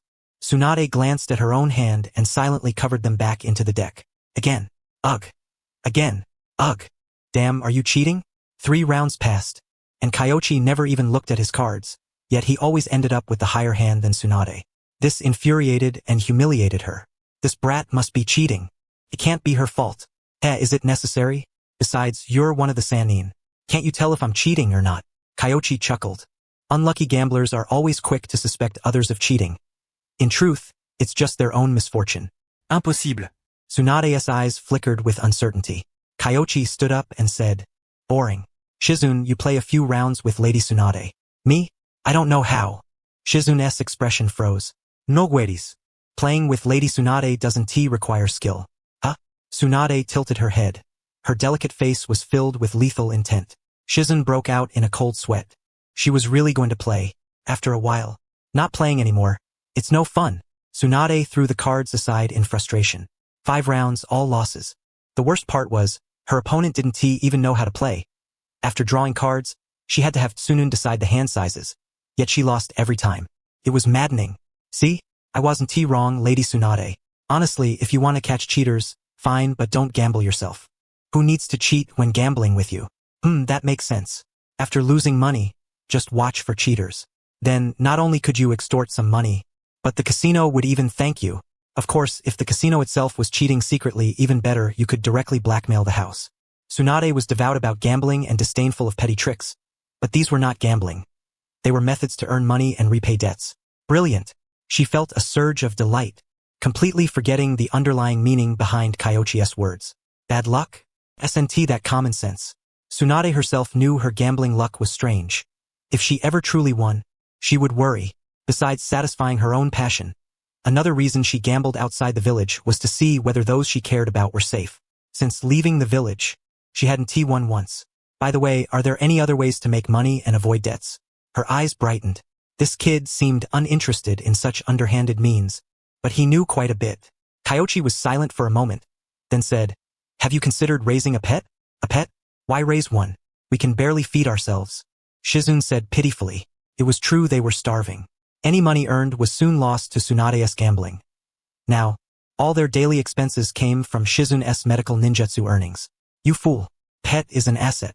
If someone comes to collect debts, I can give them the pet instead and that settles it. Then it can come back to me. Perfect. But the pet needs training, preferably chakra sensitive. Tsunade's quick mind immediately devised a complete plan. The Sannin were all clever.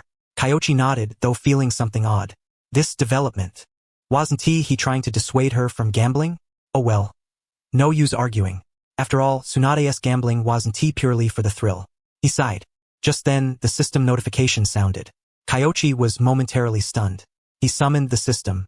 In the mission log, 1 entry remained unread. This was the reward from the combat training he and Shisui had completed earlier. Completed combat Will of Fire tutorial. Rating, excellent. Reward, illusionary darkness technique. However, the next entry left him speechless. Completed sleight of hand, debt repayment lesson. Rating, good. Reward, body chaos rush. Really? That works? That move seemed quite practical. Alright, although the lesson topic was unusual. He glanced at Tsunade with a wave of emotion. Tsunade stood by the railing, gazing into the distance. Suddenly, she sighed and said, Kid, if life gets tough for you in the village, come find me. Just don't die. Don't worry, I understand. Kyoichi waved his hand. He naturally understood her meaning. Konoha seemed peaceful on the surface, and the Senju clan were great contributors to the village, but in reality, not so much. Not to mention Hiruzen Sarutobi. Danzo secretly oppressed and mistrusted the Senju clan. Tsunade understood this well but kept silent. Now that Kyoichi had awakened the Senju constitution and become a jonin, if he earned merits in future wars and gained prestige, he might even contend for the 4th Hokage position. But would Hiruzen or Danzo agree to that? Tsunade thought unlikely.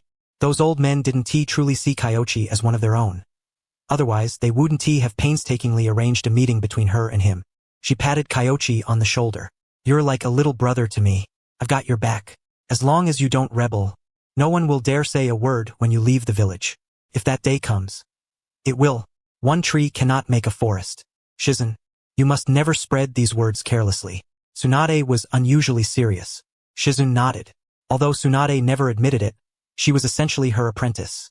If such words spread, it would be bad for both Tsunade and Kyoichi, so she dared not speak recklessly. Brat, I am leaving. Tell that old man not to look for me. I'm not planning to go back. Not leaving without a meal.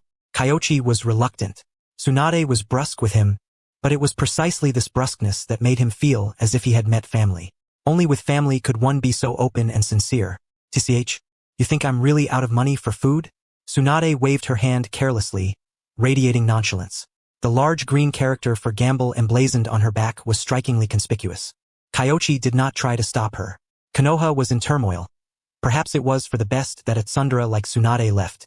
Kyoichi lowered his head, staring thoughtfully at the key in his hand. After a brief moment, he clenched the key tightly, placed it into his ninja tool pouch, and turned to make his way toward Choji and the others. Upon the hilltop of Shirakumo town, Tsunade stood at a vantage point, gazing at Kyoichi's retreating figure. Her eyes brimmed with a complex array of emotions. It was only after Kyoichi vanished behind the enclosing wall that she let out a sigh. If Shigeru were still alive, he might have already become a jonin. Does he resemble Shigeru? Shizen asked curiously. Not really. He is more like the second Hokage than Shigeru. Tsunade shook her head. Yet, she couldn't help but think of Shigeru, for the age gap between Shigeru and Kyoichi was minimal, only a few years apart. However, it was merely a fleeting sentiment. Tsunade-sama, you mentioned earlier that Konoha's current situation is precarious, and it's likely that other ninja villages will launch probing attacks. If war were to erupt again, would you return? Shizen inquired. The war with Sunagakure had concluded, but according to Tsunade, that was just the beginning. Since the demise of Senju Tobarama, skirmishes of varying scale between Konoha and other villages had never ceased. Though the battles among the Sannin and Hanzo calmed tensions for a couple of years, conflicts soon flared anew. Over these years, Tsunade had traveled extensively and was well aware of the surrounding great nations' attitudes toward Konoha. They all longed for its defeat. Peace would not endure for long. If I return, what more can I do? We shall see when the time comes, Tsunade replied, shaking her head. The third Hokage had sent Kyoichi to find her, clearly hoping to use him to resolve the emotions weighing on her heart and to draw her back to serve Konoha. Yet Tsunade suffered from hemophobia, a fact few were aware of. Even if she returned, what difference would it make? Tsunade turned and left. Kyoichi glanced back, confirming that she had truly departed. Though somewhat regretful, it was clear she was not in a state to be questioned extensively. Attempting to cure her hemophobia was utterly futile. Shigeru and Kato had only been dead a few years.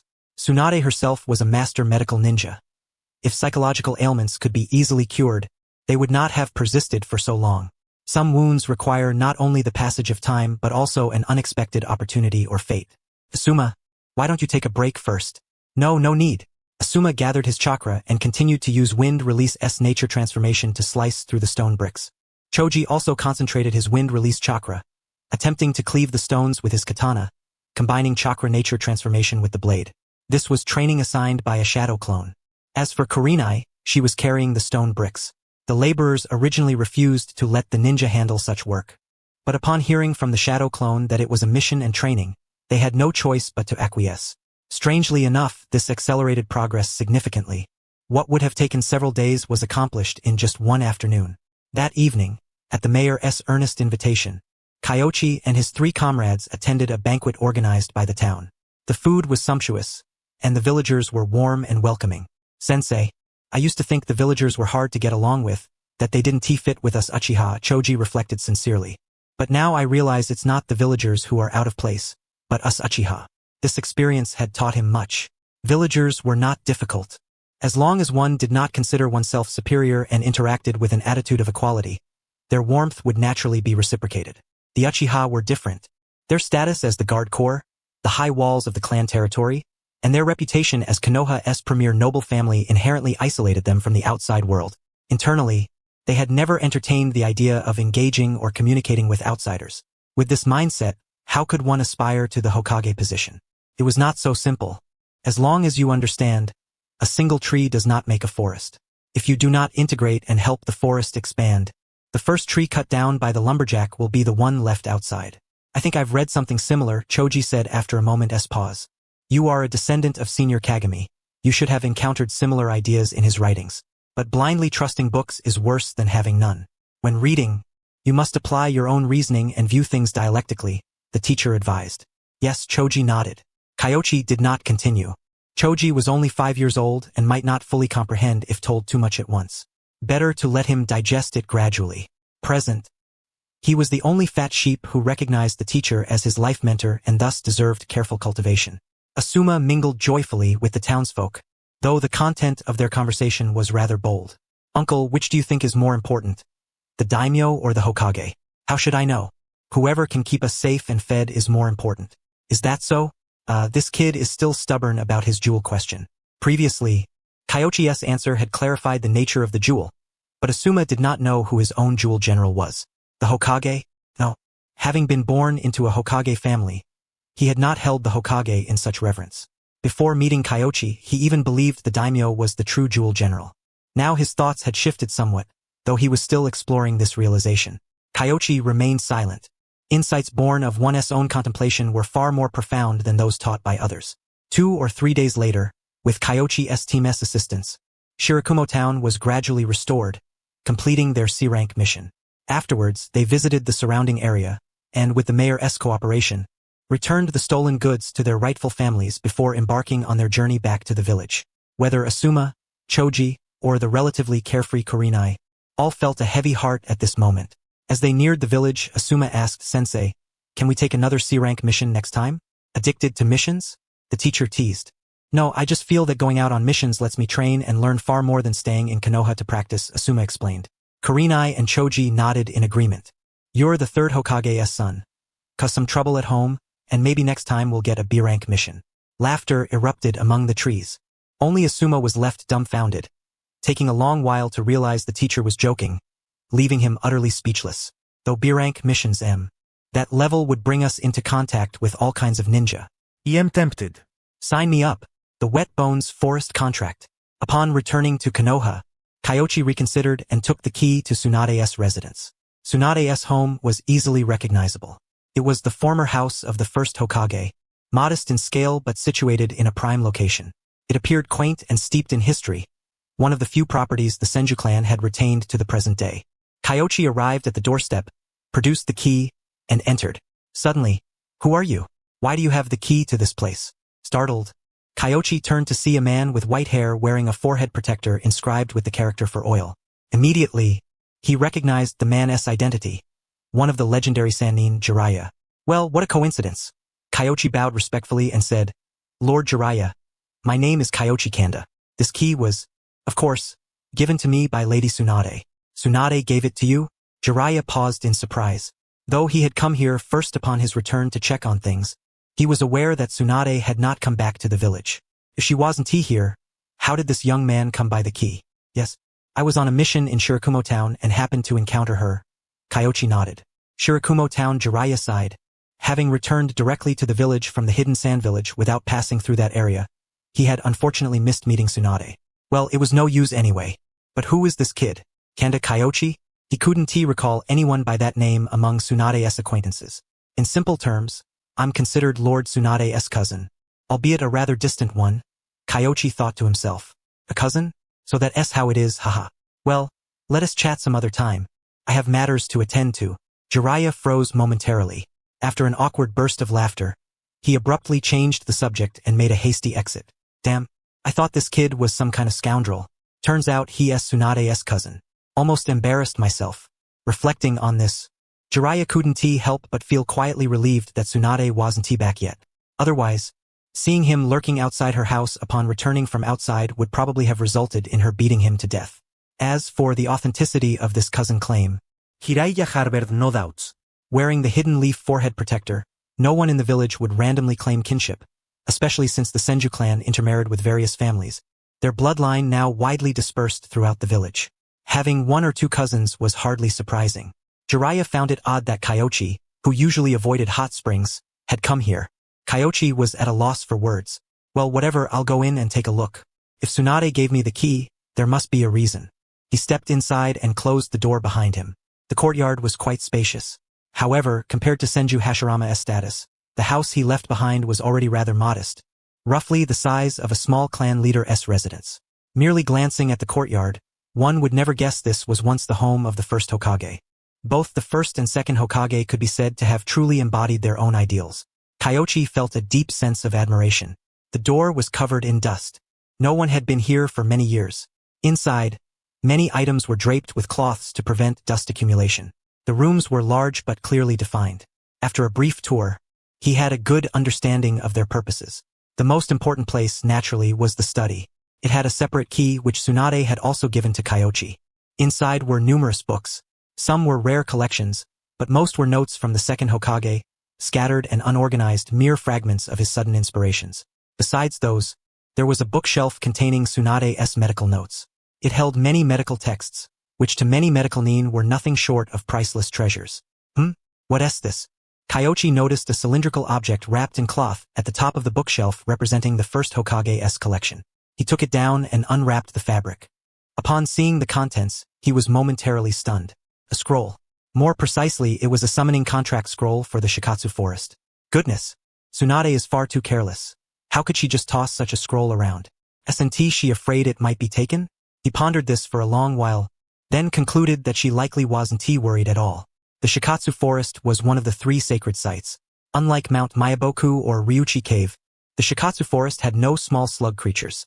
The entire forest housed only one living slug sage. Tsunade and Sakura summoned parts of this living slug sage. Anyone who stole the scroll without permission would face dire consequences. Tsunade gave me the key and told me to come to the study. Could it be that she wanted me to find this? He hesitated. This thing could not be trifled with. Just as Kyoichi was hesitating, the symbols on the scroll suddenly lit up. After a moment, a small slug emerged from within, crawling onto Kyoichi's hand and conveying a message. You must have already discovered the scroll. I am tasked by the living slug sage to deliver this message. This is the Shikatsu forest summoning contract of the Senju clan. If you are interested, you may sign it. If not, disregard it. Tsunade's voice sounded casual, as if this were an insignificant object rather than a summoning scroll. As for the slug's appearance, Kyoichi thought for a moment. Few summoning beasts in the ninja world could rival the living slug. The opportunity was right before him. Sign it. He no longer hesitated, biting his finger to sign. In a brief moment, Kyoichi felt a connection form between himself and the slug. My name is Living Slug, it said gently. Honored Living Slug, greetings, Kyoichi replied respectfully. Although the creature was gentle and small, he maintained his reverence, knowing that its true form was likely larger than the entire hidden leaf. This was an ancient sage who had lived from antiquity until now. No need for formalities. You bear the power of the Senju clan. When you grow stronger, you may visit the Shikatsu forest. If needed, you can use summoning jutsu to call upon me. Yes. Kyoichi bowed his head. The next moment, the living slug's manifestation departed. He pondered for several seconds. The implication of the living slug's words. Could it mean that once his constitution grew stronger, he might have the chance to learn the sage mode of the Shikatsu forest? If so, that would be a tremendous gain. Kyoichi carefully rewrapped the scroll and returned it to its original place, then turned his attention to other books, mainly those by the second Hokage, his books and notes. Unconsciously, the light dimmed. Looking outside, it was already dusk. There were too many books to read in one sitting. Tomorrow he would send a shadow clone specifically to study them. Kyoichi thought to himself. However, the harvest was substantial.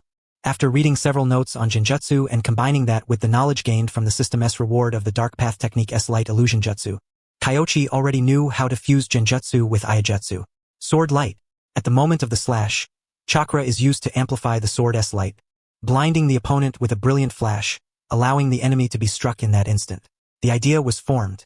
As for the hidden leaf-style willow, it was a movement-guided genjutsu which could also be guided by sword motions, but that was another line of thought. Both could advance simultaneously. In any case, the theory was established, and experimenting with both approaches was not complicated.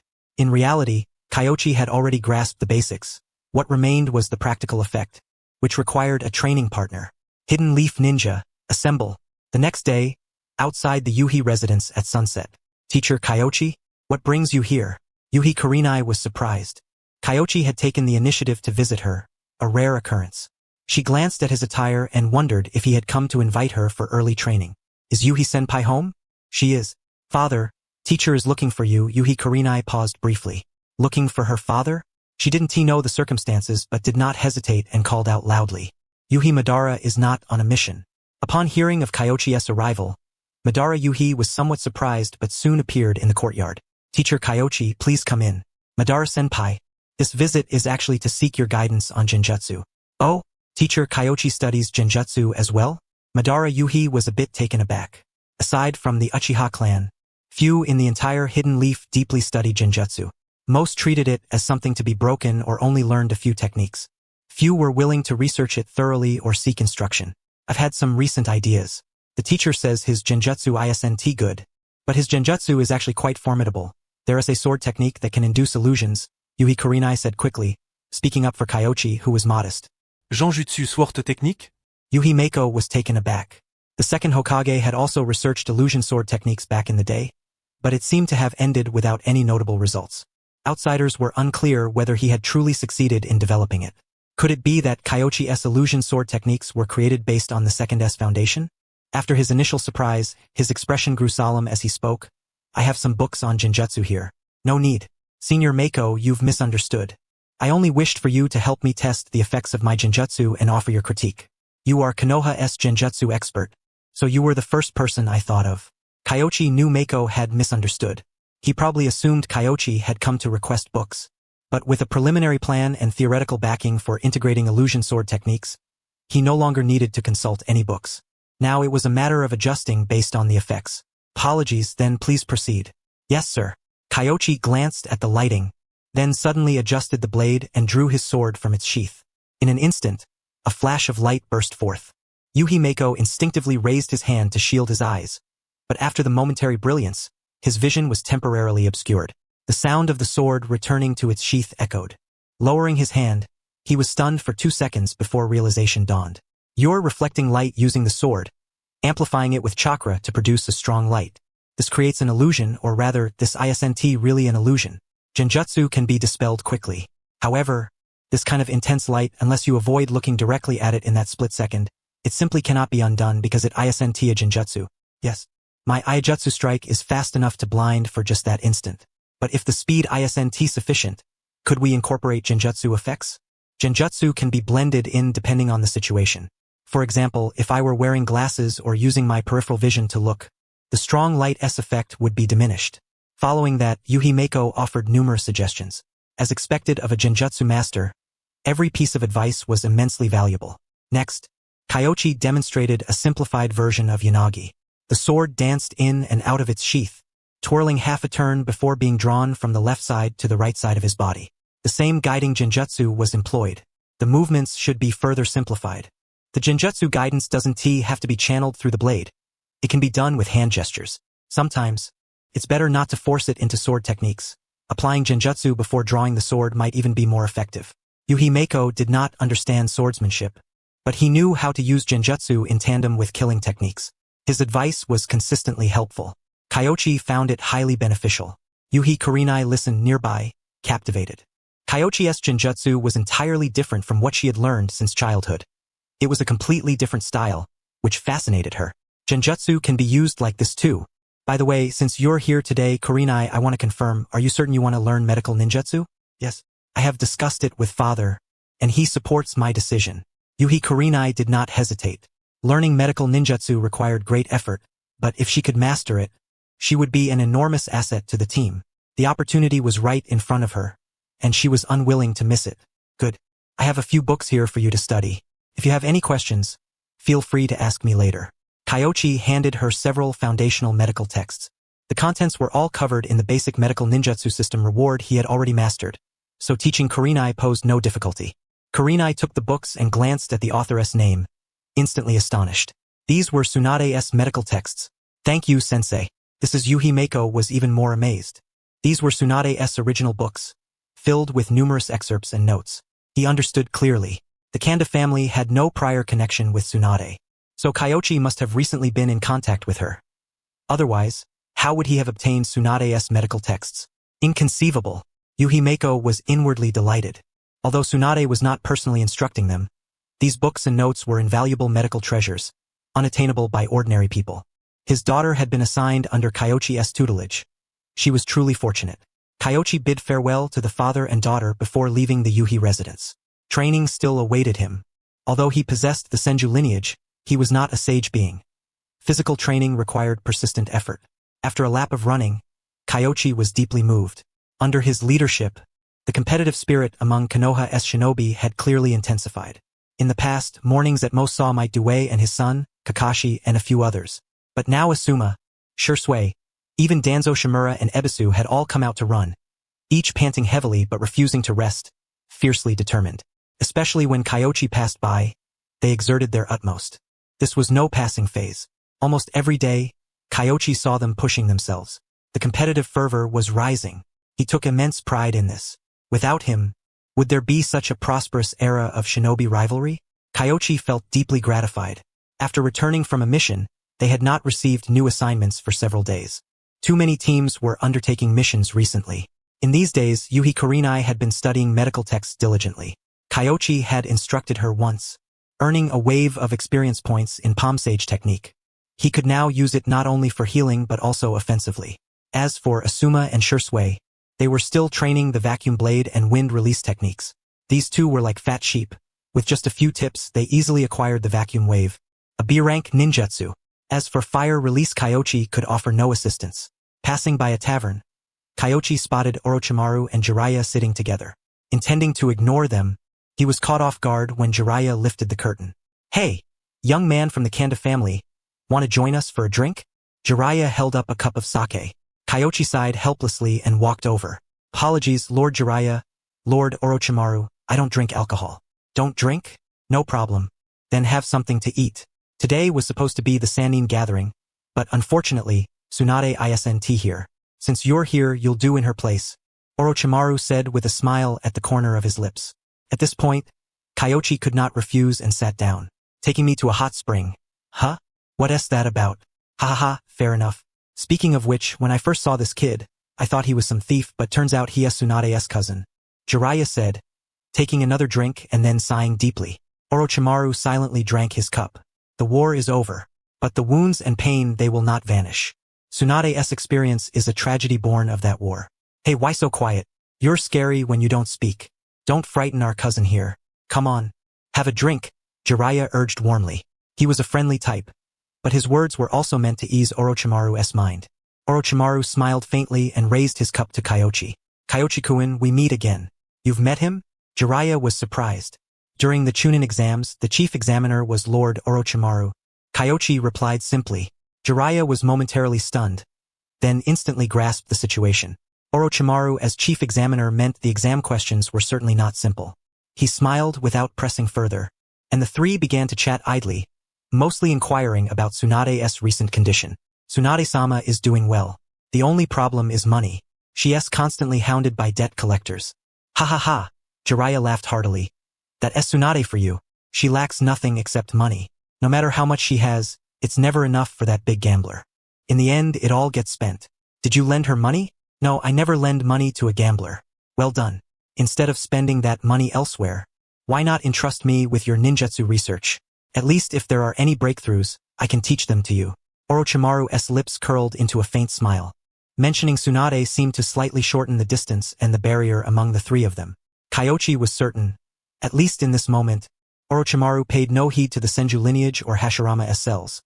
He was simply an ordinary person who cared about his comrades. "By the way, I heard from the old man that you're working on a new jutsu. If you encounter any difficulties, don't hesitate to ask for help. After all, we've both been in the village recently, but who knows when we might have to head out again," Jiraiya said in a cheerful yet somewhat helpless tone. These days, Konoha was nothing short of being tossed about in a storm.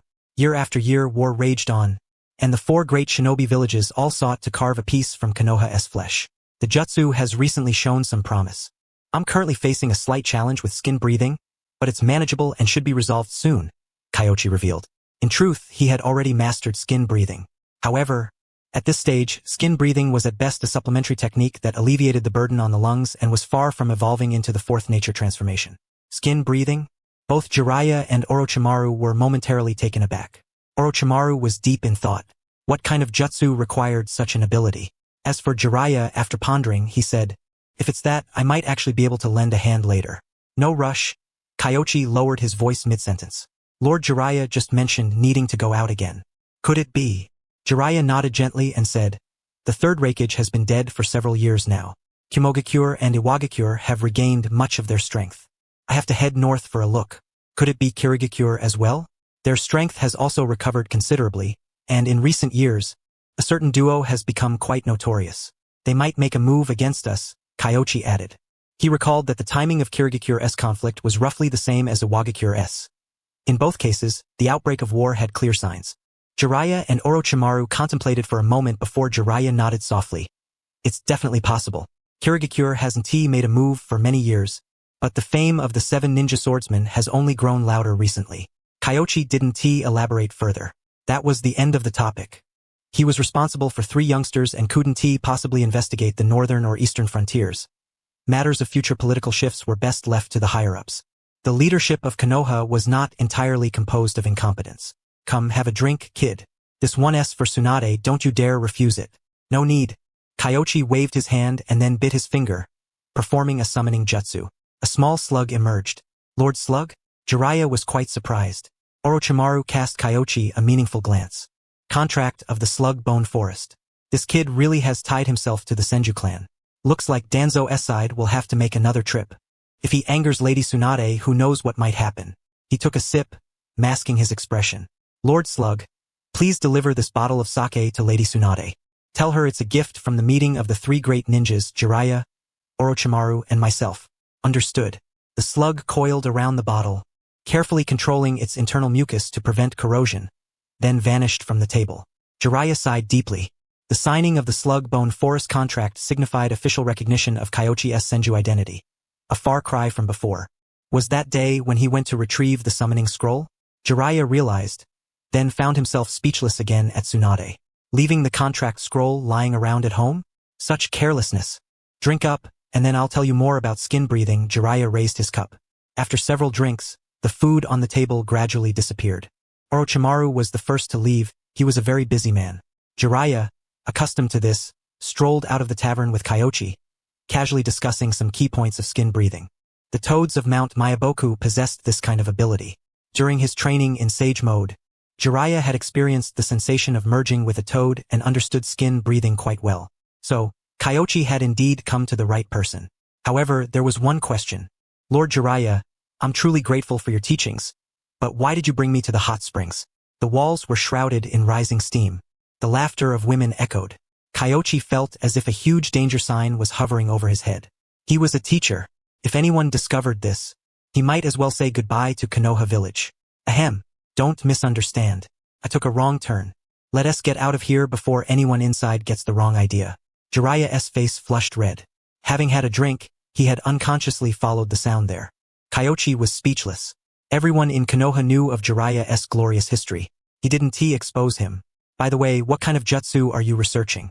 Mind sharing? Cell activation jutsu. Nothing to hide.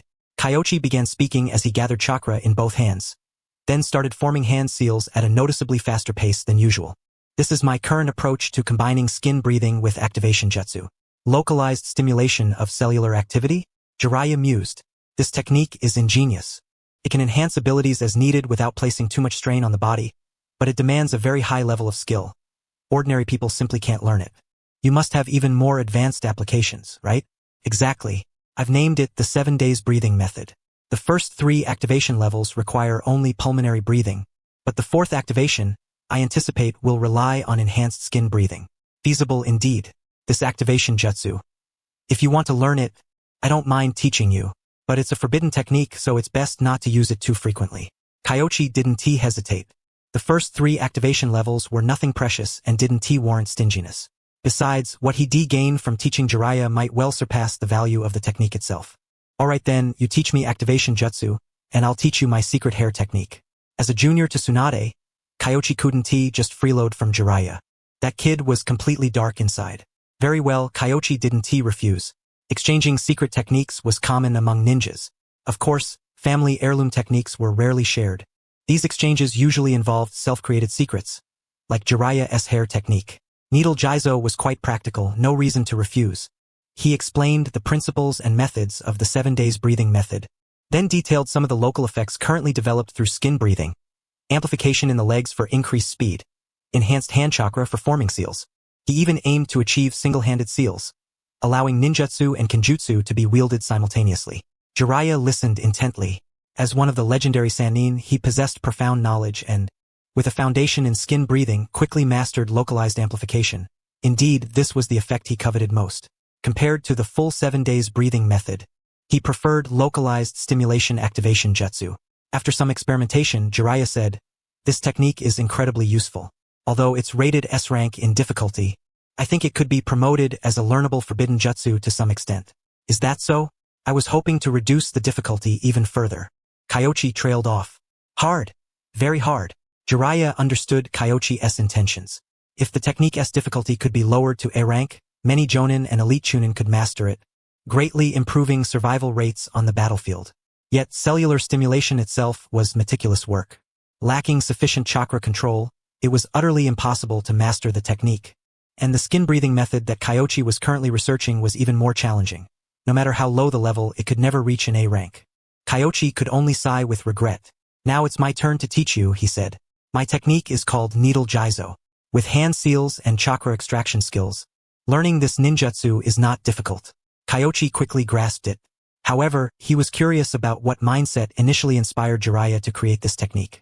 Was it out of fear of being punished when sneaking a peek? He couldn't fathom it. After exchanging secret techniques, Jiraiya bid Kyoichi farewell and then left with a mischievous chuckle. He might have gotten lost again, who could say? Kyoichi shook his head. The 3 legendary Sannin truly each had their own quirks. He glanced at the system panel. Secret technique exchange completed. Evaluation. Average. Reward. Fire sealing hand seal. Average? Kyoichi was initially taken aback, then quickly understood the reason. Jiraiya didn't actually need him to teach.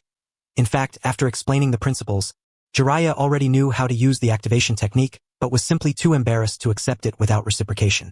Therefore, the system classified it as an exchange rather than instruction, and the evaluation was not high. Nonetheless, the fire-sealing hand seal, capable of sealing even Amaterasu, was itself very practical. If the 4th Raikage could seal fire with this technique, would he really need to amputate his arm? This demonstrated the usefulness of drawing analogies. Kyoichi had also acquired Needle Jizo, and the fire-sealing hand seal was essentially a free bonus. Moreover, sealing techniques were all precious and extremely difficult to learn. Mastering one was never a loss. With this realization, his thoughts instantly cleared. As for Jiraiya, the righteous Kyoichi could not tolerate such things happening. Emerging from the forest, he encountered a female teacher from the ninja academy and casually mentioned that someone was skulking around nearby. Before long, a shriek echoed, followed by a burst of scolding voices. Kyoichi cleared his throat lightly and departed, quietly concealing his involvement. After a long while, Jiraiya appeared before Kyoichi, looking aggrieved. "Little Kyoichi, the moment I ducked down, someone showed up. You must have sold me out." "Lord Jiraiya, I didn't. Someone just happened to pass by. By the way, I heard you almost died because of this in your younger days?" Kyoichi chuckled softly. Jiraiya gritted his teeth, and the two shared a tacit understanding. Yet, thinking of this youngster's identity, Jiraiya shuddered. If Tsunade found out he nearly got Kyoichi involved in that matter, she would surely beat him half to death. I'm just prone to getting lost. Look at the mess this misunderstanding caused. That alcohol really isn't good for me. Ahem. I'm off now. Jiraiya coughed awkwardly and then decisively departed. Returning to the village, he suddenly recalled why the name Kanda Kyoichi sounded so familiar. In Minato's letters, he often praised a talented junior with all sorts of ingenious ideas and particularly strong teaching skills. It seemed that fellow was also Kyoichi. Minato was still young. Jiraiya sighed. This kid appeared pure, but underneath was as dark as Orochimaru, the same breed. Of course, he did not think Kyoichi himself was problematic. Creative, passionate about the village, and eager to share many techniques to strengthen Konoha. He had also learned some things about the Ninja Academy. Kyoichi was doing very well. No need to mention more. This year's graduating class was by far the highest overall quality in recent years. Their ninjutsu foundations were solid, and they would quickly integrate into the genin squads. The training camp was also a brilliant idea. Many things were not difficult, but no one had thought of them before. Many of Kyoichi's ideas fit this category. In Jiraiya's eyes, Kyoichi was of the same ilk as Orochimaru. Unaware of Jiraiya's high estimation of him, after parting ways, Kyoichi went straight to the Hokage's office to fulfill his promise and submit the activation technique's progress report. However, he encountered the third Hokage before explaining the technique. The third immediately brought up a troublesome matter. Asuma came back and told me he hopes to take on a B-rank mission to train himself. Was that your idea, kid? Misunderstanding. Kyoichi coughed repeatedly. Asuma actually caused a fuss? He was only joking. Enough, don't pretend. I know you have the capability. Asuma has improved a lot and matured in many ways. Take a look at this first. The third Hokage produced a mission scroll. Kyoichi was momentarily stunned. A real mission. He took it and read for a while. Then his expression gradually turned serious. Mission location. The Land of Rivers. This is intelligence provided by bandits they captured. Those people were originally wandering warriors from the Land of Rivers. Although they lived by pillaging there, they generally dared not come to the Land of Fire. But recently, many ninja have appeared in the Land of Rivers, cleansing the rogue bandits, forcing this group to flee to the Land of Fire. Northern Land of Rivers. Ninja. Kyoichi considered the possibility. He said solemnly, Hokage-sama, this isn't a B-rank mission, is it? Such a mission could be elevated to A rank or even S rank at any moment. Shisui and the others might not be able to handle it. He was unlike Kakashi, who recklessly took on a mission in the Land of Waves despite knowing the dangers. If not for White Fang's intervention, Naruto and Sasuke would have been in serious trouble. Of course not. The third Hokage nodded, then paused before saying, Minato's team departed the day before yesterday to execute a C-rank mission in the Land of Rivers. Although it shouldn't be too dangerous, you will go to provide support. This is Minato's kunai. Is that the Flying Thunder God mark? Yes. If danger arises, Minato can teleport everyone to your location. The ANBU personnel are all deployed in other countries now, so there is no manpower left. You will have to complete this mission. The village will compensate you. The third side, the Land of Wind, Land of Earth, and Land of Lightning all need to monitor this. Just now Orochimaru came by, saying the Land of Water in the east will also send someone. The Great War just ended. There simply aren't that many people. Understood. I will depart at once. I'm very professional in this regard. Asuma really going to B-rank? Shisui and Karen's first words upon arriving at the rendezvous point were all about this. I don't know. I just casually mentioned it, hoping to get a higher level mission, Asuma said, bewildered. He had only mentioned it to the old man, and by the afternoon, the assembly notice had been issued. Leaving the village, Kyoichi explained the mission briefly. Then, for this mission, I will require you to adopt a wartime posture. No cooking on the road. All food will be replaced by ration pills. No resting until the prescribed distance is covered. Yes, sir. The three were both delighted and a bit nervous. Judging from their sensei's demeanor, this mission might truly involve encountering enemy ninjas. Along the way, Kyoichi pondered in his mind. This period was precisely the time when Dawn was growing strong. The Land of Rivers had no ninja village. This purge was surely related to them. Everything matched perfectly. However, if it was the current Dawn, they probably wouldn't attack Konoha ninjas. Moreover, their mission was to support Minato, not to fight, so it wasn't that dangerous. The third Hokage shared the same opinion, believing Minato faced no great peril. Yet, what if danger arises? In these turbulent times, we cannot afford excessive losses. Sending Kyoichi and the others ahead is merely an added precaution. Moreover, if we can gather intelligence along the way, all the better.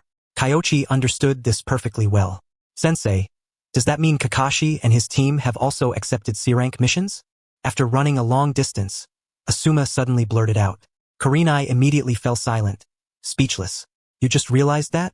Kyoichi barely bothered to respond. Kurenai sighed helplessly and explained. Kakashi is a Chunin. Their team's strength naturally surpasses that of an ordinary genin squad, so taking on C-rank missions is quite normal. It seems that Senior Kai's team has also accepted a C-rank mission. After hearing Kurenai and Shisui's remarks, Asuma scratched his head. He had initially thought the first squad was special, but it turned out that the elite teams had basically all started taking on C-rank missions. His earlier pride now deflated. Most C-rank missions are escort duties with relatively little fighting. What we had last time was an exception.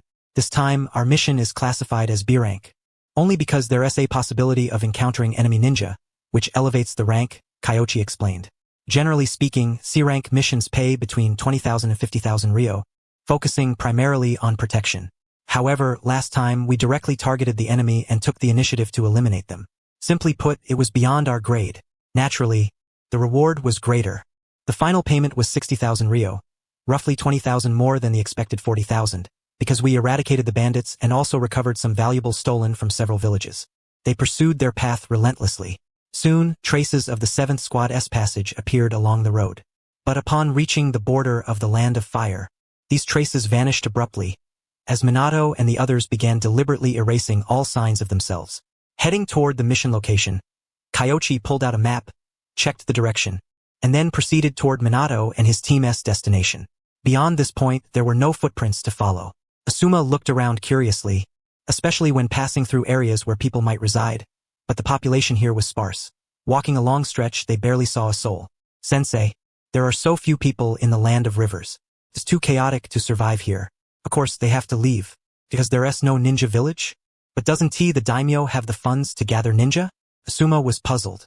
Kyoichi fell silent for a moment before responding, because it's surrounded by too many great nations and covers a relatively large territory. Even if there were a ninja village, survival would be nearly impossible. The Land of Rain. Shisui pondered, recalling the nation nestled among the 3 great countries. Is the Land of Rain any better off than the Land of Rivers? But during the Second Great Ninja War, the Land of Rain almost single-handedly faced the 3 great nations, its influence unrivaled at the time. The Land of Rain had Hanzo. After all, Kyoichi sighed.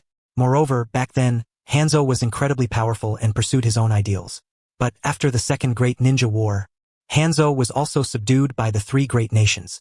Hanzo's glory seemed absolute, as if he had won. However, the 3 great nations could recover within just a few years. What about the Land of Rain? Apart from 3 exceptional individuals like Yahiko, its education and medical systems are incomparable. Producing a second Hanzo would require mutations. That is the difference between great and small nations. After hearing Kyoichi's words, the 3 fell into a thoughtful silence. For many years, they had stood from Konoha's perspective, deeming the ninja villages of the Land of Rain as despicable warmongers. But putting themselves in the shoes of small village ninja, they realized that those individuals were likely even more desperate than Hanzo himself. A profound silence ensued. Asuma, Shisui, and Kurenai all seemed deeply contemplative. However, a voice suddenly sounded from Kyoichi's side. Completed Asuma Sarutobi's ideological guidance. He regards you as his life mentor. Rating excellent. Reward. Flying Swallow. HM? Asuma, you finally repaid me, Kyoichi said as he ran and accepted the reward. The Flying Swallow was not a blade, but rather Asuma's dual fist blades for close combat, imbued with wind-style nature transformation, making the attacks terrifyingly powerful. It could be said that this was Asuma's bread and butter. Of course, at present, Asuma had yet to complete even the fist blades, so the Flying Swallow was still a distant prospect. Kyoichi reflected on this, feeling quite pleased. The technique itself was secondary. Because Flying Swallow was paired with dual fist blades, it granted some benefits akin to dual-wielding weapons. Kyoichi could distinctly feel his hands were more agile than before, especially his left hand. This was an enhancement that many ninjutsu could not provide. Just from this alone, he had gained a great advantage. Moreover, Flying Swallow was not purely a fist blade technique. It could also be combined with swordsmanship, just with slightly different methods. It seemed acquiring a second chakra blade was imperative. Amid his joy, Kyoichi could not help but sigh inwardly. One blade was simply not enough. After the brief moment of reflection, he glanced at Asuma. The young man was deep in thought but quickly reminded himself of the mission and shook his head to dispel his wandering thoughts. Kyoichi smiled. Asuma had indeed matured considerably. The former Asuma, although not much younger than Naruto in age, was a mischievous leader of children, a troublemaker. Otherwise, he would not have ended up leaving the village over a minor conflict. Now he was evidently quite different.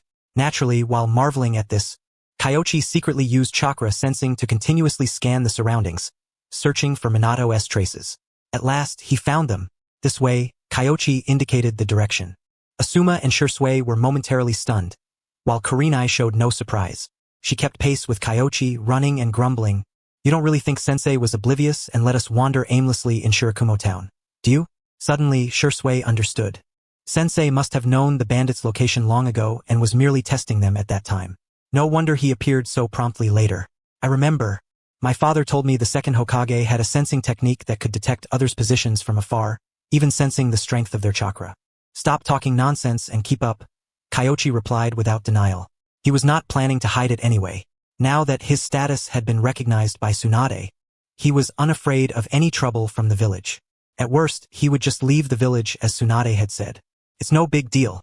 We've encountered a formidable opponent this time. Sensei, it seems there are indeed hostile ninja, but they don't seem eager to fight, Kurenai said, puzzled. These hostile ninja appear to have no intention of engaging Konoha forces. Whenever the 7th squad advances, they retreat a few steps, constantly avoiding confrontation. They clearly do not want to encounter the 7th squad. You have kunai and the intelligence scroll? Kyoichi handed Asuma the Flying Thunder God kunai, which was Minato's signature Flying Thunder God technique tool. You all find Minato and regroup. Give him the intelligence scroll. I'll go ahead and scout. Sensei, why don't you take it? At least Minato could support you, Asuma expressed concern. What if you run into danger alone? It's fine. I'm only gathering intel. If I can't fight, I'll run. Kyoichi patted his shoulder and then used the body flicker technique to rush forward. Ahead, naturally, Minato Namikaze sensed the presence of those ninja. If it were only him and Kakashi, he would surely have charged forward to investigate. Besides the two of them, Obito and Rin were also present at the scene. Obito and Rin were novices, ill-equipped to handle the complexities of a battlefield environment. After some consideration, he decided against venturing out alone to scout the situation. Teacher, may I go take a look? Kakashi inquired softly.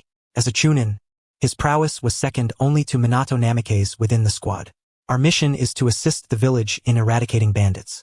These shinobi have no connection to us. It's best not to stir up unnecessary trouble. Minato shook his head. At that moment, a flicker of surprise crossed his face. What is this? His own Flying Thunder God technique. Upon landing, he employed sensory jutsu to survey the surroundings, and a trace of delight appeared on his countenance. Teacher, has something happened? Rin also sensed that something was amiss. Since a moment ago, Minato and Kakashi's expressions had grown unusually grave. No cause for alarm. Another squad is approaching us. If my guess is correct, it should be the first squad. They brought my specially crafted kunai, so it's likely they are here to support us. Minato exhaled in relief. Kyoichi has arrived. Moreover, judging by the positions of Kyoichi and the other three, they had decided to split their forces. One would scout the shinobi ahead, while the others would report the situation to them. This spared him the dilemma of whether or not to investigate further. Huh? Why would they come to support us? Is our mission particularly difficult? Obito looked puzzled. You'll understand once they arrive, Minato replied without elaboration, for he himself was unaware of the origins of these shinobi.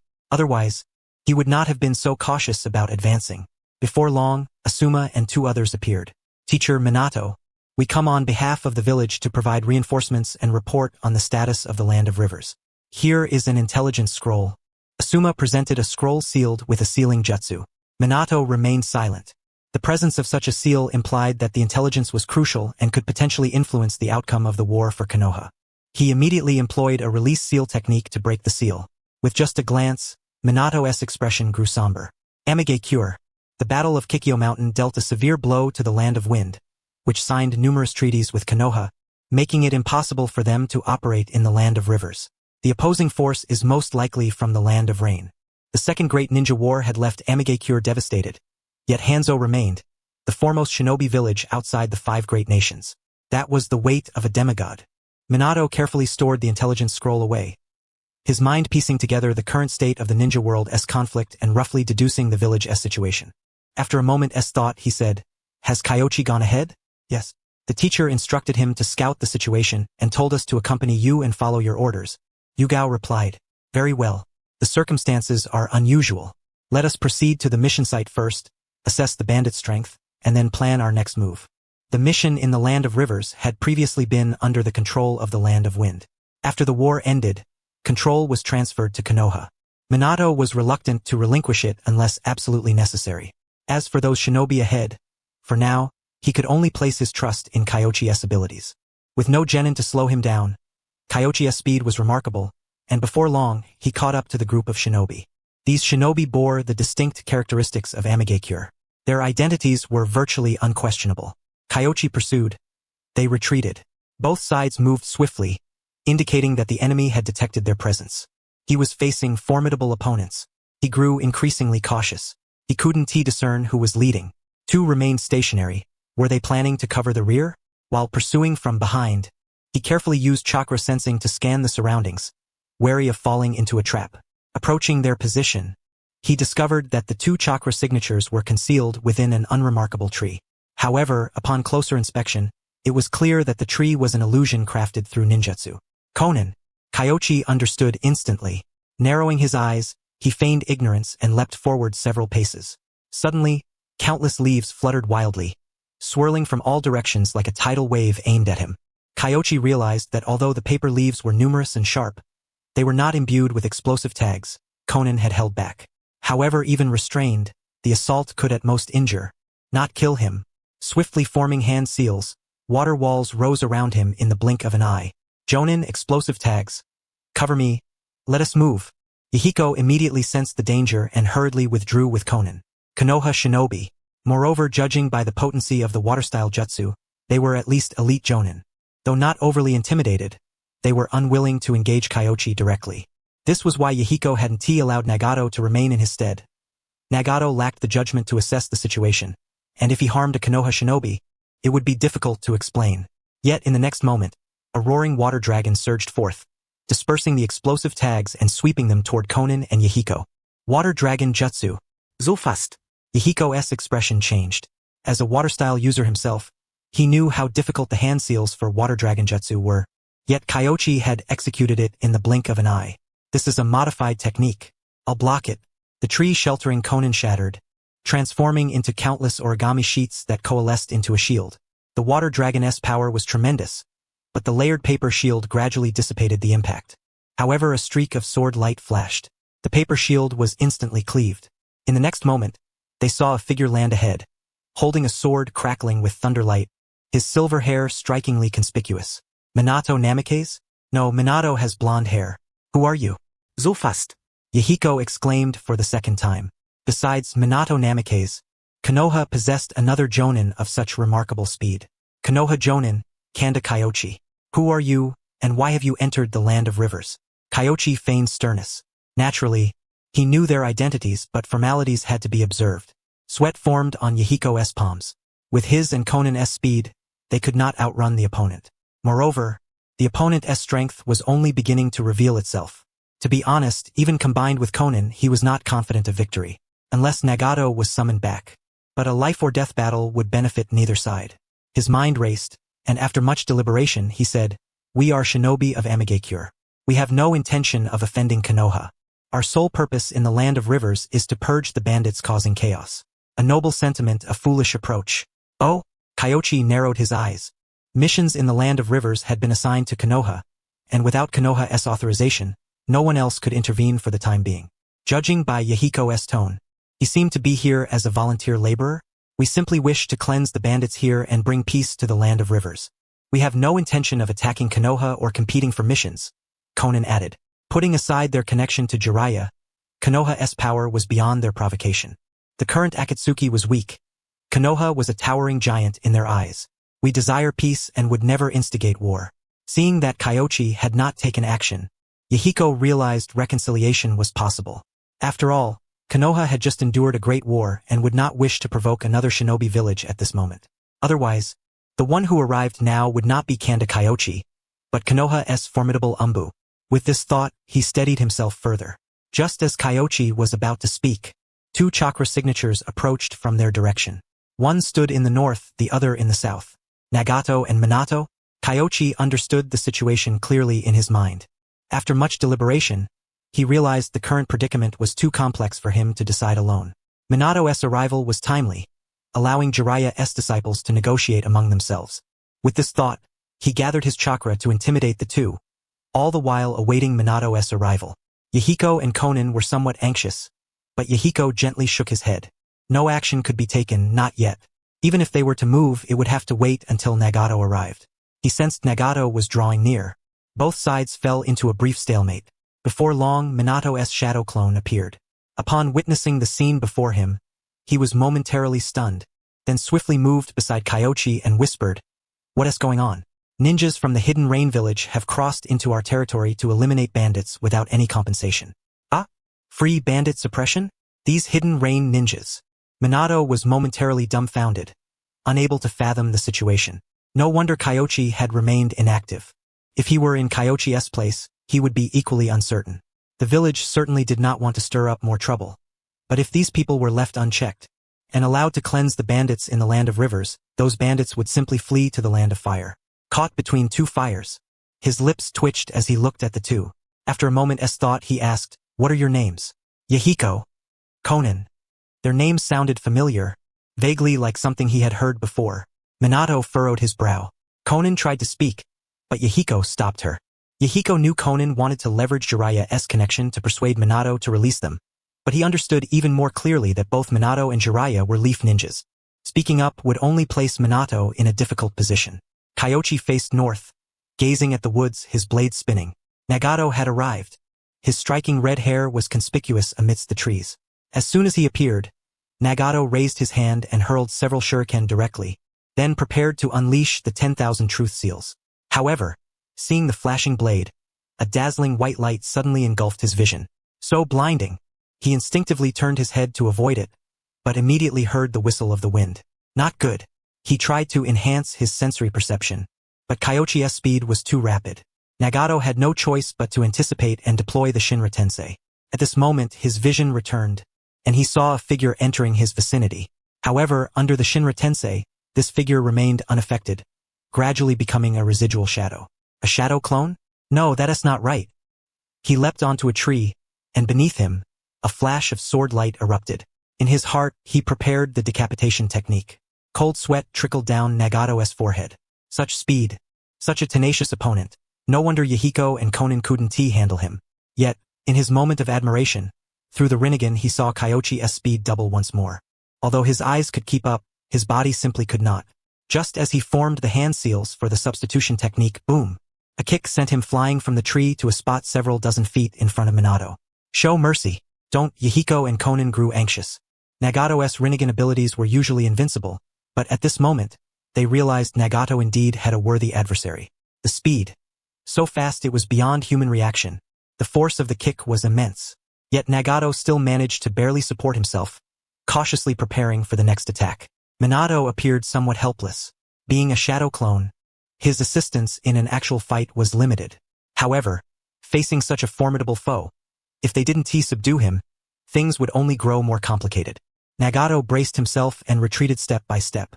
Whoosh! Kyoichi reappeared, already within a dozen steps of Nagato. Nagato was startled. This speed was too fast. He threw a shuriken, but Kyoichi swiftly slipped through the gap. The next moment, he raised his hand. 10,000 truth seals. All the shuriken instantly flew back. Yet Kyoichi disregarded them and drew his sword. This time, Minato grew anxious. Just as he was about to intervene, he noticed an abnormal black aura enveloping Kyoichi's body. He was momentarily stunned as the shuriken struck Kyoichi. Cling, cling. The crisp sounds rang out as the shuriken dropped to the ground, leaving him unscathed. On the other hand, Nagato saw the Raijin sword slashing towards him and was momentarily flustered, forced to deploy the Shinra Tensei once more. However, with the gate opened and breath activation technique layered on, Kyoichi's control over his body reached perfection, advancing and retreating with flawless ease. After the repulsive force subsided, he landed beside Nagato. Chakra condensed in his hand, forming a sphere of green light. Nagato struggled to break free, but soon his eyes grew vacant.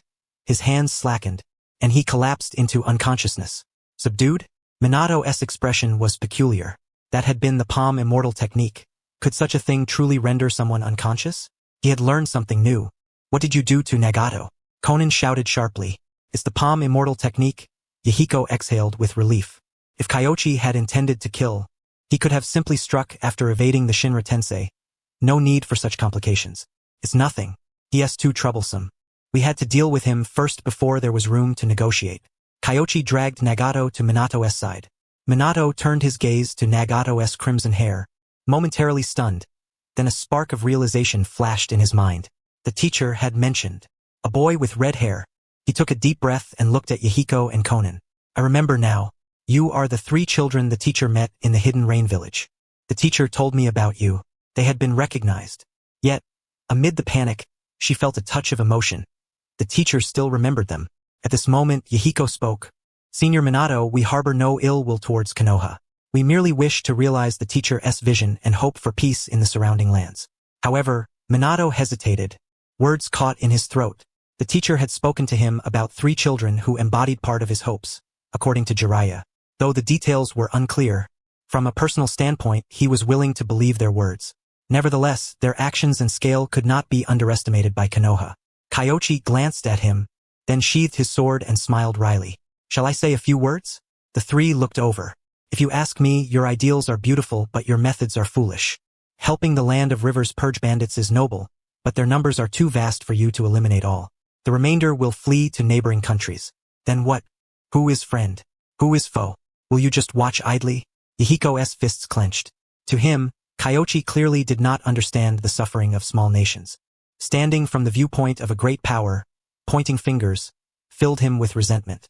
Kyoichi shook his head, not dwelling on the topic. You say you seek peace, but what is your approach? The strife among great powers leaves small nations without refuge.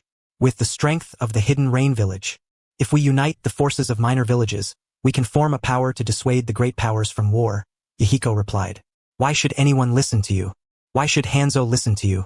Why should the great powers heed you? Kyoichi spread his hands. Naive. The dawn is a revolution. Yet you think mere firearms can forge alliances to deter great powers. The idea is good, but alas. Perhaps only in dreams, or if Yahiko, Nagato, and Konan were as powerful as Hashirama or Madara. But then again, with such strength, what need is there for the support of small nations or Hanzo? A single surge from A would suffice. This would benefit these minor countries, so why? Midway through his statement, Yahiko paused, momentarily lost in thought, unable to continue. Halfway through his response, he sensed something amiss. You believe it to be advantageous, but does everyone share that view? Take the Takigakure village, for instance. Yahiko was stunned.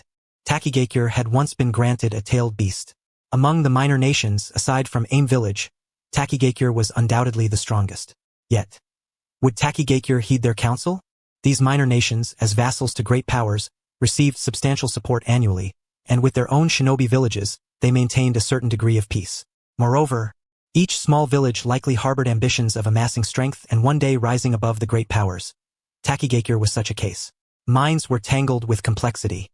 How could they unite? He found himself at a loss for words. Let me ask again. After forming an alliance of small nations, who would hold authority, Hanzo or you? It's clear that you and that semi-divine figure aren't exactly on the same wavelength. Yahiko was once again caught off guard. Who leads? Himself? According to Kyoichi's reasoning, that was plainly impossible, for the small nations would never consent. But then, without unity, how could they resist the great powers? Do you even know what the other small nations desire? Look, you haven't even discerned who your allies are and who your enemies might be, yet you still believe you can achieve peace. Take a break. Such a notion will only bring harm to others and yourself. Having spoken, Kyoichi sheathed his Thunder God sword. Minato was momentarily speechless. Kyoichi's words were deeply unsettling. Even he had been questioned, let alone Yahiko and the others. That was all there was to say. As for this young man, Senior Minato, you decide how to handle him. I'm just a newly promoted jonin and have no idea how to deal with this matter. Having said that, Kyoichi's figure dissolved into bubbles, his signature Shunshin no Jutsu. Minato fell silent. You launched a barrage of words and then swiftly fled. And me? I'm merely a shadow clone. He glanced at Yahiko and Konan, relieved that neither showed signs of aggression. Wait, Yahiko suddenly realized. Kyoichi had vanished too quickly. By the time he reacted, the man before him was gone. He looked at Minato, then at Konan and the unconscious Nagato in the distance. After much contemplation, he gritted his teeth and said, Senior Minato, could you allow Konan to take Nagato away while I accompany you? I wish to seek further counsel from this jonin. This. Minato hesitated. Kyoichi's questions were profound and exposed many contradictions, none of which could be resolved in a few words. Otherwise, the shinobi world would not remain so chaotic. Moreover, he was uncertain how to handle Yahiko. After some thought, he concluded that Nagato seemed to possess a unique ability, and Konan's origami combined with explosive tags posed a greater threat to the children. So it was best for Yahiko to return with him. Yahiko was sufficiently rational. He clearly understood what could and could not be done, aside from his somewhat naive desire to use the small nation's strength against the great powers. Although idealistic, Minato was well aware that peace was the dream of Jiraiya, of them and even himself. He currently lacked any leads, but Yahiko and the others had at least begun to take action. There was nothing to mock. He trusted that Kyoichi's intent was not ridicule. I know, I was once excited, believing my efforts could bring peace to the shinobi world. But now I'm lost. Yahiko sighed deeply. Peace? Forget the shinobi world. According to Kyoichi, He might not even be able to sway Hanzo. Although Nagato and his followers trusted him, it was precisely because of that trust that he could not afford to make rash decisions, especially after having his plan's flaws pointed out. Minato pondered that if not for Kyoichi's arrival, he would never have pursued them. Naturally, Yahiko and the others would have missed crossing paths with him. Thus, the current situation was truly a chain reaction. Team 1 was on a mission, encountered fleeing bandits, interrogated them, and discovered ninja forces operating in the land of rivers. Coming to assist, they found Yahiko. Minato sorted through his thoughts, scratching his head, his brow furrowed. Kyoichi had brought him a dilemma, yet he himself had fled swiftly. Very well, you come with me. Konan will take him back to avoid worrying your people, Minato decided. It was better to avoid unnecessary trouble. Present, Konoha lacked the strength to provoke a village or to eradicate these ninjas. Besides, Yahiko and the others hadn't committed any acts that warranted elimination. Thank you very much. Yahiko bowed deeply. He knew this put Minato in a difficult position, especially now having to take him back. Yet Minato agreed, much to his delight. Yahiko comforted Konan. Konan, you take Nagato back. Don't worry about me. I'll return soon. Be careful, Konan replied with mixed emotions. Unlike Yahiko, who pondered deeply, she simply wished to live peacefully with Yahiko and Nagato. But Yahiko had his own pursuit. Peace. Born from childhood experiences and nurtured by Jiraiya's teachings, Akatsuki itself was founded on this ideal. Yet, Kyoichi's few words nearly overturned all of Yahiko's convictions. Konan could offer no answers, only allowing Yahiko to seek them himself. Furthermore, she knew Akatsuki's actions would need to be explained to Konoha. Wrapping Nagato in origami, she watched Yahiko and Minato depart. After leaving, Kyoichi swiftly headed toward Asuma and the others. From afar he heard sounds. However, the fighting seemed to have ended, replaced by cries for mercy. Minato was present only as a shadow clone, which did not trouble Kyoichi. After all, Minato was destined to be the Yellow Flash renowned throughout the shinobi world. If he could not handle mere bandits, that would be a disgrace. The teacher has returned. Kurenai sensed Kyoichi's approach and immediately brightened. Although Minato cared for them, it never felt quite right without the teacher present. Achieving goals isn't always straightforward. Asuma and Shisui were exhausted nearby. The two were close-range fighters. Compared to Kurenai, their physical exertion and chakra consumption were much higher. Kakashi stood to the side, glancing at them, then at Obito. Hey stinky Kakashi, what are you looking at? I put a lot of effort into the fight, you know. Humph. Kakashi turned away, silent. Obito was not one for strategy, but he held his own in direct combat, creating many openings for himself. Yet, without Rin and Kurenai's assistance, Obito would likely have been injured long ago. Furthermore, Kakashi's coordination with Obito was on a completely different level than Team 1's. Despite actively cooperating with Obito, why did things still turn out this way? That was Kakashi's greatest confusion. Teacher, Kurenai struggled to stand. Kyoichi looked at the captured bandits and waved his hand. No need to stand. Everyone rest for a moment. Is everything settled over there? Minato's shadow clone hadn't returned yet, so they were unsure what had transpired ahead. I'm almost done. The remaining cleanup is up to you. Ah? Minato Namikaze was stunned, then swiftly realized that something was amiss. He pondered deeply. In the next moment, a ripple disturbed the space around them. Immediately, a shadow clone appeared alongside another individual before his eyes. Yahiko wore an expression of bewilderment. Moments ago, the world had spun wildly. Upon opening his eyes, the air was thick with the scent of blood, and 8 shinobi bearing the Leaf Village forehead protectors surrounded him. The first to catch his eye was Kanda Kyoichi. What technique was this? Yahiko's heart was gripped by terror. Genuine instantaneous teleportation. Moreover, what astonished him most was that Minato Namikaze's jutsu could transport others as well. As the leader of Dawn, he knew all too well the devastating power such a ninja technique wielded on the battlefield. To be frank, this kind of jutsu could alter the entire course of a war. Konoha was truly formidable. Seeing Kanda Kyoichi, Yahiko thought he had grasped the essence of Omura, but now he realized he had underestimated Omura's strength, especially that of Konoha. Kakashi gripped his tanto tightly. He recognized them as shinobi from the hidden rain village. My name is Yahiko. I look forward to working with you, Yahiko said, bowing lightly. Although these were children, their captain was not. Kyoichi had known all along. With his chakra sensing abilities, monitoring Konan and Nagato's movements was effortless. Thus, before returning, he had a rough understanding of how Minato had handled the situation.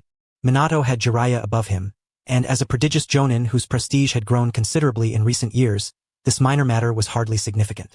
Besides, Yahiko and the others were originally Jiraiya's creation. If they did not bear the blame, would they let an outsider like himself take the fall? Thinking this, Kyoichi exhaled. No big deal. Jonin Kyoichi, about the previous issue. Could you elaborate further? Yahiko hesitated briefly but ultimately chose to address the matter directly. Kyoichi considered for a moment, glancing at the system panel. An earlier reward notification had led him to believe it was over, but Yahiko had caught up again, requesting more explanation. After much thought, he replied, my allegiance lies with Konoha, and my solutions differ from yours. Why not carry your doubts and seek your own answers? Reflect well. You are no longer young, more naive than Asuma, even. You can ask questions, but solving them? I'm sorry, from the standpoint of the hidden rain and dawn, I truly do not know what to do. It's a hellish challenge. Perhaps the ancestor might have a way, but alas, he is no longer here. Beside him, Asuma was utterly baffled. Was he truly that naive? He looked at Shisui, then at Kurenai, both teammates nodding in support. All right then. Asuma scratched his nose, silent and refraining from objection. Hearing this, Yahiko felt that Kyoichi's words were quite reasonable, yet he also sensed he had understood nothing at all, scratching his head in confusion. For a moment he was at a loss. After several seconds he spoke hesitantly, but I really don't know what to do. If peace were as simple as you imagine, the first and second Hokage would have already achieved it. However, you might consider why there was peace during the era of the first Hokage. It was because he was so powerful that no one dared cause chaos, Yahiko explained. The legend of Hashirama Senju was known to every shinobi. It was a legend.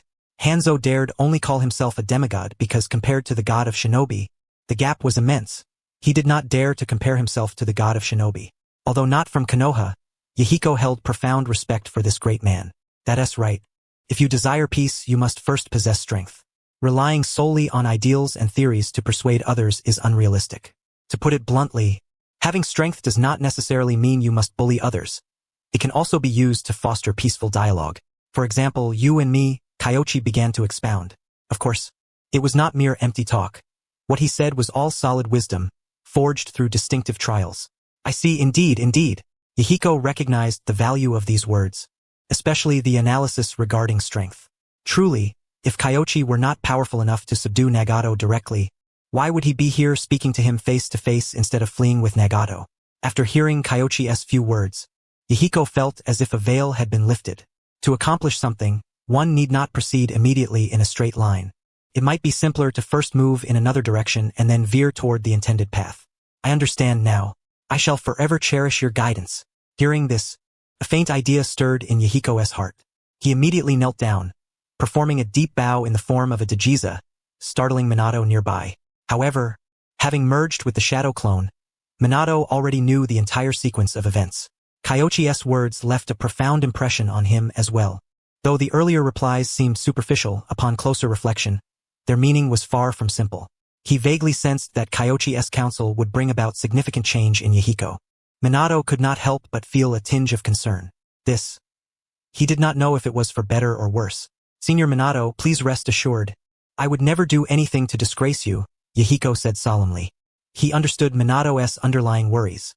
After all, Konoha was the strongest of the 5 great nations, and his actions might jeopardize Konoha's interests, something even Yahiko could not guarantee. Yet, he could promise that he would never make things difficult for Jiraiya or bring him shame. In the distance, Kakashi and the others shifted their gazes back and forth. Teacher Minato seems to have some connection with him? Kakashi wondered aloud. To be honest, he had no idea what Yahiko had understood, but with so many subordinates under his command, their demands would be difficult to resolve. Think carefully when you return, Kyoichi advised, glancing at Asuma and the others, signaling the 3 to prepare to leave. However, Minato Namikaze immediately said, Kyoichi, don't rush off just yet. There are still quite a few bandits alive over there. One squad cannot handle them all. Stay and lend a hand. Alright then. Mission accomplished. And I unexpectedly snagged a fat one. I had planned to run straight away, but now I've been called back. No escape, Kyoichi sighed. Yes, I understand. Please convey my regards to the teacher. Yahiko bowed deeply. Will do, Shikishi no Mai replied. Honestly, I thought you were going to let him go directly, Kyoichi remarked. I wanted to, but he insisted on coming. Besides, this matter does require some explanation. After returning to the village, I will speak with the teacher, Minato sighed. Nearby, Kakashi could not help but ask, Teacher, who was that person just now? Everyone knew Minato's teacher well. one of the legendary Sannin, Jiraiya, a figure renowned throughout the shinobi world. Yet, such a legend had 3 disciples from the Hidden Rain village? It was simply incredible. Kakashi felt as if his worldview had been overturned. Compared to this, Kyoichi's profound and enigmatic responses were not what these 6 children cared about most. After all, many things were beyond their comprehension, including Shisui. At only 5 years old, he had no grasp of such grand principles, but unlike the other 5, he had memorized Kyoichi's words. Yet now, he was no different from Kakashi and the others, merely curious onlookers, awaiting Minato Namake's revelation. My teacher had instructed them for a period of time. Calling them disciples was not inaccurate. Although he never explicitly stated it to them, in his heart, the teacher truly regarded them as such. Minato Namikaze pondered for a moment and did not conceal anything. Matters of this nature were simply impossible to keep hidden. Many senior figures within Konoha were already aware. Kakashi widened his eyes. 3 disciples from an external village and, moreover, after some calculation, he quickly deduced the time frame. Jiraiya had spent several years away from the village following the famed battle that brought the Sannin to prominence. During those years, he had been training disciples elsewhere. Minato looked at Kyoichi with curiosity and said, "In theory, you shouldn't be aware of this matter, yet judging by your behavior, it seems as though you do. I've heard some fragments here and there, and that woman was far too conspicuous," Kyoichi responded without hesitation. Upon seeing Minato Namikaze, Konan's first instinct seemed to be to say something, but he was certain that, at that moment, she was wrestling with whether to leverage their connection to facilitate her departure. However, Yahiko intervened. It must be said that among the 3 of them, Yahiko was the most thorough in his considerations. Konan cared more about their small trio, while Nagato only concerned himself with the 2 of them. Their differing attitudes destined that after Yahiko's death, the other 2 would no longer pose much of a threat. Therefore, even if Yahiko had not perished at Hanzo's hands, his future would still have been fraught with peril. Kyoichi narrowed his eyes. "Konan." "Huh?" Minato thought for a moment and agreed. Indeed, Konan's demeanor was rather telling. Upon seeing him, she appeared familiar and as if she wished to speak. It was not surprising to deduce that they knew each other. Minato sighed softly. "Whether this is good or bad, I cannot say. When you return to the village, don't utter a single word about this matter, understand?" Kyoichi turned to look at the 6 others. "This is very important. If Danzo wants to manipulate things, he could easily exploit this to completely ruin the reputations of Minato and Jiraiya within the village." No matter, Minato Namikaze appeared indifferent. However, Kakashi and the others nodded emphatically. As they made their way toward Konoha, Kyoichi and Minato walked side by side at the front. Minato lowered his voice and inquired, "That red-haired one from before, does he possess some sort of close combat special ability? I'm not sure what it is, but it feels dangerous, so I deliberately avoided him. Judging by the commotion he caused, it seems to be a secret technique that repels surrounding objects." "That's exactly right." Satisfied with his curiosity, Minato then hesitated, conflicted. After a moment's pause, he spoke, "You may not believe me, but I suspect he is connected to Kushina." "Kushina? Excuse me, that was a slip of the tongue. It's Kushina," Minato corrected himself.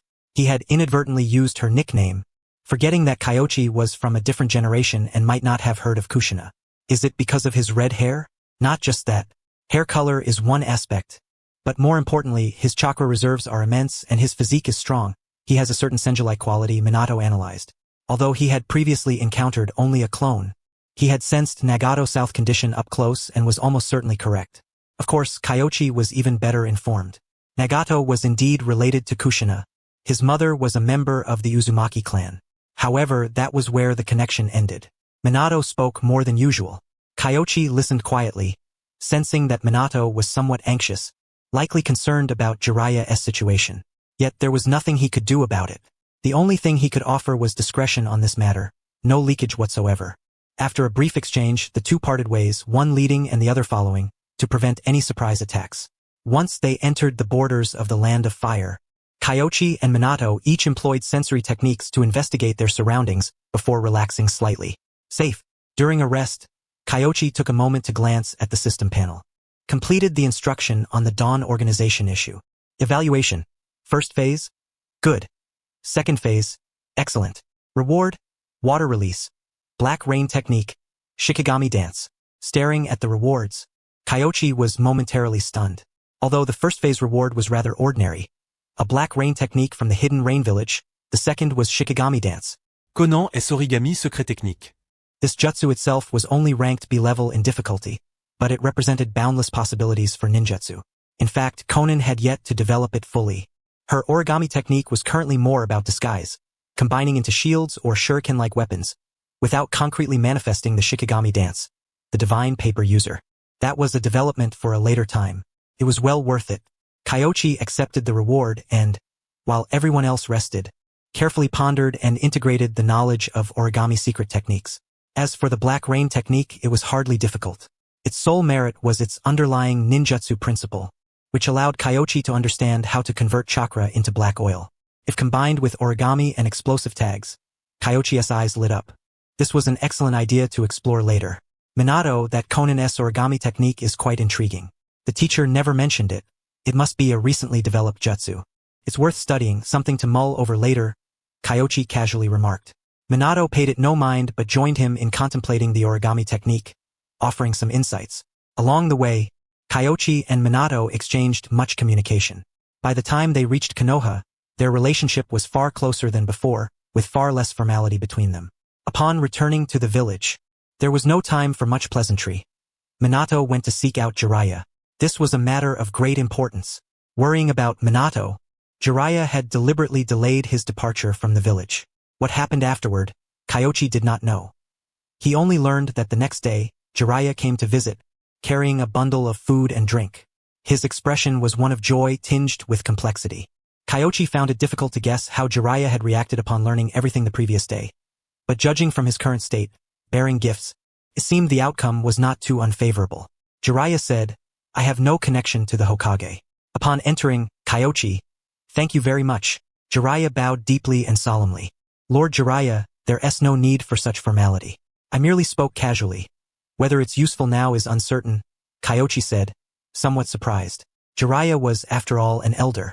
Such a grand gesture was somewhat inappropriate. Yet Jiraiya persisted, not ceasing his actions despite Kyoichi's words. Fortunately, they were indoors.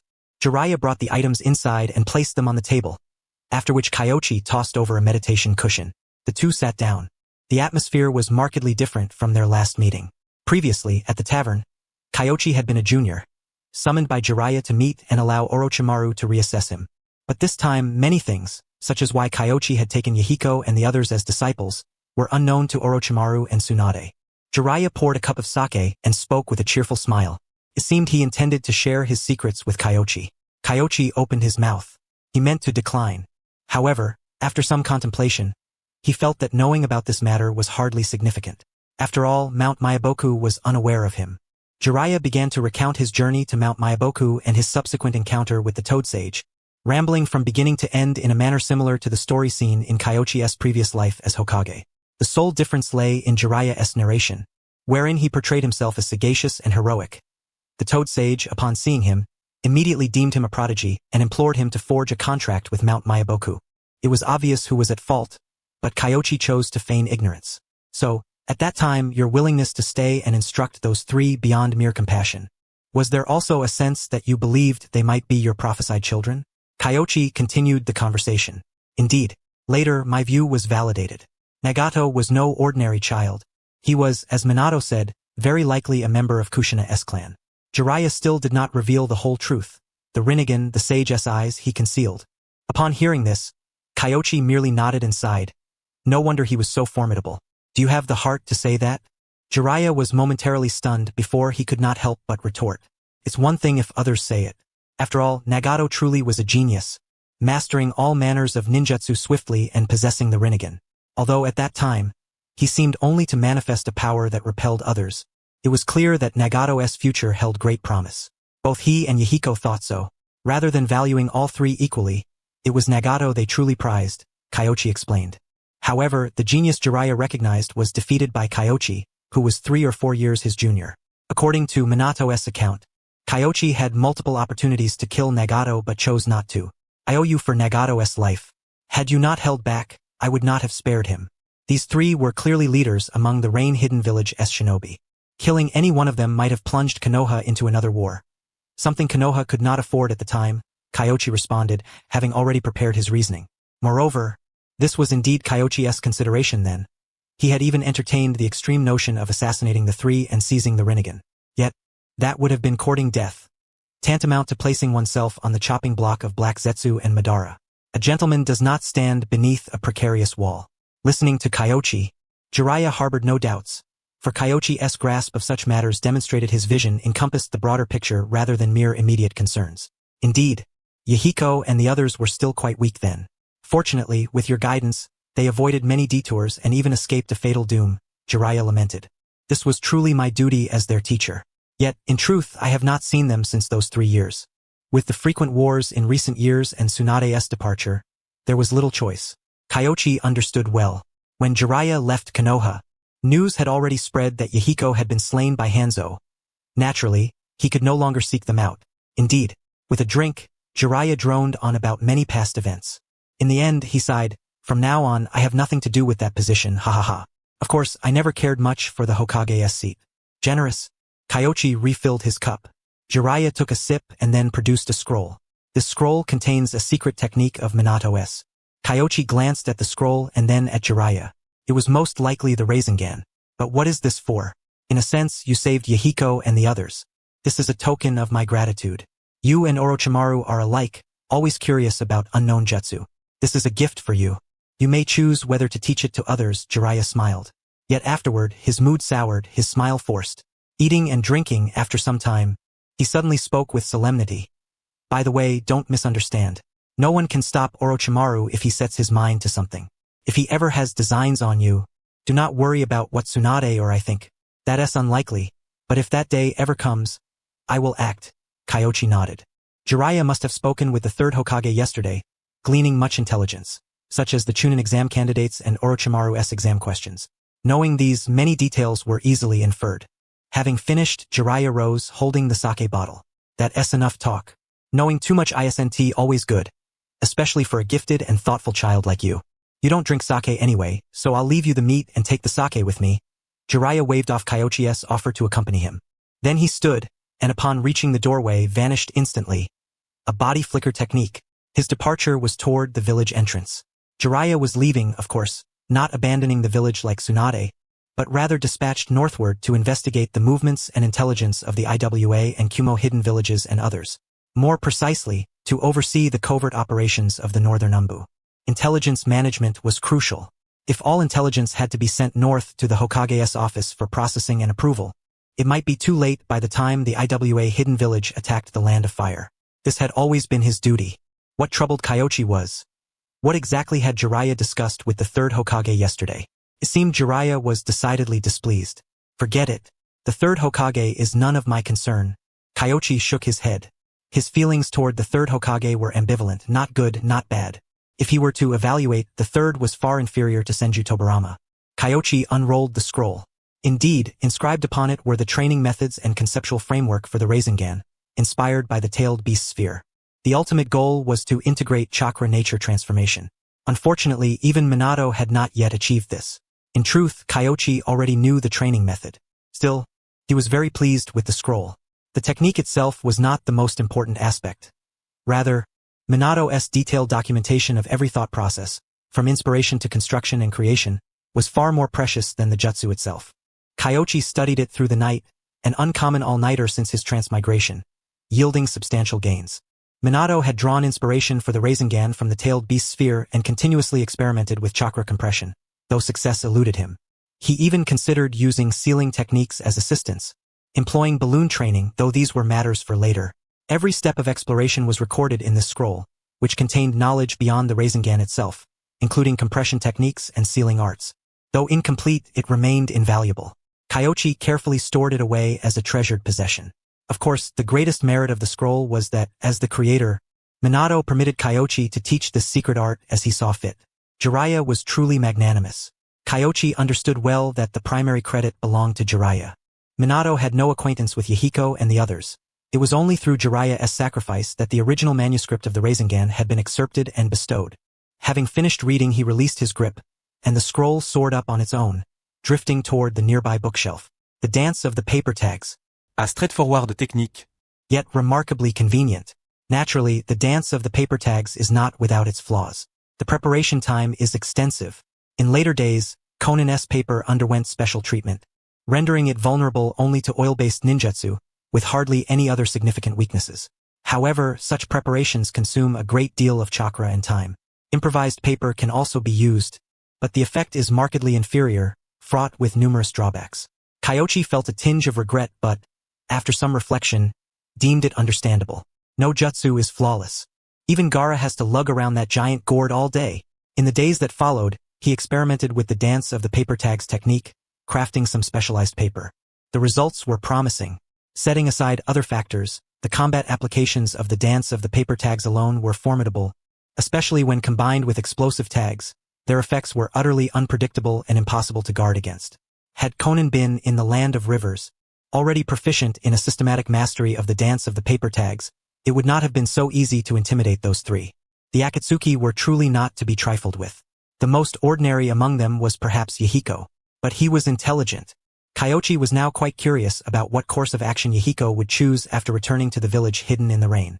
Unfortunately, communication in this world was not so advanced. In Konoha, there was no way to ascertain what was transpiring in the village hidden in the rain. Aside from the dance of the paper tags, Kyoichi had also mastered a certain technique of chakra compression. The earlier water-severing wave already employed compression techniques. Coupled with the Rasengan, Kyoichi attempted to compress wind-nature chakra, strengthening wind-style ninjutsu. A major breakthrough was evidently out of reach, but the vacuum wave and vacuum blade harmonized perfectly with this approach. The effect was tangible. The power increased significantly, but this technique demanded exceptional chakra control. Otherwise, could cause harm to oneself. At present, Asuma and the others had not yet reached the threshold to learn it. Besides researching ninjutsu, he had not neglected teaching the three children. Yesterday, Shisui's wind-nature transformation had shown progress. Thus now, in addition to Asuma, Shisui was also to be taught wind-style techniques. Fortunately, they had recently learned quite a few wind jutsu. Teacher, we haven't taken on any missions for a whole week. Are we out of money? Kyoichi glanced cheerfully at Asuma. This young man had been rather boastful lately. Rumor had it he had treated other classmates to a barbecue. Asuma's face flushed crimson upon hearing this. What does that have to do with being out of money? Well, a little bit, Kyoichi admitted. The third Hokage wasn't providing funds and expected him to earn his own. With no missions recently and heavy expenses, it was indeed a bit tough to manage. This recent B-rank mission was an exception. You're still far from completing a true B-rank mission, so don't get cocky just because of one success. These days are just right for improving your skills. Kyoichi mercilessly dampened their spirits. But in truth, he hadn't considered taking on missions lately simply because he was too engrossed in research to venture out. Kane, have you finished reading the book I gave you a few days ago? Teacher, yes, I finished it. I'm also practicing the mastery technique. And recently I've tried it on fish. Are your parents tired of eating fish yet? Kyoichi smiled slyly. Akane's cheeks reddened deeply, and she bit her sleeve silently. Her family's refrigerator was probably stocked with enough fish to last the entire month. Akane's face always turned sour upon seeing fish these days. Everyone shared a knowing smile. Medical ninjutsu was notoriously difficult. This was universally acknowledged. Every medical ninja's initial training involved fish. Let us go see if there are any missions. Kyoichi stretched leisurely. Upon arriving at the Hokage's office building, just as he was about to enter, a Chunin awaited downstairs. Lord Kyoichi, the Hokage requests your presence. Kyoichi paused momentarily, then nodded lightly, signaling Shisui and the others to wait below. He then entered the building and proceeded to the third Hokage's office. The third Hokage was smoking, and the room was thick with the scent of tobacco. Kyoichi waved away the smoke and entered, bowing respectfully. I had intended to see you a few days ago but heard you were deeply involved in research, so I didn't want to disturb you. You've given me quite a puzzle, young man. The third Hokage extinguished his cigarette and sighed deeply upon Kyoichi's arrival. The Hokage, you mean? Kyoichi understood this was likely regarding Yahiko. Fresh intelligence had arrived. Yahiko had returned to the village hidden in the rain and apparently met with Hanzo the salamander. The third Hokage produced a scroll of intelligence. Kyoichi glanced at it. Yahiko went to see Hanzo? A sound strategy. The village hidden in the rain's position among the three major nations owes much to Hanzo's merit. If Yahiko can rekindle Hanzo's ambition and leverage his name to strengthen the village, then gradually, it might not be impossible for the village hidden in the rain to become the foremost among the small nations, guiding the surrounding minor countries. Of course, the third Hokage added, this is his viewpoint.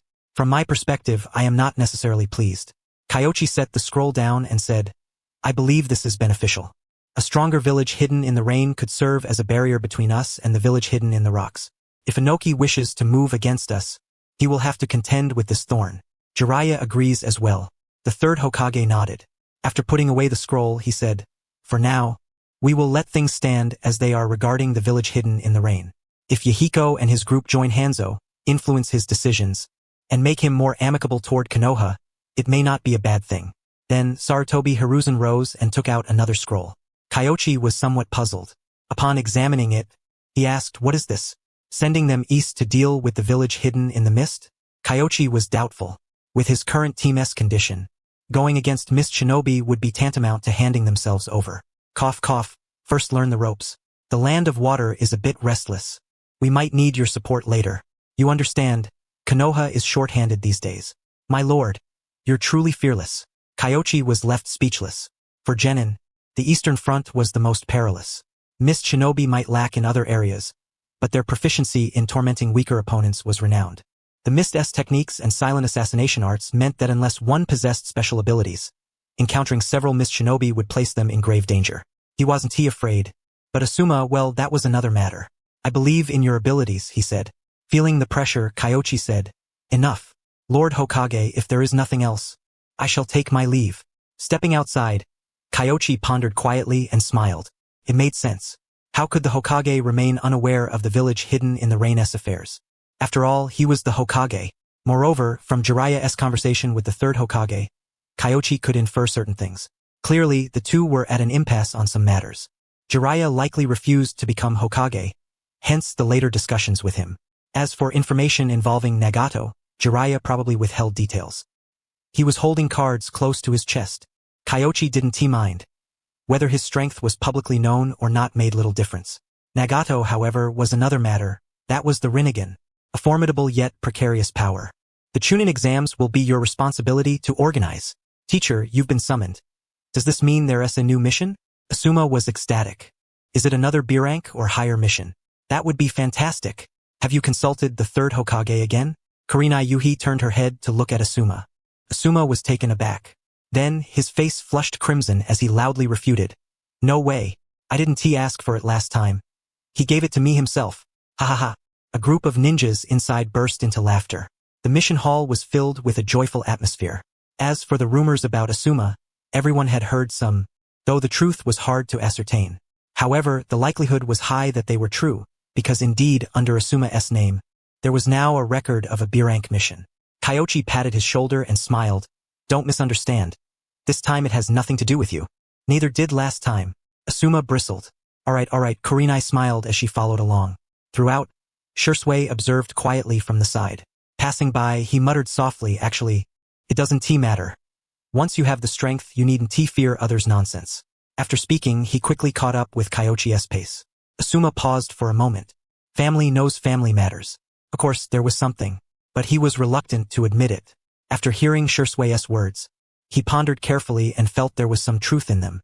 Yet, why be so concerned? When your strength increases, who's there to gossip? The main thing is to get stronger. Asuma clenched his kunai tightly and strode forward. Kyoichi casually accepted a C-rank mission, a guard duty, not very difficult. But this time, he told Asuma and the others that unless there was a threat to their lives, he would absolutely not intervene. Asuma expressed, "Perfect. After experiencing 2 life-and-death battles, we're no longer who we used to be. For an ordinary C-rank mission, I'm absolutely confident we can handle it ourselves." Thus, after meeting the caravan to be guarded, Kyoichi sat on the cart while Asuma and company ran outside, to the point where Asuma's limbs were exhausted. Kyoichi even grandly called it training. This C-rank mission passed without incident. The enemies were a few rogue ninjas, but Asuma and the others successfully killed or drove them off. The escort mission concluded. On the return journey, Kyoichi taught them new ninjutsu, the vacuum wave, a B-rank jutsu.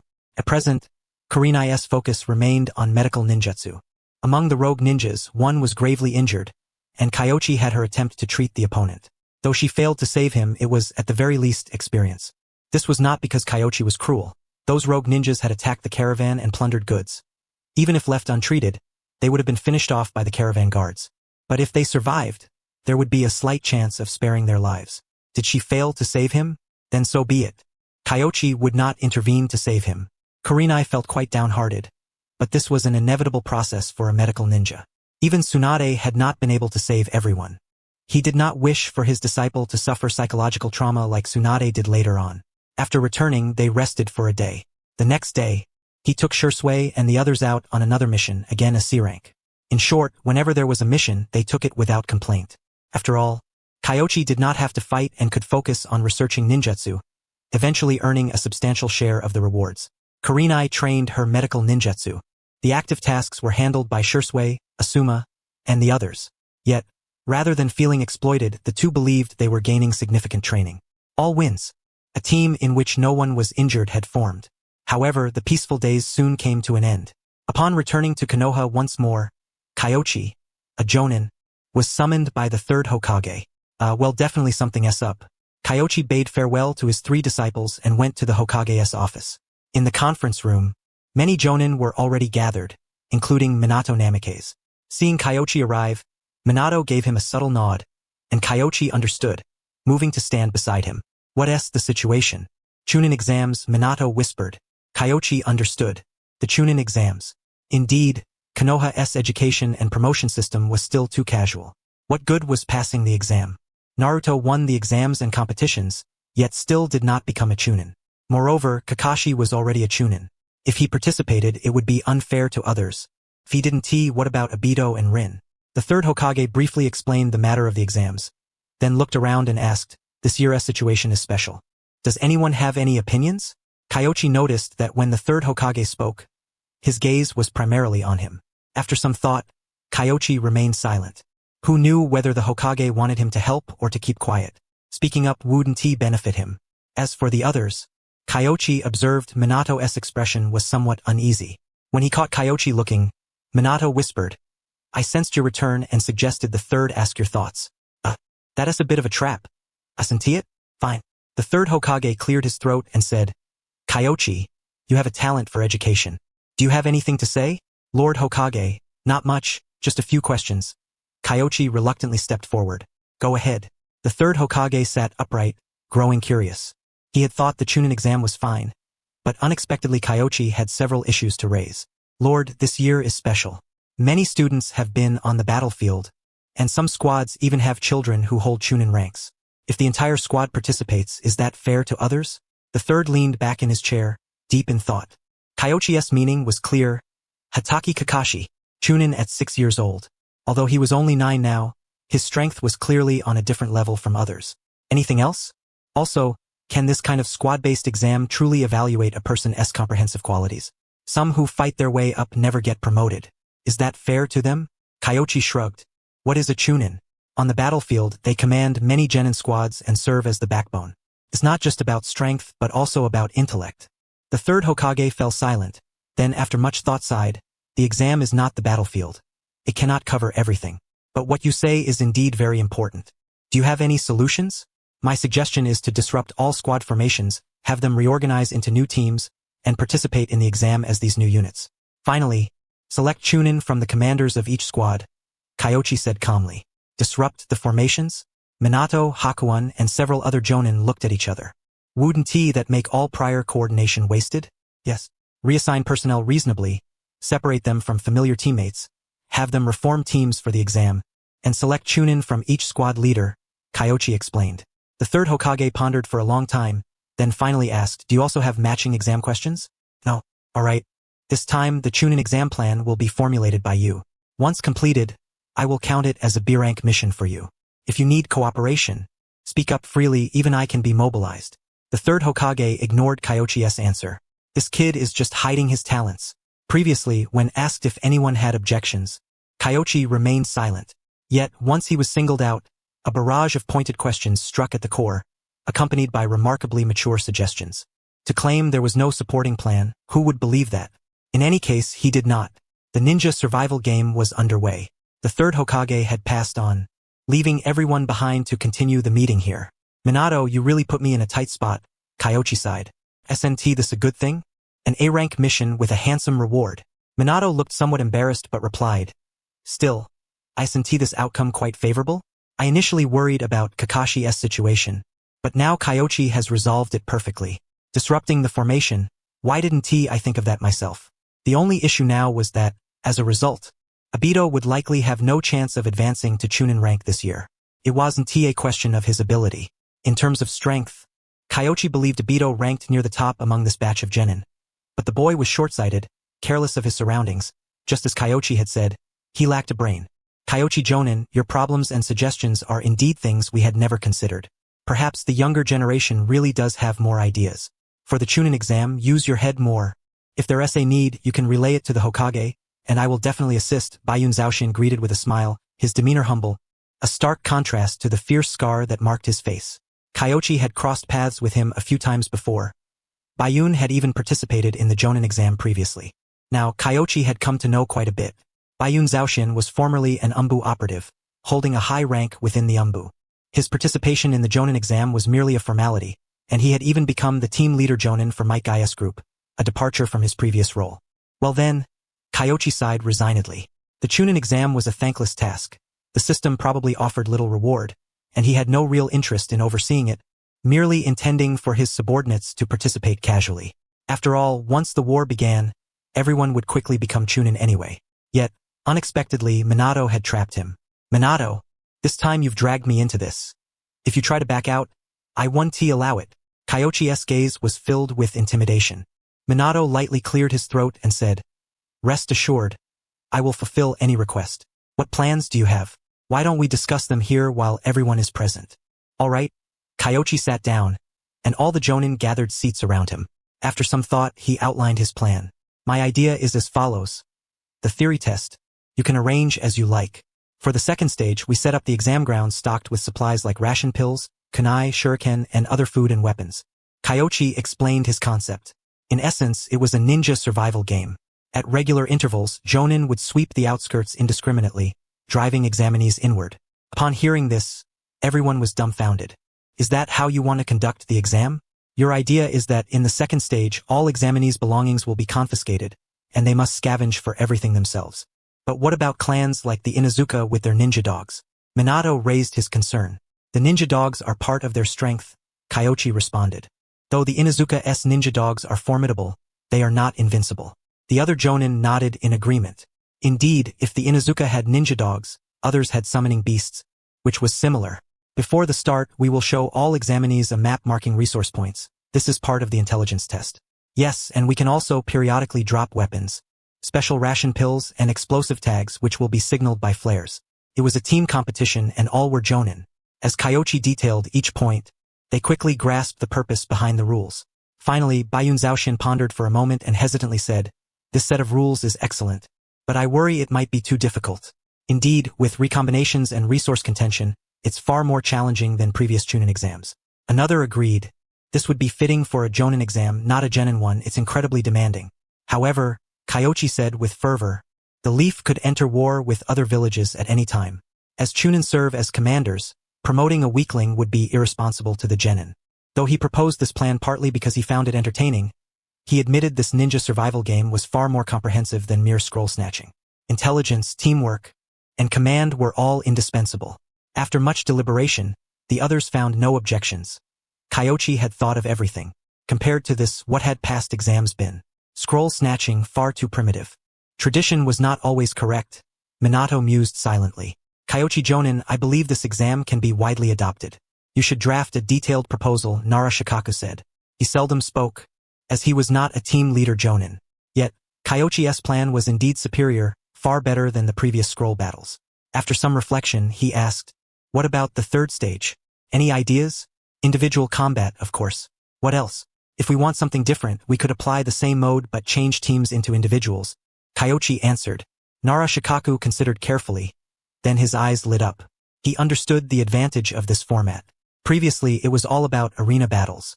But war did not take place in an arena. In the field, assassinations, ambushes, and surprise attacks were commonplace. Who would fight you in a formal ring? This exam would select students better adapted to the rhythms of war. He nodded and said, please have Kyoichi Jonin write up a proposal. I will ask the third Hokage to grant you a greater reward. That sounds good, Kyoichi smiled. As a strategist, Shikaku would not make reckless promises. But if he said so, an increased reward was almost certain. A-rank mission rewards typically ranged from 150,000 to 1 million ryo, leaving plenty of room for negotiation. New weapons were secured. With the plan finalized, All that remained was to write and polish the document. The group dispersed. Outside the building, Kyoichi blocked Minato's path. Minato, you said you would fulfill any request, right? Yes, ahem, that's right. I've been a bit busy lately. I'll leave the proposal writing to you. Huh? Minato was taken aback. He was about to object when he saw Kyoichi gradually fade, becoming a mere afterimage. An improved body flicker technique. Minato was speechless. Busy? Yeah, right. After some thought, he shook his head slightly. Forget it. It's not a big deal. I'll write it. Kyoichi has explained the plan clearly. It'll only take about a day. No problem at all. As for Kyoichi himself, after slipping away, he went to check on his 3 disciples. The 3 of them were conscientious, beginning to run around Konoha. Their vitality was boundless. Kyoichi did not disturb them. Instead, he found a shop, purchased some food, sat down and started reading. With the mountain of books Tsunade had, there was simply no time to waste. The 3rd Hokage sighed. I am useless. Teacher, you've returned? Shisui was jogging by, glanced into the shop, and saw Kyoichi sitting there. Kyoichi moved his book aside and looked up. Yes. Seeing you all diligently training after returning, I chose not to interrupt. Shisui stepped inside, looked around hesitantly, as if wanting to say something but holding back. Kyoichi, somewhat impatient, said, If you have something to say, just speak up. A 5-year-old child appears more mature than Asuma. That's not good. Yes, I wanted to ask if the Chunin exams are about to begin? Shisui inquired. Kyoichi raised an eyebrow, put down his book, and looked at him. No, I saw many genin squads returning, Shisui explained. The Chunin exams are indeed about to start. I was planning to wait until everyone had arrived before announcing it. Kyoichi nodded. Shisui clenched his fist, an uncommon excitement shining in his eyes.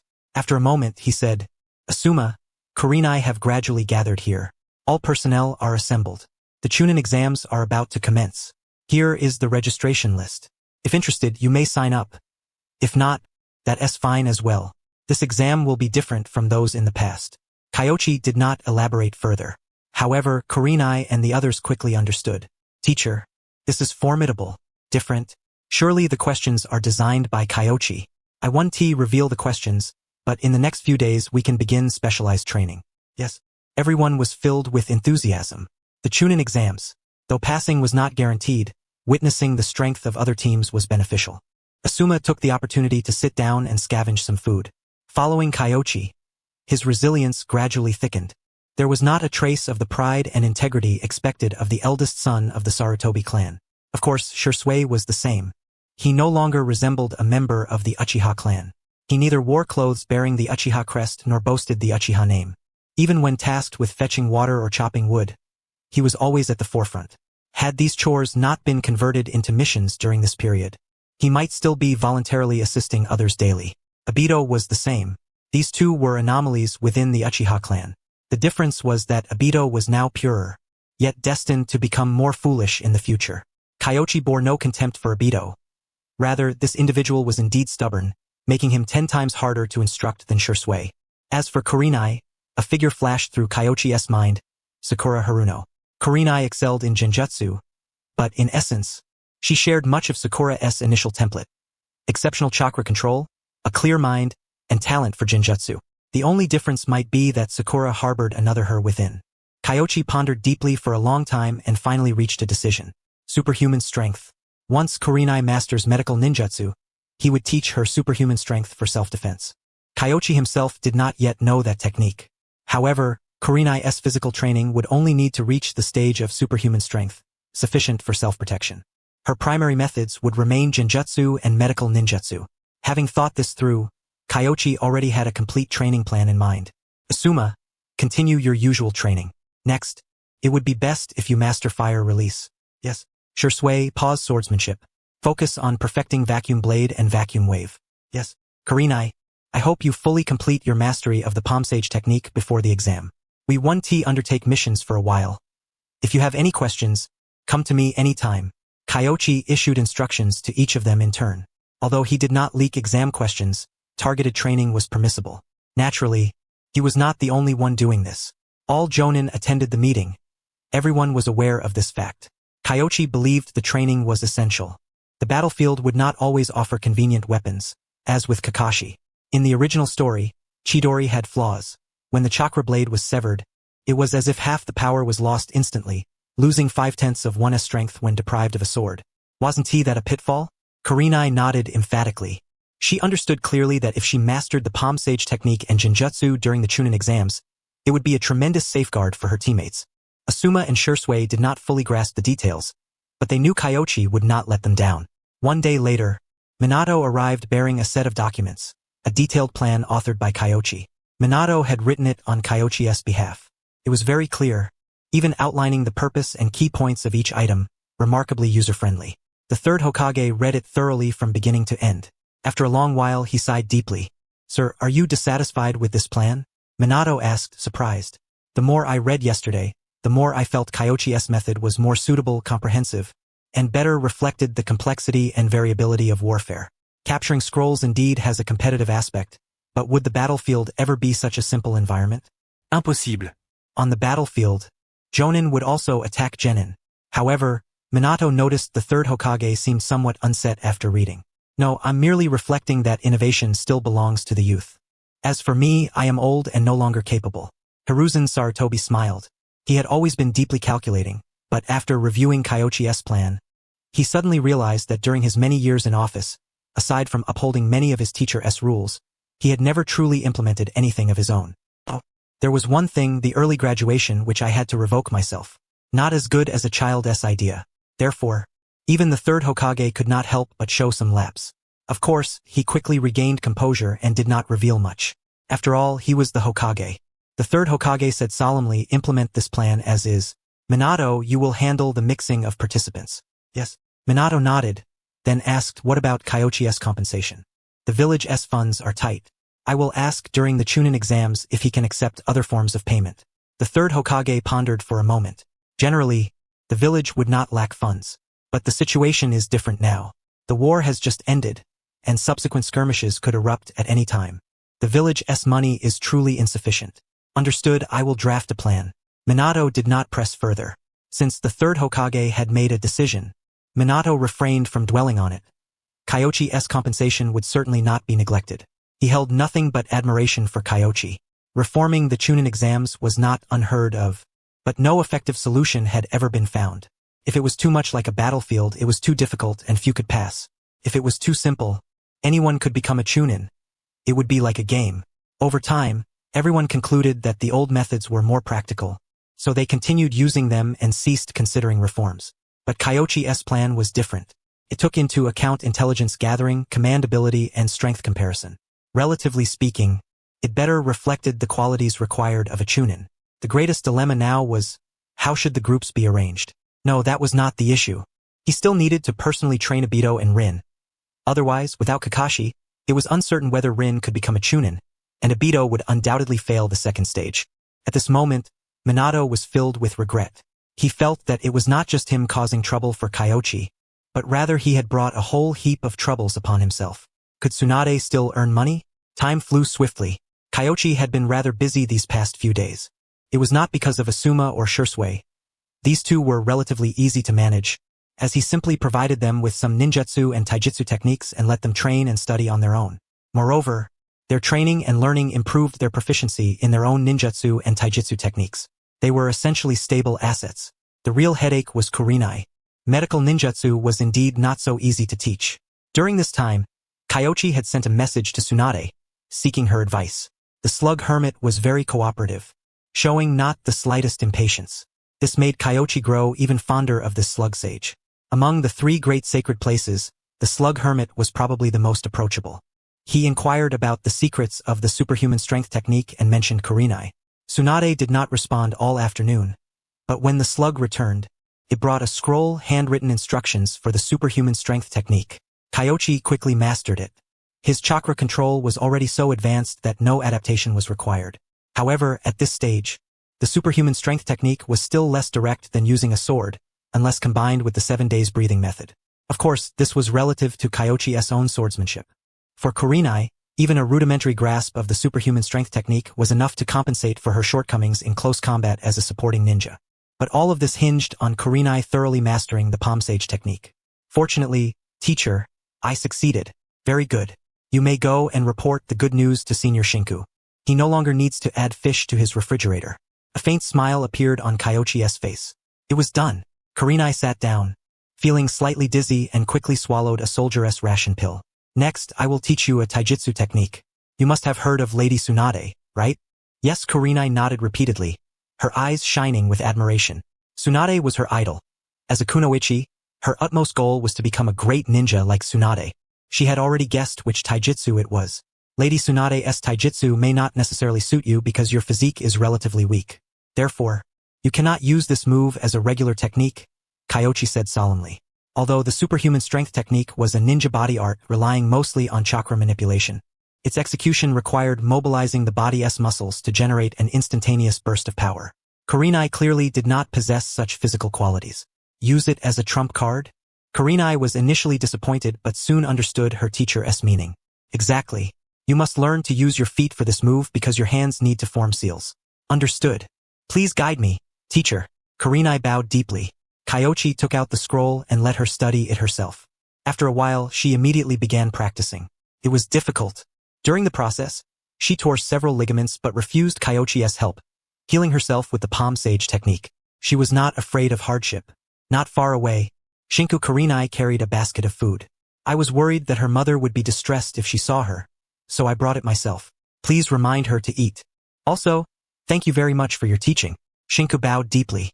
He clearly understood what Kyoichi was teaching, superhuman strength technique, a secret art of the Senju clan. It's nothing. As long as she is willing to learn and endure hardship, I am willing to teach. She will have a promising future. Kyoichi was deeply moved. Such words, he had once thought he might use them when communicating with a parent in his previous life. Unexpectedly, after transmigration, they actually came in handy. Shinku bowed and left. After a while, his daughter would surely find him. However, Kyoichi knew that Kurenai's perception was very strong and she had probably sensed it by now because she was training even harder. Eat well. I must not let them down. Effort is the least valuable commodity in the ninja world. While you strive to improve, others do as well. Therefore, on the battlefield, teamwork and command are far more important. Excluding prodigies and maniacs, Kyoichi thought to himself. Clearly, Kurenai was neither a prodigy nor a taijutsu maniac like Might Guy. In recent days, every team had been undergoing special training. Shisui had already mastered several vacuum wave techniques that did not require ninja tools. Recently, he had been practicing genjutsu, as well as the light sword technique created by Yanagi and Kyoichi himself. Although Shisui suspected that the Chunin exam might involve some challenges with ninja tools, he believed his focus was still on swordsmanship and body flicker techniques, so he had not neglected them. Asuma's side was even simpler. He also wanted to continue training and not let the Chunin exam affect himself. Thus, Kyoichi taught him the flying swallow technique. What is taken from the people should be used for the people. Naturally, Kyoichi himself gained much from this. Not to mention proficiency, he had mastered another wind release ninjutsu, a devastating technique called wind release, crushing harm. It was a fearsome technique, worthy of being a flagship ninjutsu among wind release arts. Although there was no special enhancement for wind release, having one more technique was always better than none. Meanwhile, the Chunin exam was about to commence. Kyoichi had received the notice in advance and arrived at the venue to arrange the exam grounds.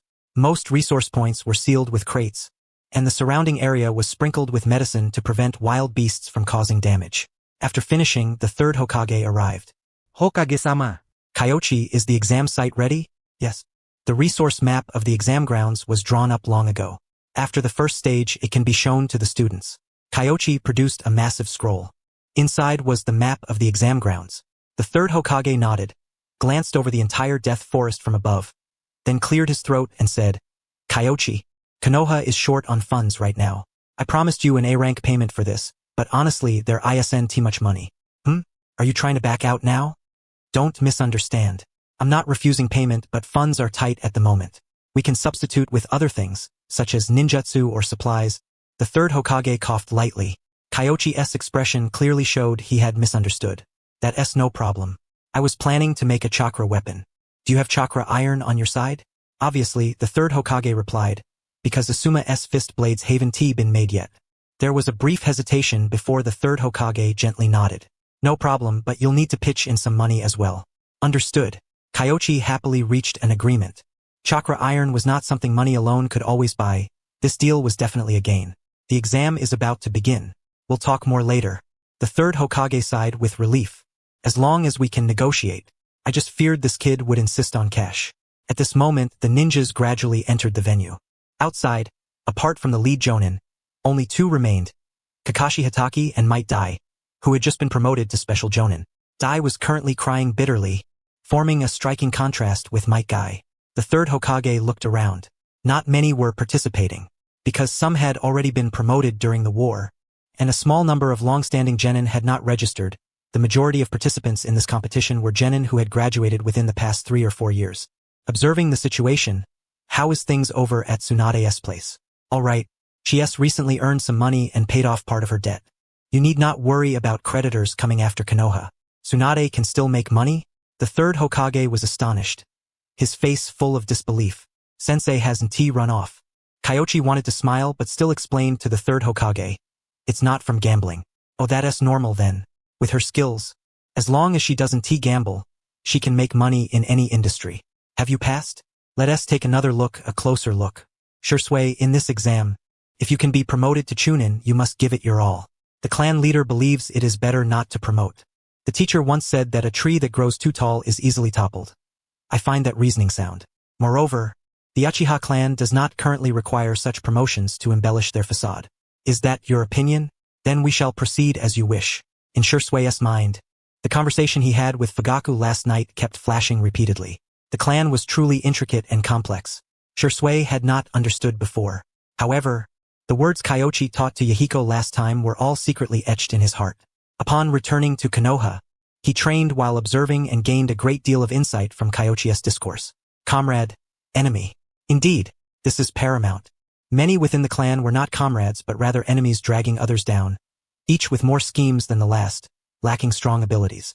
Setting aside everything else, even a simple Chunin exam was twisted by them into a stage for flexing muscles. Yet, does it serve any purpose? Though only 5 years old, Shisui understood it was utterly futile. Just as the gap between the land of rain and the great nations could not be overturned by producing 1 or 2 geniuses, the clan's elders all regarded Konoha as an imaginary enemy. Disaster was inevitable. Shisui, I heard this exam is no ordinary one, you must be cautious. Shisui looked up at Obito, his mouth slightly open as if wanting to say something but hesitating, his expression somewhat bewildered. Nearby, tch, without that guy Kakashi this time, the great one, will prove myself. Obito gave a thumbs up. That is called confidence. However, at the first test, he was dumbfounded upon seeing the exam paper. A written test? The Chunin exam has this too?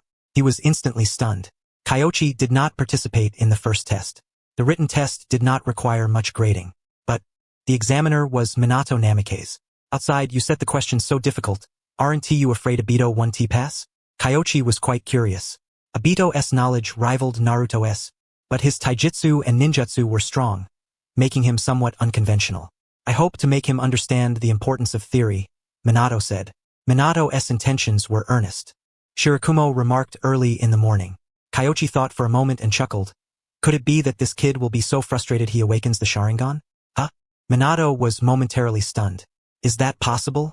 But on further reflection, Obito was unpredictable in battle and daily life, and his own strength was not weak. It was conceivable he might indeed awaken it. At that moment, Obito was scratching his head anxiously. Very anxious. So many questions, none of which he could answer. His mind truly wasn't sharp. Kyoichi sighed, patting Minato's shoulder. It's tough. Better to start over early and be reforged. Being reforged might not be a bad thing. Obito was a big troublemaker. Moreover, Obito was not yet on Madara's list. Shisui's priority was likely far higher than Obito's. But humanitarian destruction was obviously unrealistic. Minato took Kyoichi's words as a joke. More than half the exam had passed.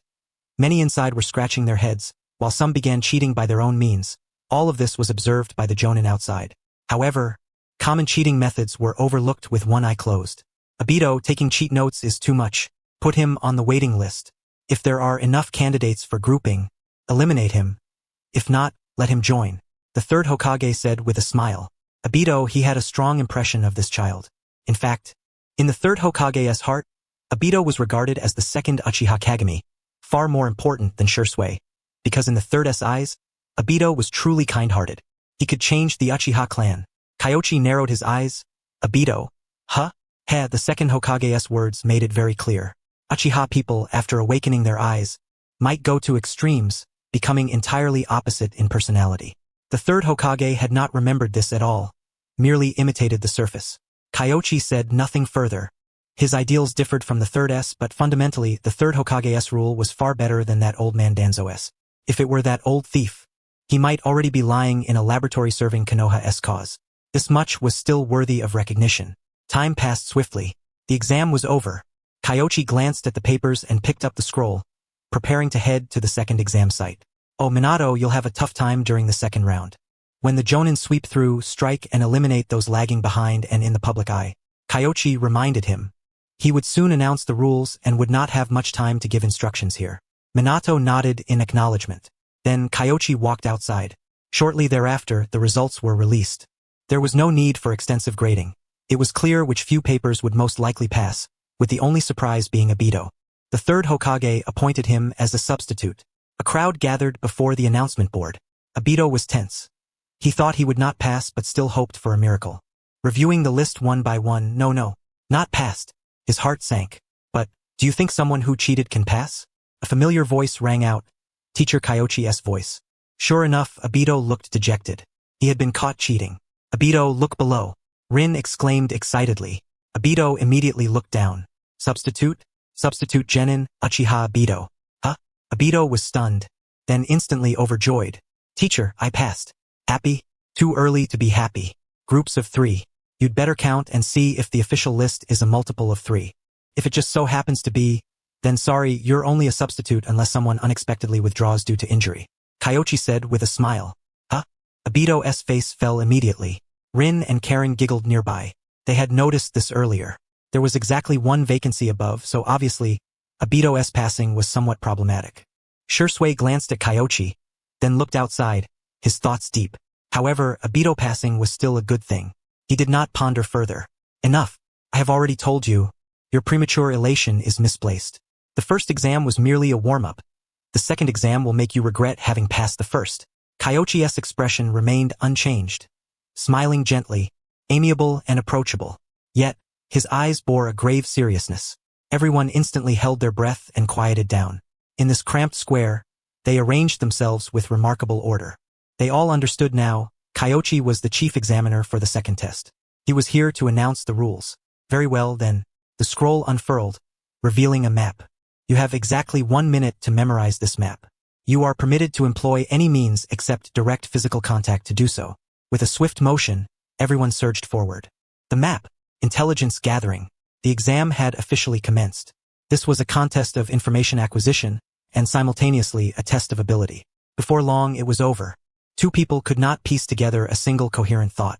Asuma, Shisui, and Kurenai exchanged glances. Familiar. Too familiar. The classic teacher's tactic. The assessment quietly begins even before you realize the exam has started. Truly, this was the teacher's doing. They dared not be complacent any longer. The map flashed repeatedly through their minds. But, be content, Shisui whispered softly. Asuma and Kurenai were momentarily stunned, then quickly understood. Don't be greedy. Just remember part of the map. 1 minute ought to be sufficient to commit a map to memory. However, only 1 or 2 circles could see the map at any given moment, and there were 50 to 60 people here. At that instant, it was utterly impossible to persuade others to rationally copy the map because they were not teammates but adversaries. No solution. Next, all ninja tools and supplies will be confiscated. Everything you need for the second exam must be obtained solely from within the test grounds. Furthermore, prepare yourselves, as the teams will soon be shuffled. Kyoichi smiled warmly as he regarded everyone. The crowd erupted in uproar. Shuffle the teams? This meant former teammates might soon be enemies. What about the intelligence they had gathered? Faces turned to one another, unsure what to say. Kurenai exchanged looks with her 2 teammates, each rendered speechless. The flavor was just right. This dark humor was so potent it was immediately recognizable. The rest of the information was displayed on the map earlier, so I will not elaborate. If you couldn't see clearly, that simply means you are inadequate. If you can't even grasp the map's intelligence within 1 minute, what right do you have to be a chunin? Silence fell upon the assembly. Some were inwardly furious but found no grounds for rebuttal. Kyoichi gave no opportunity for further discussion and waved for everyone to proceed to the exam grounds, the forest of death. Along the way, the atmosphere was solemn. Shisui, Asuma, and Kurenai communicated with hand signs. Nearby, Obito's eyes lit up. A guard squad signal. His eyes brightened as he pulled Rin over, frantically gesturing to Shisui. But halfway through he forgot how to sign the code. Awkward. Fortunately, Shisui understood his intent, responded with gestures, and nodded gently. It was easy to surmise it was merely about looking out for Rin. Obito himself had no idea how to write the character for fear. At this time, many were wary of one another. Yet some began attempting alliances, especially those who were originally teammates or shared close bonds. Behind them, Kyoichi was closely followed by Might Due. Kyoichi, how does your mind work? So convoluted, so many devious ideas, Might Due sighed. As a guard observing the exam, he offered protection at critical moments. Thus, he was unaware of Kyoichi's full plan and, like the genin, learned it gradually. He was uncertain whether Guy would manage, but he himself had little confidence. Though adept in taijutsu and possessing the 8 gates technique, he lacked the qualities and knowledge expected of a chunin or jonin. Leading a team would only endanger everyone. Witnessing this exam only reinforced that belief. No big deal. I'm simply standing on the shoulders of giants. Makes sense. That's youth. There you go again. Kyoichi ignored Might Due's sudden enthusiasm and focused more intently on the genin before him. Their intelligence and acuity were becoming evident. Many had already formed secret alliances.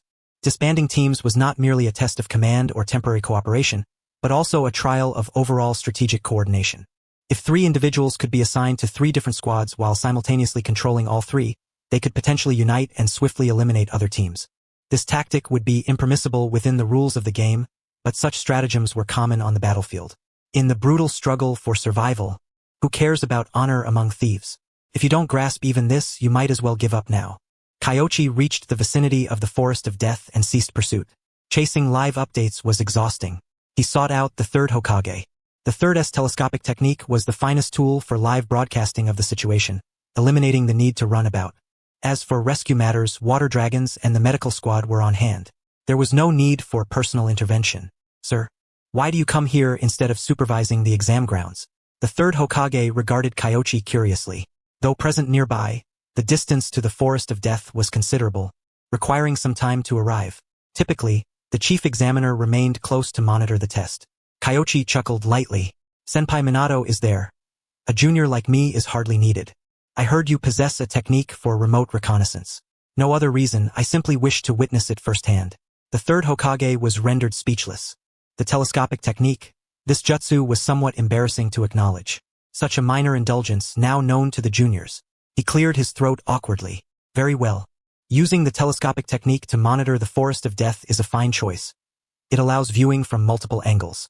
Sir, I have prepared a large mirror for you. Kyoichi produced a sealing scroll and retrieved a massive mirror sealed within. The 3rd Hokage was speechless. After a long pause, he cast the jutsu, projecting the distant scene onto the mirror.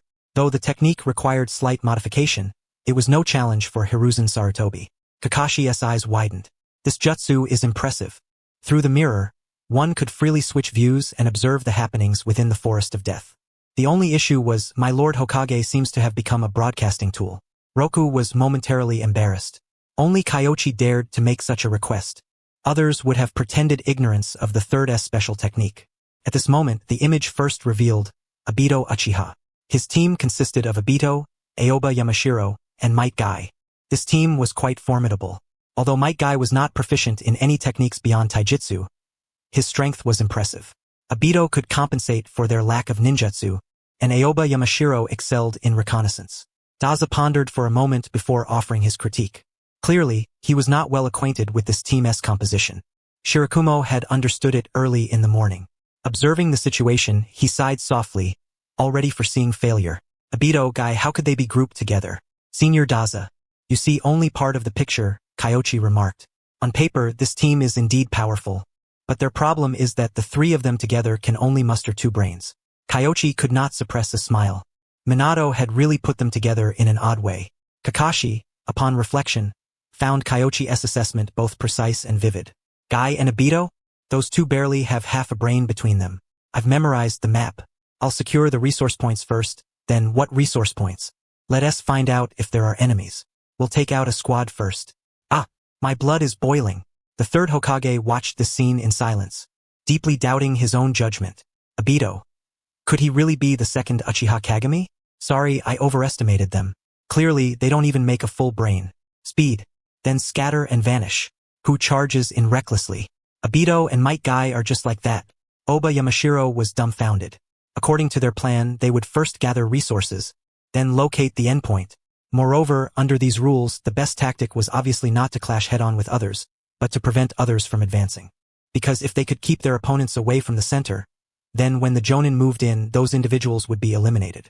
Unfortunately, his words were futile. Obito and Might Guy ran faster than he did. Teacher Kyoichi, what do we do when faced with this? Oba muttered to himself. After much thought, he could only keep up. Everyone, we are fortunate to be taking the second test together. Let us designate a commander first, then confirm each other's abilities and needs. Asuma did not rush forward. He looked at his two teammates. He had some impression. Kogen Tetsu, Kamizuki Izumo. They had been classmates at the Ninja Academy, but Asuma was not truly familiar with their abilities. We've been teammates before and cooperate well. I specialize in taijutsu and swordsmanship. I can use water release to help control the battlefield. Both spoke in turn. Their attitude was unmistakable. We'll follow your lead. Asuma breathed a sigh of relief. His teammates would listen to him, perfect. He nodded and said, since you'll follow me, we'll proceed according to my plan. We will search the surroundings for resources first. If we encounter Shisui or the Akakumo squad, we'll join forces to sweep away other enemies. Alright, Shisui and Akakumo were not on the same team. Minato had allocated them separately. He knew well that Kyoichi's squad excelled in cooperation. If Kyoichi's subordinates were assigned together, it would be a devastating blow to others. Moreover, Akakumo was formidable in her own right. Therefore, Kyoichi's subordinates were at a disadvantage in personnel allocation, as Shisui's two teammates were civilian genin without strong ninjutsu. Their only merit was obedience. Otherwise, considering Shisui's young age of 5, it was uncertain whether he could manage the field. Akakumo's side was somewhat better, with Fushigaki and Ebisu not strong, but not weak either. The third Hokage naturally noticed and commented, Minato has great confidence in your subordinates, especially Shisui. He entrusted him with 2 civilian genin. This implied that, in Minato's judgment, Shisui's abilities exceeded those of elite genin. We have some overlap between our 2 classes. Minato understands my disciple's abilities better. If Shisui can find a ninja blade, his strength will indeed surpass the others. Kyoichi nodded, then smiled, dispersing isn't necessarily bad. If they all survive after the first sweep, they will have a tremendous advantage. Indeed, the third Hokage nodded. Though disadvantaged now, they may not be after the second round. From the overall perspective, Shisui's team holds the advantage, because Asuma, Shisui, and Akakumo all easily obtained command of their squads. Soon, all teams began to move. The most reckless were Guy and Obito. Under Aoba's reconnaissance, they quickly found a squad and charged in to overwhelm their opponents. The medical unit promptly arrived to evacuate the wounded. The first clash revealed the brutal nature of the exam. Battles erupted in multiple locations swiftly. Among them was Asuma's team, which contested resource points against Irika's squad. Irika's team included Genma Shiranui, but they did not detect Asuma's position and were caught by Kamizuki Izumo's water fetters, immobilizing 2 members. Asuma's vacuum wave immediately took down 1. Genma only managed to save 1 teammate. Meanwhile, Shisui led his people in retreat. He specialized in genjutsu and had decent sensory skills, though usually Kyoichi and Akakumo handled reconnaissance, so Shisui's abilities were not often needed. However, now his sensory skills proved invaluable. Hence, Shisui planned to use his sensory abilities to locate teammates and join forces with Asuma and Akakumo's squads.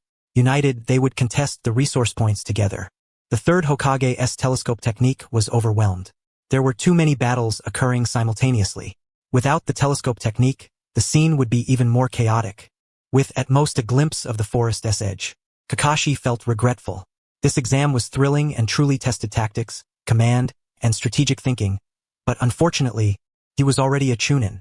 Though his age was the same as others, he could no longer participate in the test. At this moment, Kyoichi suddenly turned to the third Hokage and said, Sir, please focus on Obito's team. Alright. Today you're the boss. The third Hokage silently switched his viewpoint to Obito's squad. Obito and Might Guy charged swiftly, clearly leaving Aoba behind. Ahead of them was another team, Shikaku, a junior of our clans. Daza recognized them at a glance. Facing Obito's team were Nara Enyo, a member of the Nara clan, and Akiyama Tsukasa. The third was not from the Yamashiro clan. Even with just 2 clans united, their combat power was formidable. Obito and Guy deliberately avoided shadows and counterattacked with the Great Fireball technique. However, with the combination of the multiplication technique and shadow imitation jutsu, defense was futile. Obito was immediately restrained by shadows. One strike sent Obito crashing into the dirt, dragging him back. You are already dead. The third man used the body flicker technique to appear at Akiyama Tsukasa's side. A kunai swept across Obito's neck. No real strike was delivered. But on a normal battlefield, Obito could not afford to die again. Seeing this, Might Guy's speed doubled. Then, break, retreat, vanish, slip away. Oba Yamashiro had just arrived but was grabbed by Might Guy and pulled out of the fray together. Fools! Kakashi covered his face, speechless. Who charges in so recklessly? They would have died 800 times over on a battlefield. The battle raged on. Casualties were sustained on all sides. However, they soon discovered that among Kyoichi's 3 subordinates, there were virtually no injuries. Moreover, Shisui and Yugao had already regrouped, and at that moment, the 2 squads combined forces to sweep through the surrounding resource points. Kyoichi, you didn't give anything away, did you? The third Hokage narrowed his eyes slightly. A team of 6, there was no way anyone else could stand against them, and it seemed they were converging toward Asuma's location. No, I didn't even teach Yugao the sensory technique, lest all 3 teams converge directly. Kyoichi was the teacher of Shisui's trio, and at the same time, the chief examiner for this trial. Without explanation, suspicion might arise. The third Hokage's opening words gave him a chance. The previously doubtful Jonin nodded slightly upon hearing Kyoichi's words. They were naturally aware of the second Hokage's secret sensory technique. If Yugao had mastered that level of sensory jutsu, the other teams would not be facing a mere 6-man squad, but rather a 9-man force. At this moment, Kyoichi formed hand seals and performed a summoning jutsu. Before long, the summoned slug clone appeared beside him. Centered around point A, the first sweep began. Instantly, signal flares appeared in the sky above the Death Forest. The sweep had commenced. The entire Death Forest erupted into chaos. Everyone was forced to contract inward. Yet, during this contraction, clashes were inevitable. The Lone Wolf Squad, Guy, leave me behind and run. Yugao and Shisui's joint squad was closing in. Oba Yamashiro, seeing the signal flares in the distance, immediately dispatched crows to scout. Soon he discovered the enemy. A 6-man squad. How many? 6. Might Guy cursed silently in his heart. Damn it, they only had 2 people. How were they supposed to handle a squad of this caliber? Let us move together. None of us can escape alone. He gritted his teeth and said, I'll open my secret technique and get you out of here. No need. Listen to me. I'm not as strong as them, and this is only the first contraction. The second contraction is the crucial one. Once you're inside the circle, hide and wait for the second contraction. If we can make it into the top 5, our squad might still advance to the 3rd round. Oba spoke quickly. Thanks to Obito's intelligence, Guy was finally able to communicate. He was relieved. But unfortunately, with one person missing and facing the joint squad of Shisui and Yugao, they stood no chance of victory. They're coming. Damn it. Oba, I'll get you into the 3rd round. Guy sensed it too. Yugao, Shisui, and also Ebisu and Byakugan. There was simply no way to win, unless he opened more than 4 gates of the 8 gates technique. However, when Might Guy taught him the 8 gates, he had said that the 8 gates should be opened for protection. Opening more than 4 gates for a competition like this would likely earn him a beating from his father upon returning. Guy, block him. Stop him. Shisui, seeing it was Might Guy, panicked and immediately used the body flicker technique to pursue. He was Kyoichi's disciple and well aware of the strength of the Guy family. This was a formidable foe. If they could surround and kill Might Guy here with just 6 men, the subsequent second sweep by the Jonin would mean one less powerful enemy. Ebisu was naturally unwilling to let that happen. But now, since he was on the same team as Yugao, he could not openly let anyone go and had to turn to confront Oba Yamashiro. Byakugan was in the same awkward position. Thus, only Shisui's squad went to attempt to encircle Might Guy. However, as Shisui closed in on Might Guy, he saw him suddenly burst forward with incredible speed. Whoosh, the sound of wind. Shisui was halfway through forming hand seals. The genjutsu had yet to be activated when he saw Might Guy already far away. Too fast. Could this be the secret technique the teacher mentioned? Shisui pondered silently. He could not catch up and had no choice but to abandon the chase and retreat to first eliminate Oba Yamashiro. However, due to Obito Guy's reckless first advance, their squad had gained no resources at all. Apart from a single head, they had nothing to show for killing Oba Yamashiro. Even Ebisu felt embarrassed. He vaguely guessed something had gone wrong. Usually, when the teacher was absent, he and Genma could hold off Might Guy, but this new team probably lacked such individuals. Aoba was competent, but his strength was a bit lacking. The third Hokage side. Aoba Yamashiro's strategic thinking was commendable. He knew what to do, how to execute tactics, and what was advantageous. But unfortunately, his strength was still insufficient to qualify as a Chunin. As for Might Guy, the third Hokage only remembered that he ran very fast. Nothing else left much impression. Sir Aoba Yamashiro and the others only graduated less than half a year ago. For them to have this level of skill is thanks to Kyoichi's special Jonin training. Compared to previous years, they might not have had even this much strength. Hakumo spoke up early. With Kyoichi's training methods, Konoha's lower and mid-tier ninjas can quickly catch up. Unfortunately, this training cannot be disseminated to the entire genin level. There are simply too many people. Moreover, many genin have passed their prime instructional period, so further teaching would have limited effect. As for selective training, Yugao is already involved. Meanwhile, all the Jonin noticed this six-man squad. Tactical, resolute, ruthless, swift in action. Shisui and the others were advancing along a diagonal path. Such a route aimed to encounter and eliminate enemies. After the sweep ended, only 11 teams remained within the circle, many of which were incomplete squads. In some cases, only a single person remained from a team, surviving by hiding in the forest. The problem was that there were many ninjas skilled in sensory techniques here. Konoha Whirlwind, Burn Bright, My Youth, Konoha Great Whirlwind, an odd string of shouts. Might Guy kicked 2 opponents in succession before breaking away. Asuma watched the retreating figure, his mouth twitching involuntarily. He had intended to catch a lone target but was instead beaten by that lone individual, yet none of them could keep up. Troublesome. Asuma, let us first regroup with Shisui to ensure we advance to the next round. Asuma did not hesitate further. Kanzuki Izumo and Tetsuko were injured and drifting outside. They were likely doomed. However, the next moment, he encountered 2 other elite squads, the Nara Lip squad and the team featuring Hinata Hyuga. The 2 teams faced off. Asuma sensed trouble. Asuma's teammates have gathered, and the 2 teams have merged. If we don't eliminate this team first, it will be difficult later. I suggest we join forces to take down Asuma first. At times like this, the Byakugan was incredibly useful. Asuma knew the situation was dire. Yet to run, his principles would not allow him to abandon his comrades. His teammates were not severely injured. He wanted to cover for Kanzuki Izumo and Tetsuko's retreat. The consequences were foreseeable. Asuma was lost. Kyoichi shook his head. Asuma's squad's vigilance was still insufficient. After the sweep, the area contracted. Everyone remaining understood the rules well. If a fight broke out anywhere, others would come to mediate. A lone wolf like Might Guy really should not provoke trouble. Barefoot against those with shoes, no gain, only trouble. Of course, Asuma's prowess was no trifling matter. Wielding 2 kunai in tandem with his vacuum blades, he managed to slay 2 comrades of Hinata Hireman. Yet, no matter how formidable he was, he remained but a solitary figure. Moreover, Asuma endeavored to rescue Kamizuki Izumo and Kotetsu Tetsu. Despite having broken through the encirclement, upon witnessing his teammates trapped, he resolutely fought his way back from the outside, aiming to use fire-style techniques to cover their retreat. Unfortunately, although Hinata Hireman's faction had split, they were by no means to be underestimated. Seizing the opportune moment, they executed precise pressure point strikes. Asuma combat effectiveness plumtait d'instantly. One teammate after another succumbed. At that moment, attempting to flee was already too late.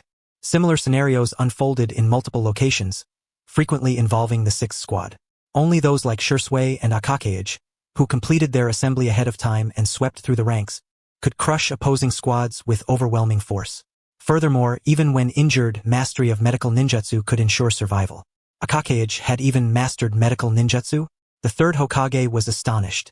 Medical ninjutsu was notoriously difficult, surpassing genjutsu in complexity. That Hokage would pursue this path was truly unexpected. Genjutsu users possessed formidable chakra control. Once their theoretical understanding caught up, they were prime candidates for learning medical ninjutsu, Kanda Kyoichi remarked. In addition, Asuma had surprisingly impressed everyone, though his conduct seemed somewhat foolish. Yet, his unwavering desire to protect his comrades was deeply moving. Who would not wish for such a comrade on the battlefield, one to whom one could entrust one's back? Furthermore, almost at the very moment Asuma's side erupted into battle, Hokage and his team changed course, charging straight toward them, paying no heed to adversaries along the way. Such decisiveness spoke volumes about Kanda Kyoichi's rigorous and dedicated team leadership. Jonin Kyoichi gave us a masterclass. One remarked. Without splitting up, other teams would find it nearly impossible to defeat them in this exam. Impressive. The remaining Jonin here acknowledged with full respect. This was no overnight feat without dividing forces. In such an intricately tangled forest and against multiple foes, no squad could overcome Kyoichi's subordinates. Even elite squads like Might Gai's or Hinata Hiraman's would fall short. Their overall strength was simply overwhelming. Trash is worse than trash. Asuma? They're probably surrounded. Are they alive? Still active? Hokage responded swiftly. Her perception range was broader and clearer than Shisui's, so both teams increasingly relied on her intelligence for guidance. I'll accelerate ahead. You all catch up quickly. Hokage, conserve your chakra. Understood. Receiving the reply, Shisui nodded and sped forward. His pace was swift. Previously, he had held back to support his teammates, but now, whoosh, in a few flashes, Shisui vanished from their sight. Raitong was momentarily stunned, then realized their speed was limited by circumstance, whereas Shisui's body flicker technique far surpassed theirs on an entirely different level. Shisui swiftly penetrated, soon crossing the inner circle of the Death Forest, locating Asuma, whose range of movement had steadily diminished. Upon his arrival, a group was leaping about, while in the shadows, two teams watched cautiously. Just as Asuma was on the brink of exhaustion, a massive fireball soared forth.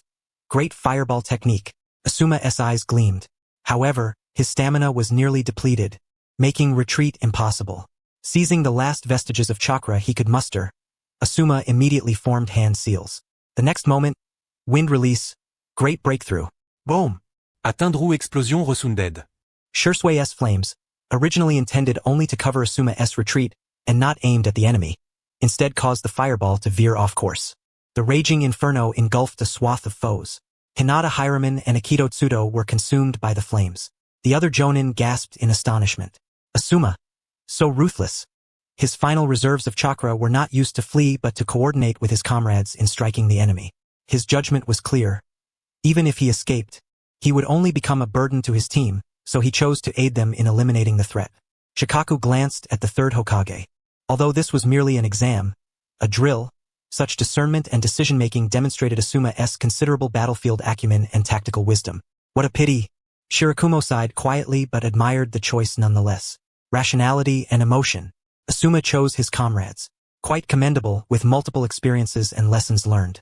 The third Hokage was not disappointed. Asuma's performance had far exceeded his expectations. In truth, he felt some gratitude toward Kyoichi. Asuma's situation was somewhat familiar to him as a father. Kyoichi seemed to have solidified his own convictions. That was truly admirable. Why? Kakashi queried, perplexed. With better options available, why make such a choice? He could not believe Asuma was unaware.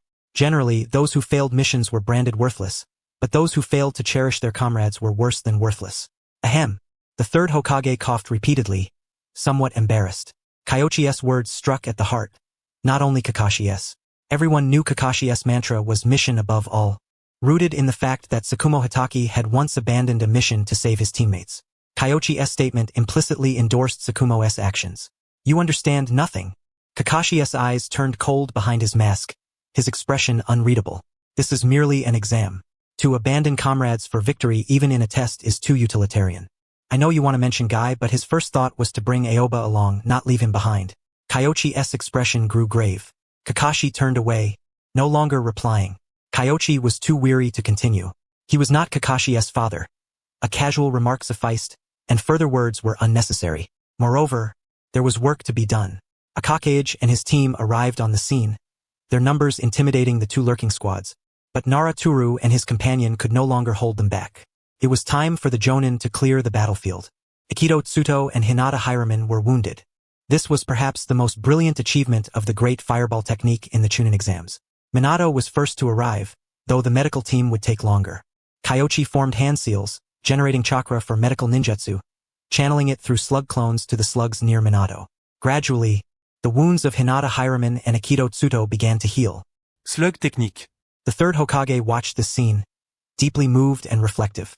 Years ago, Tsunade had saved many lives on the battlefield with this technique. Since her departure, no medical ninja in Konoha had matched this feat now. Kyoichi could replicate it. The catch was that this young man was not a professional medical ninja. In a sense, Kyoichi's medical ninjutsu was merely a supplementary skill. His expertise lay in swordsmanship and ninjutsu. Damn it! Comparing people, it was infuriating. Thank you, everything's fine here. You may continue your exam. Minato noticed the slug's healing efforts and breathed a sigh of relief. No wonder Kyoichi dared to take such risks. Slug technique. By combining his flying thunder god technique with the body flicker technique, as long as those within the forest of death are not grievously wounded, their lives are essentially not in jeopardy. Understood. Yujito Ni fixed her gaze on Katsuyu, her eyes brimming with envy, which gradually transformed into resolute determination. I must master Jinjutsu. Medical ninjutsu is something I absolutely cannot forsake. She hurried to catch up with the others, turning inward toward the central circle. Minato, we have temporarily escaped danger. Let us prepare for the final circle. Yes, the final circle, this signifies the second contraction. However, even during the first contraction, numerous battles erupted, and many unforeseen incidents directly influenced the course of the conflict. For instance, Asuma was cornered. Yet, Asuma's resistance was fierce. One squad eliminated another, while a third was crippled, a commendable record indeed. Meanwhile, the two remaining members of Nara Inoki's team could hardly venture far. Those remaining in the final circle are either elite lone wolves, such as Might Guy, or small allied squads like Shisui. Kyoichi ceased his medical treatment. There might still be many who require healing later, so he needed to conserve chakra. At this moment, the Jonin steadily tightened the battlefield, shrinking it once more. During this process, Shisui and his comrades eliminated another team. Ultimately, the decisive battleground shrank to a small circle where the identities of the survivors were unmistakably clear. Shisui and Yujito's squad was at full strength. Nara Inoki's team was reduced to 2. The remaining squads were rather peculiar. Might Guy, Rin no Era, and Genma Shiranui, a temporary coalition of lone wolves seeking mutual support. The top 5 would qualify for the third round. Yet here were 6 squads. Nara Inoki was visibly anxious. You all join forces. Without cooperation, there's no way we can defeat the others. Genma Shiranui's complexion turned pale. Throughout the journey, his chakra and stamina had been severely depleted. He was now at the end of his tether. In contrast, Shisui and Yujito were well rested and at their peak. Without cooperation, it's a dead end. All right, Nara Inoki breathed a sigh of relief. He feared that Might Guy and his team might recklessly charge forward, allowing their opponents to eliminate them first. That would be disastrous. Yet now, it seemed that Genma and his allies still harbored hopes of victory, which left room for maneuvering. He began pondering how to survive and reverse the tide of battle. May the heavenly foot strike pain. My Lord Hokage, your efforts are appreciated. For the final circle, it's best you witness it firsthand. With that, the person abruptly slipped away. The third Hokage was left speechless. This kid. So genuine. When useful, he is incredibly cooperative. When not, he just runs off. The others quickly followed. The third Hokage merely muttered a silent complaint in his heart. All gathered at the designated point A within the forest of death. Reality, after all, is not a game. Map dynamics cannot be shared in real time, so Kyoichi had reserved 2 points, with A being the location for this final circle. Now the two sides faced each other. One side was composed of battered remnants. The other, 2 fully organized squads, brimming with momentum, and having just secured victory in the previous skirmish, had acquired all of Asuma's team's supplies and equipment. Each person immediately consumed a ration pill, supplemented by an array of weapons and ninja tools. It was a battle of entirely different calibers. Genma Shiranui drew a shuriken, preparing to unleash a jutsu, when a barrage of shurikens suddenly flew over from the opposite side, dense and relentless, as if they were being thrown without restraint. He was momentarily stunned. Quickly, Genma exchanged a glance with Might Guy and whispered, Akai, we can't win against them. Might Guy was puzzled. We can't win? Then we just have to fight, right? Ahem, look, only the top 5 advance. You go take them down. Genma coughed lightly. We can't win mainly because I see that Nara Inoki has no intention of charging forward. And you, Might Guy, are the most reckless here. You're likely to be the first eliminated. Better to eliminate them first and secure our spot. Then we can fight properly. That's not right. Rin Noera was dumbfounded. Didn't we agree to cooperate? How come you're planning to betray us now? Might Guy ignored her. Compared to Rin, he clearly trusted Genma's judgment more. Thus, Nara Inoki edged closer to evade the shuriken. Suddenly, he erupted with a surge of energy. Activation technique. Shadow Dance Leaf. Then, with a single kick, Nara Inoki was sent flying, crashing into the center of the battlefield. At the next moment, attacks from both sides converged upon him before he even had a chance to react, and Minato swiftly teleported in to whisk him away. Senpai Rokuhisa, your clan's child is still a bit naive. Kyoichi lamented mockingly. Alliance? There is only one spot left. No matter what, we cannot trust such alliances. It was not his fault. There was simply no choice. Rokuhisa smiled faintly. Inoki is indeed naive, but he had no other option. The three factions are the weakest. Even without this incident, they were the most likely to be eliminated. Alliance offers the best chance. But with differing motives, how could a true alliance ever form? Nearby, Kakashi was deep in thought. He recalled Yahiko. Isn't the current situation among Genma and the others exactly like the relations among the hidden villages? An alliance is indeed the strongest option. However, 5 individuals, 4 squads, and only 3 spots. This means one is inevitably left out. Who can guarantee that cooperation would truly serve their own interests? Kyoichi's words had truly come to pass. Then Kakashi recalled another phrase from before. Useless. Worse than useless. But comrades are more important. Then what about my father? He clenched his fist.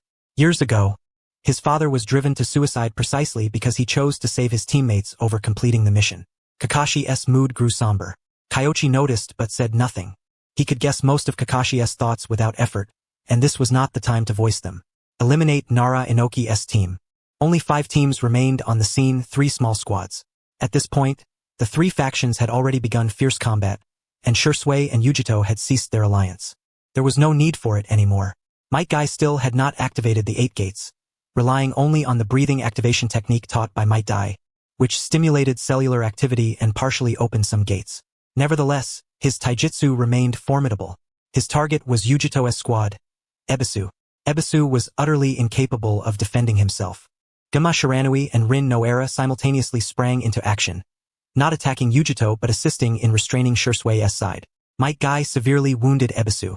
Though former comrades, his strikes were merciless. He was turning to face Isuku Reito next, but sensed something amiss in the distance and surroundings. An illusion? When did this happen? Might Guy was horrified and immediately dispelled the genjutsu. However, upon dispelling the genjutsu, what he beheld was a scene that sent a shiver of panic through him. Akakumo stood before him. She lifted her leg. Boom! The ground shattered, forming a small crater. Maito Guy was hurled backward by the force. A green figure darted in and caught him. Maito Dai! Father, I can still… Kai! You fool! Maito Dai's fist struck, leaving the newly recovered Maito Kai dizzy and disoriented. Then, clutching Kai, he wept bitterly. Kai, you did well. You gave it your all. Meanwhile, Hakumo covered his face in silent exasperation. He had always found Kai's eccentric personality baffling, prone to sudden outbursts of tears and spouting impassioned, youthful rhetoric that made little sense. Now he understood. The apple doesn't fall far from the tree. The others were stunned by Akakumo's devastating kick. Who would have thought that the seemingly delicate Akakumo had mastered Tsunade's painful heaven kick? What was more insidious was that Kyoichi had instructed her to combine it with genjutsu. Even if the genjutsu failed, the momentary chakra interference alone was enough for that strike to inflict grievous damage. Terrifying. This was an absolute trump card. Kyoichi was pushing the limits. The 3rd Hokage frowned. Had that blow landed squarely on his crown, Maito Kai would now be dead. Moreover, this technique was not one for ordinary shinobi. Tsunade could wield it with ease due to her exceptional constitution, but Akakumo clearly lacked such fortitude. For her, the superhuman strength technique verged on forbidden jutsu. He was about to voice this concern when, in the next moment, Ebisu, bearing heavy injuries, arrived at Akakumo's side. Akakumo formed hand seals, gathering chakra in her palm to heal herself first, while Ebisu stood guard with his blade. Clearly, Akakumo was acutely aware of her condition. My lord, I believe forbidden jutsu are not inherently unusable. Rather, one must discern when to employ them and when to refrain, Kyoichi remarked, understanding the 3rd Hokage's intent. Yet, he did not agree. The 3rd Hokage's mindset was too conservative. If forbidden jutsu were truly worthless, why would Senju Tobarama have created so many techniques? The 3rd Hokage remained silent. Akakumo's use of the painful heaven kick, followed by her mastery of palm healing techniques, had preserved her combat effectiveness to a degree, allowing her to promptly turn to treating Ebisu's wounds. One forbidden jutsu had altered the tide of battle. Was it not worth it? On the battlefield, absolutely. Moreover, Akakumo's condition was not dire. Under her comrade's protection, she would soon regain full strength, though she certainly could not use the painful heaven kick again in the short term. Recovery, after all, had its limits. The ligaments and muscles she had just healed were still fragile. Employing the technique once more might render her incapacitated. Enough with the snide remarks. We shall discuss forbidden jutsu in detail later, the third Hokage side. Kyoichi had been deeply involved in this field lately. First came the breath activation technique as debt repayment, now the application of superhuman strength techniques. Although the latter was not promoted, the underlying principle was evidently the same. Forbidden jutsu were not forbidden to use per se, but their deployment depended on timing. Yes, Kyoichi nodded. The third Hokage was preoccupied, hardly in the mood to monitor the examinations. The results were already clear. Even without the third phase of assessment, the roster was largely settled in his mind. Madokai and Akakumo. Under normal circumstances, he would have granted a spot to Shisui as well, but Akakumo had yet to fully meet the criteria. However, Akakumo's final kick left a lasting impression. Additionally, Shisui was far too young. He had only recently celebrated his 5th birthday. He was a prodigy, but as the saying went, the taller the tree, the harsher the wind. Though this phrase did not exist in the shinobi world, its wisdom was universal. The third Hokage was an old hand. If he wished to counter the Uchiha, he would promote Shisui and publicize it extensively, heralding the arrival of a record-breaking talent from the clan. Perhaps he would even elevate Obito. Obito, despite his single-mindedness, was a competent combatant at the Chunin level. With such maneuvers, the fools would be rushing to their deaths in a few years. Yet he had faith in Shisui. This child was a descendant of Uchiha Kagami, and now had learned the will of fire from Kyoichi. He was gentle and reserved, unlike other Uchiha. Preserving him might yet secure a future for the clan. He gathered his thoughts and exhaled slowly. This arrangement was sound. Reflecting further, he felt relieved that Asuma had not reached the final rounds. Had Asuma performed alongside Akakumo, would he have promoted Asuma's spot or not? The third Hokage's gaze sharpened as he returned his attention to the battlefield, a trace of surprise flickering in his eyes. How did Shisui die? My lord. After eliminating Noara Rin and Shiranui Gunma, Shisui attempted to assassinate Ebisu using the body flicker technique, combined with swordsmanship. However, Akakumo disrupted the Jinjutsu. Although the Jinjutsu was dispelled in time, Shisui was still slain by Ebisu. Raku answered promptly, offering a straightforward report devoid of personal opinion. The third Hokage paused briefly before a strange smile played upon his lips. While the overall team strength favored Akakumo's side, the reality was otherwise. Madokai had inflicted severe injuries on Ebisu, forcing Akakumo to reveal her trump card. If Shisui and his teammates had gradually worn down their stamina, given Akakumo's chakra and physical reserves, they would have had no chance of victory. What was the outcome? Assassinating a recently revived, weakened Ebisu. Translated to another battlefield, it meant exchanging 3 jonin for a single genin, a staggeringly foolish tactical decision. Was someone deliberately avoiding victory? Truly ingenious. The third Hokage regarded Shisui with a mixture of admiration and apprehension. Prodigy. From him, the third Hokage glimpsed the shadow of Fugaku, no even greater talent. Yet, what if this individual, as his teacher warned, veered to an extreme? Would he not become a second Madara? The headache returned.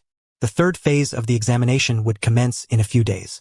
He planned to invite the daimyo to watch, allowing them to witness the strength of Konoha's new generation and put their minds at ease. The third Hokage spoke softly to Raku, who nodded quietly. Kyoichi did not need to eavesdrop to grasp the situation. The roster was basically finalized. The next stage was merely a formality, which explained his indifference toward the procedural details, leaving the candidates to manage themselves. As for the list, he could roughly guess. Aside from a few slackers, the 3 most outstanding candidates in this phase were Asuma, Madokai, and Akakumo. From these 3, only 2 would be selected. However, Asuma had not made the top 5 and was the third Hokage's son, so his chances were slim. Shinku, your daughter truly embodies the spirit of Lady Tsunade. Indeed, who knows? She might become the next generation's Sannin. On the road, many greeted Akakumo warmly. The newly promoted Chunin Akakumo bore a look of bewilderment. Yet, he had some inkling of the situation. It was likely that his daughter's signature technique had been perfected and had shown brilliantly during the examination, alongside numerous other medical ninjutsu demonstrations. Chunin, it might be secure. A fortunate turn of events. He felt a surge of excitement within, and soon found himself profoundly grateful to Kyoichi. Akakuro Yuhi was well aware that although his genjutsu was not weak, it could hardly rival that of the Uchiha clan. Moreover, his daughter lagged somewhat behind Kyoichi, so her focus on genjutsu had limited potential. Yet, in other respects, he had little to offer. Unexpectedly, what he could not provide, Kyoichi had fully supplied. He must remember to express his gratitude properly. Konoha headquarters, Hokage's office. Akakuro Yuhi is quite impressive. I once thought she might develop her skills in genjutsu, but to my surprise, you have also trained a medical ninja, the third Hokage remarked, gesturing toward a seat to invite Kyoichi to sit. After saying this, he paused briefly, then sighed.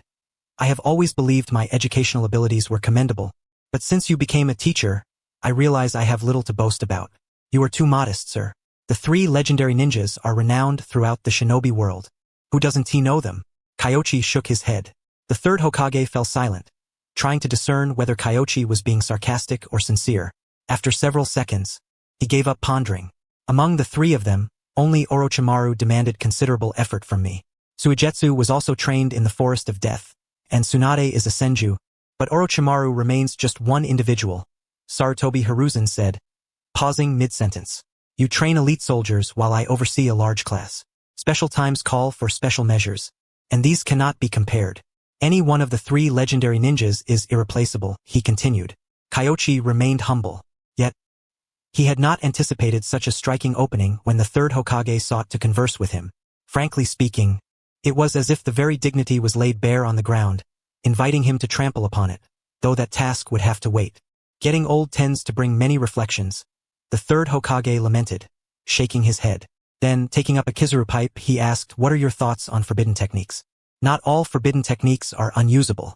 The second Hokage studied many jutsu not to shelve them away, but to strengthen Konoha and protect the village. Forbidden techniques should be classified according to their degree of danger and, with consent, quietly promoted among a small group first, Kyoichi said deliberately. The third Hokage was silent. He had considered this before, but how to define danger? Each person's condition varies. Kyoichi seemed to anticipate his unspoken thoughts and added, as long as a technique can heal without impairing mobility, I believe it holds value for promotion. The promotion tier could be temporarily limited to special jonin and jonin ranks. These 2 ranks are chosen because their abilities and integrity are trustworthy, making it unlikely they are spies from other villages. Cannot be entrusted to someone like a lone swordsman. Classification. The third Hokage frowned but understood Kyoichi's meaning. Forbidden techniques indeed vary in danger. For instance, Edo Tensei is an absolute forbidden technique in his eyes because it manipulates the dead and risks the entire shinobi world's wrath. However, techniques like multiple shadow clones are not particularly hazardous if kept within limits, posing minimal harm to the body. The 8 gates, 7 days breathing style, and rudimentary activation jutsu are similar. Dangerous? Yes, but not to a fatal extent. There is some risk during training, but compared to dying in battle, this risk is significantly smaller. Moreover, he hesitated, but since there is still danger, implementing this would not be easy. The third Hokage hesitated but could not deny that he was somewhat tempted. In recent years, Konoha's ninja reserves have dwindled due to wars with other villages. If fewer casualties befell special jonin and jonin, Konoha could gain the upper hand in battle. He pondered deeply, then drew a deep breath and sighed. I have been thinking lately that perhaps I am truly growing old. Since the teacher died and I took over, Konoha has hardly changed. Kyoichi exhaled quietly, sensing that the third Hokage had likely consented. Sarutobi Hiruzen paused before continuing. Very well, I can basically agree on this. Aside from you, Orochimaru is the village's foremost researcher of forbidden techniques. I will summon him, and together with you, Minato and Might D, we shall hold a meeting. Yes. Kyoichi nodded. The third Hokage's words were essentially a final decision. The remaining issue was defining the levels of forbidden techniques. Kyoichi Kanda exited the office. The third Hokage sat alone, his mind drifting to Asuma and the others. Shisui was exceptional, but Asuma and Akakuro Yuhi had changed and grown so much that it was almost unbelievable. Perhaps he truly was growing old. Completed combat training exercise instruction. Evaluation. Outstanding. Rewards. 1. Chakra Scalpel. 2. Konoha-style sword technique. Dance of the Crescent Moon. 3. Vacuum sword reward. Choose 2 out of 3. Additionally, there was a forbidden technique practical use teaching reward. The reward was average Earth Release, Earth Dragon Bullet, but the main rewards came from the outstanding evaluation. All 3 were quite excellent. Kyoichi had long coveted the Chakra Scalpel, but after some thought, he decided to exclude it. This was because the medical ninjutsu scroll Tsunade possessed already included it. Given his strong chakra control, he was confident he could master such techniques without relying on rewards. With that in mind, he no longer hesitated.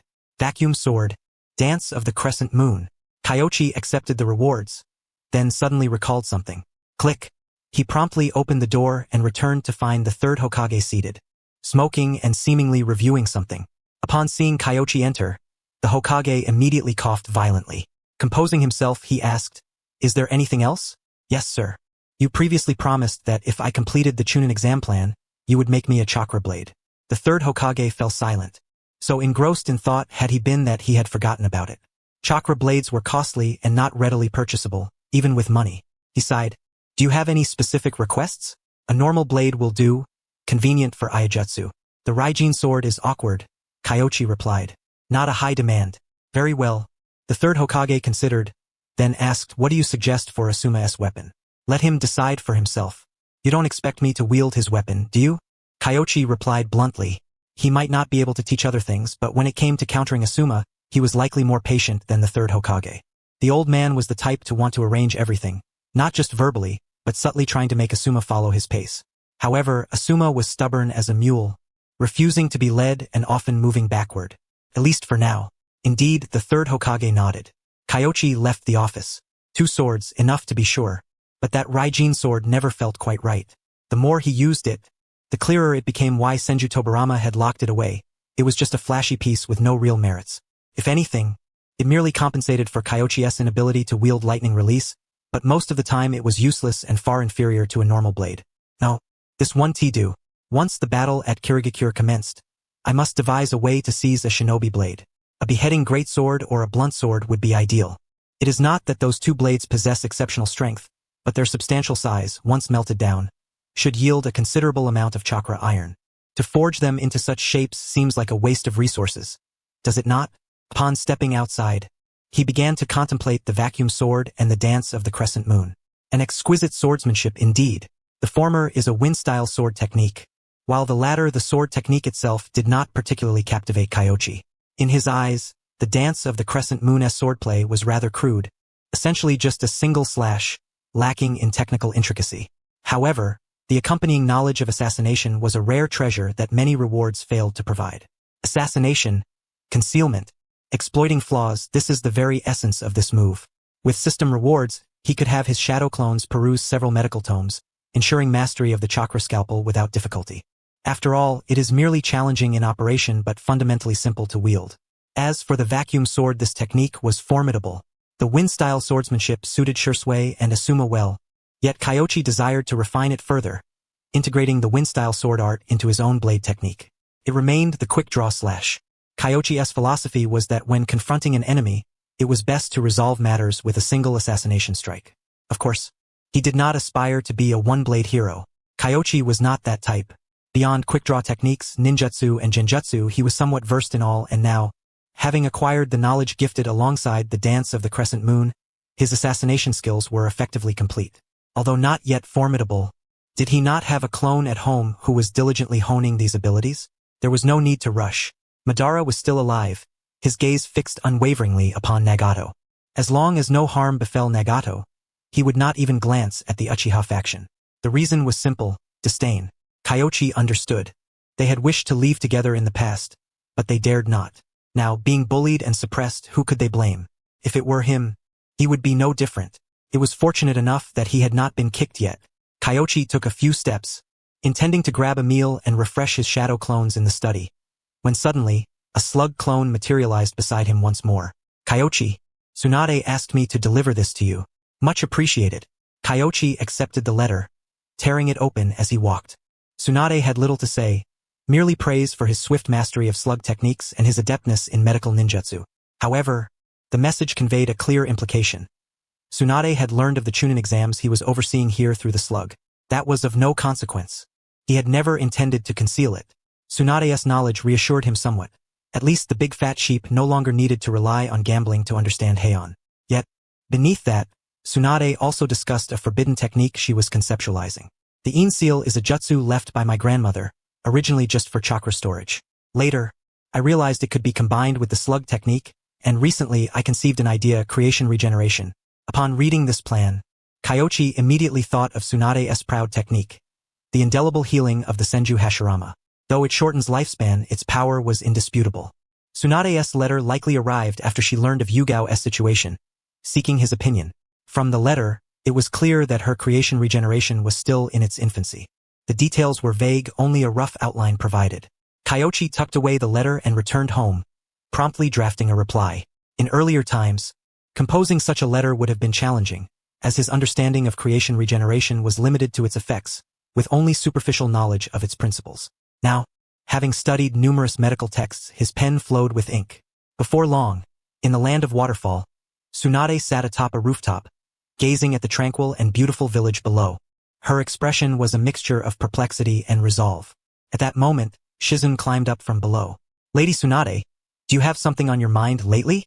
Matters of adults are not for children to pry into. Besides, I'm no longer indebted." Tsunade chuckled wryly. She had often been in the red from gambling in the past, losing even her living expenses, forced to obey Shizune's commands. But now though she still gambled, she no longer lost. When she lost a bet, she caught the cheaters to win it back. Tsunade maintained her pride. In the past, she never resorted to ninja tactics in casinos, unaware of the existence of cheating.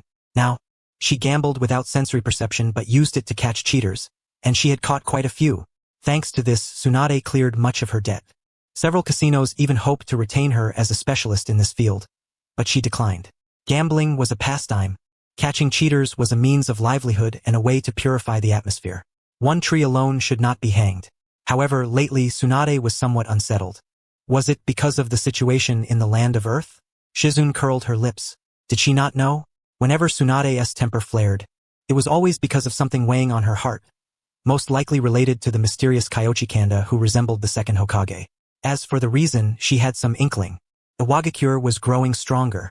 Recently, Inoki had shown signs of wanting to act, and many smaller ninja villages nearby had begun to reposition personnel toward the land of Earth. Their lord appeared detached from the village but still harbored concerns. Tsunade glanced at her hands, sighed softly, but did not respond. Previously, she had indeed been indifferent to village affairs. There was no one left there she cared for. Even the old man, it was as it was. She would grieve his death but not be devastated. Yet ever since learning that a Wagakure might take action, she often dreamt of that brat drenched in blood. Each time, the nightmare jolted her awake. Her own hemophobia as she pondered this. A ripple of chakra stirred nearby, and the slug clone appeared, bearing a letter. Tsunade immediately took it and unfolded it. Shizun cautiously lifted her eyes to peek. Tsunade was naturally aware but paid it no mind, examining the letter carefully. She had conveyed her thoughts on the In seal and creation regeneration to Kyoichi, hoping he might attempt it. If he mastered it, it would provide a means of survival even on the battlefield. As for the indelible healing, that was purely a personal concern. She did not know how it came to be discussed with Kyoichi. Yet, unexpectedly, Kyoichi's reply addressed it in great detail. "Sister Tsunade, you intend to use the In seal to achieve indelible healing. But there is a missing step. First, dispersing the chakra of the In seal throughout the body to realize instantaneous indelible healing." Indeed, Tsunade was stunned upon reading this. In her excitement, she completely overlooked the honorific Sister Tsunade. Previously, when contemplating the deployment of In seal chakra, she had forgotten one thing. If you wait until injured to investigate the chakra, it would not qualify as indelible healing. At best, it would be the In healing version without marks. But if, simultaneously with releasing the In seal, the chakra could be evenly dispersed throughout the body, then this could be fully achieved. Of course, such a method demanded even greater control over chakra. Not only must it be dispersed throughout the body, but without any gaps. The benefits would be considerable. If achieved, Tsunade would effectively be able to wield monstrous strength at all times. Exactly. The idea Kyoichi proposed was the Hyakuho no Jutsu. He discovered that Tsunade was still merely contemplating the In seal and creation rebirth techniques. The most crucial link had not yet occurred to her, so he tapped on the letter. In fact, from Kyoichi's perspective, the significance of the Hyakugo no Jutsu was no less than that of creation rebirth. Creation rebirth was powerful, but it was a forbidden technique with a tremendous price. Hyakugo no Jutsu was different. On its own, it was of little use, but when combined with the In seal and super strength technique, the resulting effect was extraordinarily potent. Tsunade was a clever woman. She simply hadn't thought of it yet, but once understood, it was by no means difficult. Yet many techniques fail precisely because of this small oversight. Good boy. Tsunade held the letter, somewhat at a loss for words. She had mentioned to Kyoichi before to try learning the In seal. Although difficult, what if he succeeded? Yet now the roles were reversed. Something she had mentioned casually had been fully grasped by Kyoichi. "Lady Tsunade?" "Nothing," Tsunade muttered, tucking the paper away. She had been schooled by that brat again. How infuriating. Couldn't that brat let her teach just once? Oh right, she had previously consulted about the super strength technique. But she doubted that if it weren't for the lack of a scroll for that technique, Kyoichi would have sought her out at all. It seemed he also possessed swordsmanship skills. Such talent was extraordinary. Tsunade thought of second grandfather. Exactly the same. This kid truly was cut from the same cloth as second grandfather. Joy and melancholy mingled in her heart. A myriad of emotions entwined. Shizun, do you want to return to the village for a visit? Huh? Shizun's eyes widened. Tsunade was going back? What a joke. She had spoken for so many years without ever seeing Lady Tsunade soften. Yet after Kyoichi had met her just once and sent a few letters, mostly inquiries rather than casual chats, Tsunade simply wanted to return. This kid had recently gotten himself into trouble. With Jiraiya absent, who would hold the fort back home? What if those old geezers schemed against him? Tsunade snorted coldly. Forbidden technique lifted? Not a single one of those old fools was trustworthy, especially the one lurking in the shadows who was the most detestable of all. He had probably already set his sights on Kanda Kyoichi. Relying on Orochimaru? When it came to forbidden techniques, that guy was utterly unreliable. Though the Senju clan had long since vanished, Kyoichi was still blood of second grandfather's line. She simply could not allow anyone to bully him. The forbidden techniques you mentioned before? He means well, hoping to strengthen Konoha so fewer lives are lost in war. But there are a few old geezers. Tsunade sneered. Then she glanced at Shizun and explained, it's not that they're bad, but they are so possessive of their own little patch, narrow-minded, stubborn. Back then, I had plenty of dealings with those old geezers. Shizun understood. Tsunade was eager to return, fearing that Lord Kyoichi might be mistreated. No problem. Consider it arranged. Ideological education must be enforced. Naturally, Kyoichi was unaware of Tsunade's plan to come back. As for the forbidden techniques, he did not intend to make a big deal of it. Currently, only the circle of Jonin and above knew of his intentions. Others, even Kakashi, who had merely observed the Chunin exams, only had a vague understanding. Not his fault. Kakashi never studied forbidden techniques. Techniques like reanimation jutsu and soul-sealing jutsu were strictly prohibited. Absolutely taboo. Even covert use was forbidden. That would make Konoha the target of universal condemnation. However, the super strength technique, frankly, was not considered forbidden as long as one's constitution could withstand the backlash. As for the breathing activation technique, that watered-down forbidden technique was even less so. If that counted, then the lightning release chakra activation used by the hidden cloud village would be forbidden as well. Kyoichi had set his sights on this category. Otherwise, he wouldn't need to lower the activation technique's threshold. He could simply jump straight to the first activation of the 7 days breathing method. The third Hokage understood this as well. Otherwise, with Kyoichi's stubborn, rigid mindset, he would never have agreed to convene a small circle meeting to discuss it. Yet Kyoichi was well aware that the third Hokage might have his own thoughts on the matter. Orochimaru.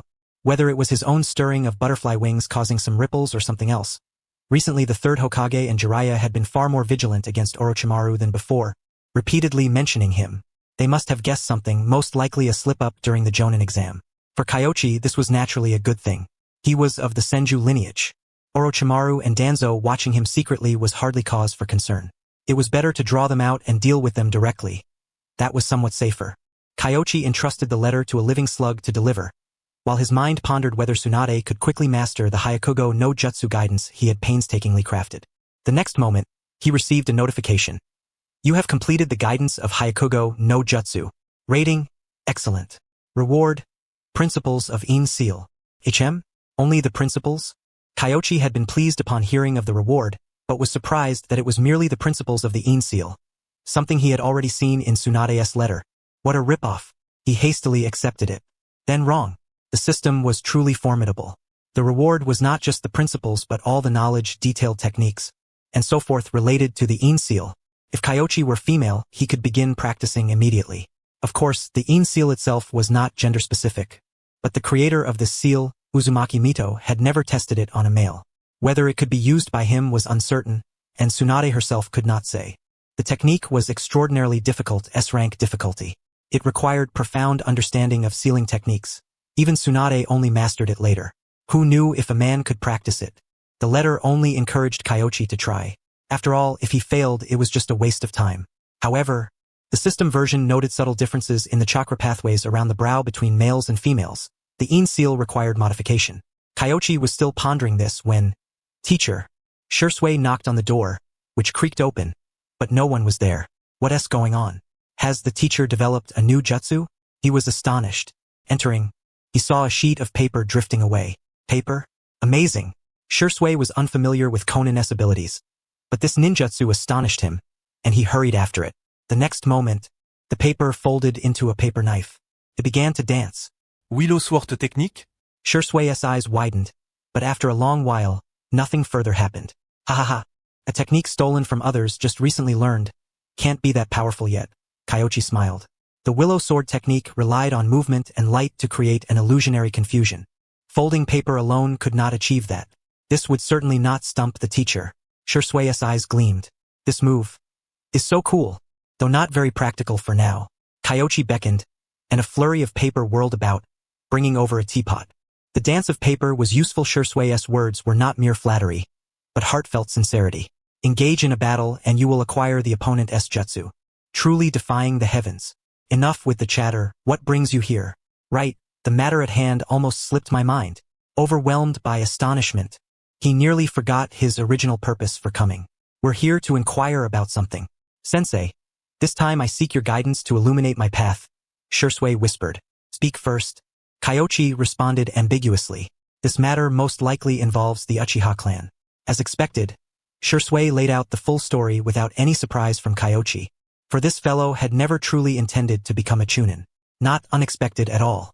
However, the present Shisui was far wiser than the one depicted in the Hokage era. He understood the virtue of concealing one's true strength. The teaching was not in vain. Kyoichi reached out, sensing the surroundings. Confirming there were no umbu lurking nearby, he then spoke. I didn't anticipate you would grasp this and outright refuse Senior Fugaku. But well done, Sensei. But Lord Hokage Shisui began. But Kyoichi interrupted. No effort to conceal it could fool him. Kyoichi did not elaborate, yet Shisui understood. Otherwise, he would not have made this journey. Only today did he learn that the third Hokage possessed the telescope technique. Don't worry. If they truly intended to harm you, hiding your strength would be futile. Kid, don't overestimate yourself. You're only 5 years old and haven't even opened your eyes yet. Kyoichi patted his shoulder.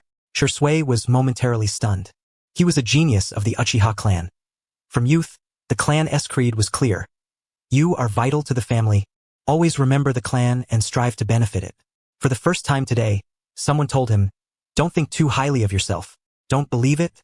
Ha, even your entire clan, without us, would Konoha fail or suffer defeat? Kyoichi continued. That should not be the case. Shisui hesitated briefly before shaking his head. The Uchiha were formidable, but even without them, Konoha remained mighty. Well then, that's settled. When did you start believing you were so important as to influence your clan's destiny? Don't overestimate yourself. At least for now, you are not qualified. Kyoichi's words were coarse but not unfounded. Shisui was far more alert than the original portrayal and only dared speak thus because he truly understood. Not merely now, but even if he were to possess the Mangekyo Sharingan in the future, would he be so powerful as to sway the entire clan? No. After all, genjutsu remains genjutsu. It cannot manipulate everyone's hearts. Relying solely on genjutsu? Impossible. To say nothing else, Madara Uchiha himself could never have allowed the clan to prosper so easily. Shisui opened his mouth wide, several times attempting to say something, yet in the end, no words escaped. He was at a loss, because, upon reflection, he realized he was truly insignificant. Enhancing one's strength was paramount. Secondly, one must cultivate allies within the clan, ensuring that one's voice is heard and supported. I understand, Sensei. Shisui nodded solemnly. He comprehended completely. Fugaku Uchiha was intelligent but unreliable. Shisui must gather a group of followers to endorse his views, for Fugaku would never openly support him within the clan. That was Fugaku's nature. Therefore, it was not only about strength but also about making the clan understand one's intentions, grasping the will of fire that the sensei spoke of. Ideological education was essential. The leaking water version of the shadow seal. This was about discerning who is a comrade and who is an adversary. Shisui was exhilarated. He truly understood. Comrades were not innate. They needed to be cultivated gradually. Helping those grandmothers alongside Obito was precisely the process of transforming foes into friends. This was a similar principle. If he wished to reform the Uchiha and guide the clan along the path he envisioned, he must possess his own allies and power. Simply put, as the sensei meant, when you speak, someone must listen. Excellent. Kyoichi nodded gently, offering no further words. There was no need. Shisui had grasped the essence. The subsequent matters were beyond his current understanding, and explaining them now would only confuse him further. It was better to let him establish his own circle first. Yet, at this moment, Kyoichi felt this was somewhat far-fetched. He was uncertain whether Shisui could succeed now. After all, this was not the renowned Shisui of instant body movement known throughout the ninja world, but a mere child of 5 years. His strength, though impressive among peers, was but a drop in the vast ocean of the entire ninja community. As Shisui stepped outside, the System S prompt sounded. Another wave of rewards. Moreover, the reward was a genjutsu, magical, mirror world rotation. This jutsu surprised Kyoichi. He had assumed it was a Sharingan genjutsu. In reality, it was merely a counter genjutsu, and its effectiveness when paired with the Sharingan depended on the Sharingan's powerful insight and ability to dispel illusions. This genjutsu involved numerous techniques for unraveling illusions. Kyoichi was confident that if he were caught in this genjutsu now, he could instantly dispel it or even counter it. Without the Sharingan, the effect was weaker, but it could at least neutralize the chakra confusion caused by genjutsu. Not bad. A windfall. Kyoichi was quite pleased. Although not an overwhelmingly powerful technique, it compensated for his shortcomings. He was not lacking in ordinary trump cards. This type was rather useful. Of course, the critical focus now remained the Shadow Seal. If a viable Shadow Seal could be devised, mastering this jutsu would be significant regardless of its application. Originally, this process was arduous. Sealing techniques were notoriously the most challenging disciplines. Even the slightest detail could affect the outcome and lead to failure.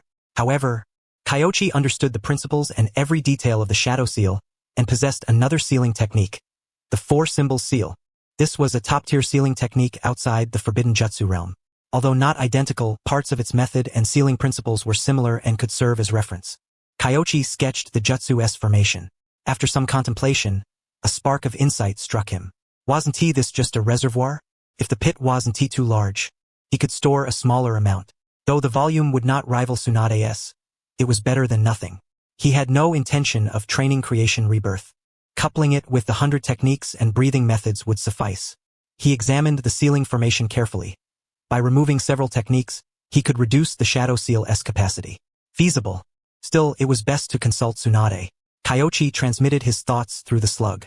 Recently, the greatest function of the slug summoned by contract was communication. Fortunately, the slug sage had a good temperament. If it had been the toads of Mount Myaboku, they'd likely have refused by now. In no time, Tsunade replied.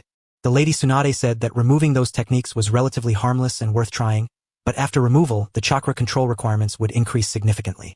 He should act within his limits. Many thanks. Harmless. Then it's settled. Kyoichi was 70% confident. Since there were no side effects, he could boldly experiment. Shortly thereafter, he felt the seal taking preliminary shape. However, whether it leaked was still uncertain. Chakra had to be infused to confirm. After a long while, chakra gradually flowed into the seal, but before long, a trickle leaked out from another spot. The removal of one technique had affected the seal's integrity. After numerous trials, he gradually grasped the secret. However, since he had originally dispatched a shadow clone and had been incessantly experimenting, his chakra was nearly depleted. The following morning, upon rising, he refined his chakra and infused a portion of it into the improved Een seal. By the afternoon, nearly 1/5 of that chakra had dissipated. Nevertheless, this was the best result achieved thus far. He had also attempted the original version. Upon channeling chakra into it, the energy dispersed along several meridians, causing a dull ache between his brows, prompting him to cease the attempt immediately. Indeed, refining an S-rank sealing technique was no trivial matter. He decided to nest the simplified 4-symbol seal, which was fully charged, around the improved Een seal, patching up a few vulnerabilities. Though cumbersome to unlock when needed, it was still preferable to recharging daily. This provisional solution came to mind. There was no alternative. Maintaining the current state was barely feasible, but the chakra leakage was significant. Since there were no battles imminent, it was better to store it within the 4-symbol seal for the time being. This approach had an added advantage. Unless the simplified 4-symbol seal was undone, outsiders would be completely unaware that he had been practicing the Een seal. Having settled matters temporarily, his stomach growled loudly. After eating while jogging, he took the opportunity to visit Shisui and Sakura Haruno. Sakura was practicing chakra scalpels, her most treasured medical ninjutsu, both offensive and defensive. Mastering the skill would give her an ace up her sleeve for the 3rd exam. Shisui was training in swordsmanship. Judging by his style, it appeared to be the Uchiha-style sword technique incorporating fire and wind release chakra, which was indeed formidable. He cast a glance and then departed. Sakura's ninjutsu scroll had been given to her personally. Shisui, for now, did not require his guidance. He had already heard news of the third exam. The third Hokage had invited the daimyo. This was effectively a genin-level military exercise, intended to showcase the strength of Konoha's new generation to the daimyo, providing them with reassurance and preventing rash actions under pressure from other great nations. He had no intention of intervening in the third exam. During this period, he wished only to quietly enhance his abilities, integrating the various sword techniques at his disposal, while his clone researched mist concealment technique, medical ninjutsu, and mirage illusions. All were keeping him occupied. Nevertheless, the third Hokage still assigned a mission. The daimyo has agreed to visit Konoha. You and Minato will escort him. Ensure the daimyo's safety at all costs, the third Hokage said sternly. Just the two of us? The children participating in the third exam cannot go. Mix your team up. Asuma, Obito, and Yamashiro Aoba will form a temporary squad. Actually, from the third Hokage's perspective, the two of them were more than sufficient. However, considering the daimyo's mindset, having more personnel would likely provide a greater sense of security. Understood. Minato Namikaze responded immediately, while he rubbed his temples and reluctantly agreed. After all, the third Hokage was footing the bill. At the village entrance, Asuma wore a stunned expression, brimming with curiosity. Obito appeared listless and melancholic. Although Might Guy had advanced to the third exam, both Aoba and Obito had been eliminated early, disqualifying them from participation. Upon hearing this news, Obito deeply regretted his recklessness. If I had known, I wouldn't have charged in so blindly. They registered and departed the village. Outside, Asuma could not help but inquire, Sensei, what kind of mission is this? Escort the daimyo. Huh? The one who raises crows? No illusions involved? Daimyo? Asuma's eyes widened in astonishment. Such an important mission warranted two jonin. But, would they not be a hindrance together? Asuma hesitated to speak further. Kyoichi, divide the labor? Minato asked as he ran, glancing sideways. You and Asuma protect the daimyo. I'll proceed based on the situation. If you become engaged, the other three, led by Asuma, will follow his command. Kyoichi did not hesitate. Among the three, only 2.5 brains were present. From the second exam, it was clear that Aoba could not command Obito, so Asuma was the natural leader. Obito wanted to object. Yet, he had heard of Asuma's performance during the Chunin exam. Brave and fierce. If it were not for saving his teammates, he would never have been eliminated. In comparison, Obito felt. Sigh. He sighed softly. Neither Minato nor Kyoichi attempted to console him. This boy was quick to forget his lessons. He would probably soon forget about the Chunin exam. However, Asuma was quite excited. Kyoichi's expression was peculiar. You, being the third Hokage's son, act as if meeting the daimyo is akin to meeting an idol. Is that not embarrassing? The key point was you haven't even met him yet. On the road from Konoha to Kyoto, the town's bustling prosperity was visible at a glance. This road connected Konoha and Kyoto, growing ever more vibrant during times of war. Kyoichi nodded.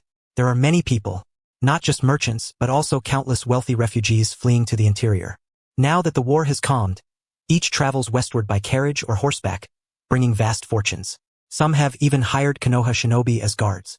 Asuma's gaze lingered, eyeing the girls, contemplating which one to propose to his father on behalf of. Kyoichi teased him from beside. Asuma's face flushed crimson, and he hurriedly defended himself. No, I just feel sorry for them. Sorry? They are far from pitiable. These people have plenty of money, can hire guards to escape the war, while many others cannot flee at all. Kyoichi shook his head. The ninja world itself struggles to survive. Who has the leisure to care for these people?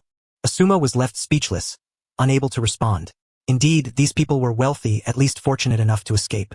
Along the way, Asuma remained silent but observed the passers-by, gradually understanding the meaning behind Kyoichi's words. Those who managed to reach this side were indeed mostly affluent.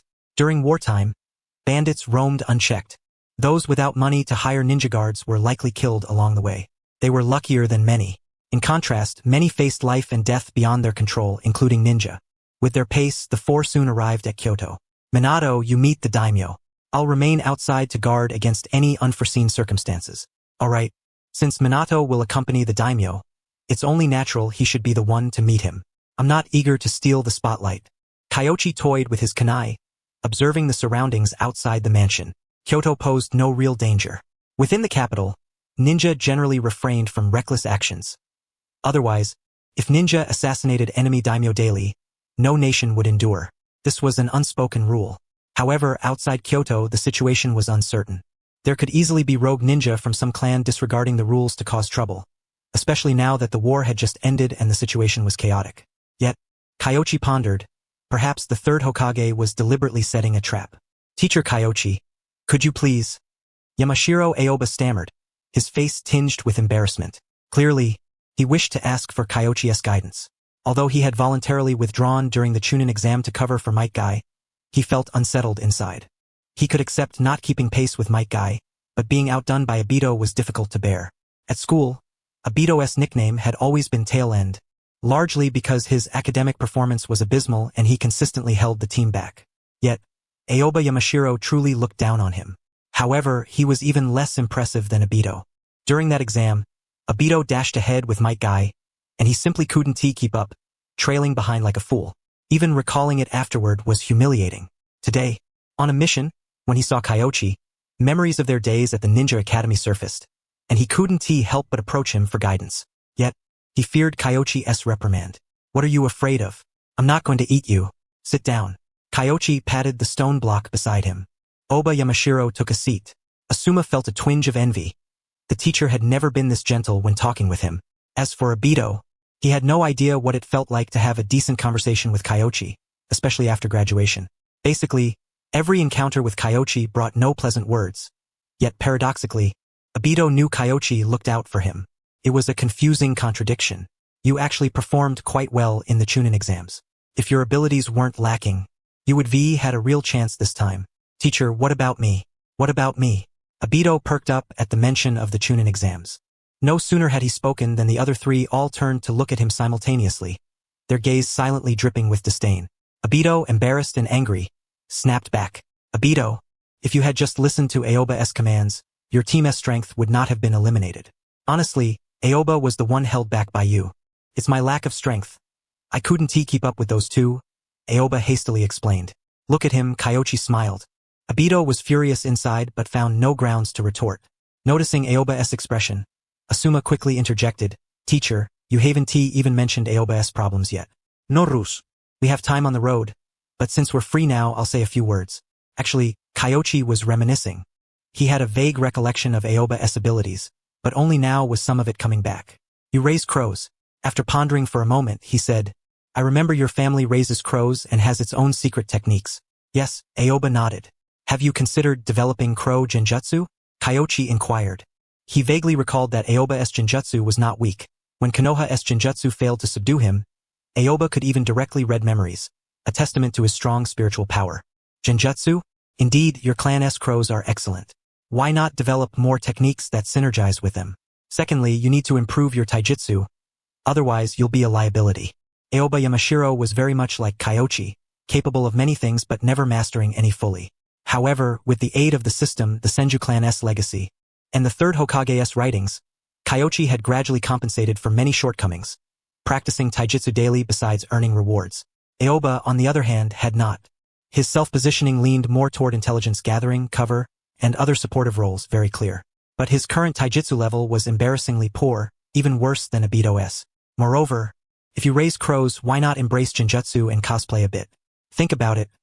The most dreadful thing for a ninja is complacency and stagnation. Kyoichi patted his shoulder. Then, rising, he faced the daimyo's residence. Minato emerged. Naturally, the daimyo did not depart immediately upon meeting. He still needed to finalize the schedule and plan the trip. However, as prior notice had been given, the process was swift. By afternoon, the daimyo only needed to notify his men. Departure was imminent. The Tsuchikabe? Damn it! Tsuchikabe wall. Kyoichi muttered. We'll go ahead first. Keep watch on the way and scatter the crows. Kyoichi gestured for Aoba Yamashiro to follow him. Kyoto itself was relatively safe. The main threats lay beyond the city. The daimyo was highly respected, but that was only within Kyoto. Outside, accidents were always possible, or else the 12 guardian ninja would not exist. Aoba nodded and fell in step. Outside the city, 1,000 crows dispersed, each becoming Aoba's eyes and ears, scouring the surroundings for intelligence. Kyoichi was more direct. He extended a finger to the ground, sensing chakra that spread out, giving him a clear picture of the surrounding situation. No danger for now. Teacher, no one around at the moment. The immediate vicinity is safe. The main concern is the subsequent areas. Although I have sensory abilities, I can't monitor constantly. That's where your crows come in. Understood. They first scouted outside the city. Before long, the daimyo's group emerged from Kyoto, moving outward. The daimyo was quite young. Once outside Kyoto, his eyes scanned the sky and quickly noticed the abnormally large number of crows. He only observed quietly, asking no questions.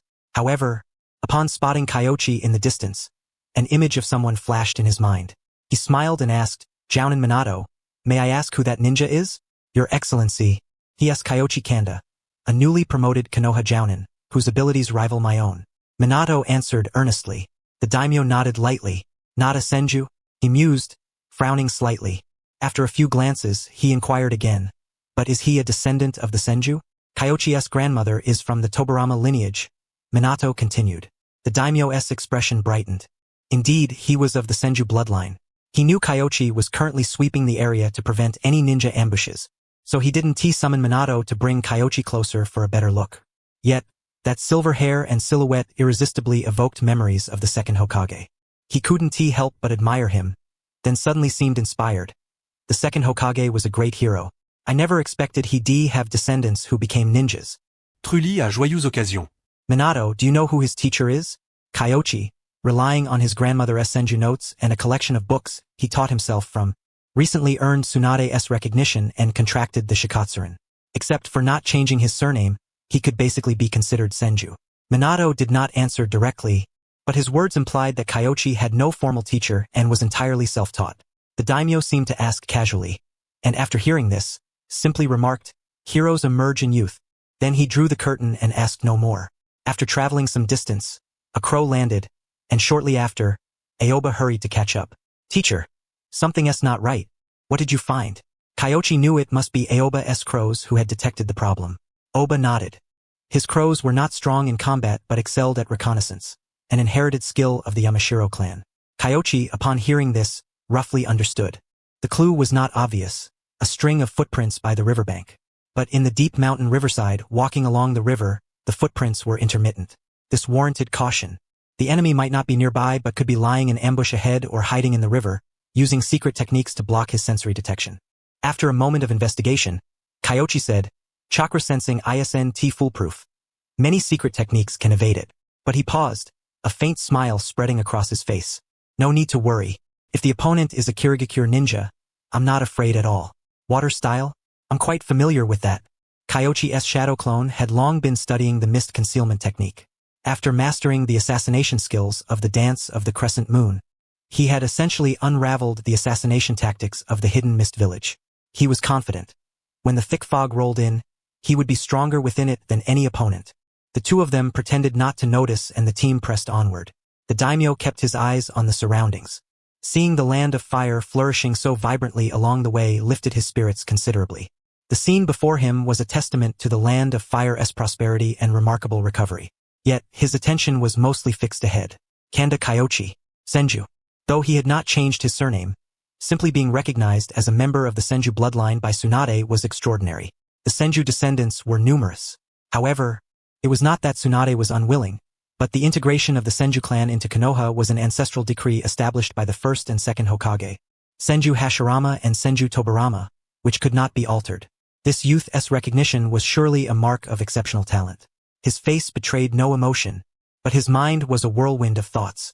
Suddenly, a piercing scream came from ahead, and the carriage halted. "Mizukage, Jonin." The daimyo leaned out and saw the mist thickening all around, his face instantly paling.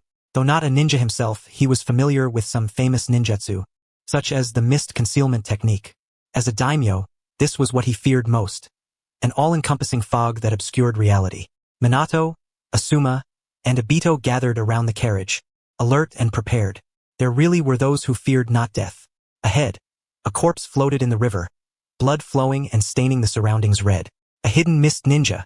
Using the body flicker technique and sword-drawing art, they swiftly cut him down. "Sensei, the forehead protector has scratches. That means nothing. Watch the body carefully and stay alert for enemy sneak attacks." I'll pursue the target. With that, Kyoichi vanished. Yamashiro Aoba was tense.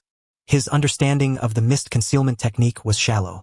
Now that Kyoichi had left, his palms were clammy with sweat, fearing a surprise attack. In reality, a hidden mist ninja was indeed lurking in the shadows. He had intended to wait for the opportune moment to assassinate the daimyo, but now that Kyoichi had departed, only a child remained here. This kid was likely a reconnaissance ninja. After careful consideration, the ninja silently drew his blade and struck toward Yamashiro Aoba. However, just as he emerged from the water to launch the sneak attack, a sudden sharp pain struck his neck. Blood splattered. Clutching his neck, his eyes went blank. What was happening? He never got an answer. Yamashiro Aoba was too stunned to speak. The hidden mist ninja had almost collided with an invisible blade. Had it not been for the faint sound of water afterward, he might have thought the foe had taken his own life. The mist concealment technique was powerful, but it was not invisibility. How had Sensei done it? Unbelievable. While shocked, Yamashiro Aoba secretly breathed a sigh of relief. Sensei had not abandoned him. Meanwhile, the hidden mist ninja had no time to focus on Yamashiro Aoba. The sole remaining hidden mist ninja's heart was gripped by terror. Kyoichi's methods were too bizarre. In his mind, he recalled the second Mizukage of old, such a similar genjutsu. Terrifying. Knowing the mission could not succeed, he prepared to retreat, silently forming hand seals in the river. Boom! A towering wave surged, and a shark instantly swallowed two corpses. The ninja himself fled along the riverbank. However, he had barely moved when he sensed the entire river shifting. The next moment, the riverbed beneath him rose abruptly. Earth release, earth flow wall. But this earth flow wall's range is absurdly vast. He cursed inwardly. Who exactly was escorting the daimyo? Their strength was unbelievable. The next moment, he was forced into the open. Reforging the Senju's glory is our unshakable duty. 2 were slain, 1 escaped, and with no one maintaining the thick fog, it gradually dissipated. Thus, the daimyo witnessed the entire sequence clearly. What kind of ninjutsu is this? The whole river seemed to rise, the waters surging backward and flooding the surroundings. He was dumbfounded. He had never seen such a jutsu. It must be earth flow wall. Minato's lips twitched. Although the scale resembled an earth flow castle wall, from the outside it appeared to be earth flow wall. Yet, the scale was utterly outrageous. This is earth flow wall? The daimyo was stunned for a long while, speechless, then filled with admiration and awe, truly worthy of a Senju descendant. Forcing the opponent out, Kyoichi quickly formed hand seals. Moisture gathered around him, instantly transforming into a dragon. The hidden mist jonin was dumbfounded. His ninjutsu was instantly dispersed, while the opponent's water dragon remained unscathed and charged toward him. Damn it, who's the real hidden mist ninja here?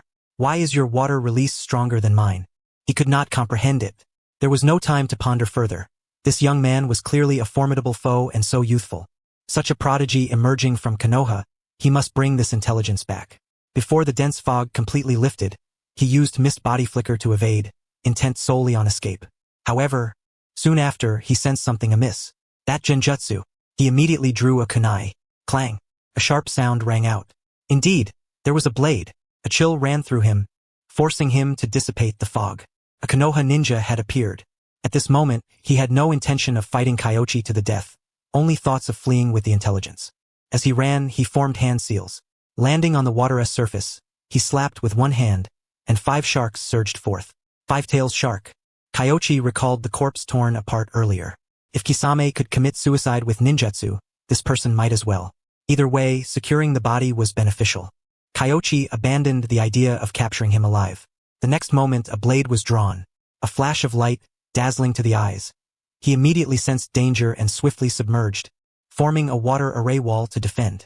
Yet, as the blade neared, one slash, wind-release sword technique cut through the river, creating a 1-inch vacuum zone. Blood stained the river, the corpse surfacing. Impressive. The daimyo's eyes gleamed. Though not a ninja himself, the force and scale clearly revealed Kyoichi's formidable strength. Moreover, Kanda Kyoichi was undoubtedly young, a true prodigy. If only he could be won over. Numerous thoughts surged through the daimyo's mind. Minato sent shadow clones to Yamashiro Aoba's side.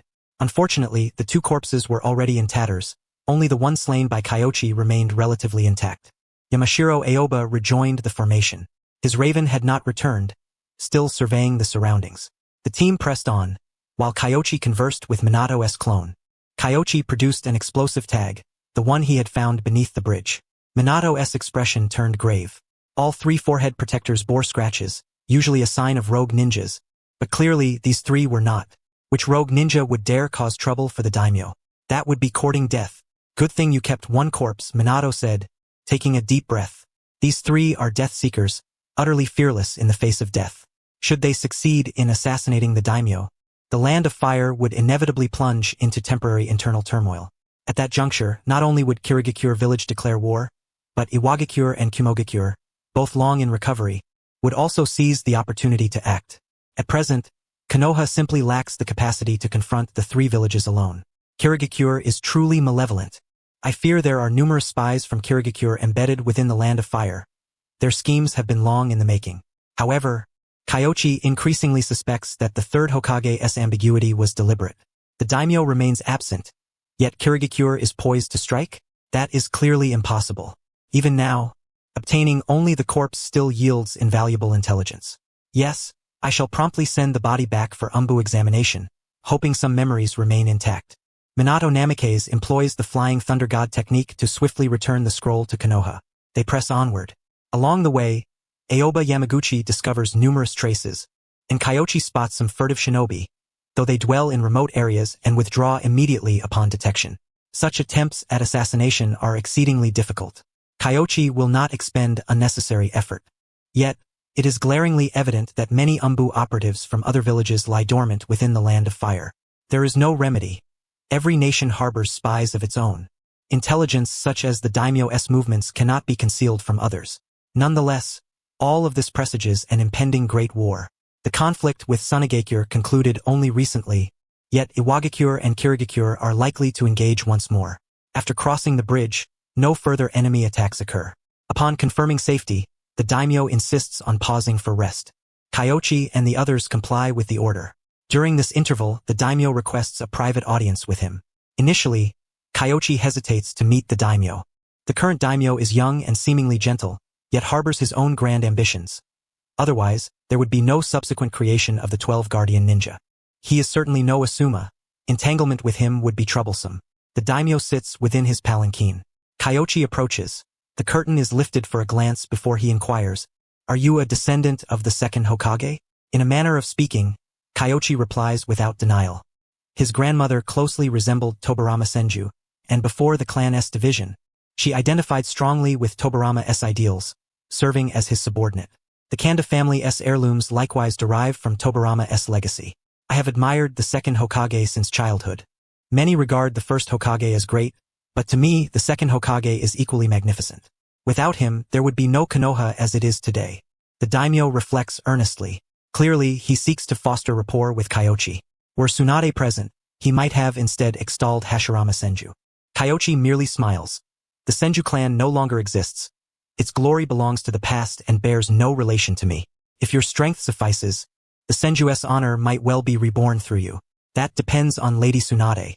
Should she wish to restore the Senju's glory, I would unquestionably lend my support. Kyoichi remains non-committal. The daimyo falls silent for a moment, then nods.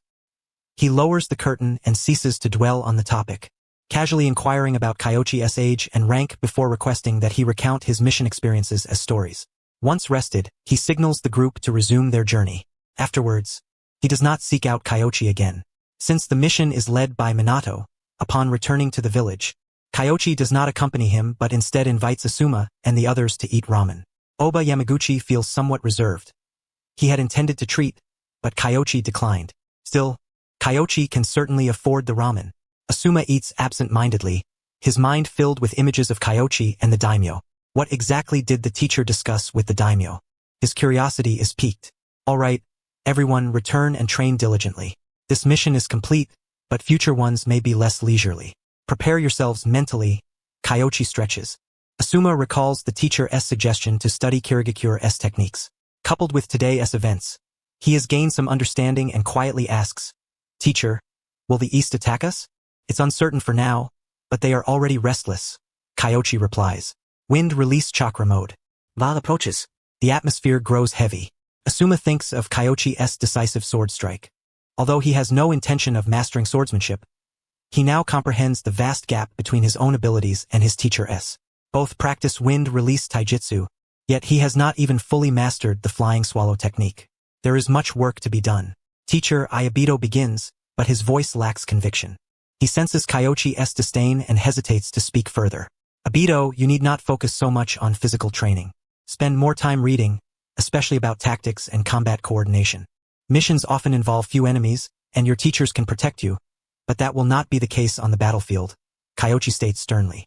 Abito once showed promise before losing his faculties, but with that mind, whether before or after awakening his Sharingan, he never quite grasped strategy. Fortunately, he is not Kyoichi's subordinate. Abito's expression falls as he recalls his performance during the Chunin exams, recognizing his tactical shortcomings and the ease with which he might cause trouble in actual combat. But where would he find such books? The Uchiha guard should have those, Asuma suggests. Abito hesitates, then falls silent.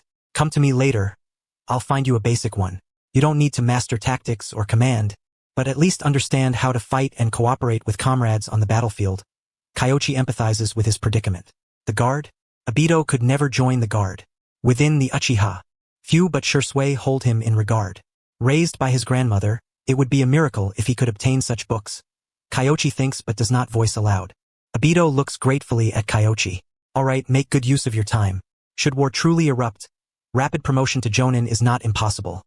Let alone Chunin, Kyoichi encourages. His own Chunin promotion came through wartime. The promotion system during times of war differs entirely from that in peace.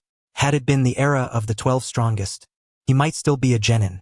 Of course, that is based on his former self's strength. Now, Kyoichi is an unambiguous elite jonin, undisputed by any newcomer. The daimyo's visit to Konoha is tinged with intense curiosity.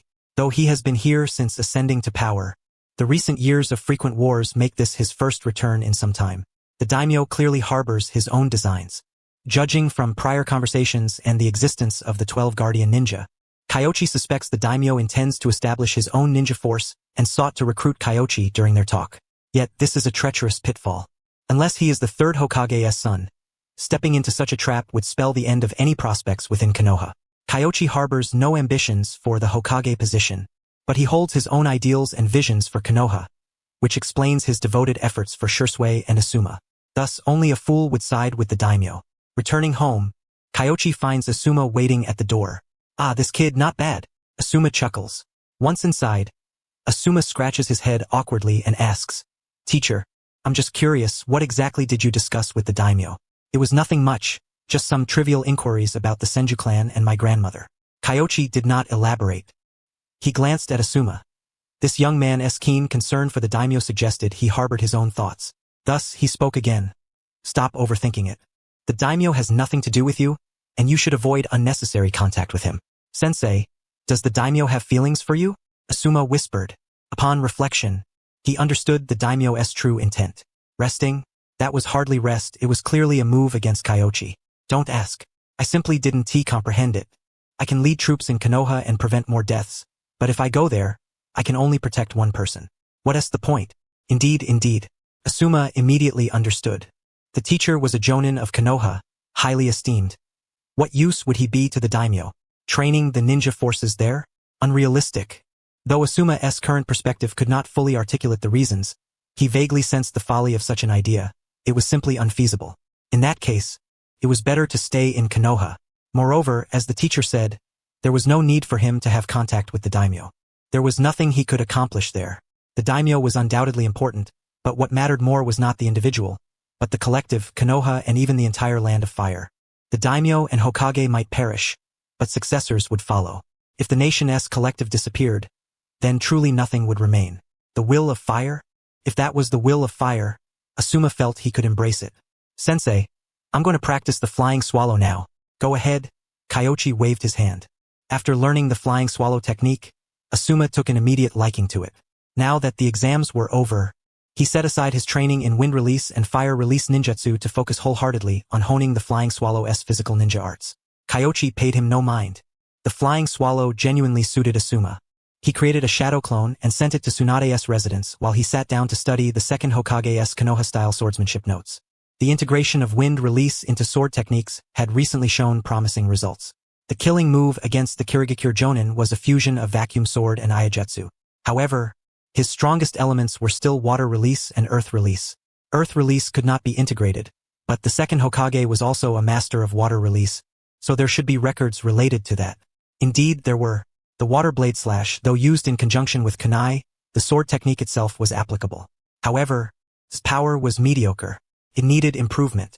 He considered whether it could be combined with the high-pressure technique of the water-severing wave, compressing and condensing water release chakra multiple times to release a high-pressure water blade through the sword. Kyoichi pondered deeply. The difficulty was immense. Compressing chakra was already a technical feat requiring extraordinary chakra control, and incorporating it into swordsmanship without any prior model raised the bar even higher. Nevertheless, it was not insurmountable.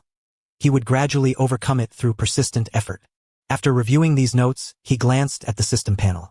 It seemed that the earlier conversation had somehow earned him a reward from Asuma. Completed Will of Fire instruction. Evaluation. Excellent. Reward. Wind release chakra mode.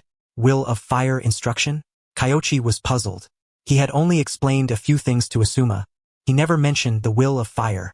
What had that lad imagined? Never mind. It was unimportant. Let us see this technique first. Kyoichi shrugged it off.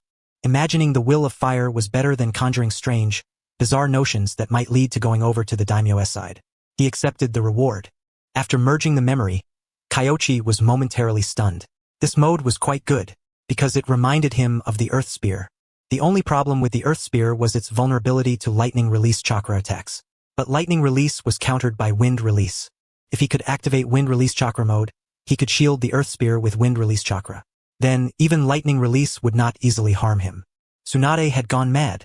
The daimyo was in place, but the third exam would not proceed so soon. These days were allotted for the ninjas to recover. In addition, the third Hokage was to convene a secret meeting. Inside the Hokage tower, Kyoichi and Minato sat in the conference room, awaiting the arrival of others. Before long, a voice sounded outside the door. Minato-kun, Kyoichi-kun, I didn't expect to find you two here as well. Orochimaru-sama. Kyoichi and Minato stood simultaneously. Orochimaru had arrived. This fellow was as silent as a snake. They only sensed his presence when he was near the door. He entered and took a seat. Soon after, the third Hokage appeared. This little meeting, Hiruzen. Why didn't you notify us? Tenten Mido Uzumaki. Kyoichi looked at the third Hokage in disbelief. Why had he invited those two? The third Hokage sighed softly and shook his head slightly. He hadn't called them. Kyoichi understood. Some flies smelling blood couldn't wait to come and feast. He sneered inwardly but said nothing aloud. He stood with Minato to pay respects, then sat down, ignoring them. The third Hokage had no choice but to gesture toward the empty seats. Tenten entered and said, Hiruzen, I heard you want to partially lift the ban on forbidden techniques? Not all of them, only some, the third Hokage replied. That won't do, Mido Uzumaki urged anxiously. Most forbidden techniques are too dangerous, harmful to the user, and some involve ethical issues. Lifting the ban would be harming them. Orochimaru smiled but remained silent, his gaze shifting among the three. Hiruzen, we've all been old comrades. You know that many techniques were sealed in the Book of Seals by the teacher himself. Isn't this against his wishes? Tenten pressed the second Hokage's authority over Hiruzen. The two old stubborn ones. Even Hiruzen sometimes found them exasperating. That was why he hadn't notified them of this small meeting, yet they had shown up uninvited. The third Hokage sighed. Our teacher studied many forbidden techniques in his lifetime. Some he never recorded, and the portions he left behind were surely meant for us to teach with discretion. Lord Hiruzen is right. Kyoichi chimed in at the opportune moment, quietly nudging Minato. Minato caught on and joined the agreement. Forbidden techniques should not be abused, but limited dissemination is acceptable. Especially for Jonin, everyone has the judgment to decide whether to use forbidden techniques. Orochimaru sat across from them, his eyes gleaming with interest as he watched Kyoichi. Originally, Orochimaru had thought this meeting would be a reprimand for himself, but apparently not. Lifting the ban on forbidden techniques, convincing this old stubborn Hiruzen was no easy feat for these two young men. However, convincing Hiruzen would require two more. He glanced at the two beside him, a faint smile curling his lips.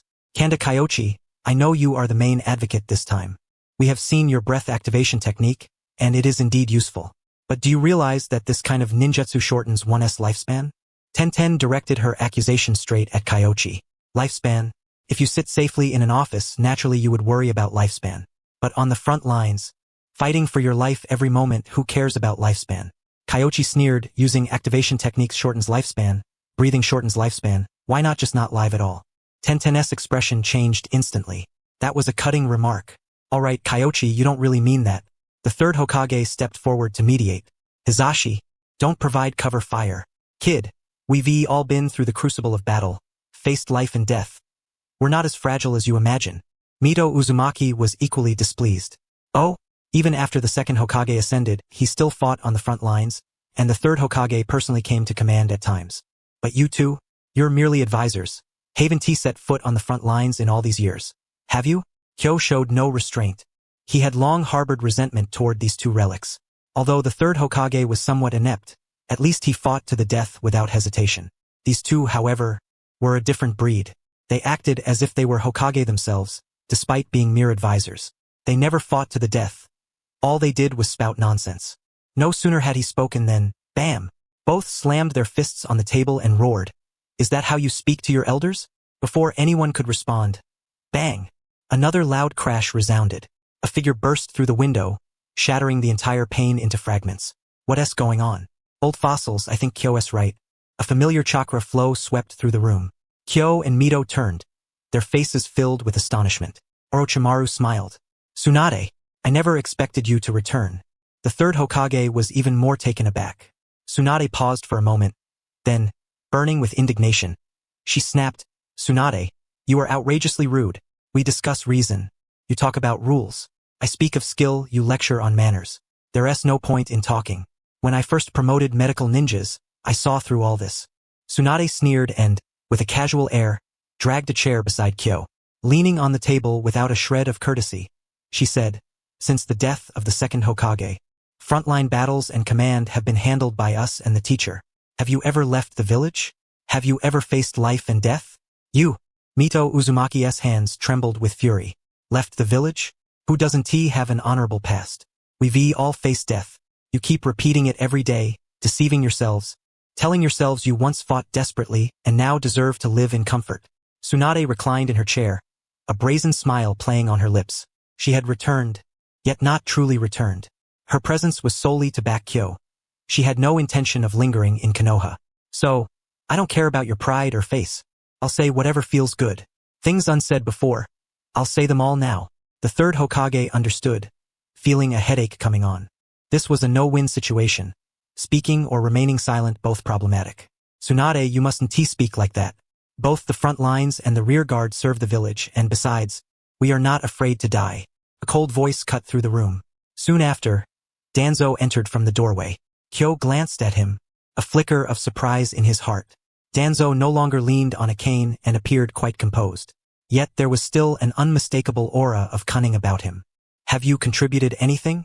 All I see is Konoha repeatedly attacked, surrounded by hostile ninja villages, plagued by internal strife and scheming.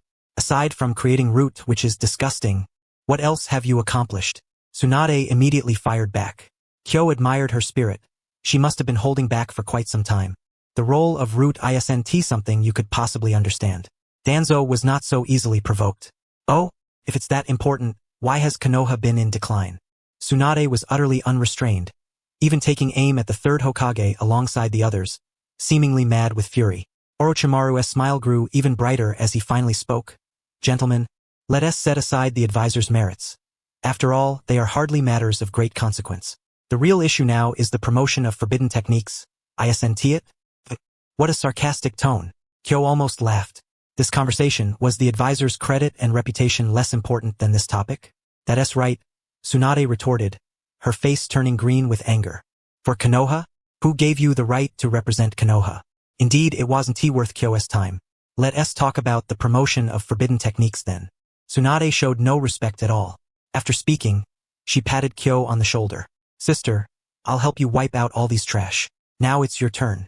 Kyo stood and said, forbidden techniques shouldn't be promoted widely, but within a limited scope, selecting those with less harm, and on a voluntary basis it's certainly acceptable. For example, the breathing activation technique. Your breathing technique should have a more advanced version, right? Danzo inquired. Oh, you worried about lifespan with the low-tier version. But now you're not afraid anymore? Tsunade sneered. She knew these people too well. Their so-called opposition was only a pretext to impose their own conditions, ensuring the proposal proceeded according to their wishes. At least Danzo was like that. The third Hokage rubbed his forehead in frustration. First two advisors, now Tsunade. Today's meeting was truly ill-timed. He almost wanted to suggest postponing. Yet, others clearly had no such intention. Kyo was too lazy to engage with Danzo's question and skipped right over it. The breathing activation technique and the first two gates of the 8 gates are relatively mild in damage but can save lives in critical moments. 8 gates is not easy. How difficult is the breathing activation technique? Orochimaru pondered briefly before asking. As a scholar of forbidden techniques, he knew far more than Kyo. Is such a small cost really a concern?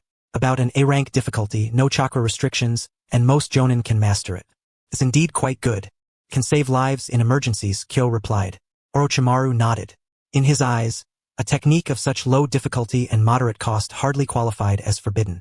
He also clearly understood Kyo's intention. On the battlefield, such a burst technique could very well save one's life.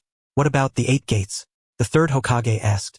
The first gate of the 8 gates allows one to fully unleash their strength, and the second gate enables the body to overload energy recovery, also a life-saving ability.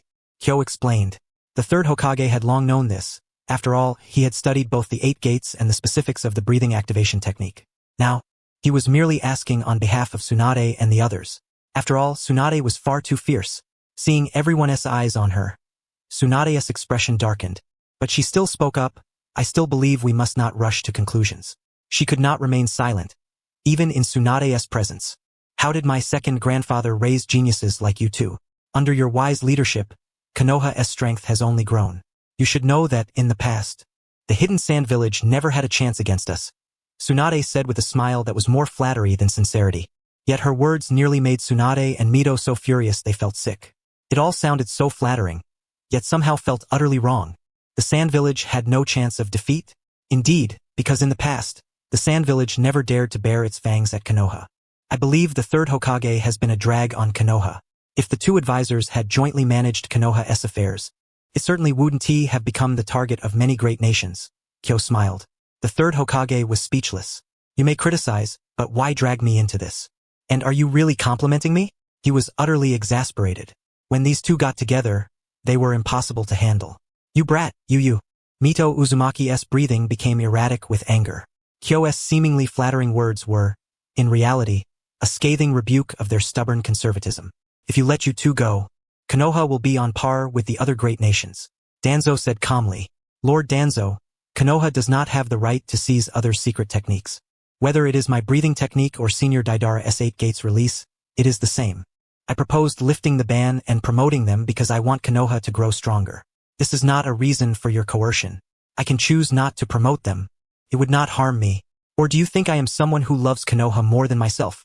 Kyoichi narrowed his eyes, staring at Danzo without any fear. With his current strength, there was no need to fear this old ghost. I have no such intention. The Root organization has Konoha's most tenacious shinobi, and has made great contributions to Konoha. I am not doing this for myself, but for Konoha. Danzo frowned. He realized that this brat was not easy to deal with.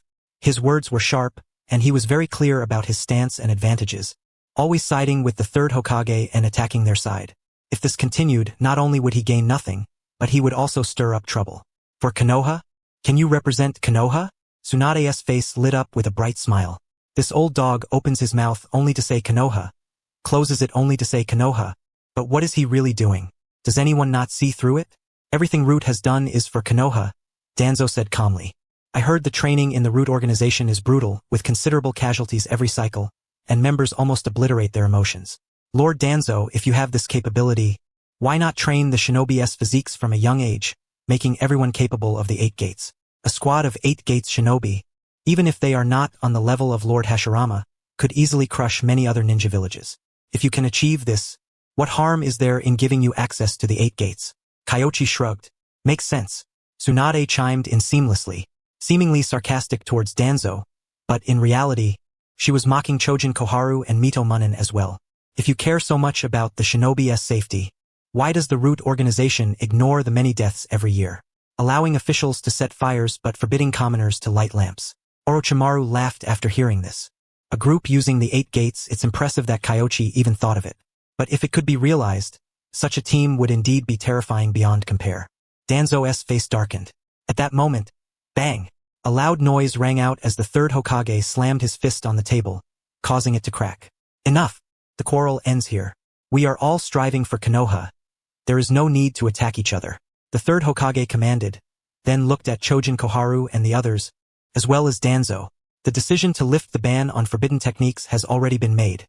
I never intended to hear your opinions again. You may leave. Jiraiya, even you Chojin Koharu was stunned. The third Hokage's words were too direct, leaving her momentarily speechless and unable to accept it.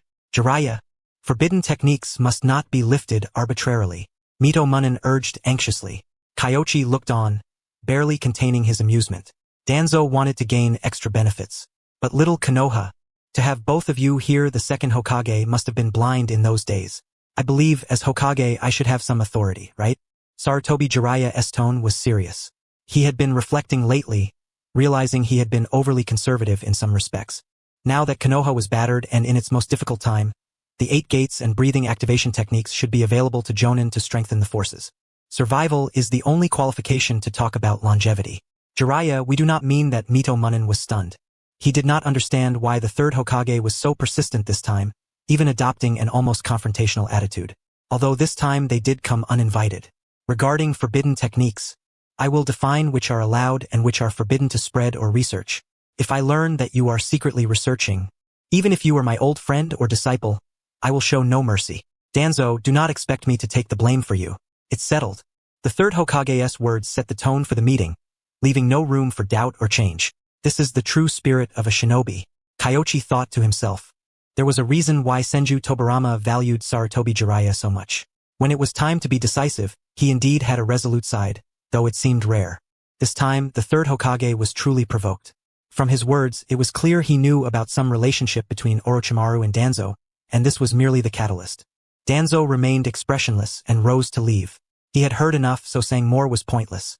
Orochimaru's expression did not change. He kept smiling, even strangely so. This time, the smile seemed sincere. Old friend, they say we have been too far from the battlefield. Perhaps we should go to the front lines and see more for ourselves. Chojin Koharu and Mito Munin silently departed.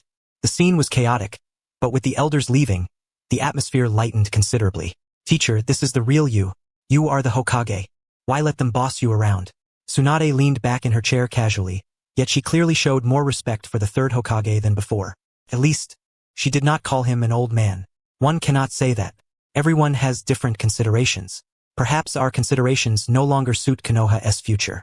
The third Hokage sighed. After years of governance, Konoha had not grown stronger but had weakened. Yet, methods like Kyoichi's belonging to the younger generation had brought great improvement in a short time.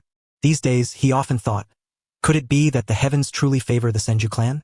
The final conclusion was indifferent. He only wished for Konoha to become stronger. Teacher, I have a different opinion about your idea. Some forbidden techniques should be lifted, but that does not mean we abandon the rest. Orochimaru said, if the result of forbidden technique research is only prohibition, then why did the second Hokage study so many techniques back then? Orochimaru, that is my bottom line. The third Hokage warned almost in a showdown manner. Orochimaru was silent for a moment, then stood up and bowed gently. I understand. I still have some research to do on my side. Please inform me once you have made a decision in this meeting. Tsunade said nothing, her mood somewhat somber. Orochimaru was indeed not right. Her suspicion was correct. But she did not understand why Orochimaru would do this. Tsunade knew him well. If he did not want others to know, he would never reveal such a glaring flaw. What was his intention? Everyone, today's events were unexpected, and emotions ran high during the discussion. I think we should stop here for now. The tone has been set. Everyone can go back and think carefully. It is not too late to decide in a few days. Minato stood up and said, the atmosphere was too tense. All right, then we will suspend for the time being. Tsunade, stay behind. The third Hokage waved wearily, signaling the others to leave. Once everyone had gone, Tsunade grew impatient. Speak up if you have something to say. I am in a hurry. Can't you stay? I hope you can succeed as the fourth Hokage. I am truly old, and as a teacher I have also failed. Boom. The answer to him was the shattered conference table. Only a fool would want to be Hokage, Tsunade said, then jumped out the window. The third Hokage sighed bitterly. He wanted to step down. But of the 3 disciples, none proved to be a worthy successor. Even Tsunade did not meet his particular satisfaction, for he vaguely sensed the root of her problem. Now, it seemed Tsunade's issue was far more complex than he had initially perceived. Kyo stepped out of the building. Outside, he saw Tsunade descending from the window, and Shizun rapidly approaching from afar. Tsunade Nizan, weren't you upstairs? Shizun called out. Tsunade was curt. With a flick of her green robe, she strode forward decisively. Tsunade Nizan, I didn't expect you to come. You little brat, if I hadn't come, you would have been eaten alive, Tsunade sneered. Not quite, just more troublesome. Kyo shook his head. Even without Tsunade, the 8 gates and breathing activation technique can still be promoted. It would just take a bit longer to resolve the disputes. It doesn't matter anymore. This trip back, I vented my frustrations thoroughly, and I feel much better now. Tsunade smiled. Koju, Mito Munin, and Danzo, 3 old-timers she had long wished to scold but never found the right opportunity until now. A fierce tirade left them speechless. Of course, the 3rd Hokage's performance did surprise her somewhat. Yet, she sighed softly, glanced sideways and asked, you said you tried researching the seal, right? How did it go? I tried. I can't say it was entirely successful, only barely usable. Kyo recounted the current state of his seal technique. Tsunade pondered for a moment, unable to find a solution. The meridian pathways at the forehead were too intricate. Altering their course was sheer fantasy. As for the seal, Kyo had already optimized it to the best of his ability. For now, it would have to suffice. You mentioned chakra control. I made a simple attempt. It's not difficult for me, but passing it on would be extremely challenging, Tsunade sighed. She immediately grasped the technique of Hyakugo. It was founded upon her unparalleled chakra control and accumulated medical knowledge. For others, even with such chakra mastery, stabilizing chakra evenly throughout the body would be no easy feat. Step by step, you can first learn other chakra modes, such as Kyo began, spreading wind nature chakra throughout his body. Wind nature chakra mode. Tsunade paused, then nodded thoughtfully. If you can progress from simple to complex, gradually reaching our level, there's still a chance to master it, though the threshold remains exceedingly high. No choice, S-rank ninjutsu was never designed for mass adoption. Forbidden techniques are never meant for the public. Only a select few are qualified to wield them. Currently, we have the 8 gates breathing activation technique. What's next? Danzo, we should stop the 7th Hokage. That matter requires careful planning. Danzo responded noncommittally. Koju and Mito Munin grumbled a bit more before leaving in displeasure. Danzo squinted and sneered coldly. One thing is true. These two can talk endlessly but contribute nothing practical. They spew theories outside, but where was their rebuttal just now? Fools! He vanished instantly with body flicker technique. Returning to a research chamber, Danzo found Orochimaru packing his belongings. Frowning, he asked, Orochimaru, are you betraying me as well? Heh! Danzo, I'm merely cooperating with you. Not pledging allegiance. Orochimaru sneered. Danzo's face hardened, anger tinging his voice. Do you think you can just walk away? I know exactly what I'm doing. I hope someone will stop me. Most importantly, this experiment is futile. I already have a better plan. Kanda Kyo? Danzo, normally cold and ruthless, was visibly rattled and irritable. Perhaps, regardless, our cooperation ends here. Orochimaru turned to face Danzo with solemnity. Danzo, dark souls have no right to become Hokage. Hey, you must think yourself very noble now. Huh? No, I'm the same. Danzo retorted, baffled by Orochimaru's attitude. Does this guy think that if he stops now, Sarutobi will just let him go? Danzo snarled in fury. There's no turning back for you. Only I can help you with that technique. I have new ideas, Danzo. Don't expect me to take the fall for you. Shippu, you're truly a waste. Tsunade exclaimed. My lord, please intervene and heal my child. Kyo recognized him immediately. Tsukikage Ichiki, uncle of Tsukikage Shippu. Shippu's father had died years ago, and Ichiki had raised him since childhood. Clearly, he had come for Shippu. It's you. Tsunade sighed. The Tsukikage clan had flourished since the 2nd Hokage's era and was now well respected in Konoha. She naturally knew some members, Ichiki included. My lord Tsunade, my nephew Shippu has been ill since childhood. Please, save his life. Ichiki pleaded desperately. He had sought many others, but no doctor in Konoha claimed to have a cure. His only hope rested on Tsunade. Tsunade hesitated. She was well versed in theory, but the sight of blood terrified her, rendering her incapable of performing surgery. Kyo's heart stirred. He was somewhat familiar with Shippu's condition, a congenital lung disease compounded by their clan's Kekii Genkai, transparency release. The combination rendered his illness difficult to cure, leaving him frail and barely recognizable at 23. Otherwise, even Maki might not have been able to kill him, a talent wasted by suffering. My lord Tsunade, shall we go see him first? Shizun urged. Tsunade shot her a glare, then sighed resignedly upon noticing Kyo's similar expression. Ichiki, I can make no promises. Understood. Understood. Ichiki beamed with joy. Others were powerless. Now he could only pin his hopes on Tsunade, with no further demands. Medical disputes? In the entire ninja world, few would dare challenge Tsunade. The Tsukikage clan's territory was modest, but decorated with their distinctive emblems, trees and moon insignias. Upon entering, several children practiced swordsmanship, most merely swinging. Only a few had truly mastered the art. The most talented was, naturally, Tsukikage Shippu, though his physical condition was the worst. Shippu, Uncle Ichiki, Teacher Kyo. Shippu's eyes brightened upon hearing the voices, seemingly rejuvenated. You have a knack for children, Tsunade whispered. She noticed Shippu's genuine respect for Kyo, which explained why. They never really paid attention to me, Kyo explained. He had temporarily taken over teaching and had taught Shippu before.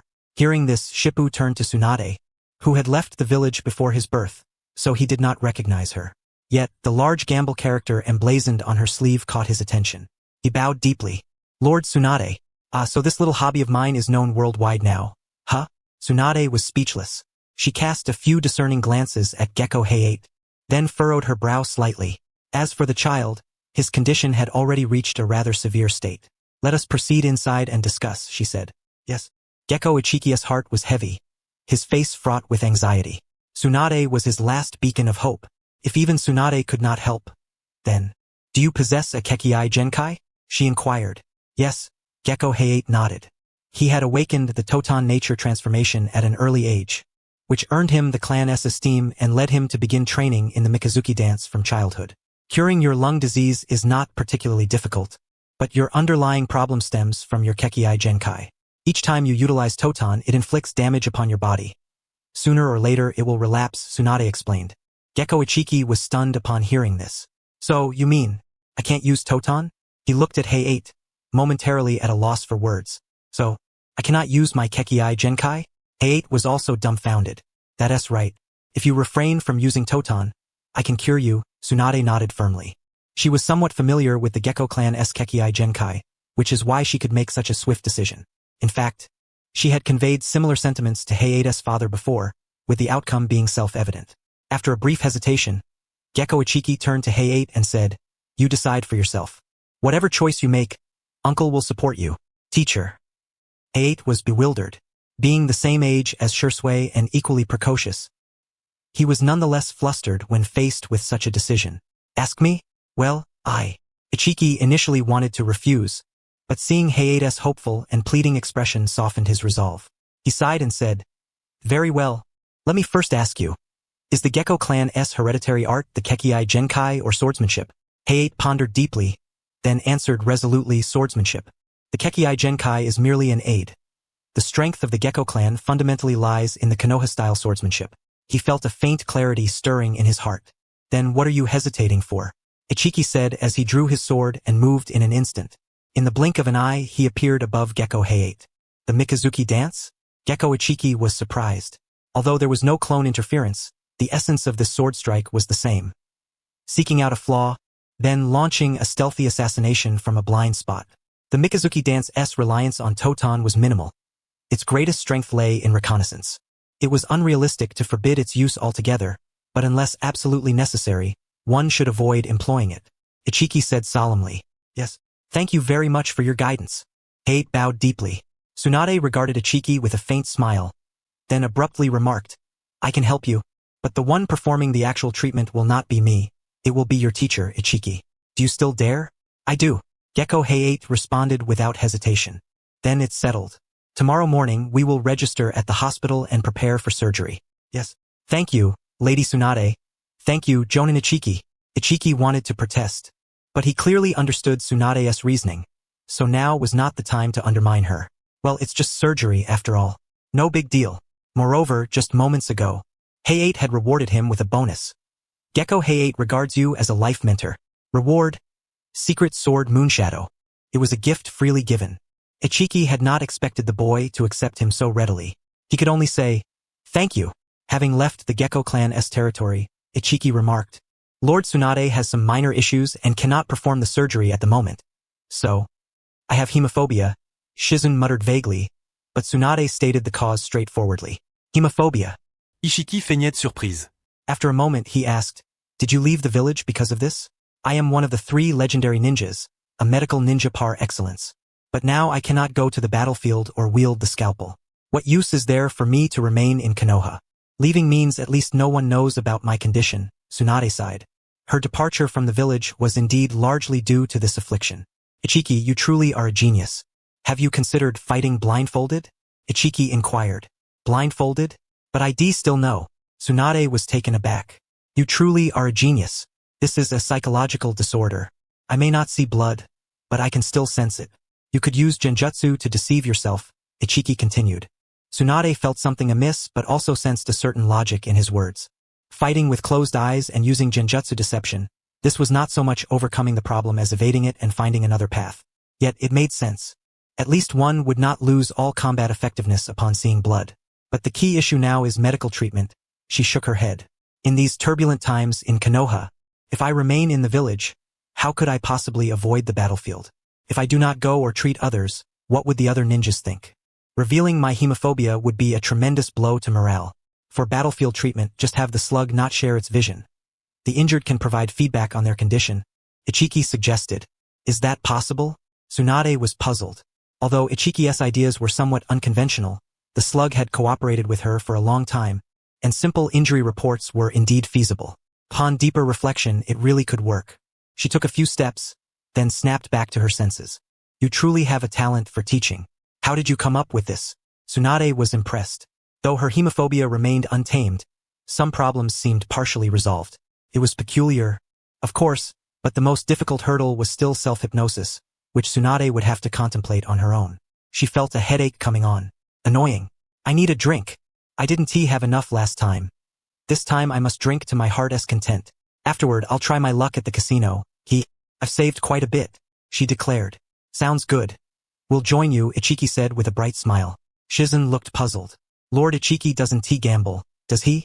But Ichiki and Tsunade both went, so she had no choice but to follow. After drinking, the group went to the casino and before long, Tsunade stormed out in dissatisfaction. Boring, she exclaimed. However, when two detestable luck gods were by your side and you kept losing to the point of borrowing money, there was no joy to be found. Cursed. Those two little rascals must be cheating. The next day, Ichiki and Tsunade arrived at the hospital early. Since it was not wartime and ninja injuries were minimal, the operating tables were mostly empty. If Tsunade had not been preoccupied with gambling, the surgery could have been scheduled directly yesterday afternoon. Tsunade, could you allow these children to observe from outside? You know medical ninjas need to accumulate experience. If it had been anyone else, Tsunade would have refused outright. However, the request came from Sarutobi Bawako, the third Hokage's wife. Beside her were many children around 10 years old, including Rin Noera and Kurinai Yuhi, all of whom were part of the new generation aspiring to become medical ninjas. Tsunade shook her head and said, This time I am not the lead surgeon. I am only assisting Ichiki. The teacher will be the lead surgeon? Kurinai's eyes brightened. Her medical skills were those of Kanda Kyoichi's school. Kyoichi had demonstrated them several times before, but she had never truly grasped her teacher's level of medical expertise. Could it be that he was even more formidable than Lady Tsunade? These children were oblivious to the deeper truths. Paipahu was somewhat puzzled as well. Yet, she sensed there must be unspeakable complexities involved. Paipahu quickly chimed in. With your guidance, Kyoichi, completing this surgery won't be difficult, and it will serve as a valuable educational experience. Let the children observe. Tsunade looked toward Kyoichi and said, You decide. No problem. Let them watch. It's a minor procedure, Kyoichi smiled. It was his first time performing a surgery in earnest, but no matter what, one had to remain composed at moments like this. Otherwise, patient Moonlight Hayate would only grow more anxious. Hayate, don't be afraid later. It's a minor operation. Trust in the skills of the teacher and Lady Tsunade. Understood. Moonlight Hayate nodded firmly. Since there were so many people, Tsunade didn't mind adding another silent participant. Thus, inside the operating room, Kyoichi stood at the center, with Tsunade and the medical team positioned around the perimeter. Make the initial incision. Understood. Kyoichi formed the hand seals, and the chakra blade materialized. Then, with a gentle slash, a narrow, small cut appeared. Tsunade glanced back at Kyoichi's hand. Steady as a rock, she felt reassured. For surgeries of this nature, as long as the lead surgeon's hand was steady and they knew what to do, the risks were minimal. As for the procedure itself, wasn't she right there to guide him? She began instructing the process while Kyoichi took action. The operation proceeded smoothly. However, gradually, She realized that Kyoichi actually didn't need her assistance. He made the incision, located the diseased area, then formed the seals and performed the delicate extraction technique in one seamless flow. She grew silent, no longer speaking. Even Sarutobi Paipahu was stunned. Could Kanda Kyoichi's mastery of medical ninjutsu really be this profound? It was hard to believe. Yet, the pulmonary lesion of Moonlight Hayate was indeed steadily healing. The accumulated toxins and diseased tissue were being excised bit by bit. Moreover, this step required utmost caution. The hand had to be steady to avoid excessive cutting. Although recovery was possible, any excess damage could adversely affect the patient. It was best to eliminate toxins without resorting to excision unless absolutely necessary. And he even found the time to explain. Absurd. Tsunade thought to herself that she was basically unnecessary here. All done. The last trace of toxin has been extracted. Kyoichi waved his hand, signaling the others to wrap up. After extracting the toxins, the subsequent treatments could be handled by any competent medical ninja. He paused briefly, then turned his head toward Tsunade. Any mistakes or omissions? None. You did excellently, even taking over some of my parts, Tsunade smiled. She had initially believed Kyoichi had sufficient skills to complete the procedure, but after watching for a while, she realized she had underestimated him. Kyoichi was fully capable of performing the surgery alone, and with ease. Otherwise, he wouldn't have had the leisure to explain his workflow during the operation. This fellow truly had a gift for teaching. She sighed in admiration, then addressed the children. Kyoichi's procedure actually omitted some steps, because he is strong enough to quickly identify the source of the illness. You must not follow his example when performing surgery yourselves. Understand? Yes. All the medical ninjas present responded in unison. Some things, even if you see them with your eyes, your mind and hands may not immediately grasp. Kyoichi's surgery was a perfect model, but not one they could readily emulate. Kyoichi, I have numerous books and case studies. If you need, you can come to the hospital often to study, Sarutobi Paipahu said with a radiant smile. As the wife of the third Hokage, she knew more than most. Kyoichi had contracted with the slug sage and possessed such exceptional medical skills. Two ninjas capable of wide-ranging medical treatment. Just thinking about it was exhilarating. Studying medicine one save Konoha. Kyoichi, would you be interested in an honorary position at the hospital? You'd only need to come occasionally to lecture and offer guidance. Compensation won't be an issue. That's unnecessary, Kyoichi replied, embarrassed. Not of one family, not under one roof, he said. Sarutobi Paipahu was a tough nut to crack. Whenever she found an opportunity, she would dig deeper. Had it not been for his prior experience with numerous schemes, he might not have held his ground. There were many benefits to an honorary hospital position, but it also meant a busier schedule. Unlike now, training every day, studying, and researching ninjutsu, money was sufficient. The main thing was the lack of incentives. Although he had just improved his proficiency in the delicate extraction technique, medical ninjutsu was not Kyoichi's primary focus. He cultivated medical ninjutsu only to master the Hyakugo technique and create regenerative skills. Sarutobi Paipahu felt a tinge of regret but understood that Kyoichi, as a team leader and jonin instructor for 3 children, was already very busy with missions and had little spare time. Tsunade led him out of the hospital. Upon stepping outside, she said with a sense of emotion, I'm surprised you refused. Had you accepted, over time you would have gained tremendous renown in Konoha. My goal isn't to become Hokage. Why care about that? Kyoichi shook his head.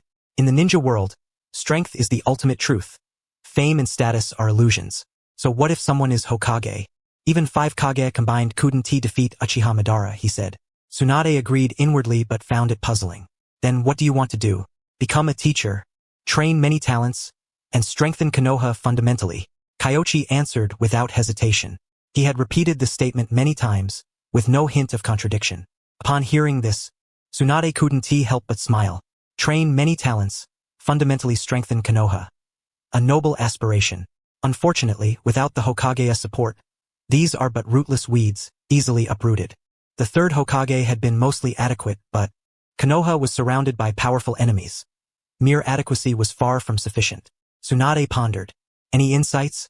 Observe more, learn more, and hone your chakra control to keep your hands steady and your techniques precise during surgery.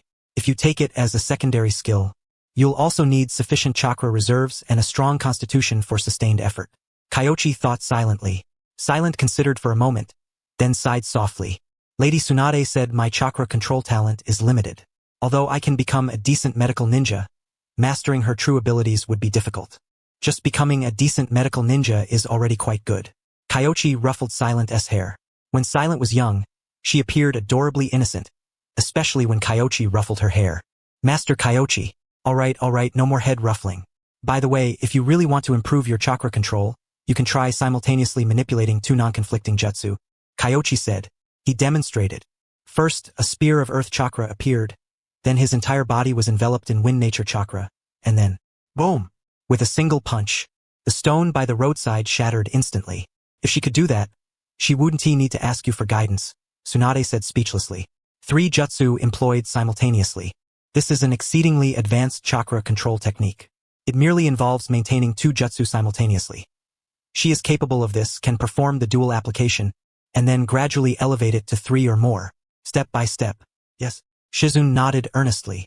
No matter what, attempting it is bound to be worthwhile. Even if it is just simple instruction, there is some proficiency reward. Kyoichi did not mind it being modest. It was only a matter of a few words, hardly taking much time, purely a no-cost transaction. Shizun, let us tidy up the house together this afternoon. We're moving back. Huh?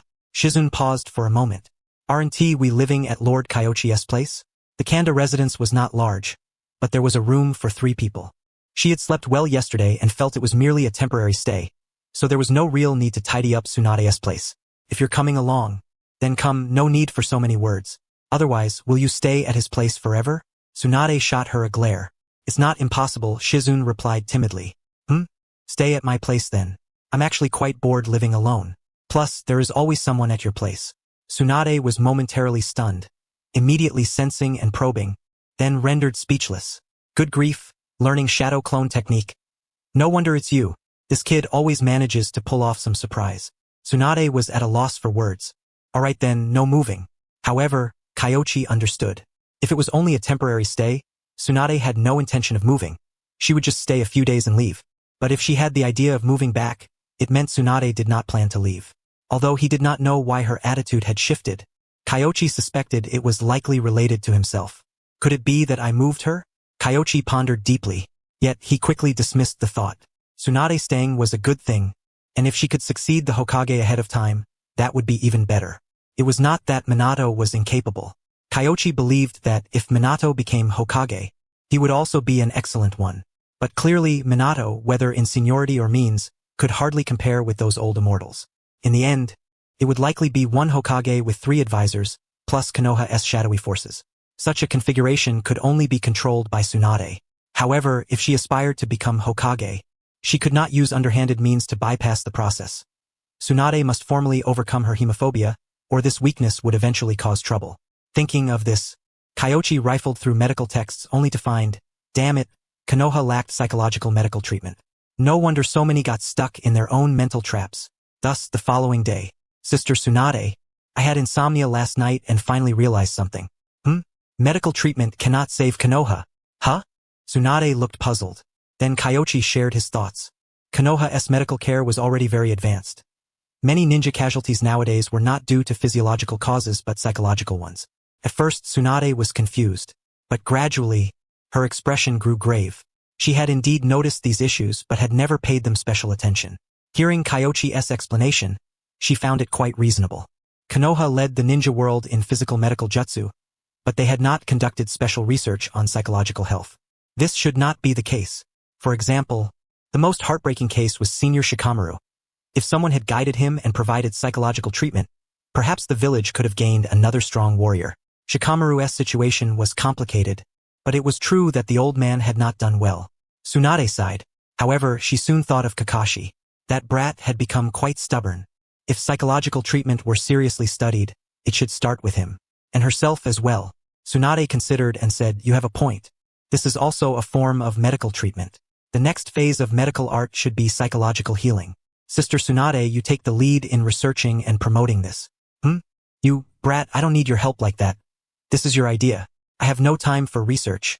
If you mind, just add my name to the research. Kyoichi shook his head.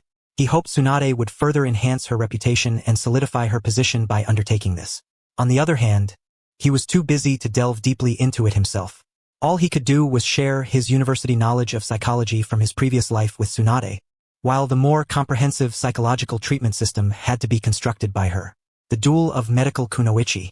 Tsunade benefited greatly, Previously, she only vaguely understood that psychological issues could cause illness, her own hemophobia being one example, but she had never considered psychology as a standalone treatment category. Tsunade was eager to dive into research immediately. However, psychological illnesses are complex, and completing research and obtaining project approval requires extensive case studies and observations. It was not something that could be accomplished quickly. Moreover, at present, there was a matter more pressing for Konoha: the Chunin exams. Today was the third round. All Jonin of Konoha were required to watch, so that the daimyo could witness Konoha's current strength. Kyoichi was among them, yet he felt there was little worth watching.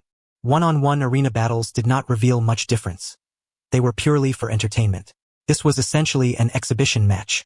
The daimyo, however, watched with great interest, even focusing intensely on the battles between ordinary genin. I wouldn't believe this match had no arrangement. Tsunade curled her lips. The schedule is too obvious. The first round pits two ordinary genin from the Shisui team. The second round is much the same with Ebisu. The third round's opponents grow stronger with each match, and the hype escalates, especially the fourth match, a female ninja duel, where the excitement reaches its peak. An exhibition match, after all. Who plays their trump card right away? Kyoichi smiled. The daimyo is enjoying it thoroughly. Finally, it was their turn. Shizune clapped her hands beside him. Tsunade glanced at her, and the child immediately ceased the gesture. Only then did Tsunade speak. It's not you. It's strange to see you so happy. At long last, a duel between medical ninjas. Kurenai isn't actually a medical ninja. She mainly specializes in genjutsu, with medical ninjutsu secondary. I intend to train her as a battlefield medical ninja. Ordinary medical ninjas lack combat experience. Although they can be useful on the battlefield, they are seldom assigned to four-person teams to avoid being attacked. Sunset Red is different. Tsunade nodded thoughtfully. This was the approach she had advocated before, but unfortunately for most people, simply learning medical ninjutsu was already difficult, let alone mastering sufficient combat skills. Her interest was piqued. Offstage, Sunset Red and Rin no Era formed the seal of opposition, then simultaneously began molding hand seals. After a moment, chakra blades appeared in their hands. Chakra scalpels? Shizune was astonished. This jutsu was of A-rank difficulty, primarily used for surgery and incisions. Could it really be employed in combat? She looked toward Tsunade. Tsunade furrowed her brow and said, chakra scalpels can sever muscles and blood vessels. It does seem feasible to employ them in combat. But having them fight in such a manner, surely that is far too perilous, isn't it? No gueris. As I mentioned before, the essence of this exhibition match lies not in raw strength, but in who fights most gracefully and tactically. Kanda Kyoichi smiled lightly.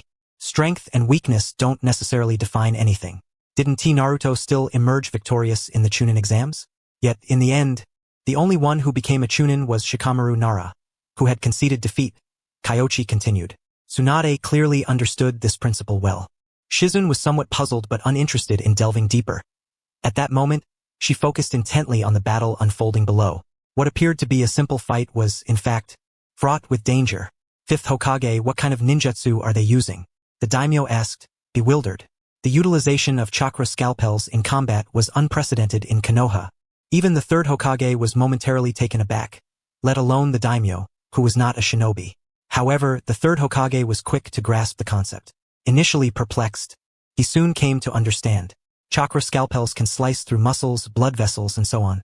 Previously, we medical ninjas dreaded actual combat. But we have discovered that chakra scalpels can be quite effective in battle. These two are currently employing exactly such methods, the third Hokage explained. I see. This technique is formidable. The daimyo now comprehended. Whoever lands the first strike gains the upper hand. Yet, Yugao Yuzuki attacked fiercely, while Rin no Era defended with an impenetrable shield. Neither could best the other. At that moment, Yugao suddenly made a peculiar movement, her head shaking. What is she doing? Shizune could not fathom. À secret technique, latéral fin. Kyoichi joked. Tsunade straightened up and observed carefully for a moment. When she saw Rin abruptly turn her head to evade, she immediately understood the crux. Genjutsu. She employed the reflective surface of her forehead protector's metal plate to create a light-based illusion. This is a highly advanced application. Tsunade felt a sense of déjà vu, and after a moment she recalled elsewhere, a certain scapegoated shinobi witnessing the scene was also deep in thought. Konoha Koryu Yanagi. Although the form had changed, this genjutsu was the essence of the willow sword technique. Rin. Obito cried out anxiously, standing at the side. She's caught in the genjutsu. Konoha Koryu Yanagi. Kosuka said. Konoha Koryu? Kakashi paused, recalling that it was a sword technique. Could the genjutsu of a sword style be extracted independently? Rin swiftly dispelled the illusion, but the moment she did so, Yugao was already upon her. With a brush of her hand, Rin's right leg suddenly weakened and she collapsed to the ground. However, in midair, Rin quickly formed hand seals. Soon after, 2 clones appeared beside her. Water clones. Water clones aren't subject to muscle severing, Kyoichi remarked. One clone engaged Yugao in combat, while the other supported Rin as she fled. Immediately following, after a series of hand seals, Rin converted her chakra into palm healing technique. Upon landing, she rolled on the ground and promptly applied it to her leg wound. A fine tactical maneuver. I suspect you planned this meticulously, Tsunade smiled approvingly. Their exchanges resembled a turn-based duel.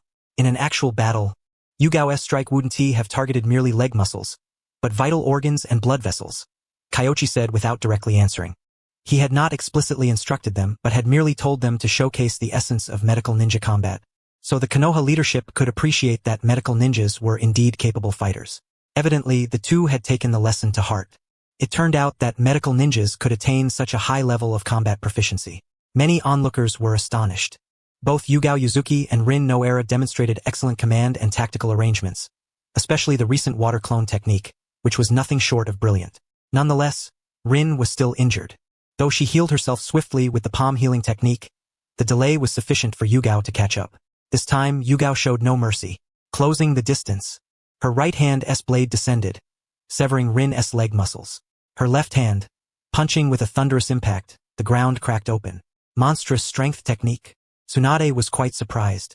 Yugao resorted to this technique? That's extremely risky. Yet, the next moment, she realized her concern was unfounded. Yugao quickly leapt away. Although her left hand's ligaments were strained, she could still barely form hand seals and, combined with the palm healing technique, rapidly completed her self-treatment. I didn't teach her this tactic. She devised it herself, Kyoichi smiled. Yugao's battlefield awareness and tactical thinking had markedly improved since before. She did not need instruction. She independently deduced that ligaments recover only so quickly and cannot endure repeated use of monstrous strength. Therefore, she resolved to separate the usage of the techniques. That's her answer. I concede defeat. I hope you will oversee the Eastern Front, Kyoichi said. Both girls were exceptional. Hokage.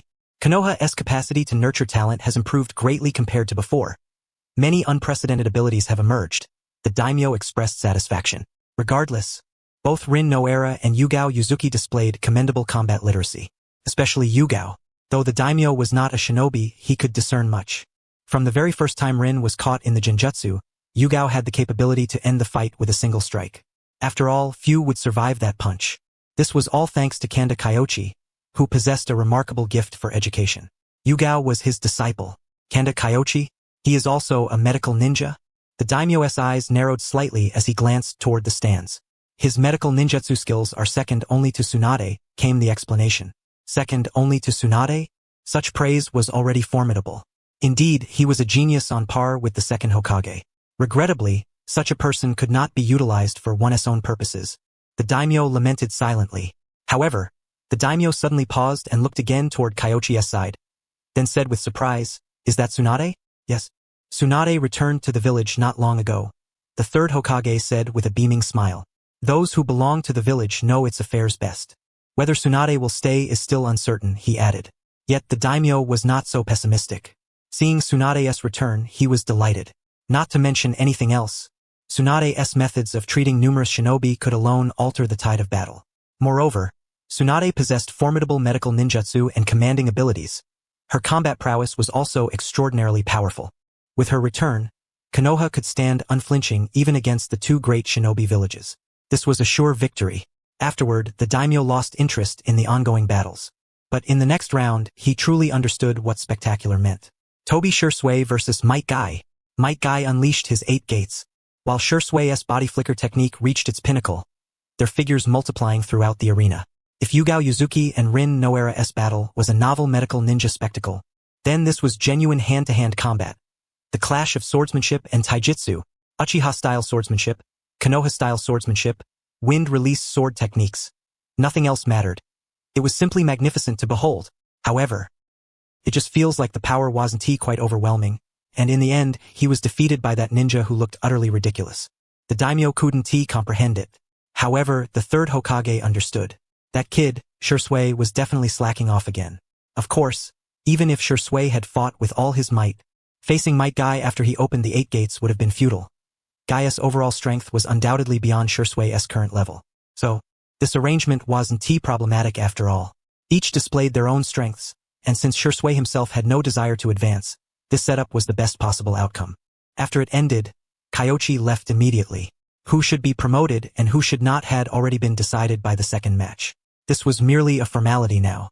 After watching the third match, Kyoichi went to the hospital with Tsunade to observe the condition of Gecko Heiei's body. Your surgery was flawless. He is recovering quickly and should be able to move normally within a week at most. How long until he returns to the physical condition of a normal person? That's hard to say. Tsunade shook her head. There's no precedent for the bloodline disease of the transparent release. We can't accurately predict the situation yet. We'll need regular monitoring and data recording. We can try periodically detoxifying his body to see if it's possible to meet the demands of the transparent release while maintaining his health. Kyoichi spoke thoughtfully, recalling the 8 gates and the breathing activation technique. The first and second gates of the 8 gates, as well as learners of the breathing activation technique, bear similarities. I believe regular examinations and treatments should be conducted. Tsunade halted in her tracks upon hearing this, pondering deeply before nodding gently. That makes sense. She had considered more than Kyoichi. Regular checkups and data collection wouldn't just ensure the health of the ninja. With ample data, they might even be able to further refine ninjutsu effects in the future, reducing side effects and lowering the threshold for use. Regular medical checkups must be arranged. But, you little brat, you only know how to assign me work. As if you're afraid I'll leave the village? Nonsense. Haven't you already decided? Kyoichi chuckled softly. Tsunade was left speechless. This kid had a knack for following clues and deducing the truth. Damn it. After a brief pause, Shizune, surprised, asked Lady Tsunade, "Aren't we leaving? You want to keep wandering?" No, I want to stay in Konoha," Shizune said shyly. She had previously wandered with Tsunade, but that unstable life was unsuitable for learning and self-improvement. "I'm not leaving for now." At the Hokage's office, the third Hokage met with the daimyo. He had just dispatched Minato Namikaze to personally deliver the daimyo back via Flying Thunder God technique before beginning to handle various matters accumulated during this period. Suddenly, he noticed a particular information scroll. From the hospital? What could be the matter at Konoha Hospital? He opened the scroll, glanced through it, and after a moment of contemplation, a sincere smile appeared on his face. Psychological medicine, regular examinations. Both are excellent initiatives. Of course, if these proposals alone were the reason for the third Hokage's joy, it wouldn't be so remarkable.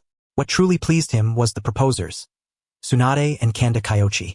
Go fetch Tsunade. No, just have Kyoichi come. The third initially thought to call Tsunade, but after reconsidering, he decided against it. Tsunade was difficult to deal with. Better to send for Kyoichi. Kyoichi, upon receiving the message, roughly understood the situation, and Tsunade was unsurprised as well. The old man would surely agree. When Kyoichi arrived at the building, the third Hokage was already eager. As soon as he entered, the third rose and welcomed him warmly, asking excitedly, "Tsunade is leaving?" Both psychological medicine and regular checkups require her leadership. She is staying for now, though I don't know about the future. For now? That's good. The third sighed with mixed feelings but understood Tsunade's situation. It was already difficult for her to agree to stay and oversee these matters. He sighed once more and produced the scroll. "Your proposal is excellent. I will have Konoha Hospital fully cooperate, especially regarding psychological medicine. Anyone you need can be made available, including myself." The third's tone turned solemn. Psychological medicine. He had never considered it before, but having lived long enough, he had witnessed too many ninja unable to perform to their potential due to mental issues. Kosuke was a typical example. Despite possessing Jonin-level skills, he remained a chunin. This was not only a personal loss for Kosuke but a tremendous loss for the village. Others like Kakashi were similar cases. Yes, Kyoichi was unsurprised. Psychological illnesses were actually quite common among ninja. The third considered further and then produced another scroll. This is intelligence the Umbu extracted from the corpse of a Jonin of Kirigakure. Kyoichi quickly took it and glanced over it. He mused, "Hokage-sama, it seems the hawkish faction of Kirigakure is gaining the upper hand and may take action against us in the future." "I think so too, Kyoichi. I want you to be responsible for the Eastern Front's military affairs." Kyoichi was taken aback. Having only been promoted for less than a year, was he truly capable of leading? With Tsunade and me here, you don't need to worry about other matters. How do we reform the will of fire? With me around, what do you fear? Anyone who dares to disobey can face me personally. Tsunade was blunt. Naturally, Kyoichi lacked the necessary experience. But what time was this to be concerned with seniority? Konoha was about to be besieged by 3 ninja villages. The capable must rise. Whoever is competent must step forward. Leaving leadership to a bunch of old relics would only cause them to retreat step by step, plunging the battle into crisis. Besides, Tsunade smiled. The old man was paving the way for her, ensuring she had more power under her command. If you do well, things on my end will go more smoothly. Kyoichi was intelligent. Thus, Tsunade had no intention of hiding the truth. To ensure Kyoichi's policies were implemented smoothly, and to prevent Konoha from declining under the control of a bunch of old men, she intended to become Hokage. I figured as much. Kyoichi nodded softly. Under normal circumstances, with Tsunade's credentials, she wouldn't need to worry about much upon taking office. She would simply crush opposition, like Danzo. Once Tsunade assumed power, he immediately curtailed the root organization and dared not provoke further. However, the difference now was that Tsunade's blood phobia was still unresolved. The third didn't ask, but he must have learned enough from Sarutobi Bawako and other sources. Combining previous intelligence, it was not difficult to guess Tsunade's current condition. Hence, he assigned Kyoichi to the Eastern Front. Although Tsunade was displeased, she had no better option. Her blood phobia doomed her from leading on the front line. Jiraiya would be stationed in the north. Orochimaru, well, that fellow likely had some dirty secrets. He needed to clear his own name first. Tsunade pondered deeply. Besides Kyoichi, only Minato Namikaze remained, but regarding Kirigakure's techniques and water-release ninjutsu, Kyoichi was clearly more knowledgeable. This was also the third's consideration. In this time, I'll study hard and try to master that technique. Tsunade gritted her teeth, determined. Kyoichi would certainly be on the front line. However, if he could learn creation regeneration, his strength would increase significantly. Of course, beyond creation regeneration, Kyoichi actually had many avenues for improvement. One of them was the system. During this period, he had actually been receiving some rewards all along. Though trivial in isolation, they had cumulatively enhanced his medical ninjutsu, water-style techniques, and even genjutsu considerably. Secondly, the Rasengan. Naruto's wind-release Rasengan shuriken was not something he intended to replicate directly. Without sufficient senjutsu chakra, attempting the Rasengan shuriken was tantamount to courting death. He had his own vision, combining high-pressure water blades with the Rasengan. This technique, practiced alongside water-style swordsmanship, meant that as long as he could master the high-pressure water-style sword technique, the water-style Rasengan would not be far behind. Thirdly, there was the wet-bone forest. However, the slug sage, with his gentle and kind nature, had long since mentioned that if his own constitution met the standard, the living slug would have already said so. There was no need for him to seek it out himself. After some contemplation, Kyoichi decided to advance on the first and second fronts simultaneously. Coincidentally, the Chunin exams had just concluded, with Kurenai Yuhi, Zabuza Momochi, and Asuma Sarutobi returning to their squads. The 3 prime targets, cultivated with great effort, were not to be left untapped. At this moment, outside the Uchiha clan's territory, within a forest, Zabuza sat facing another individual. Both were in a miserable state, bearing numerous wounds, though evidently Zabuza's injuries were somewhat lighter. You have the strength, why don't you step forward? Don't you wish to bring glory to our clan? Fool, Zabuza sneered coldly. Does our clan still need fame? Everyone in the ninja world knows the Uchiha. Our honor is not something outsiders can comprehend. Even if we seize first place, it will not change how others perceive us. Then you're just pretending to be weak? Uchiha Tetsuhi retorted with dissatisfaction. It's not pretending. Kaido has secret techniques, but he is useless. He has secret techniques? Do you know about the 8 gates of the human body? My teacher said Kaido has mastered the secret method to open the gates, instantly multiplying his combat power several times over. At that time, he had only opened the first gate. Naturally, Zabuza knew about the 8 gates of the human body. Uchiha Tetsuhi found it hard to believe that a figure as comical as a kappa could possess such formidable strength. Impossible. He stood stunned for a long while. Zabuza noticed that Tetsuhi's hostility had dissipated. Smiling for a moment, he continued, Do you know who our greatest enemy is? Of course, Tetsuhi glanced toward the village, hesitating to speak. Do you know? Actually, what I'm doing is on the orders of the clan leader. Impossible. You don't understand. There are 2 factions within the village. One is gentle toward the Uchiha. The other wishes for our demise, believing that dead Uchiha are the good ones. The representative of that faction is the root leader. Zabuza confirmed through sensory perception that no one was eavesdropping before speaking further. You mean? The clan leader said we should unite with the faction that is friendly to us and first eliminate those hostile to us. Unlike the elders, who view the entire village as our enemy, no matter how strong the Uchiha are, they cannot stand against all of Konoha. Zabuza earnestly persuaded and spun his rhetoric. This was a fortunate coincidence. Uchiha Tetsuhi suspected that he had been let off easy during the Chunin exams and had come looking for trouble. After a round of theory, Zabuza realized that Tetsuhi, 5 years his senior, was an ideal experimental subject for the teacher's theories. Hence, the current situation. In truth, it was easy for the teacher's teachings to sway a child. Tetsuhi was left perplexed, his mind swirling. You might not understand. Let me simplify it. There are 3 people ahead. 2 want to fight you, the other wants to mediate. We don't want to take on all 3 at once. Instead, we must win over the mediator and eliminate those who want to fight us. Now I understand. Tetsuhi's eyes brightened instantly, a sudden clarity dawning. Sounds reasonable, but how do we do it? Isn't the Hokage's will of fire preached everywhere? We learn it. We just tweak the will of fire a bit. Keep it roughly the same to confuse our opponents. Tetsuhi nodded repeatedly. Furthermore, we should treat the civilians and the ninja of small clans better, so they feel the Uchiha's goodwill. That's acceptable. Tetsuhi hesitated briefly but nodded nonetheless. Anyway, the most important thing is to eliminate Danzo. Only by dealing with him can we Uchiha secure a space to survive. Unfortunately, not many now support the clan leader. My brother, Inohibi, I think we can bring him over.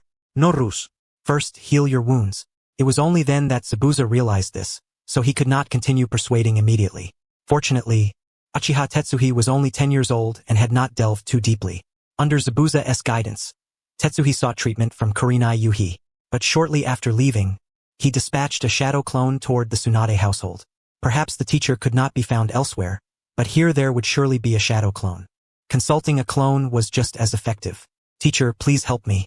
I want to know if there's a way to adapt the will of fire so that we Uchiha can accept it. Hurry, it's urgent. Konoha was their home turf. The will of fire that the Uchiha could accept. Kyoichi's shadow clone paused momentarily, then pondered for a few seconds before replying. That depends on who your target audience is. One was 10 years old, the other no older than 15. Zabuza had completely forgotten. At this moment, Kyoichi himself was only 16.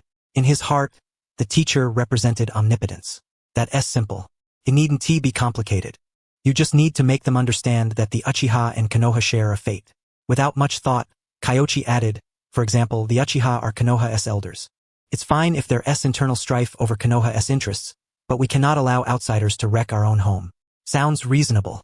Anything else? Zabuza nodded repeatedly, finding it very convincing.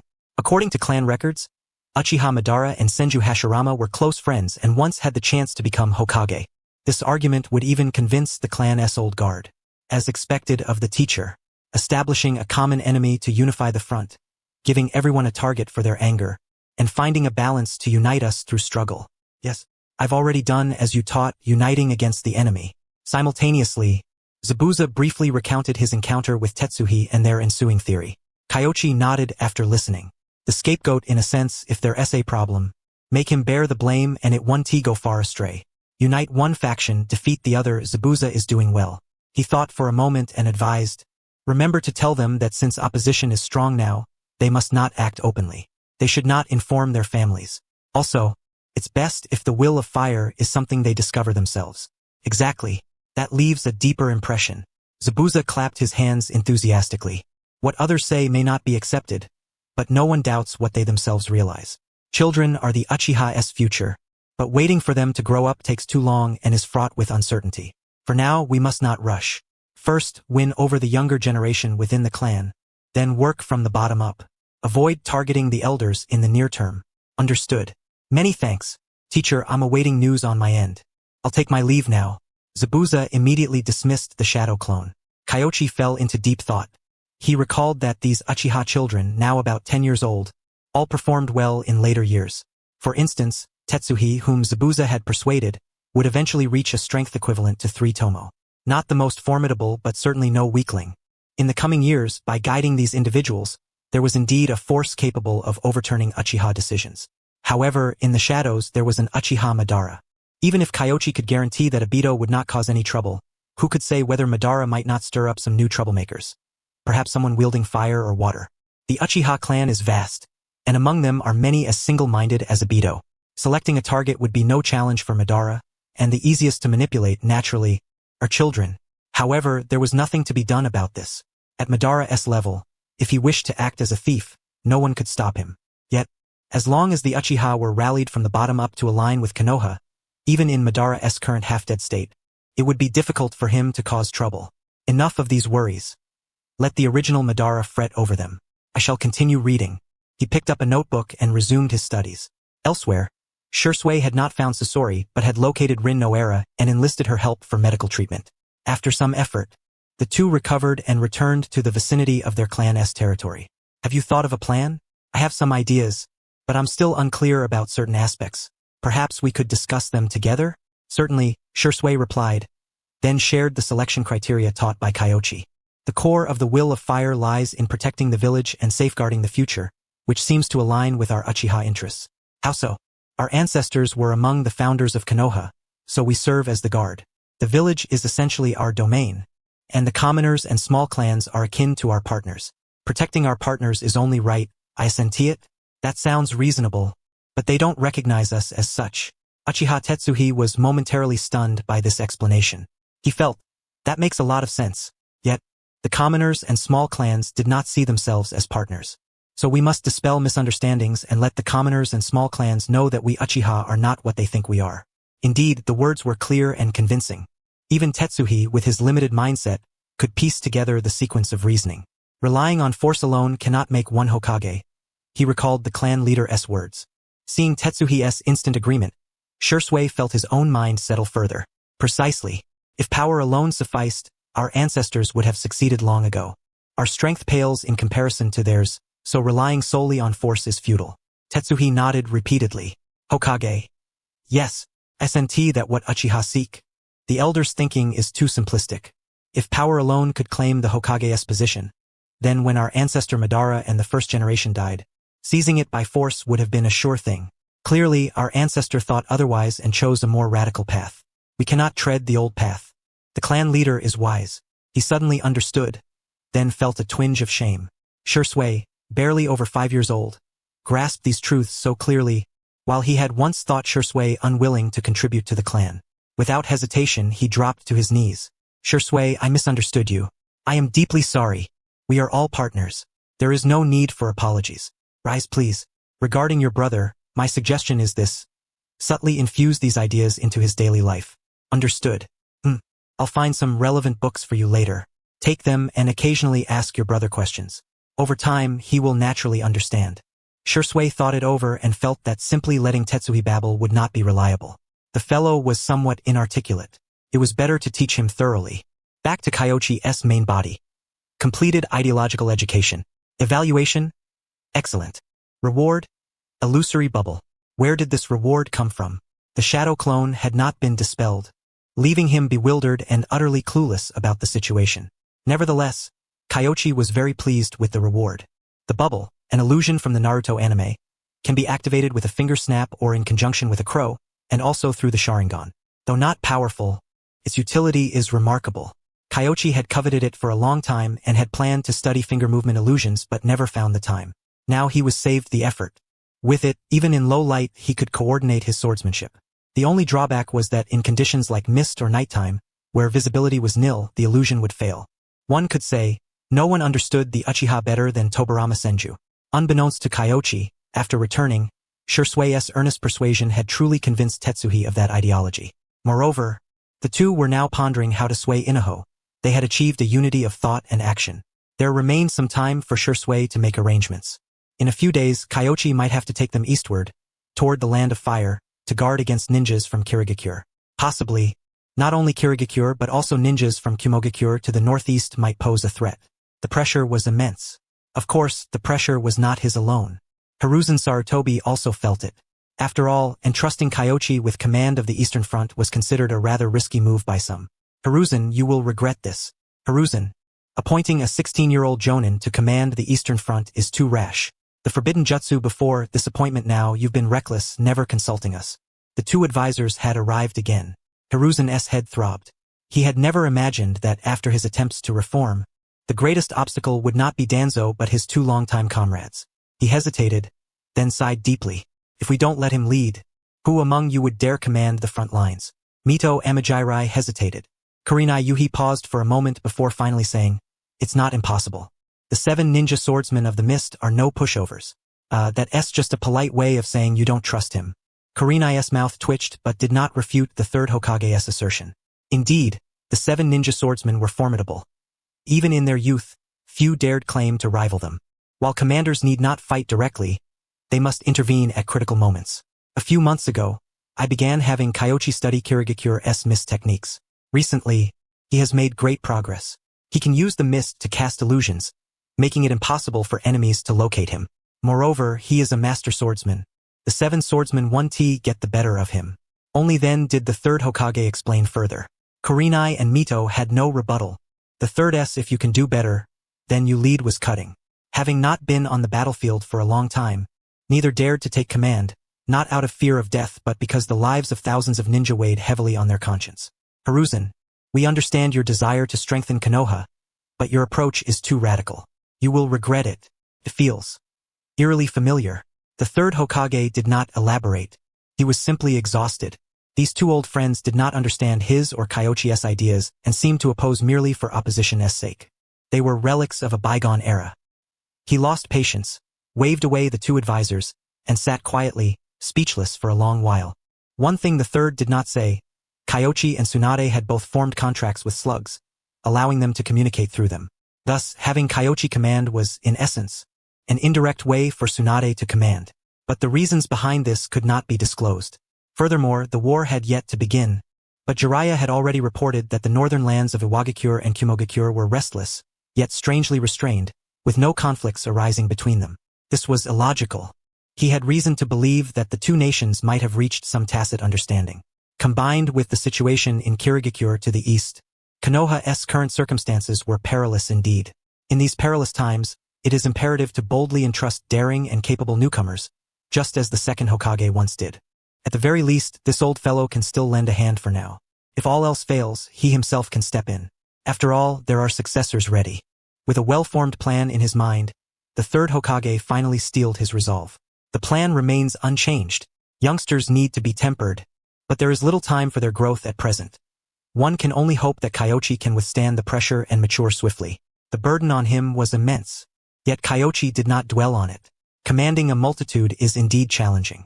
However, Kyoichi possessed his own advantage. He was well acquainted with the conditions of Kirigakure.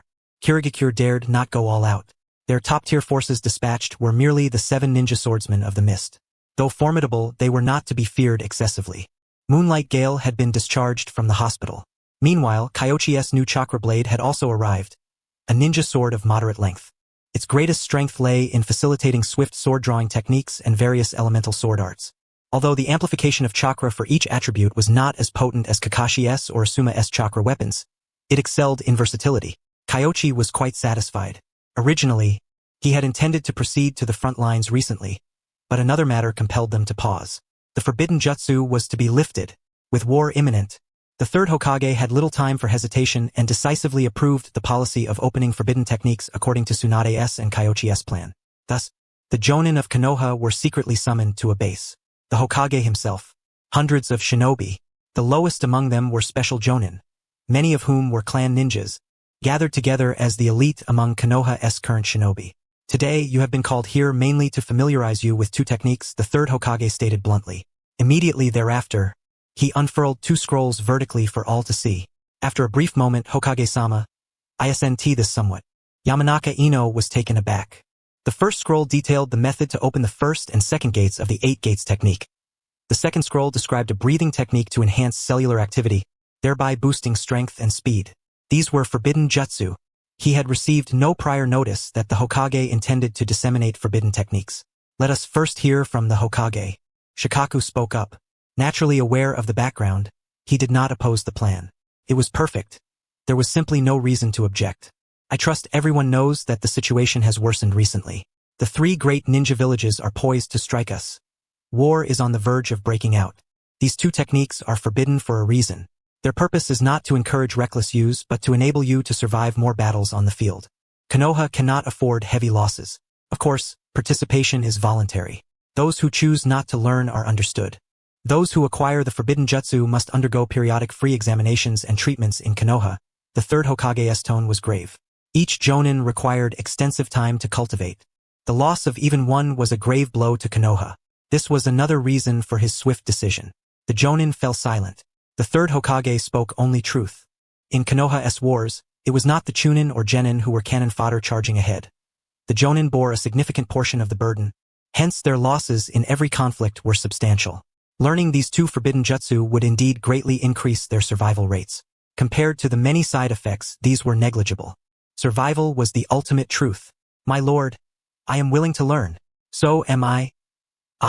Kyoichi noticed that the first to speak were jonin of civilian origin, such as Takuno. Rising from genin to jonin, Takuno specialized in concealed weapons and traps. He was clear-headed.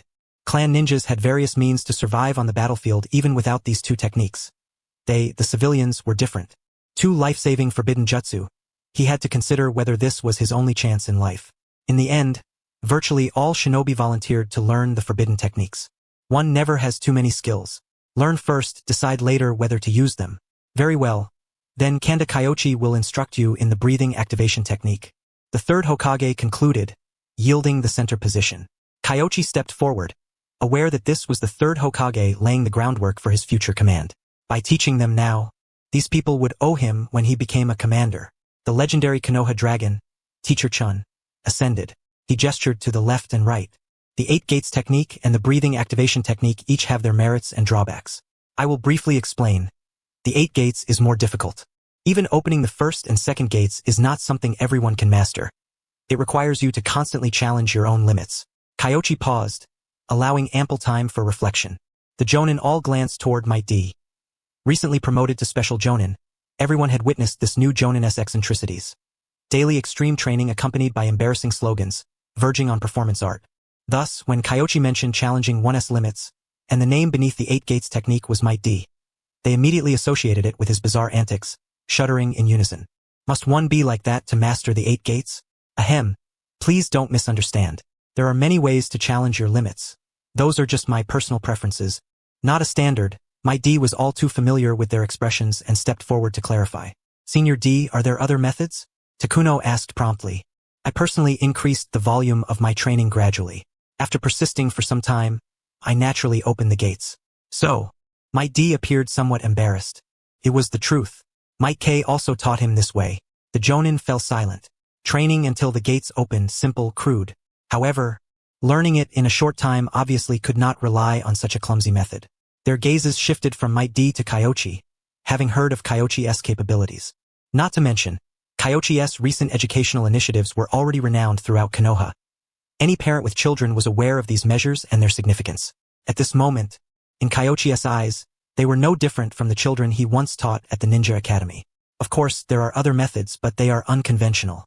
For example, climbing a rock face with one hand without using chakra, Kyoichi explained. Kakashi did just that. Without relying on chakra, using only raw physical strength. He single-handedly climbed and ultimately succeeded in opening the first gate. As for the second gate, the rest gate, once the first is opened, it is comparatively easier to unlock. One-handed rock climbing. No wonder he opened the first gate. Everyone was silent once more. That was only the first gate. The human body has 8 gates. How monstrous must one be to open all 8? They had heard that Might D was capable of opening all 8 gates. Their eyes turned to Might D, now filled with admiration and respect. Many were strong, but becoming a ninja of that caliber purely through effort was exceedingly rare in the entire ninja world. Might D deserved their reverence.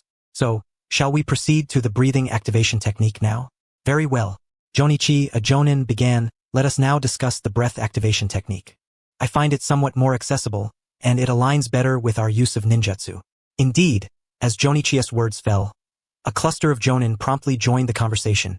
Some even questioning the 8 gates technique is so arduous, but what about the breath activation technique? Is it simpler, or perhaps even more challenging? They had heard whispers of Kanda Jonichi's occasional penchant for mischievous teaching methods. Perhaps this was another instance. Yet swiftly they set aside their doubts. After Jonichi's thorough explanation, they realized that although the breath activation technique is difficult, It is far easier to grasp initially compared to the 8 gates. The true challenge lies in mastering the balance, ensuring the entire body S cells are uniformly invigorated, rather than having certain areas intensely activated while others remain unaffected. This demands an exceptional command over chakra control, a threshold Jonichi had long sought to lower. However, after extensive research nearing completion of the 4th activation, the threshold reduction remained unattainable, forcing him to abandon the effort. The Jonin now witnessed the final version. Enhancing cellular activity through oxygen indeed sets a lower bar than the 8 gates. Tsunade spoke up, yet correspondingly the cost is greater. Opening and resting 2 gates in the 8 gates inflicts only minor physical harm, with minimal overall impact, whereas the breath activation technique shortens one's lifespan. Surviving is paramount. One voiced, limiting its use to reduce the toll means a slight lifespan reduction is negligible. Besides, he bowed deeply, filled with earnest supplication. Jonin Daidara, I wish to ask a favor. If my disciple can learn the 8 gates, might you teach him the complete technique? At first, Jonichi did not recognize him, for the man's appearance diverged greatly from his anime portrayal, almost unrecognizable. But upon hearing Daidara address him, recognition dawned immediately. Senior Chun, please don't be like this. I have no intention of withholding the 8 gates. It's just that the technique causes significant self-harm, and the threshold is so high that only the opening and resting gates are taught. Might Guy hurriedly helped him to his feet and explained. Chin? The taijutsu expert from the anime? Jonichi recalled instantly. My disciple knows only taijutsu, no ninjutsu or jinjutsu. Others thought he could never become a shinobi, yet he still succeeded. He made me believe that even mastering taijutsu alone suffices to be a competent ninja. I wish to provide him a broader path. Chun began recounting his disciple's story. In terms of taijutsu skill, Chun surpassed even Might Guy and Might K. But once the gates were opened, the difference was monumental. In reality, during the Third Great Ninja War, Chun's disciple perished in battle due to his lack of ninjutsu and jinjutsu, and Chun himself sank into despair, feigning death and retiring from the world. Jonichi fell silent. This was a taijutsu master worthy of respect. He glanced at Might Guy and the 3rd Hokage but refrained from intervening, as Chun's request was not for himself but for his disciple, a different matter entirely. I can offer my own taijutsu techniques in exchange, Chun suddenly proposed. That was all he could offer. Could you demonstrate them? The 3rd Hokage inquired. He was not coveting the taijutsu but insisted that forbidden techniques could not be granted lightly. Otherwise, everyone with unspoken hardships would come seeking them, rendering the notion of forbidden arts meaningless. Senior Chun, allow me to be your opponent. At the same time, I will demonstrate the breath activation technique alongside the opening and resting gates. Jonichi stepped forward. In pure taijutsu, Might Guy naturally surpassed him, but when it came to coordination and showcasing the opponent's strengths, Guy could not match Jonichi's performance. Very well, I shall hold back. No need, Senior Chun. Give it your all. Don't worry about injuring me, Tsunade smiled. Others exchanged knowing smiles. Indeed, Jonichi himself was a medical expert and with Tsunade, the legendary medical ninja of the entire shinobi world, as long as neither died, it was not a significant concern. Chun bowed gratefully and then formed the opposition seal. The next instant, he launched his attack. In normal stance, Jonichi did not draw his blade but engaged in taijutsu combat. As Chun's strike neared, Jonichi narrowly evaded with utmost precision, yet he had no chance to counterattack. This was no act. He truly had no opportunity. Chun was simply too swift. So fast, a Jonin exclaimed. Chun's speed was such that, without using body flicker or substitution techniques, evasion was impossible. Yet Jonichi managed to avoid the blows through sheer bodily speed and reflexes alone. At this, no one dared underestimate Kanda Jonichi any longer. This Jonin was no novice. Jonichi and his disciple were seasoned veterans. Jonichi, this time I won't hold back. Please use your full strength, Chin urged. No sooner had Jonichi spoken than a shadow darted before his eyes. So fast. He instantly activated the opening gate. The next moment, boom, a kick sent Chun Baojun flying. Yet Jonichi knew well that Chun had absorbed the force by retreating, so the blow caused no real harm. This was the opening gate. Indeed, the enhancement was tremendous. Chun Baojun was exhilarated. A master of taijutsu, he naturally understood the transformation occurring within Jonichi. Amplified strength, speed, and bodily function, alongside improved control. The combined effect was, whoosh, Jonichi was already before him. Boom! This time, Chun Baojun was powerless to retaliate. So swift that blinking was forbidden. For if he blinked, he risked being struck. Moreover, during the exchange, Jonichi executed many taijutsu stances usually impossible to employ. This is the opening gate? All the jonin were astonished. The effect was overwhelmingly potent. However, they noticed that upon activating the opening gate, Jonichi's chakra surged explosively for a moment, suggesting that combining it with ninjutsu might be problematic. The jonin silently mused. This was the opening gate coupled with the body flicker technique. Jonichi landed and stepped back. After a flurry of attacks, his stamina was considerably drained. Most remarkably, Chun had blocked them all, albeit with great effort, suffering only 3 hits and minimal injury. Now it's my turn. Chun Baojun inhaled deeply and, whoosh, his figure began to vanish. An afterimage. Brise activation technique. Simultaneously, a tornado materialized beside Jonichi, sweeping fiercely in all directions. Yet Jonichi's speed remained exceptional. He dodged, switched positions, then swiftly formed hand seals, completing them in the blink of an eye, his hands moving with unbelievable rapidity. Earth release. Yellow spring swamp. A vast quagmire swallowed the tornado. Instantly, the tornado transformed into a dragon that soared forth. Earth flow wall, water formation wall, one resilient defense after another was quickly constructed, only to be shredded by the tornado. However, Chin's assault was now spent. The two parted, ceasing further attacks. The third Hokage and Tsunade smiled quietly nearby. Many jonin did not fully comprehend Jonichi, but those two knew well that Jonichi's prowess, even when limited to taijutsu, was far beyond such modest displays. The skillful restraint and theatricality were all lessons learned from his master. I just used the breath activation technique and my taijutsu, the Konoha dragon god. Chun Baojun closed his eyes and, after a brief pause, remarked, this technique enhances cellular vitality rather than siphoning off the body's strength, so one does not experience the exhaustion typical of the 8 gates after use. Truly befitting a senior, Mado Dai said with admiration. The 8 gates technique, once opened, brings about intense fatigue, which is why mastering the rest gate is essential. The rest gate further stimulates the body, allowing one's stamina to recover swiftly. Chun Baojun had dedicated years to developing formidable taijutsu techniques that did not rely on the 8 gates. Mado Dai held such perseverance in high esteem. I just used the rest gate to restore my strength and then employed the breathing vitality technique, Chun Baojun explained. As you can see, opening the gates enhances one's control over the body, making it well suited for taijutsu, while the breathing vitality technique comprehensively boosts bodily functions. Nara Shikaku added, the breathing vitality technique is more versatile, especially for those of us adept in ninjutsu. It's better suited for learning. Most shinobi do not rely solely on taijutsu. Rather, they depend more on ninjutsu, he continued. Therefore, the breathing vitality technique is easier to popularize, whereas the 8 gates technique suits those proficient in taijutsu. Exactly, Kyoichi concurred. I recommend that those skilled in taijutsu learn both, while those less adept only need to master the breathing vitality technique. That's the general consensus. After Kyoichi's summary, the jonin present no longer felt uncertain. The path forward was clear. Subsequently, old Chun looked longingly at the third Hokage, his expression conveying volumes without words. At over 40 years old, who could bear such a look? The third Hokage sighed helplessly and said, you may exchange the 8 gates technique with Dai through taijutsu. The specific terms you can negotiate among yourselves. Thank you, Hokage-sama. Chun Baojun expressed his gratitude, then moved aside to converse with Mado Dai. Only a handful of shinobi could reach the threshold of the 8 gates technique. This was entirely anticipated by Kyoichi. The 8 gates were never meant for ordinary individuals. Only fierce warriors like Mado Dai and Mado Gai could open them. Kakashi's taijutsu training was formidable, yet he too could only reach as far as the rest gate. Kyoichi was no different. He had opened the first 3 gates but found it exceedingly difficult to progress further. He had consistently trained his body but had only barely glimpsed the 4th gate. The breathing vitality technique, however, was simpler.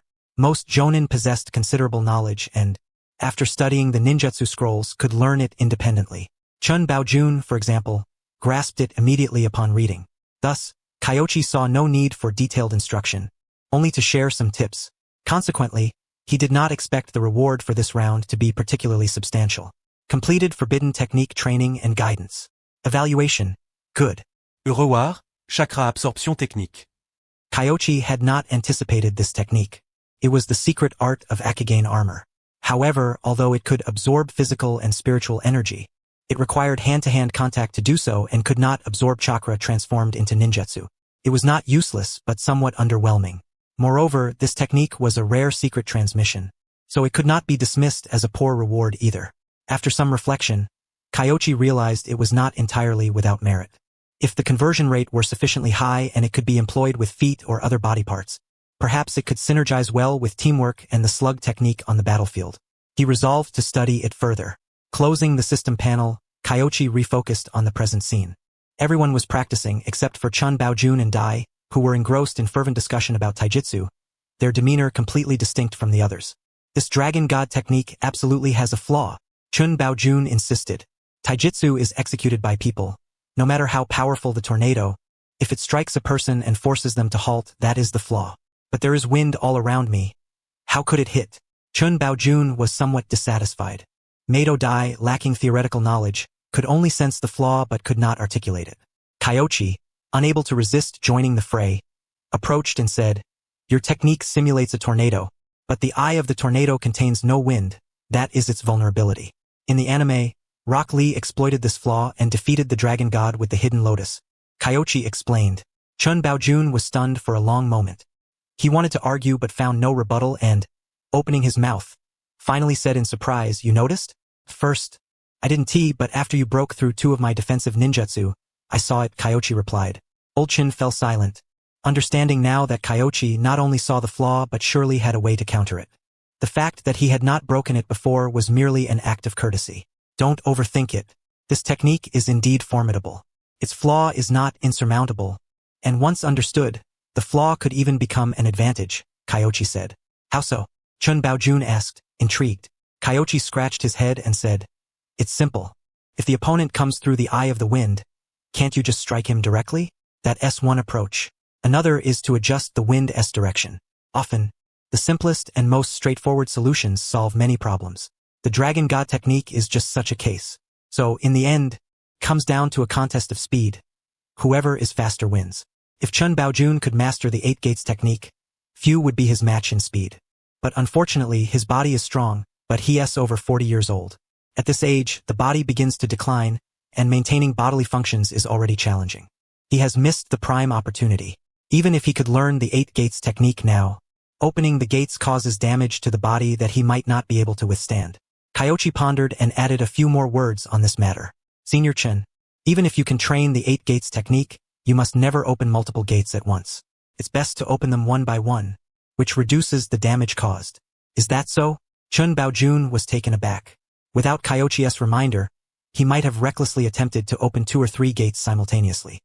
He instinctively uttered those words and immediately realized his folly. Everyone knows your medical expertise, Kyoichi, Chun Baojun said sheepishly. Slug, medical ninjutsu, strong in combat, it's like a reincarnation of Tsunade. Our survival on the battlefield depends on you. You are like a father to us. Besides, you're the expert here. Who could fool you? Chun Baojun apologized profusely, bowing deeply. There's no need for such formality. I'm only advising you because of this situation. But if you don't open more than 3 gates, this problem won't arise, Kyoichi reassured him. Upon hearing Kyoichi's explanation, everyone relaxed immediately. Apart from Chun Baojun, a number of shinobi still wished to learn how to open and rest the gates. After all, these were life-saving forbidden techniques. As Jonin, it was clear that if one's physical condition met the requirements, the 8 gates and breathing vitality techniques could be used concurrently. Learning both could only be beneficial. What surprised Kyoichi was that, with just a few casual words, he also gleaned the Konoha sudden gust taijutsu from Chun Baojun, a delightful unexpected gain. Tsunade declared, this time, I 1T gamble. Teaching Jonin 1T take much time. They're all quite intelligent. They gathered in the morning and disbanded by noon. Kyoichi shared a meal with Tsunade, during which she spoke to him about the 3rd Hokage's deeper intentions, propaganda and establishing authority, all steps preparing Kyoichi for deployment to the Eastern Front. The shinobi heading east were likely the very Jonin who had benefited today. Kyoichi nodded in agreement. Within a few days, he indeed received the roster. These individuals formed the Jonin team dispatched ahead of him to the Eastern Front, most of whom had been the recipients of today's boon.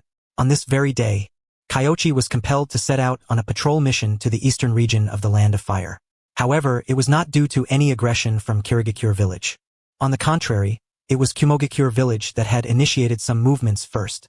Along the border of the Land of Lightning, Cloud ninjas were becoming increasingly active, with traces of Cloud and Iwagakure shinobi even being spotted within the Land of Fire. Simultaneously, there were intelligence reports from Iwagakure's Umbu indicating that numerous IWA shinobi were operating along the border, poised for cross-border combat. This was an ominous sign. The three villages might have reached a tacit understanding. That evening, Kyoichi discussed the upcoming mission with Asuma and the others. Upon returning home at dusk, he was pondering whether to go out for dinner when he opened the door and was immediately greeted by the rich aroma of a home-cooked meal. He paused in surprise. Turning his head, he saw Tsunade and Shizen gathered around the table, which was laden with dishes. "Welcome home. Come, have some dinner," Tsunade said with a gentle smile. Lady Tsunade, did you prepare all this?" Kyoichi asked in disbelief. The dishes on the table were not particularly elaborate, but they looked appetizing, not at all like some disastrous culinary experiment. Was Tsunade really such a formidable cook? That couldn't be right. He recalled how Nawaki had nearly perished after eating Tsunade's cooking. "Don't you believe me? It's obvious Shizun made the meal. It's wonderful. But Lady Tsunade must have worked hard to wait this long." Shizun chuckled. "You're just being nosy." Tsunade's expression stiffened, her face sour. Shizun laughed aloud. She had said that Tsunade couldn't keep anything from Kyoichi, but Tsunade hadn't believed it. The three of them picked up their chopsticks. "I'll dig in now." Under the glow of the lamp, the room exuded a certain warmth. "The following day, let us go. No need to see me off." "Humph, it's just the battlefield. Who'd bother to send you off? Hurry up and go," Tsunade sneered. Yet, as Kyoichi stepped outside, Tsunade leaned against the doorway, gazing out with a worried and melancholy expression. "This time I won gamble. You must come back," she murmured softly, barely audible. Shizun said nothing, but she knew that Lady Tsunade was deeply concerned for Kyoichi's safety, just as the two before her once were. "Shizun, starting today, I will train you twice as hard. If you dare slack off." "Humph, huh?" Shizun was taken aback. Then she saw Tsunade retreat into the house and retrieve her notebook alongside a stack of books, all medical texts. Some belonged to Tsunade herself, while another pile was pushed toward Shizun. "Read the books. If you don't understand something, ask," Tsunade instructed before burying her head in the pages. She was determined to research an unmarked cure as swiftly as possible. Meanwhile, at the village entrance, Kyoichi had already joined forces with Shisui and the others. "Sensei, what kind of mission is this time?" Asuma asked curiously. Nearby, Kurenai and Shisui paid little attention to the mission details. Their minds were elsewhere. Kurenai was contemplating medical ninjutsu, while Shisui's thoughts were consumed entirely with how to sway his clan. Kyoichi's strategy had been quite successful. Over the past few days, Shisui had allied with the Tetsuka, gradually influencing the Inoho clan, an influence that the Inoho themselves had slowly discerned from the books. Unfortunately, at this critical juncture, they were required to go on a mission. "I wonder if the Tetsuka will hold up," Shisui sighed, a hint of worry shadowing his heart, though he forced himself to focus on the present. Then came the shocking news. To the Eastern Front, there's going to be a battle. The three instantly sharpened their focus. A battle? And we're the first wave? They were both fearful and exhilarated. "Something like that. When exactly depends on Kirigakure's moves or on me." "You're the commander?" Shisui's eyes widened. In recent days, to cajole his clan, Shisui had been reading books unrelated to ninjutsu. Though much was beyond his comprehension, he was somewhat more perceptive than Asuma and Kurenai. Being the commander involves many factors. Could it be that Sensei might become Hokage? His excitement grew. If Sensei becomes Hokage, then the final concerns of the Uchiha clan can be resolved. Sensei's ascent would certainly mean a comparatively gentler attitude toward the Uchiha. But don't overthink it. It's just a command role, and I still have to discuss it with Lady Tsunade. It's not a unilateral decision," Kyoichi smiled. He mainly addressed Shisui. After all, Shisui's recent conversations with his shadow clone had been synchronized with Kyoichi, so he knew what Shisui had been up to. Shisui had grown rapidly lately, but his mind tended to wander into misconceptions, overthinking trivial matters. He nodded in understanding. "Lady Tsunade, this one should be quite capable. We can investigate further once we return. In any case, it's definitely good news for the Uchiha clan. Asuma, Sensei's only 7 years older than me, yet he's already commanding the Eastern Front." Asuma said with genuine admiration. "Have you noticed? It's always Sensei's news lately. Clearly, something big is underway," Kurenai remarked. She frequented the hospital and often saw Kyoichi's name prominently displayed on the bulletin board. Impossible to miss. Moreover, her father had recently mentioned Sensei's situation. So, she vaguely understood that the higher-ups must have new orders for him. Sure enough, today they were setting out on the mission. Being a Chunin really makes a difference. Your intelligence gathering and analysis skills have improved a lot. Keep it up. Kyoichi ruffled Kurenai's hair. So soft feels amazing. Kurenai smiled. Sensei, even you tease me, she said, not feeling particularly proud of her Chunin status. In terms of strength and overall ability, she was no match for Shisui. Her Chunin spot clearly belonged to him.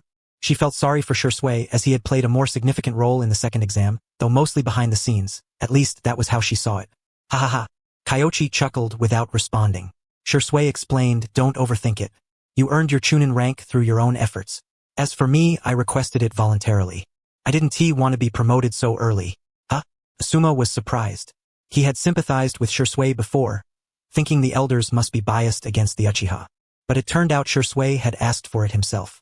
That was unexpected. Why? Kurenai was stunned. The reason is complicated, but it truly was my choice. I even discussed it with Sensei, who agreed with my decision. It's not about distrust. This is an internal Uchiha matter. Kurenai, Asuma, it's best you don't get involved to avoid complications for yourselves. As for Sensei, Shisui tallied in his mind and concluded that no one in the clan could harm him. The Uchiha clan today no longer had a single top-tier genius. Shisui had once been proud, but after venturing outside, he realized that geniuses were abundant elsewhere. Apart from their past glories, there was little to be proud of. Water release? Just keep it separate, he muttered. Kurenai and Asuma refrained from further questions. The four of them proceeded eastward through the land of fire. Along the way, Kyoichi noticed faint traces of ninjas. Though subtle, wherever one passes, traces inevitably remain. Ninjas operate with meticulous precision, yet some trivial details inevitably betray them, such as the crushed leaves beneath their feet while hastening along. Sensei, is this left by the hidden mist? Not certain yet. We need to observe further. Let us proceed in this direction and investigate. Kyoichi refrained from jumping to conclusions immediately. It could very well be traces left by our own people. They continued their pursuit. Along the way, Shisui, Asuma, and Kurenai maintained unwavering vigilance, their senses attuned to every mark around them.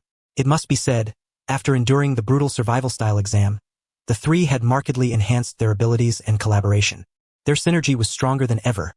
While scouting, they preserved alertness and tactical positioning, always ready to assist one another. They also discovered faint residual traces scattered along the path, tiny marks on the branches. They pursued these signs relentlessly. Not long after, Sensei, we tracked them down, but it seems to be one of our own. Kurenai sensed Might Guy ahead. Let us catch up and question him. Kyoichi nodded slightly. He suspected it wasn't that simple. Perhaps the other party was also tracking someone. Upon reaching the clearing, a green silhouette suddenly shot out with a swift flying kick. Thud! Might Guy was sent flying by Kyoichi's strike. Startled, Guy rubbed his head. Sensei, Kyoichi? I was hiding behind a tree and couldn't see clearly. I thought it was an enemy. Having endured Guy's tough love for years, Kyoichi's kick caused no real harm. Guy dusted himself off and stood up. He glanced at the other three, his gaze slightly bewildered. Guy recognized them but couldn't recall their names. Are you here searching or just patrolling this area? Kyoichi didn't give him a chance to greet. He knew Guy wouldn't need it. Sensei, Kyoichi were tracking some traces, but the other side cleaned up thoroughly once they reached here, so we lost the trail. As soon as Guy finished, the rustling of branches emerged from the forest. Soon after, Hakuun Soken, Ebisu, and Shiranui Gunma appeared.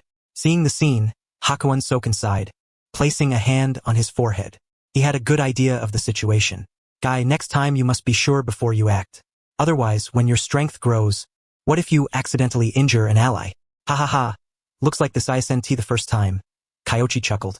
In the series, Might Guy only remembered Kisame Hashigaki at the very end, much to Kisame's chagrin. During the second round of the Chunin exams, he again failed to recognize Obito Uchiha. One could only say, such strength and memory were a product of hard work. Nothing enviable about it. Yes, I'll be more careful next time. Guy scratched his head as Shisui and the others secretly chuckled. Guy, despite his promotion to Chunin, remained somewhat unreliable. In contrast, Kurenai appeared far more competent as a Chunin. Senior Soken, shall we discuss what you found? Kyoichi cleared his throat. It wasn't anything serious. Despite Guy's occasional absent-mindedness, he was mostly dependable, so minor details could be overlooked. Hakuun Soken recounted their situation.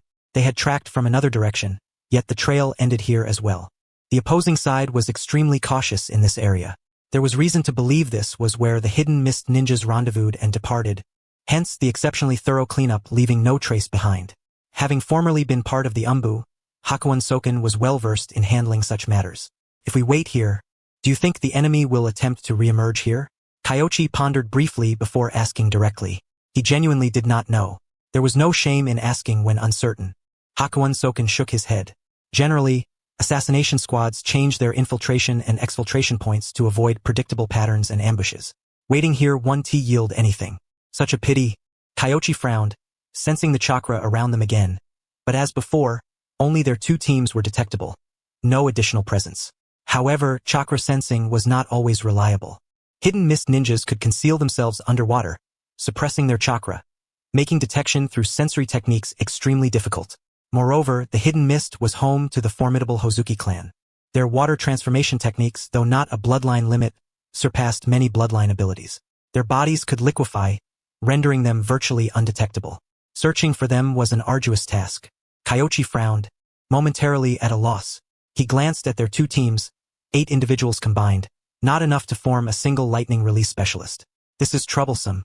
I should have borrowed Kakashi. Yet, the thought passed quickly. Kakashi was likely still smarting from some comments during the Chunin exams and was currently in a rebellious phase. Talking to him might result in cold shoulder or a sharp retort. Better not. Besides, confronting the Hozuki clan didn't necessarily require a lightning release user. Didn't he himself possess the Raijin sword? Moreover, there was also the sealing technique. After some contemplation, he said, "Let us search around carefully to see if anything was overlooked. Then we can convene and discuss." Yes. Hakuin Soken responded earnestly. Having come from the Umbu, he firmly stood with the third Hokage. Since the third Hokage designated Kyoichi as commander, he treated Kyoichi with unwavering respect and formality. The two teams dispersed to search but kept within a reasonable distance of one another, as per Kyoichi's instructions. Hakuin Soken positioned himself in the center, ready to swiftly assist anyone. As for Kyoichi, he moved alone, dressed not in a shinobi vest but in casual attire, appearing much like an ordinary chunin or even a genin. When he first left the group, he even wore a mask. With his silver hair, he resembled a larger version of Kakashi. Hakuin Soken glanced over and roughly understood Kyoichi's intention. Fishing. Although the chances were slim, it was worth a try. Kyoichi thought the same. After all, casting a wide net couldn't hurt. Of course, he maintained the act. Initially, he stayed close to the group, but gradually drifted away toward the river, as hidden mist ninjas favored hiding in water. True fishing. Kyoichi's chakra sensing was fully activated, constantly monitoring fluctuations around him. After following the river for quite a distance, suddenly, a subtle ripple in the water.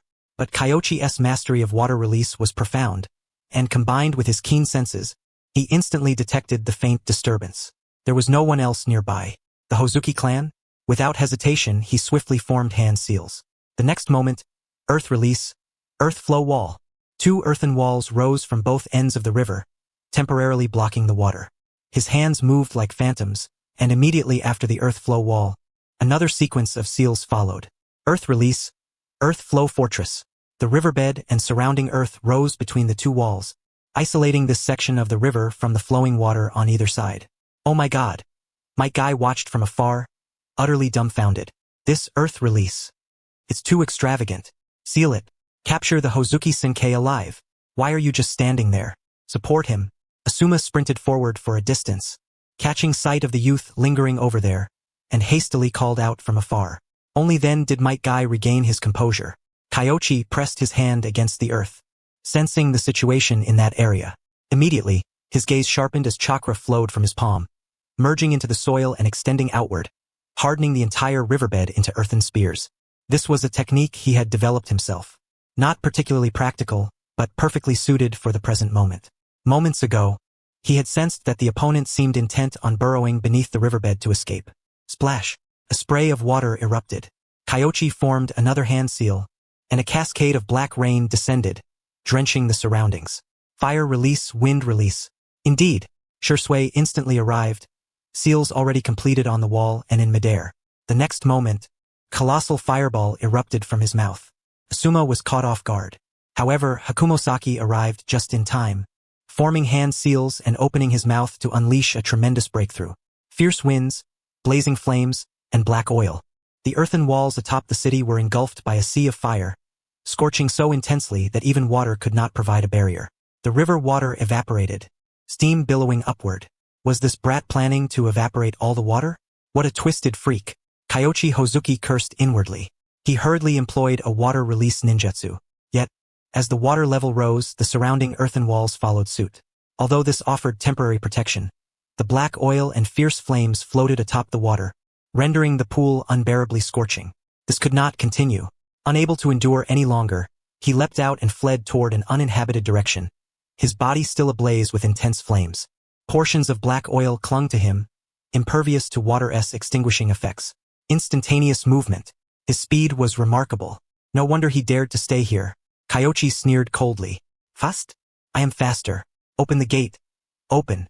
The next instant, he drew his sword, transforming into a streaking shadow. Secret sword. Moonlight.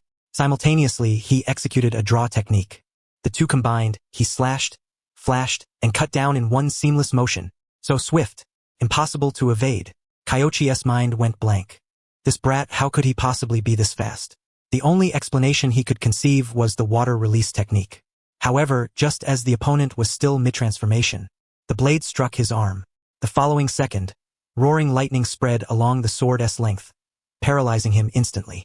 His body, halfway transformed into water, froze in a grotesque shape. At that moment, a massive wave rolled in along the river from the distant sea. This was not a mere ocean wave, but an explosive water surge. The roaring torrent advanced. Should Kyoichi Hozuki be swallowed by it, even the 5 Kage would find it impossible to capture him again. Kyoichi said nothing. His sword pressed against Hozuki's body to prevent further transformation, while with one hand he dragged him toward a place away from the water. Throughout, he continuously absorbed chakra. Damn it! Save me quickly. This guy is absorbing my chakra. Hozuki grew desperate.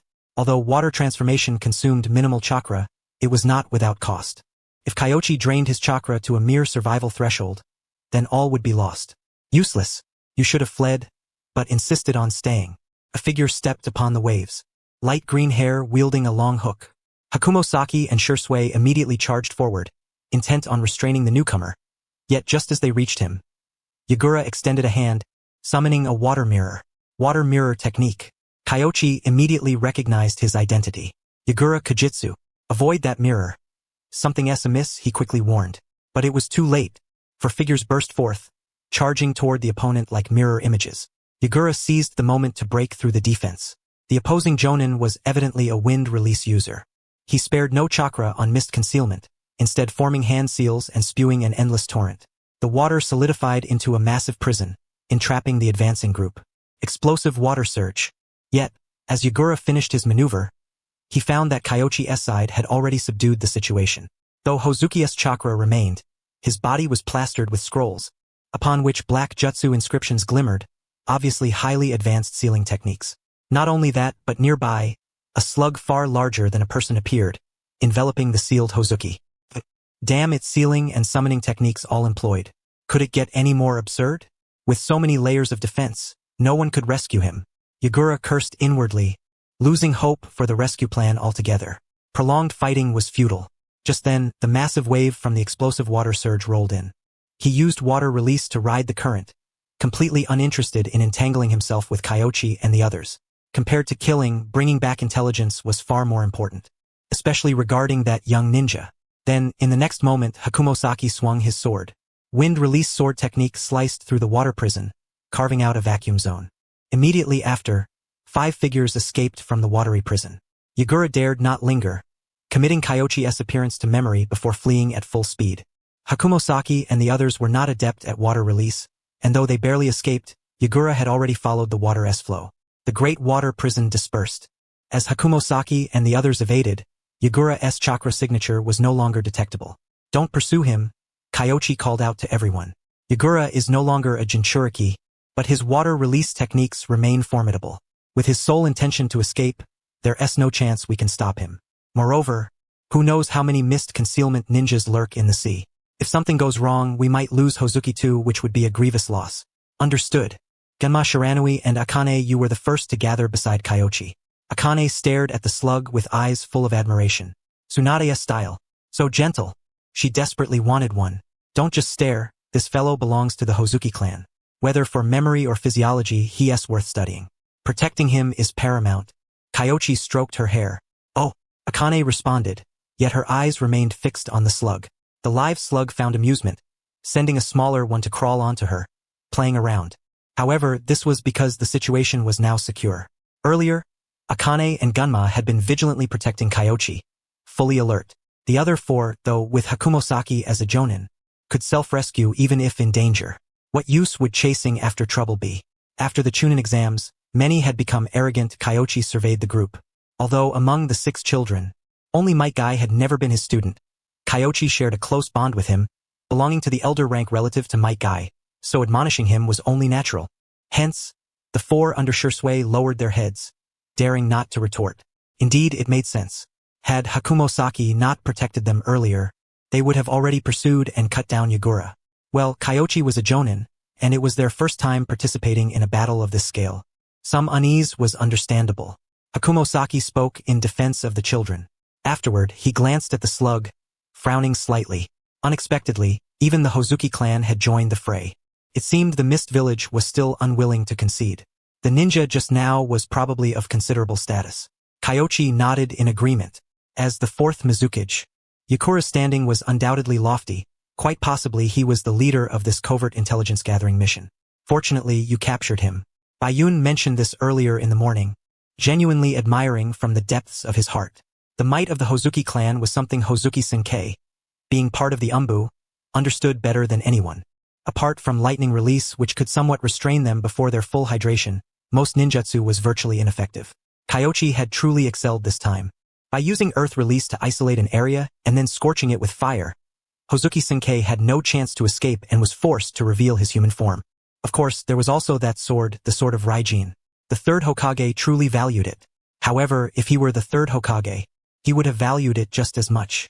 There were indeed few individuals in Konoha now who could bear the weight of leadership. Have you established a confirmed point for intelligence exchange since you arrived first? For the time being, it's over by Nagano Mountain. Let us go. Up and moving, he was slain with a single stroke. At the border of the land of water, on an island amidst the sea, Yakura wearily stepped ashore. Sir, how did it go? That fool Hozuki Senkei has been captured. We must swiftly prepare the next phase of our plan. Also, pay attention to a ninja roughly 15 or 16 years old, silver-haired, wielding a sword, and exceptionally skilled in water and earth release, Yakura stated coldly. Do they have anyone skilled in lightning release? A sword-wielding ninja furrowed his brow and inquired. That S. Hozuki Chiba, the wielder of twin swords, the flounders. No, that's impossible. Without lightning release, and in this riverside environment, even if they encountered members of the Hyuga clan, escape would be possible. Being captured alive is simply inconceivable. Hozuki Chiba refused to believe it.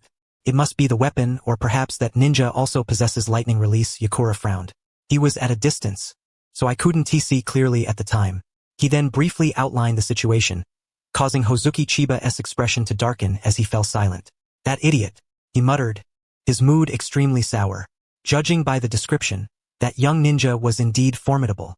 Not only did he detect Hozuki Senkei's hydrated state, but he also immediately devised a countermeasure, employing earth release to sever the river and its surroundings. Moreover, he could absorb chakra and wield sealing techniques. His sword strike was so swift that Hozuki Senkei couldn't react in time. Even among the 7 swordsmen, only 1 or 2 could match such speed.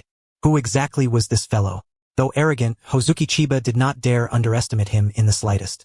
By the way, his summoned beast resembles the one Tsunade Haim from Konoha commands. Yakura recalled, digging into his memory and identifying another crucial detail. A slug?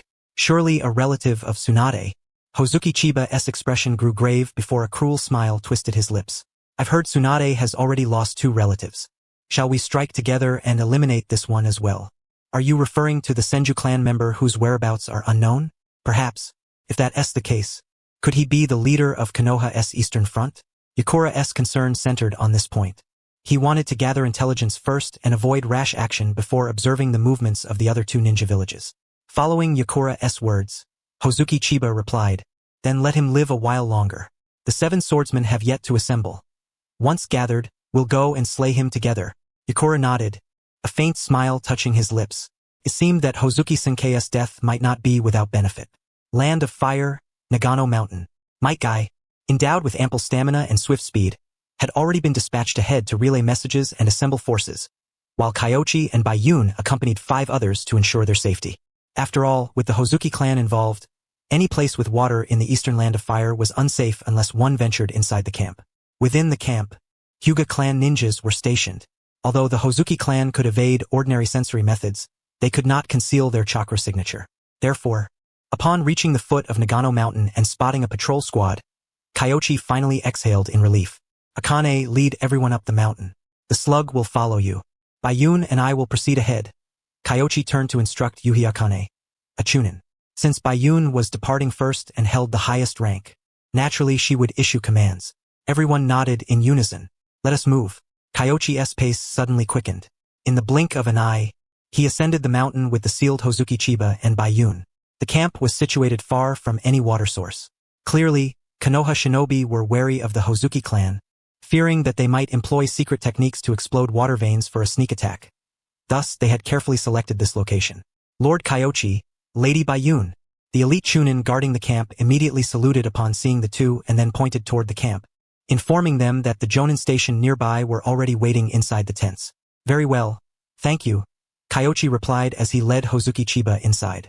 There were only 5 jonin within the tent, all of whom Kyoichi had previously encountered during the breathing activation technique instruction sessions. The most familiar was Ichiki Gecko, while the highest ranking was Yamauka Kaichi. Senior Kaichi, I didn't expect you to be here as well, Kyoichi greeted promptly. No need for formalities.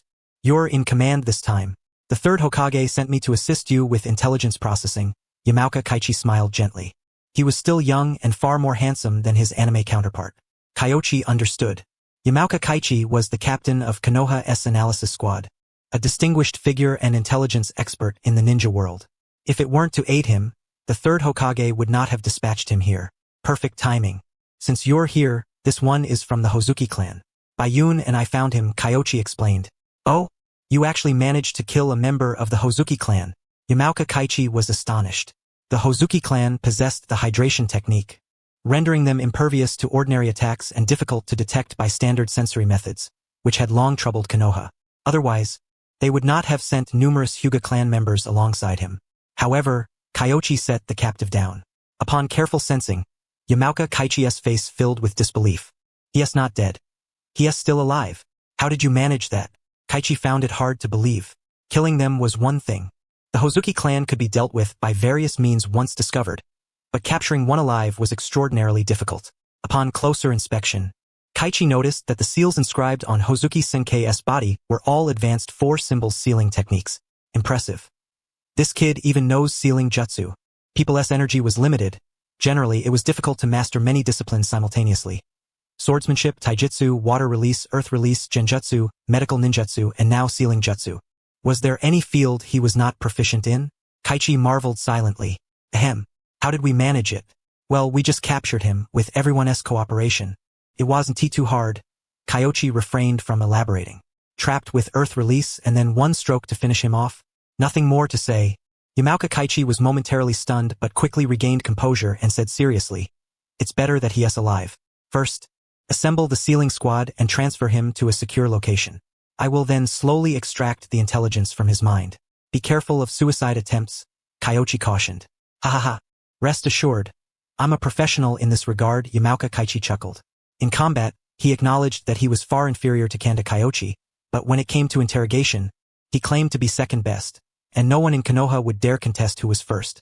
Yamauka Kaichi promptly departed the tents with his team. The Hozuki clan is a prominent family in the hidden mist village. Each member of the Hozuki clan inevitably possesses a vast amount of intelligence within their minds. They had never before had the opportunity to capture a living, intact member of the Hozuki clan, so now that they had finally caught one, how could they possibly not cherish it? Yamanaka Haichi departed from the mountain. The tent fell into complete silence. Bayun Zaolian was contemplating the previous situation, while the others were all silent.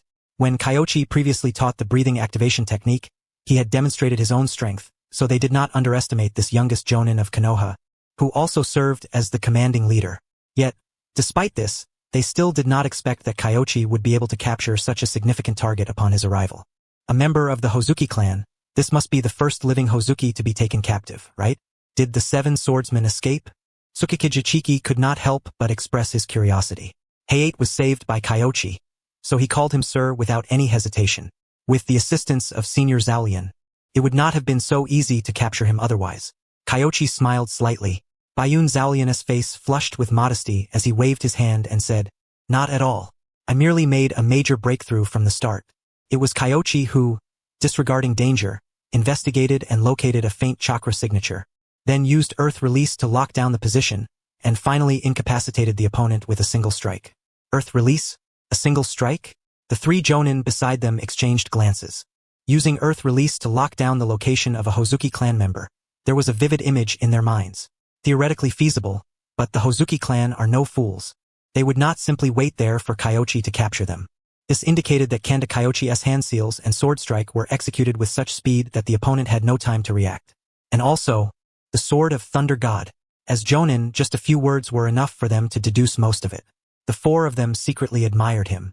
If it were them, even with the Sword of Thunder God, it would probably still be difficult to capture a Hozuki clan member. By the way, aside from the Hozuki clan member, we also encountered a hidden mist ninja with pale green hair. Does anyone know his identity? I suspect he might be one of the leaders of this invasion, Kyoichi said gravely. Pale green hair? Tsukikage frowned, recalling for a long while. Then his eyes brightened as he said, I remember now. I think his name is Yakura, though I don't know the full name. But he should be an important figure. I've heard that in recent years, the third Mizukage has had health issues and rarely appears, delegating many affairs to a subordinate. Bayun Zalian is no longer in the Umbu, but before this year, he had been to many places, and the hidden mist village was certainly among them. If that's the case, it might very well be him. Kyoichi said solemnly, no wonder his strength is so formidable. Bayun Zalian nodded. Then he recounted the events surrounding Yakura's attempt to rescue Hozuki Chikage. Upon hearing this, Tsukikage and the others immediately became serious. Such strength. At least an elite Jonin. Kyoichi's suspicion seemed highly plausible. Let us wait for Senior Haichi's intelligence first. Kyoichi thought for a moment and then stopped dwelling on it. Overthinking was of no benefit. Currently, they were all unaware of the enemy's base. Even if identities were revealed, it would be useless, and besides, he was not in a position to disclose Yakura's identity and exact strength. Everyone nodded in agreement. Haichi was swift. Before long, he hurriedly appeared through a body flicker. We've uncovered a lot. It's a big one. Haichi was immensely excited. How so? Kyoichi immediately stood up. This person is called Hozuki Chikage. His brother, Hozuki Chijin, is the wielder of Hiramakerii among the 7 ninja swordsmen. Additionally, the other person you fought is named Kojitsu Yakura, a strong contender for the next Mizukage. He has been handling hidden mist-s affairs lately and is very powerful. However, the Hozuki clan also aspires to the position of 4th Mizukage. So some members of the Hozuki clan and parts of the 7 ninja swordsmen do not fully obey Yakura's orders. Haichi slowly relayed the intelligence they had gathered so far. After hearing this, everyone's expressions turned grave. If they had to find this information on their own, they would probably lose many spies and still might not discover it all. Now that they had captured a living member of the Hozuki clan, everything was revealed. Indeed, the Hozuki clan held many secrets. Kyoichi pondered for a moment before clapping his hands and saying, "This is bad. By capturing Hozuki Chikage, the enemy must have been alerted. Yakura will return and apply pressure. The 7 ninja swordsmen are likely to obey his orders. No choice. If we don't capture people, how can we obtain intelligence?" Haichi shook his head. He understood Kyoichi's intention. If the 7 ninja swordsmen refused to obey commands, it might cause chaos, leading them to recklessly destroy themselves. But now that there was a formidable enemy like Kyoichi, capable of capturing a Hozuki clan member alive, the outcome was entirely different. Kyoichi could only sigh. He and Haichi did not share the same view. Given the current situation, the 7 ninja swordsmen would no longer infiltrate as they did in the anime. He had originally been contemplating whether it was possible to ambush them and eliminate the entire 7 swordsmen at once. He sighed regretfully, then added, "Senior Haichi, did they retreat because they discovered us?" Haichi nodded.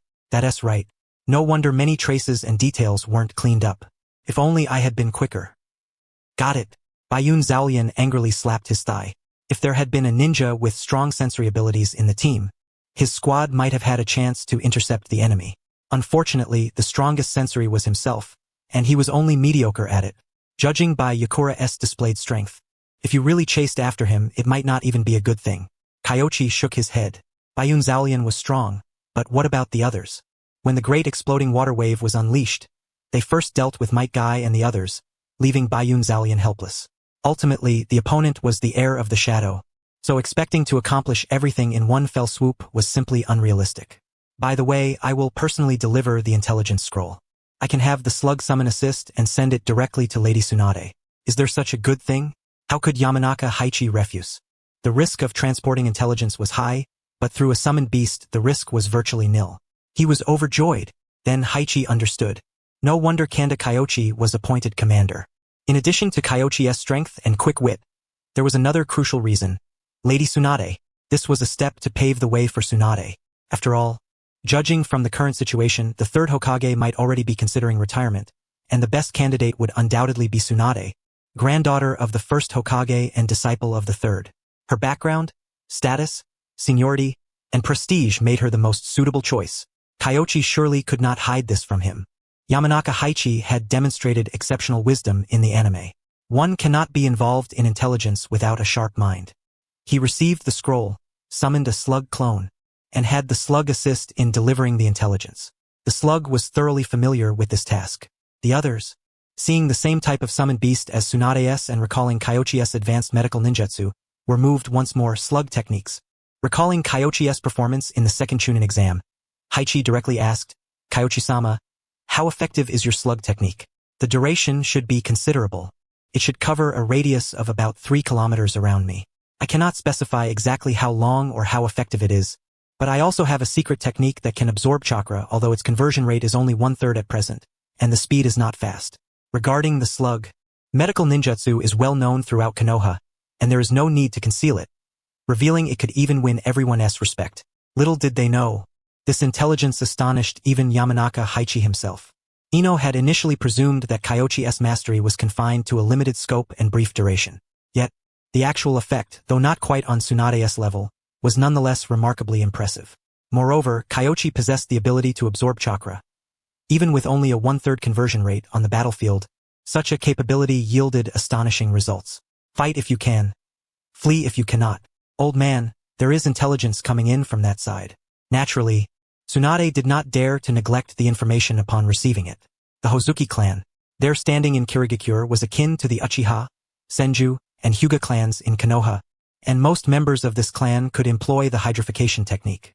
Whether this technique was formidable was a matter of perspective, but it was undeniably vexing, slick and slippery, never allowing a live capture. This was because the Hozuki clan feared lightning release.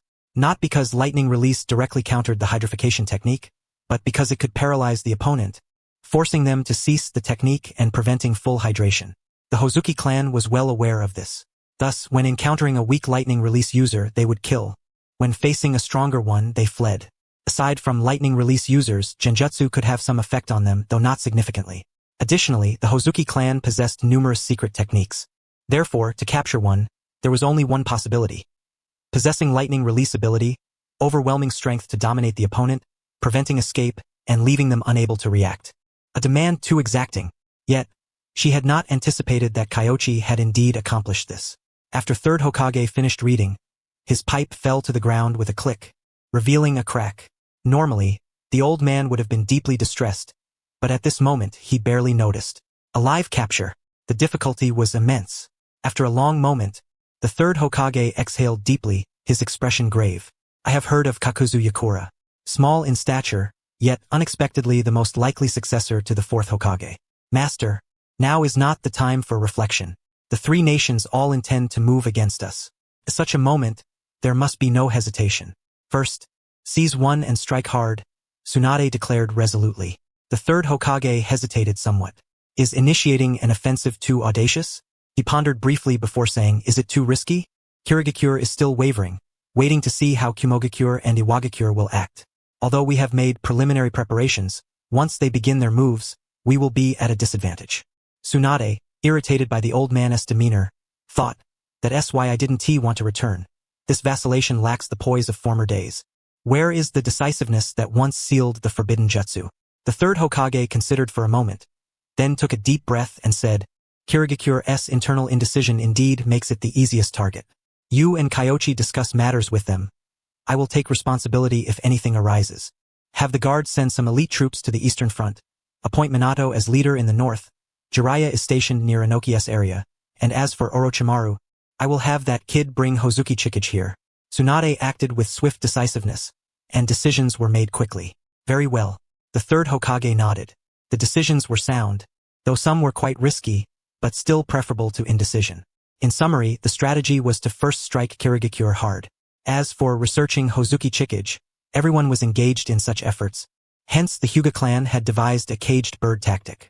No one outside the Hozuki clan truly knew the extent of the hydrification technique. Now that there was a test subject, it could not be squandered. However, time was of the essence, lest Kirigakure send someone to ransom him back. The Hokage's reply was to let them deliberate among themselves. Furthermore, if all intelligence on Hozuki Chikage was fully uncovered, the individual was to be sent to Konoha. Kyoichi relayed the village's decision. Upon hearing this, Yamanaka Inoichi's expression was peculiar, yet there was a hint of relief. He understood perfectly. This was not the third Hokage's usual style. According to the third's manner, initiating an attack so boldly would leave room for criticism. He would certainly have waited and observed first. This was Tsunade's style. Decisive, straightforward. Observe what? The invaders had already been captured, and the suspected leader, Kakuzu Yakura, had appeared. There was nothing left to discuss. Just fight. That was Tsunade's intent. Kyoichi shared the same sentiment. The enemy had already overstepped. Why wait for them to contact Kumogakure or Iwagakure? Yamanaka Inoichi passed the intelligence along. Lord Kyoichi, what are your thoughts? His brow furrowed immediately. There are too few of us. Some of the scattered squads had gradually returned, but altogether there were still only 10 squads.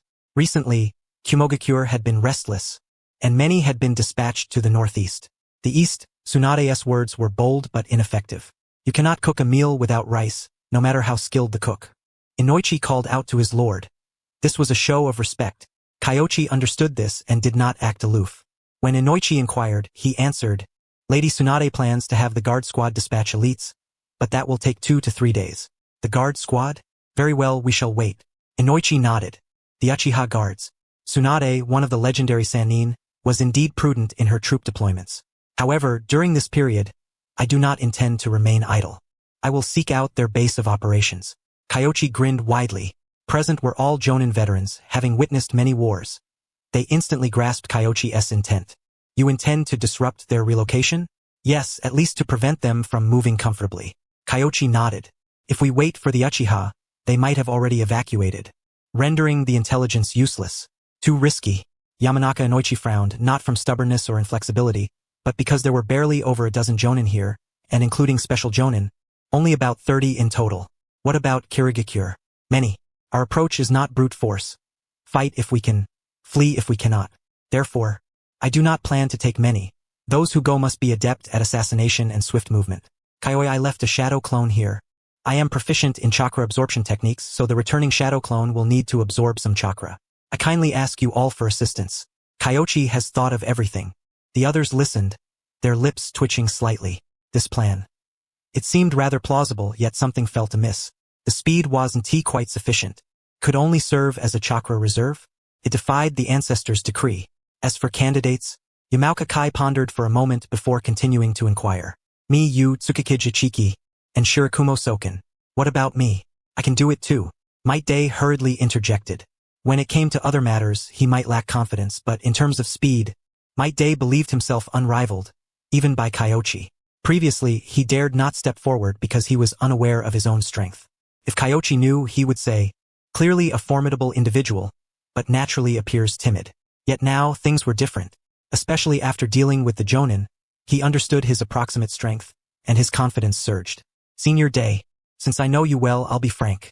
Your strength and speed are indeed impressive, but when it comes to causing disruption, which requires strict obedience and acting according to the situation, you're still a bit lacking. To put it another way, Might Day possessed sufficient strength, but his tactical flexibility and intellect left much to be desired. He tended to be single-minded in battle. This was guerrilla warfare, not a fight to the death. Bringing him along was truly unnecessary. Though disappointed, Might Day understood Kyoichi's point. He had always been a genin, performing D-rank missions like farming and water fetching, with little battlefield experience. Such flexible combat was indeed unsuitable for him. He made no further requests. Lord Kyoichi, how did you capture Hozuki Chikage? Also, could you teach us about this operation in detail? Hyuga asked. Kyoichi cast him a glance, then felt a wave of emotion inside.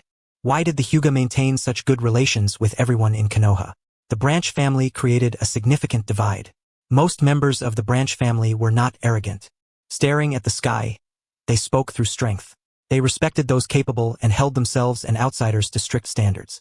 Seeing everyone's curiosity, Kyoichi pondered for a moment before saying, "It's not really teaching. To be frank, there's nothing special. My earth style is faster than his water style, my sword draws quicker than his body flicker technique, and my substitution speed is swifter." At first, everyone felt he was boasting. But upon reflection, Kyoichi was simply stating the plain truth. Isn't that so? As long as you are faster than your opponent, you naturally can exploit the countering relationship to gain the upper hand. Otherwise, even knowing that lightning style counters water transformation techniques is useless. They secretly admired him. The Hozuki clan had not set foot outside the land of water for many years. Among Kyoichi's generation, very few had encountered water transformation techniques. Kyoichi's knowledge clearly showed thorough preparation. The third Hokage's appointment was not merely based on connections. So what you're saying is, fight if you can, run if you can't? Literally, if you can fight, fight. If you cannot, run. If the enemy pursues, lead them on. Wait for their formation or condition to falter before striking. When they try to flee, we chase. Kyoichi smiled as he spoke. This strategy suited the mist shinobi best. Other nations would pose different challenges. Oh, what do you mean by that? Yamauka Kai grew interested. He found Kyoichi's explanation insightful and was about to suggest spreading it to the other two fronts. But Kyoichi seemed to have anticipated that. Lord Kai, the reason is simple. We might not outrun the Cloud Village. Inoki from the Stone Village is tough to deal with. If we encounter him, escape might be impossible. No need for Kyoichi to teach this time.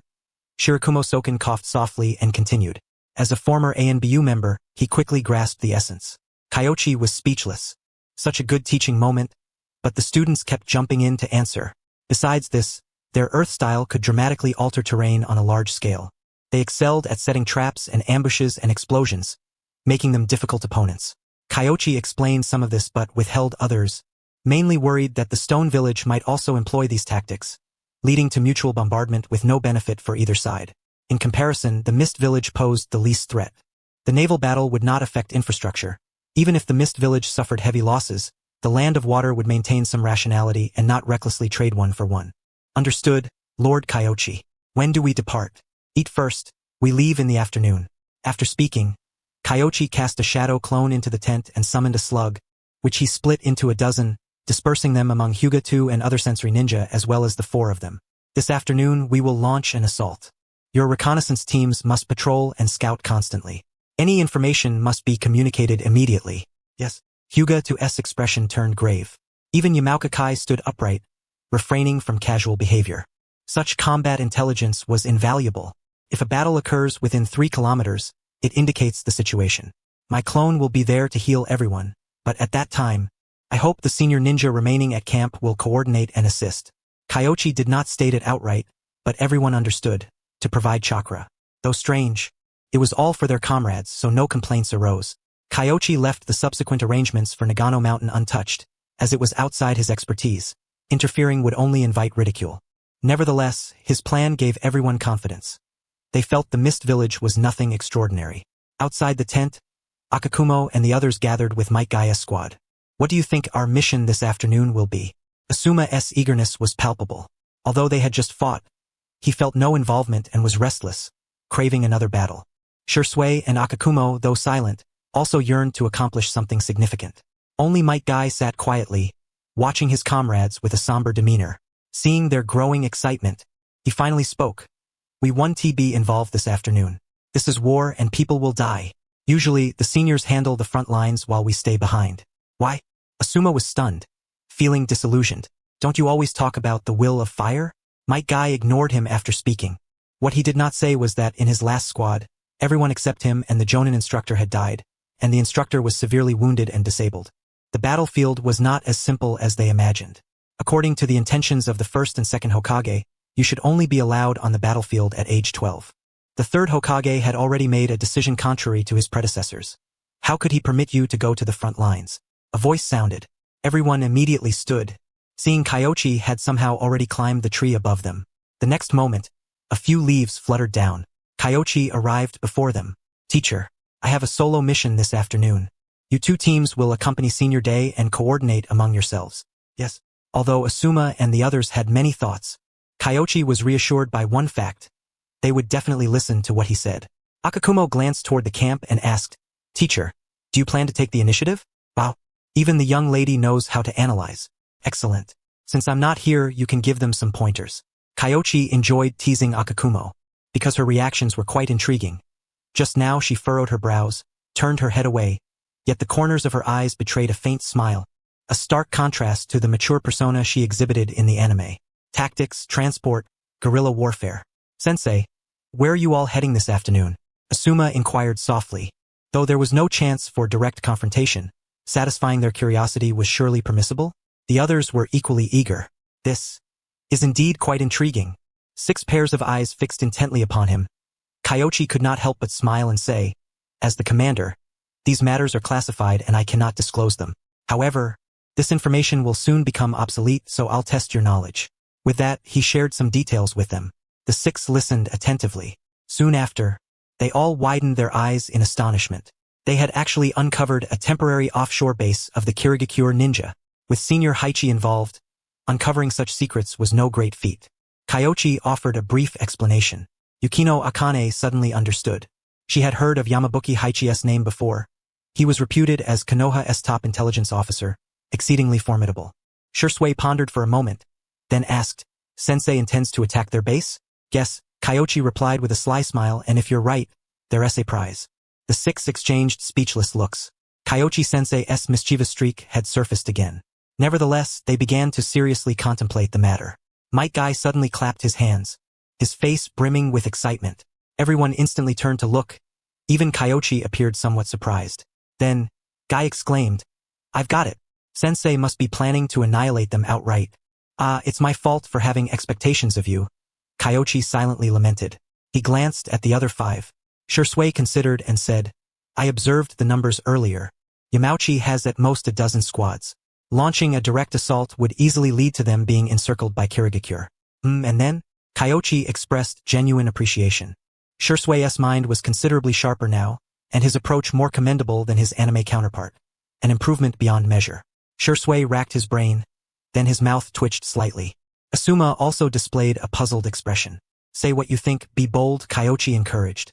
Are you planning to seek an opportunity to assassinate their leader? Shisui carefully chose his words. Harassment or disruption did not suit Kyoichi's sagacious style, so he opted for a more elegant phrase, though he was well aware that Kirigakure was no fool. If someone was captured alive and you were able to locate their leader, there were only 2 possibilities. Either the enemy was truly foolish, or it was a trap, waiting for you to fall into.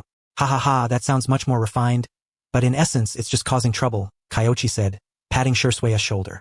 Back at the guard post, elite reinforcements will arrive, and that will mark the beginning of the main assault. When we return this afternoon, I'll teach you an illusion technique. Shisui's eyes lit up, and he nodded repeatedly. The guard post. That's excellent. All right, that's all the information I'll divulge. Don't spread it around. Just keep it to yourselves and behave for the next few days. Kyoichi stood up. His intention in sharing this was not for any reward. In truth, this time the reward was quite modest. A mere water release. Instant water. Not bad, but somewhat below expectations, especially considering he was dealing with Jonin-level adversaries. He understood the reason clearly. To outsiders, such an operation appeared more like mere harassment with limited practical significance, so no one considered it particularly valuable. Lunchtime arrived.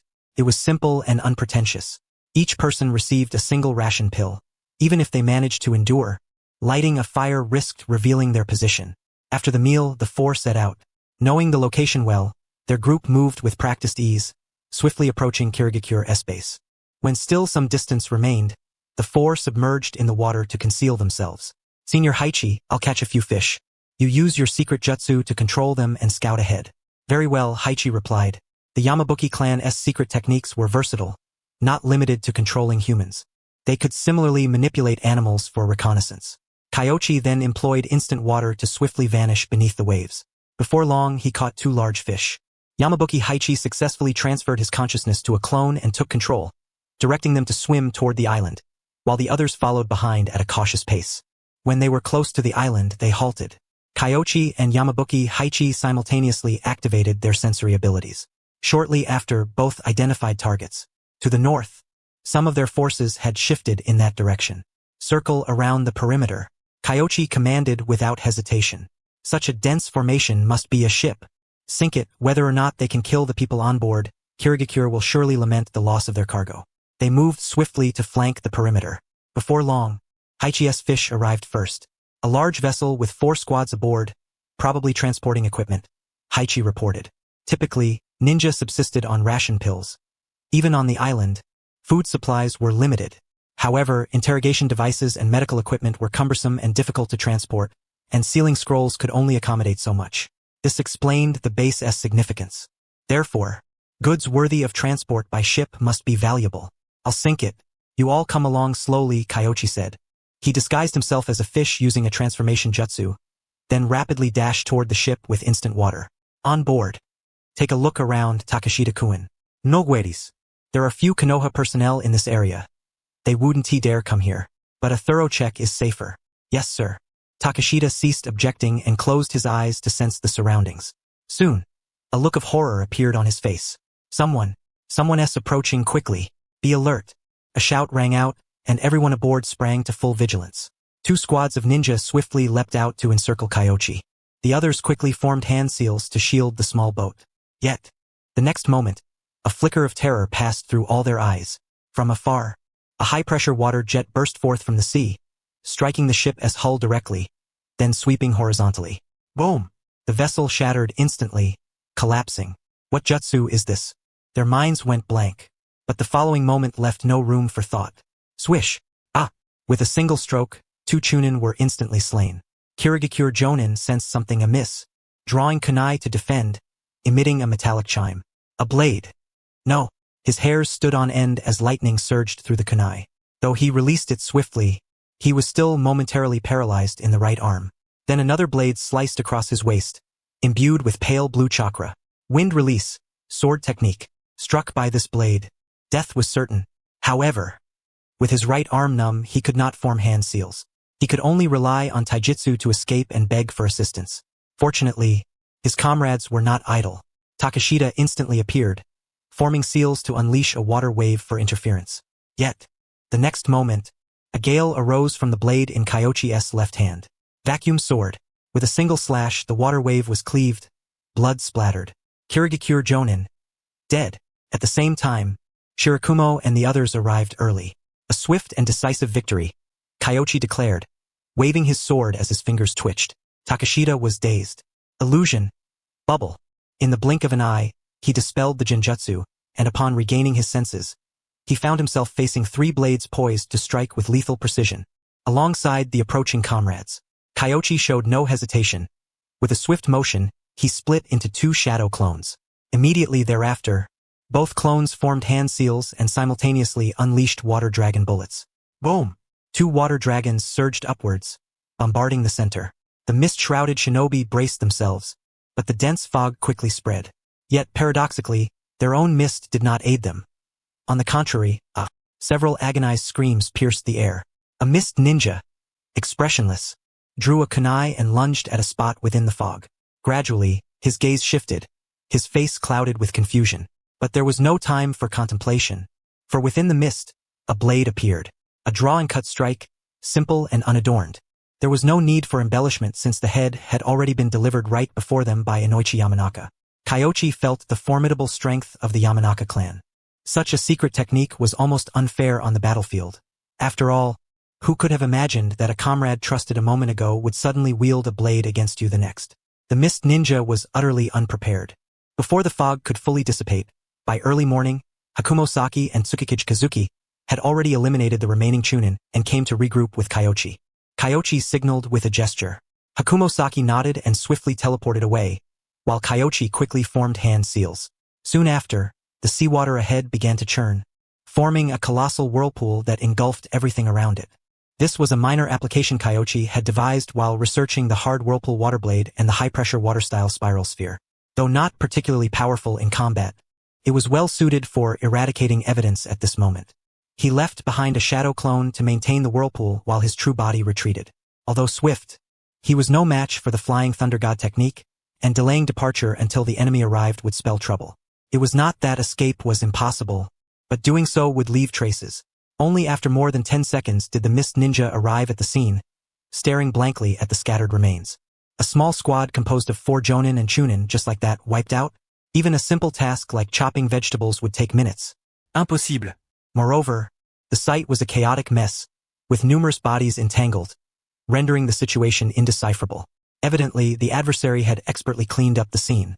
This was the most infuriating part. Damn it, after killing the targets, they still had time to leisurely tidy up, erase all traces, utterly disregarding the speed of missed reinforcements. However, the fact remained they truly had arrived too late. Tsukiyama Fuguoni stared blankly, speechless for a long moment. What do we do now? An accompanying shinobi swallowed nervously and was promptly struck. Fuguoni delivered a harsh blow. What do we do? Go back and report. Fuguoni's face contorted. He wanted to pursue, but after a brief glance, found no clues to ascertain the enemy's numbers. Yet, this was an elite squad of 4 Jonin and Chunin. To eliminate them all swiftly was no ordinary feat. Recklessly chasing after them would be a death sentence. Thus, he chose to wait for Yakura to arrive and let that fellow deal with the headache. After all, wasn't that guy vying for the Mizukage position? After a long while, Yakura reached the site, surveying the devastation.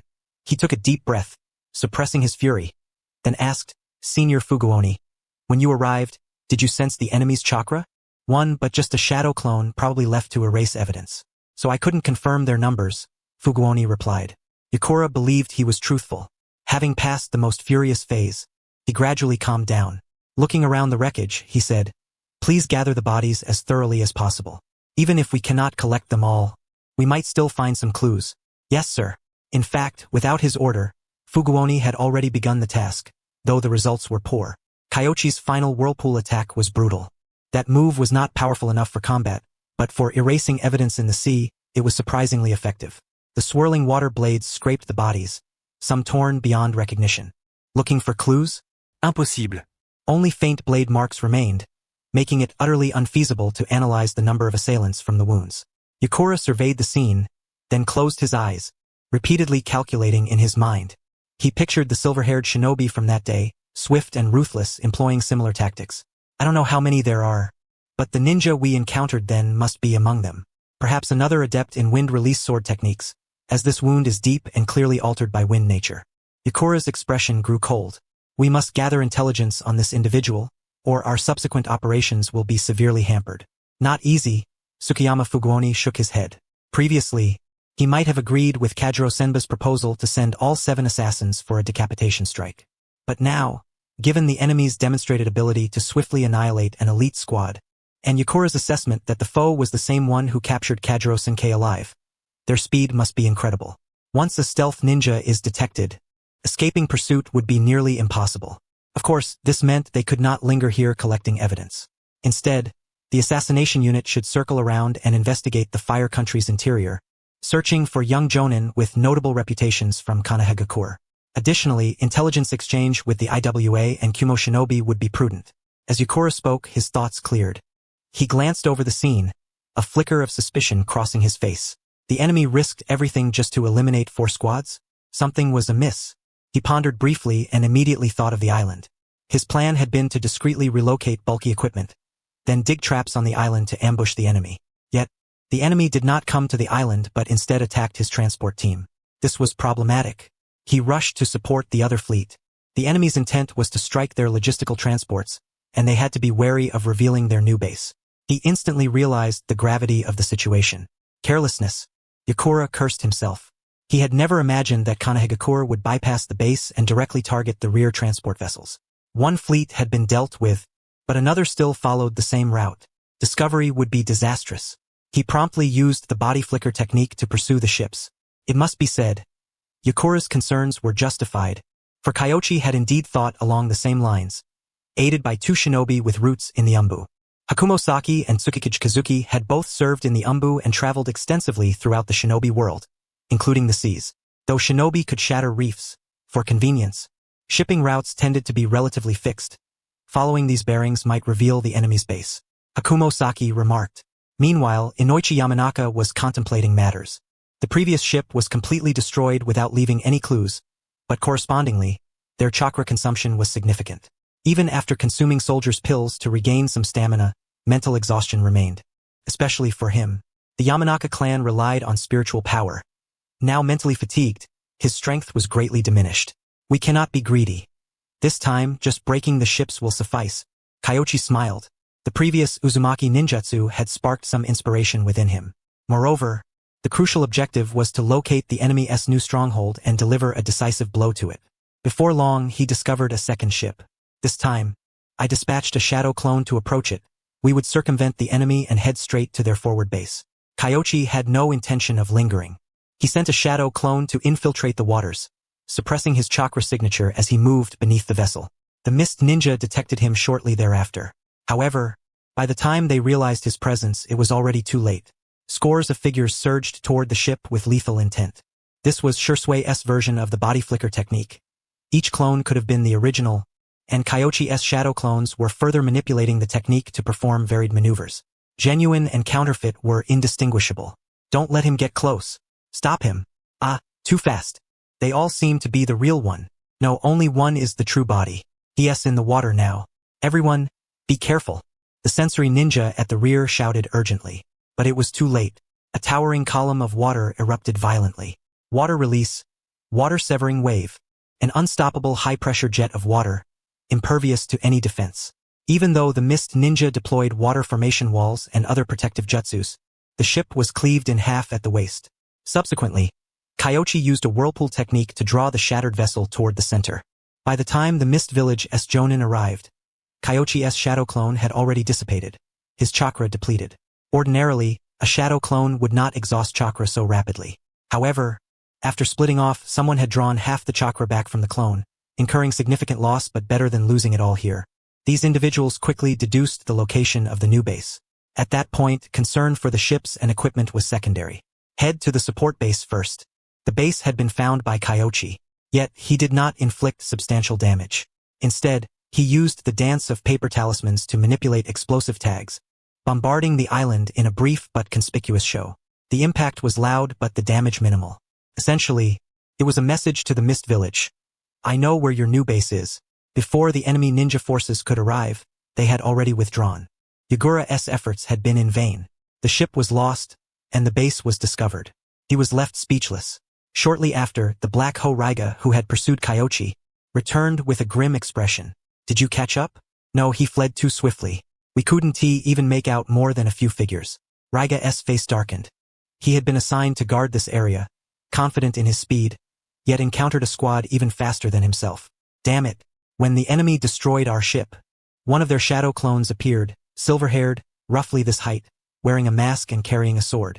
He looked somewhat like Konoha's White Fang. What? Damn it. Where did they conjure up a Konoha White Fang? Yagura was momentarily stunned, then recovered. The fellow they saw that day resembled a masked, silver-haired man. It could be said he was related to Hatake Tsukumo, but Kakashi Hatake had no siblings. The Hatake clan had produced only one White Fang, so this was unlikely to be from the Hatake family. It was certainly from the Senju clan, a figure of considerable standing in Konoha's eastern territories. Yagura took a deep breath. We must obtain information on this individual. Black Hokage considered the current dilemma. Do we still want this base? Abandon it? Replace it? With the arrival of the Uchiha and Shisui activating his Sharingan, it was a pity. If only we had more numbers, we could have seized the new stronghold outright. Hakumo expressed regret in the morning briefing. They had located the base but lacked the means to launch a full assault, merely inflicting slight damage before retreating. Such results were insufficient. Yet Kyoichi smiled and shook his head. If I had more people, no, if I had just one more Minato, I wouldn't be here attacking this place. I'd be striking their previous base. Attacking the previous base? Gekko Ichiki was momentarily taken aback before understanding. Once they arrived here, a large portion of the enemy's forces would follow. If Minato Namikaze were here, he could use the Flying Thunder God technique to transport troops directly to the enemy's former base, leaving them no time to redeploy. Unfortunately, there was no way. The situation to the north was equally severe. Intelligence obtained before leaving indicated that the Cloud Ninja had already gathered at the border of the Land of Lightning. No one knew the current status. Yamanaka Kisighead. Konoha is formidable, but the enemy is overwhelming, and they had just endured another war. If the enemy had only one village, things wouldn't be so dire. No matter, we have already gained from this. The enemy must take time to relocate again. Kyoichi used sealing techniques to close the breach in the Een seal. This time, he was the main force and had to employ the Een seal, albeit reluctantly. The results were excellent. All 4 squads were annihilated, 2 ships destroyed, and the Mist Village's new base discovered. Yagura must be furious now. Unfortunately, the enemy would undoubtedly intensify reconnaissance efforts. Then let them face the patrol squad. This time Gecko Ichiki answered promptly. Having accompanied them, he gradually grasped the essence of Kyoichi's tactics. Manipulate the enemy's formations, then strike their weak points. The principle was akin to the dance of the crescent moon. Kyoichi smiled and looked toward Yamanaka Kai. Senior Kai, what do you think? If the goal is merely to eliminate the enemy's patrol teams, there's no need to assemble elite squads as we did this time. A single team of Jonin and elite Chunin assigned to counter reconnaissance squads would suffice. Yamanaka Kai was still pondering. He realized Kyoichi's strategy, though seemingly simple, was in practice quite complex. The three battles just now demonstrated remarkable adaptability. Far from the rigid find and kill approach, it required a perfect understanding of both the enemy's psychology and one's own strength. Kanda Kyoichi is incredible. Yamanaka Kai had already held Kyoichi in high regard, yet this time his esteem was elevated further. Indeed, there's no need for full squad deployments anymore. We can employ more guerrilla tactics, gradually eroding the enemy's ninja. There's no need to rush. Sending out small groups each time will suffice. What if the enemy launches a full-scale attack? Hakumo expressed concern. Those who know their own affairs best, he said, and the Eastern Konoha ninja currently face the fewest battlefronts among the three. If the enemy were cornered and desperate, it could become problematic. This was also a worry shared by the third Hokage. No fear. If they come, we decapitate their leadership. In naval warfare, speed is paramount, Kyoichi declared. The Mist Ninja were formidable by the water's edge, especially the Hozuki clan. Moreover, he possessed a devastating trump card. Might Dai. Of course, Kyoichi had no intention of having Might Dai open the 8 gates for a trade. It was unnecessary. The 7 swordsmen of the mist were mere nuisances. With Might Dai opening the 7th gate, cooperating with him, Hakumo, and others to overwhelm them and kill a few would be no challenge.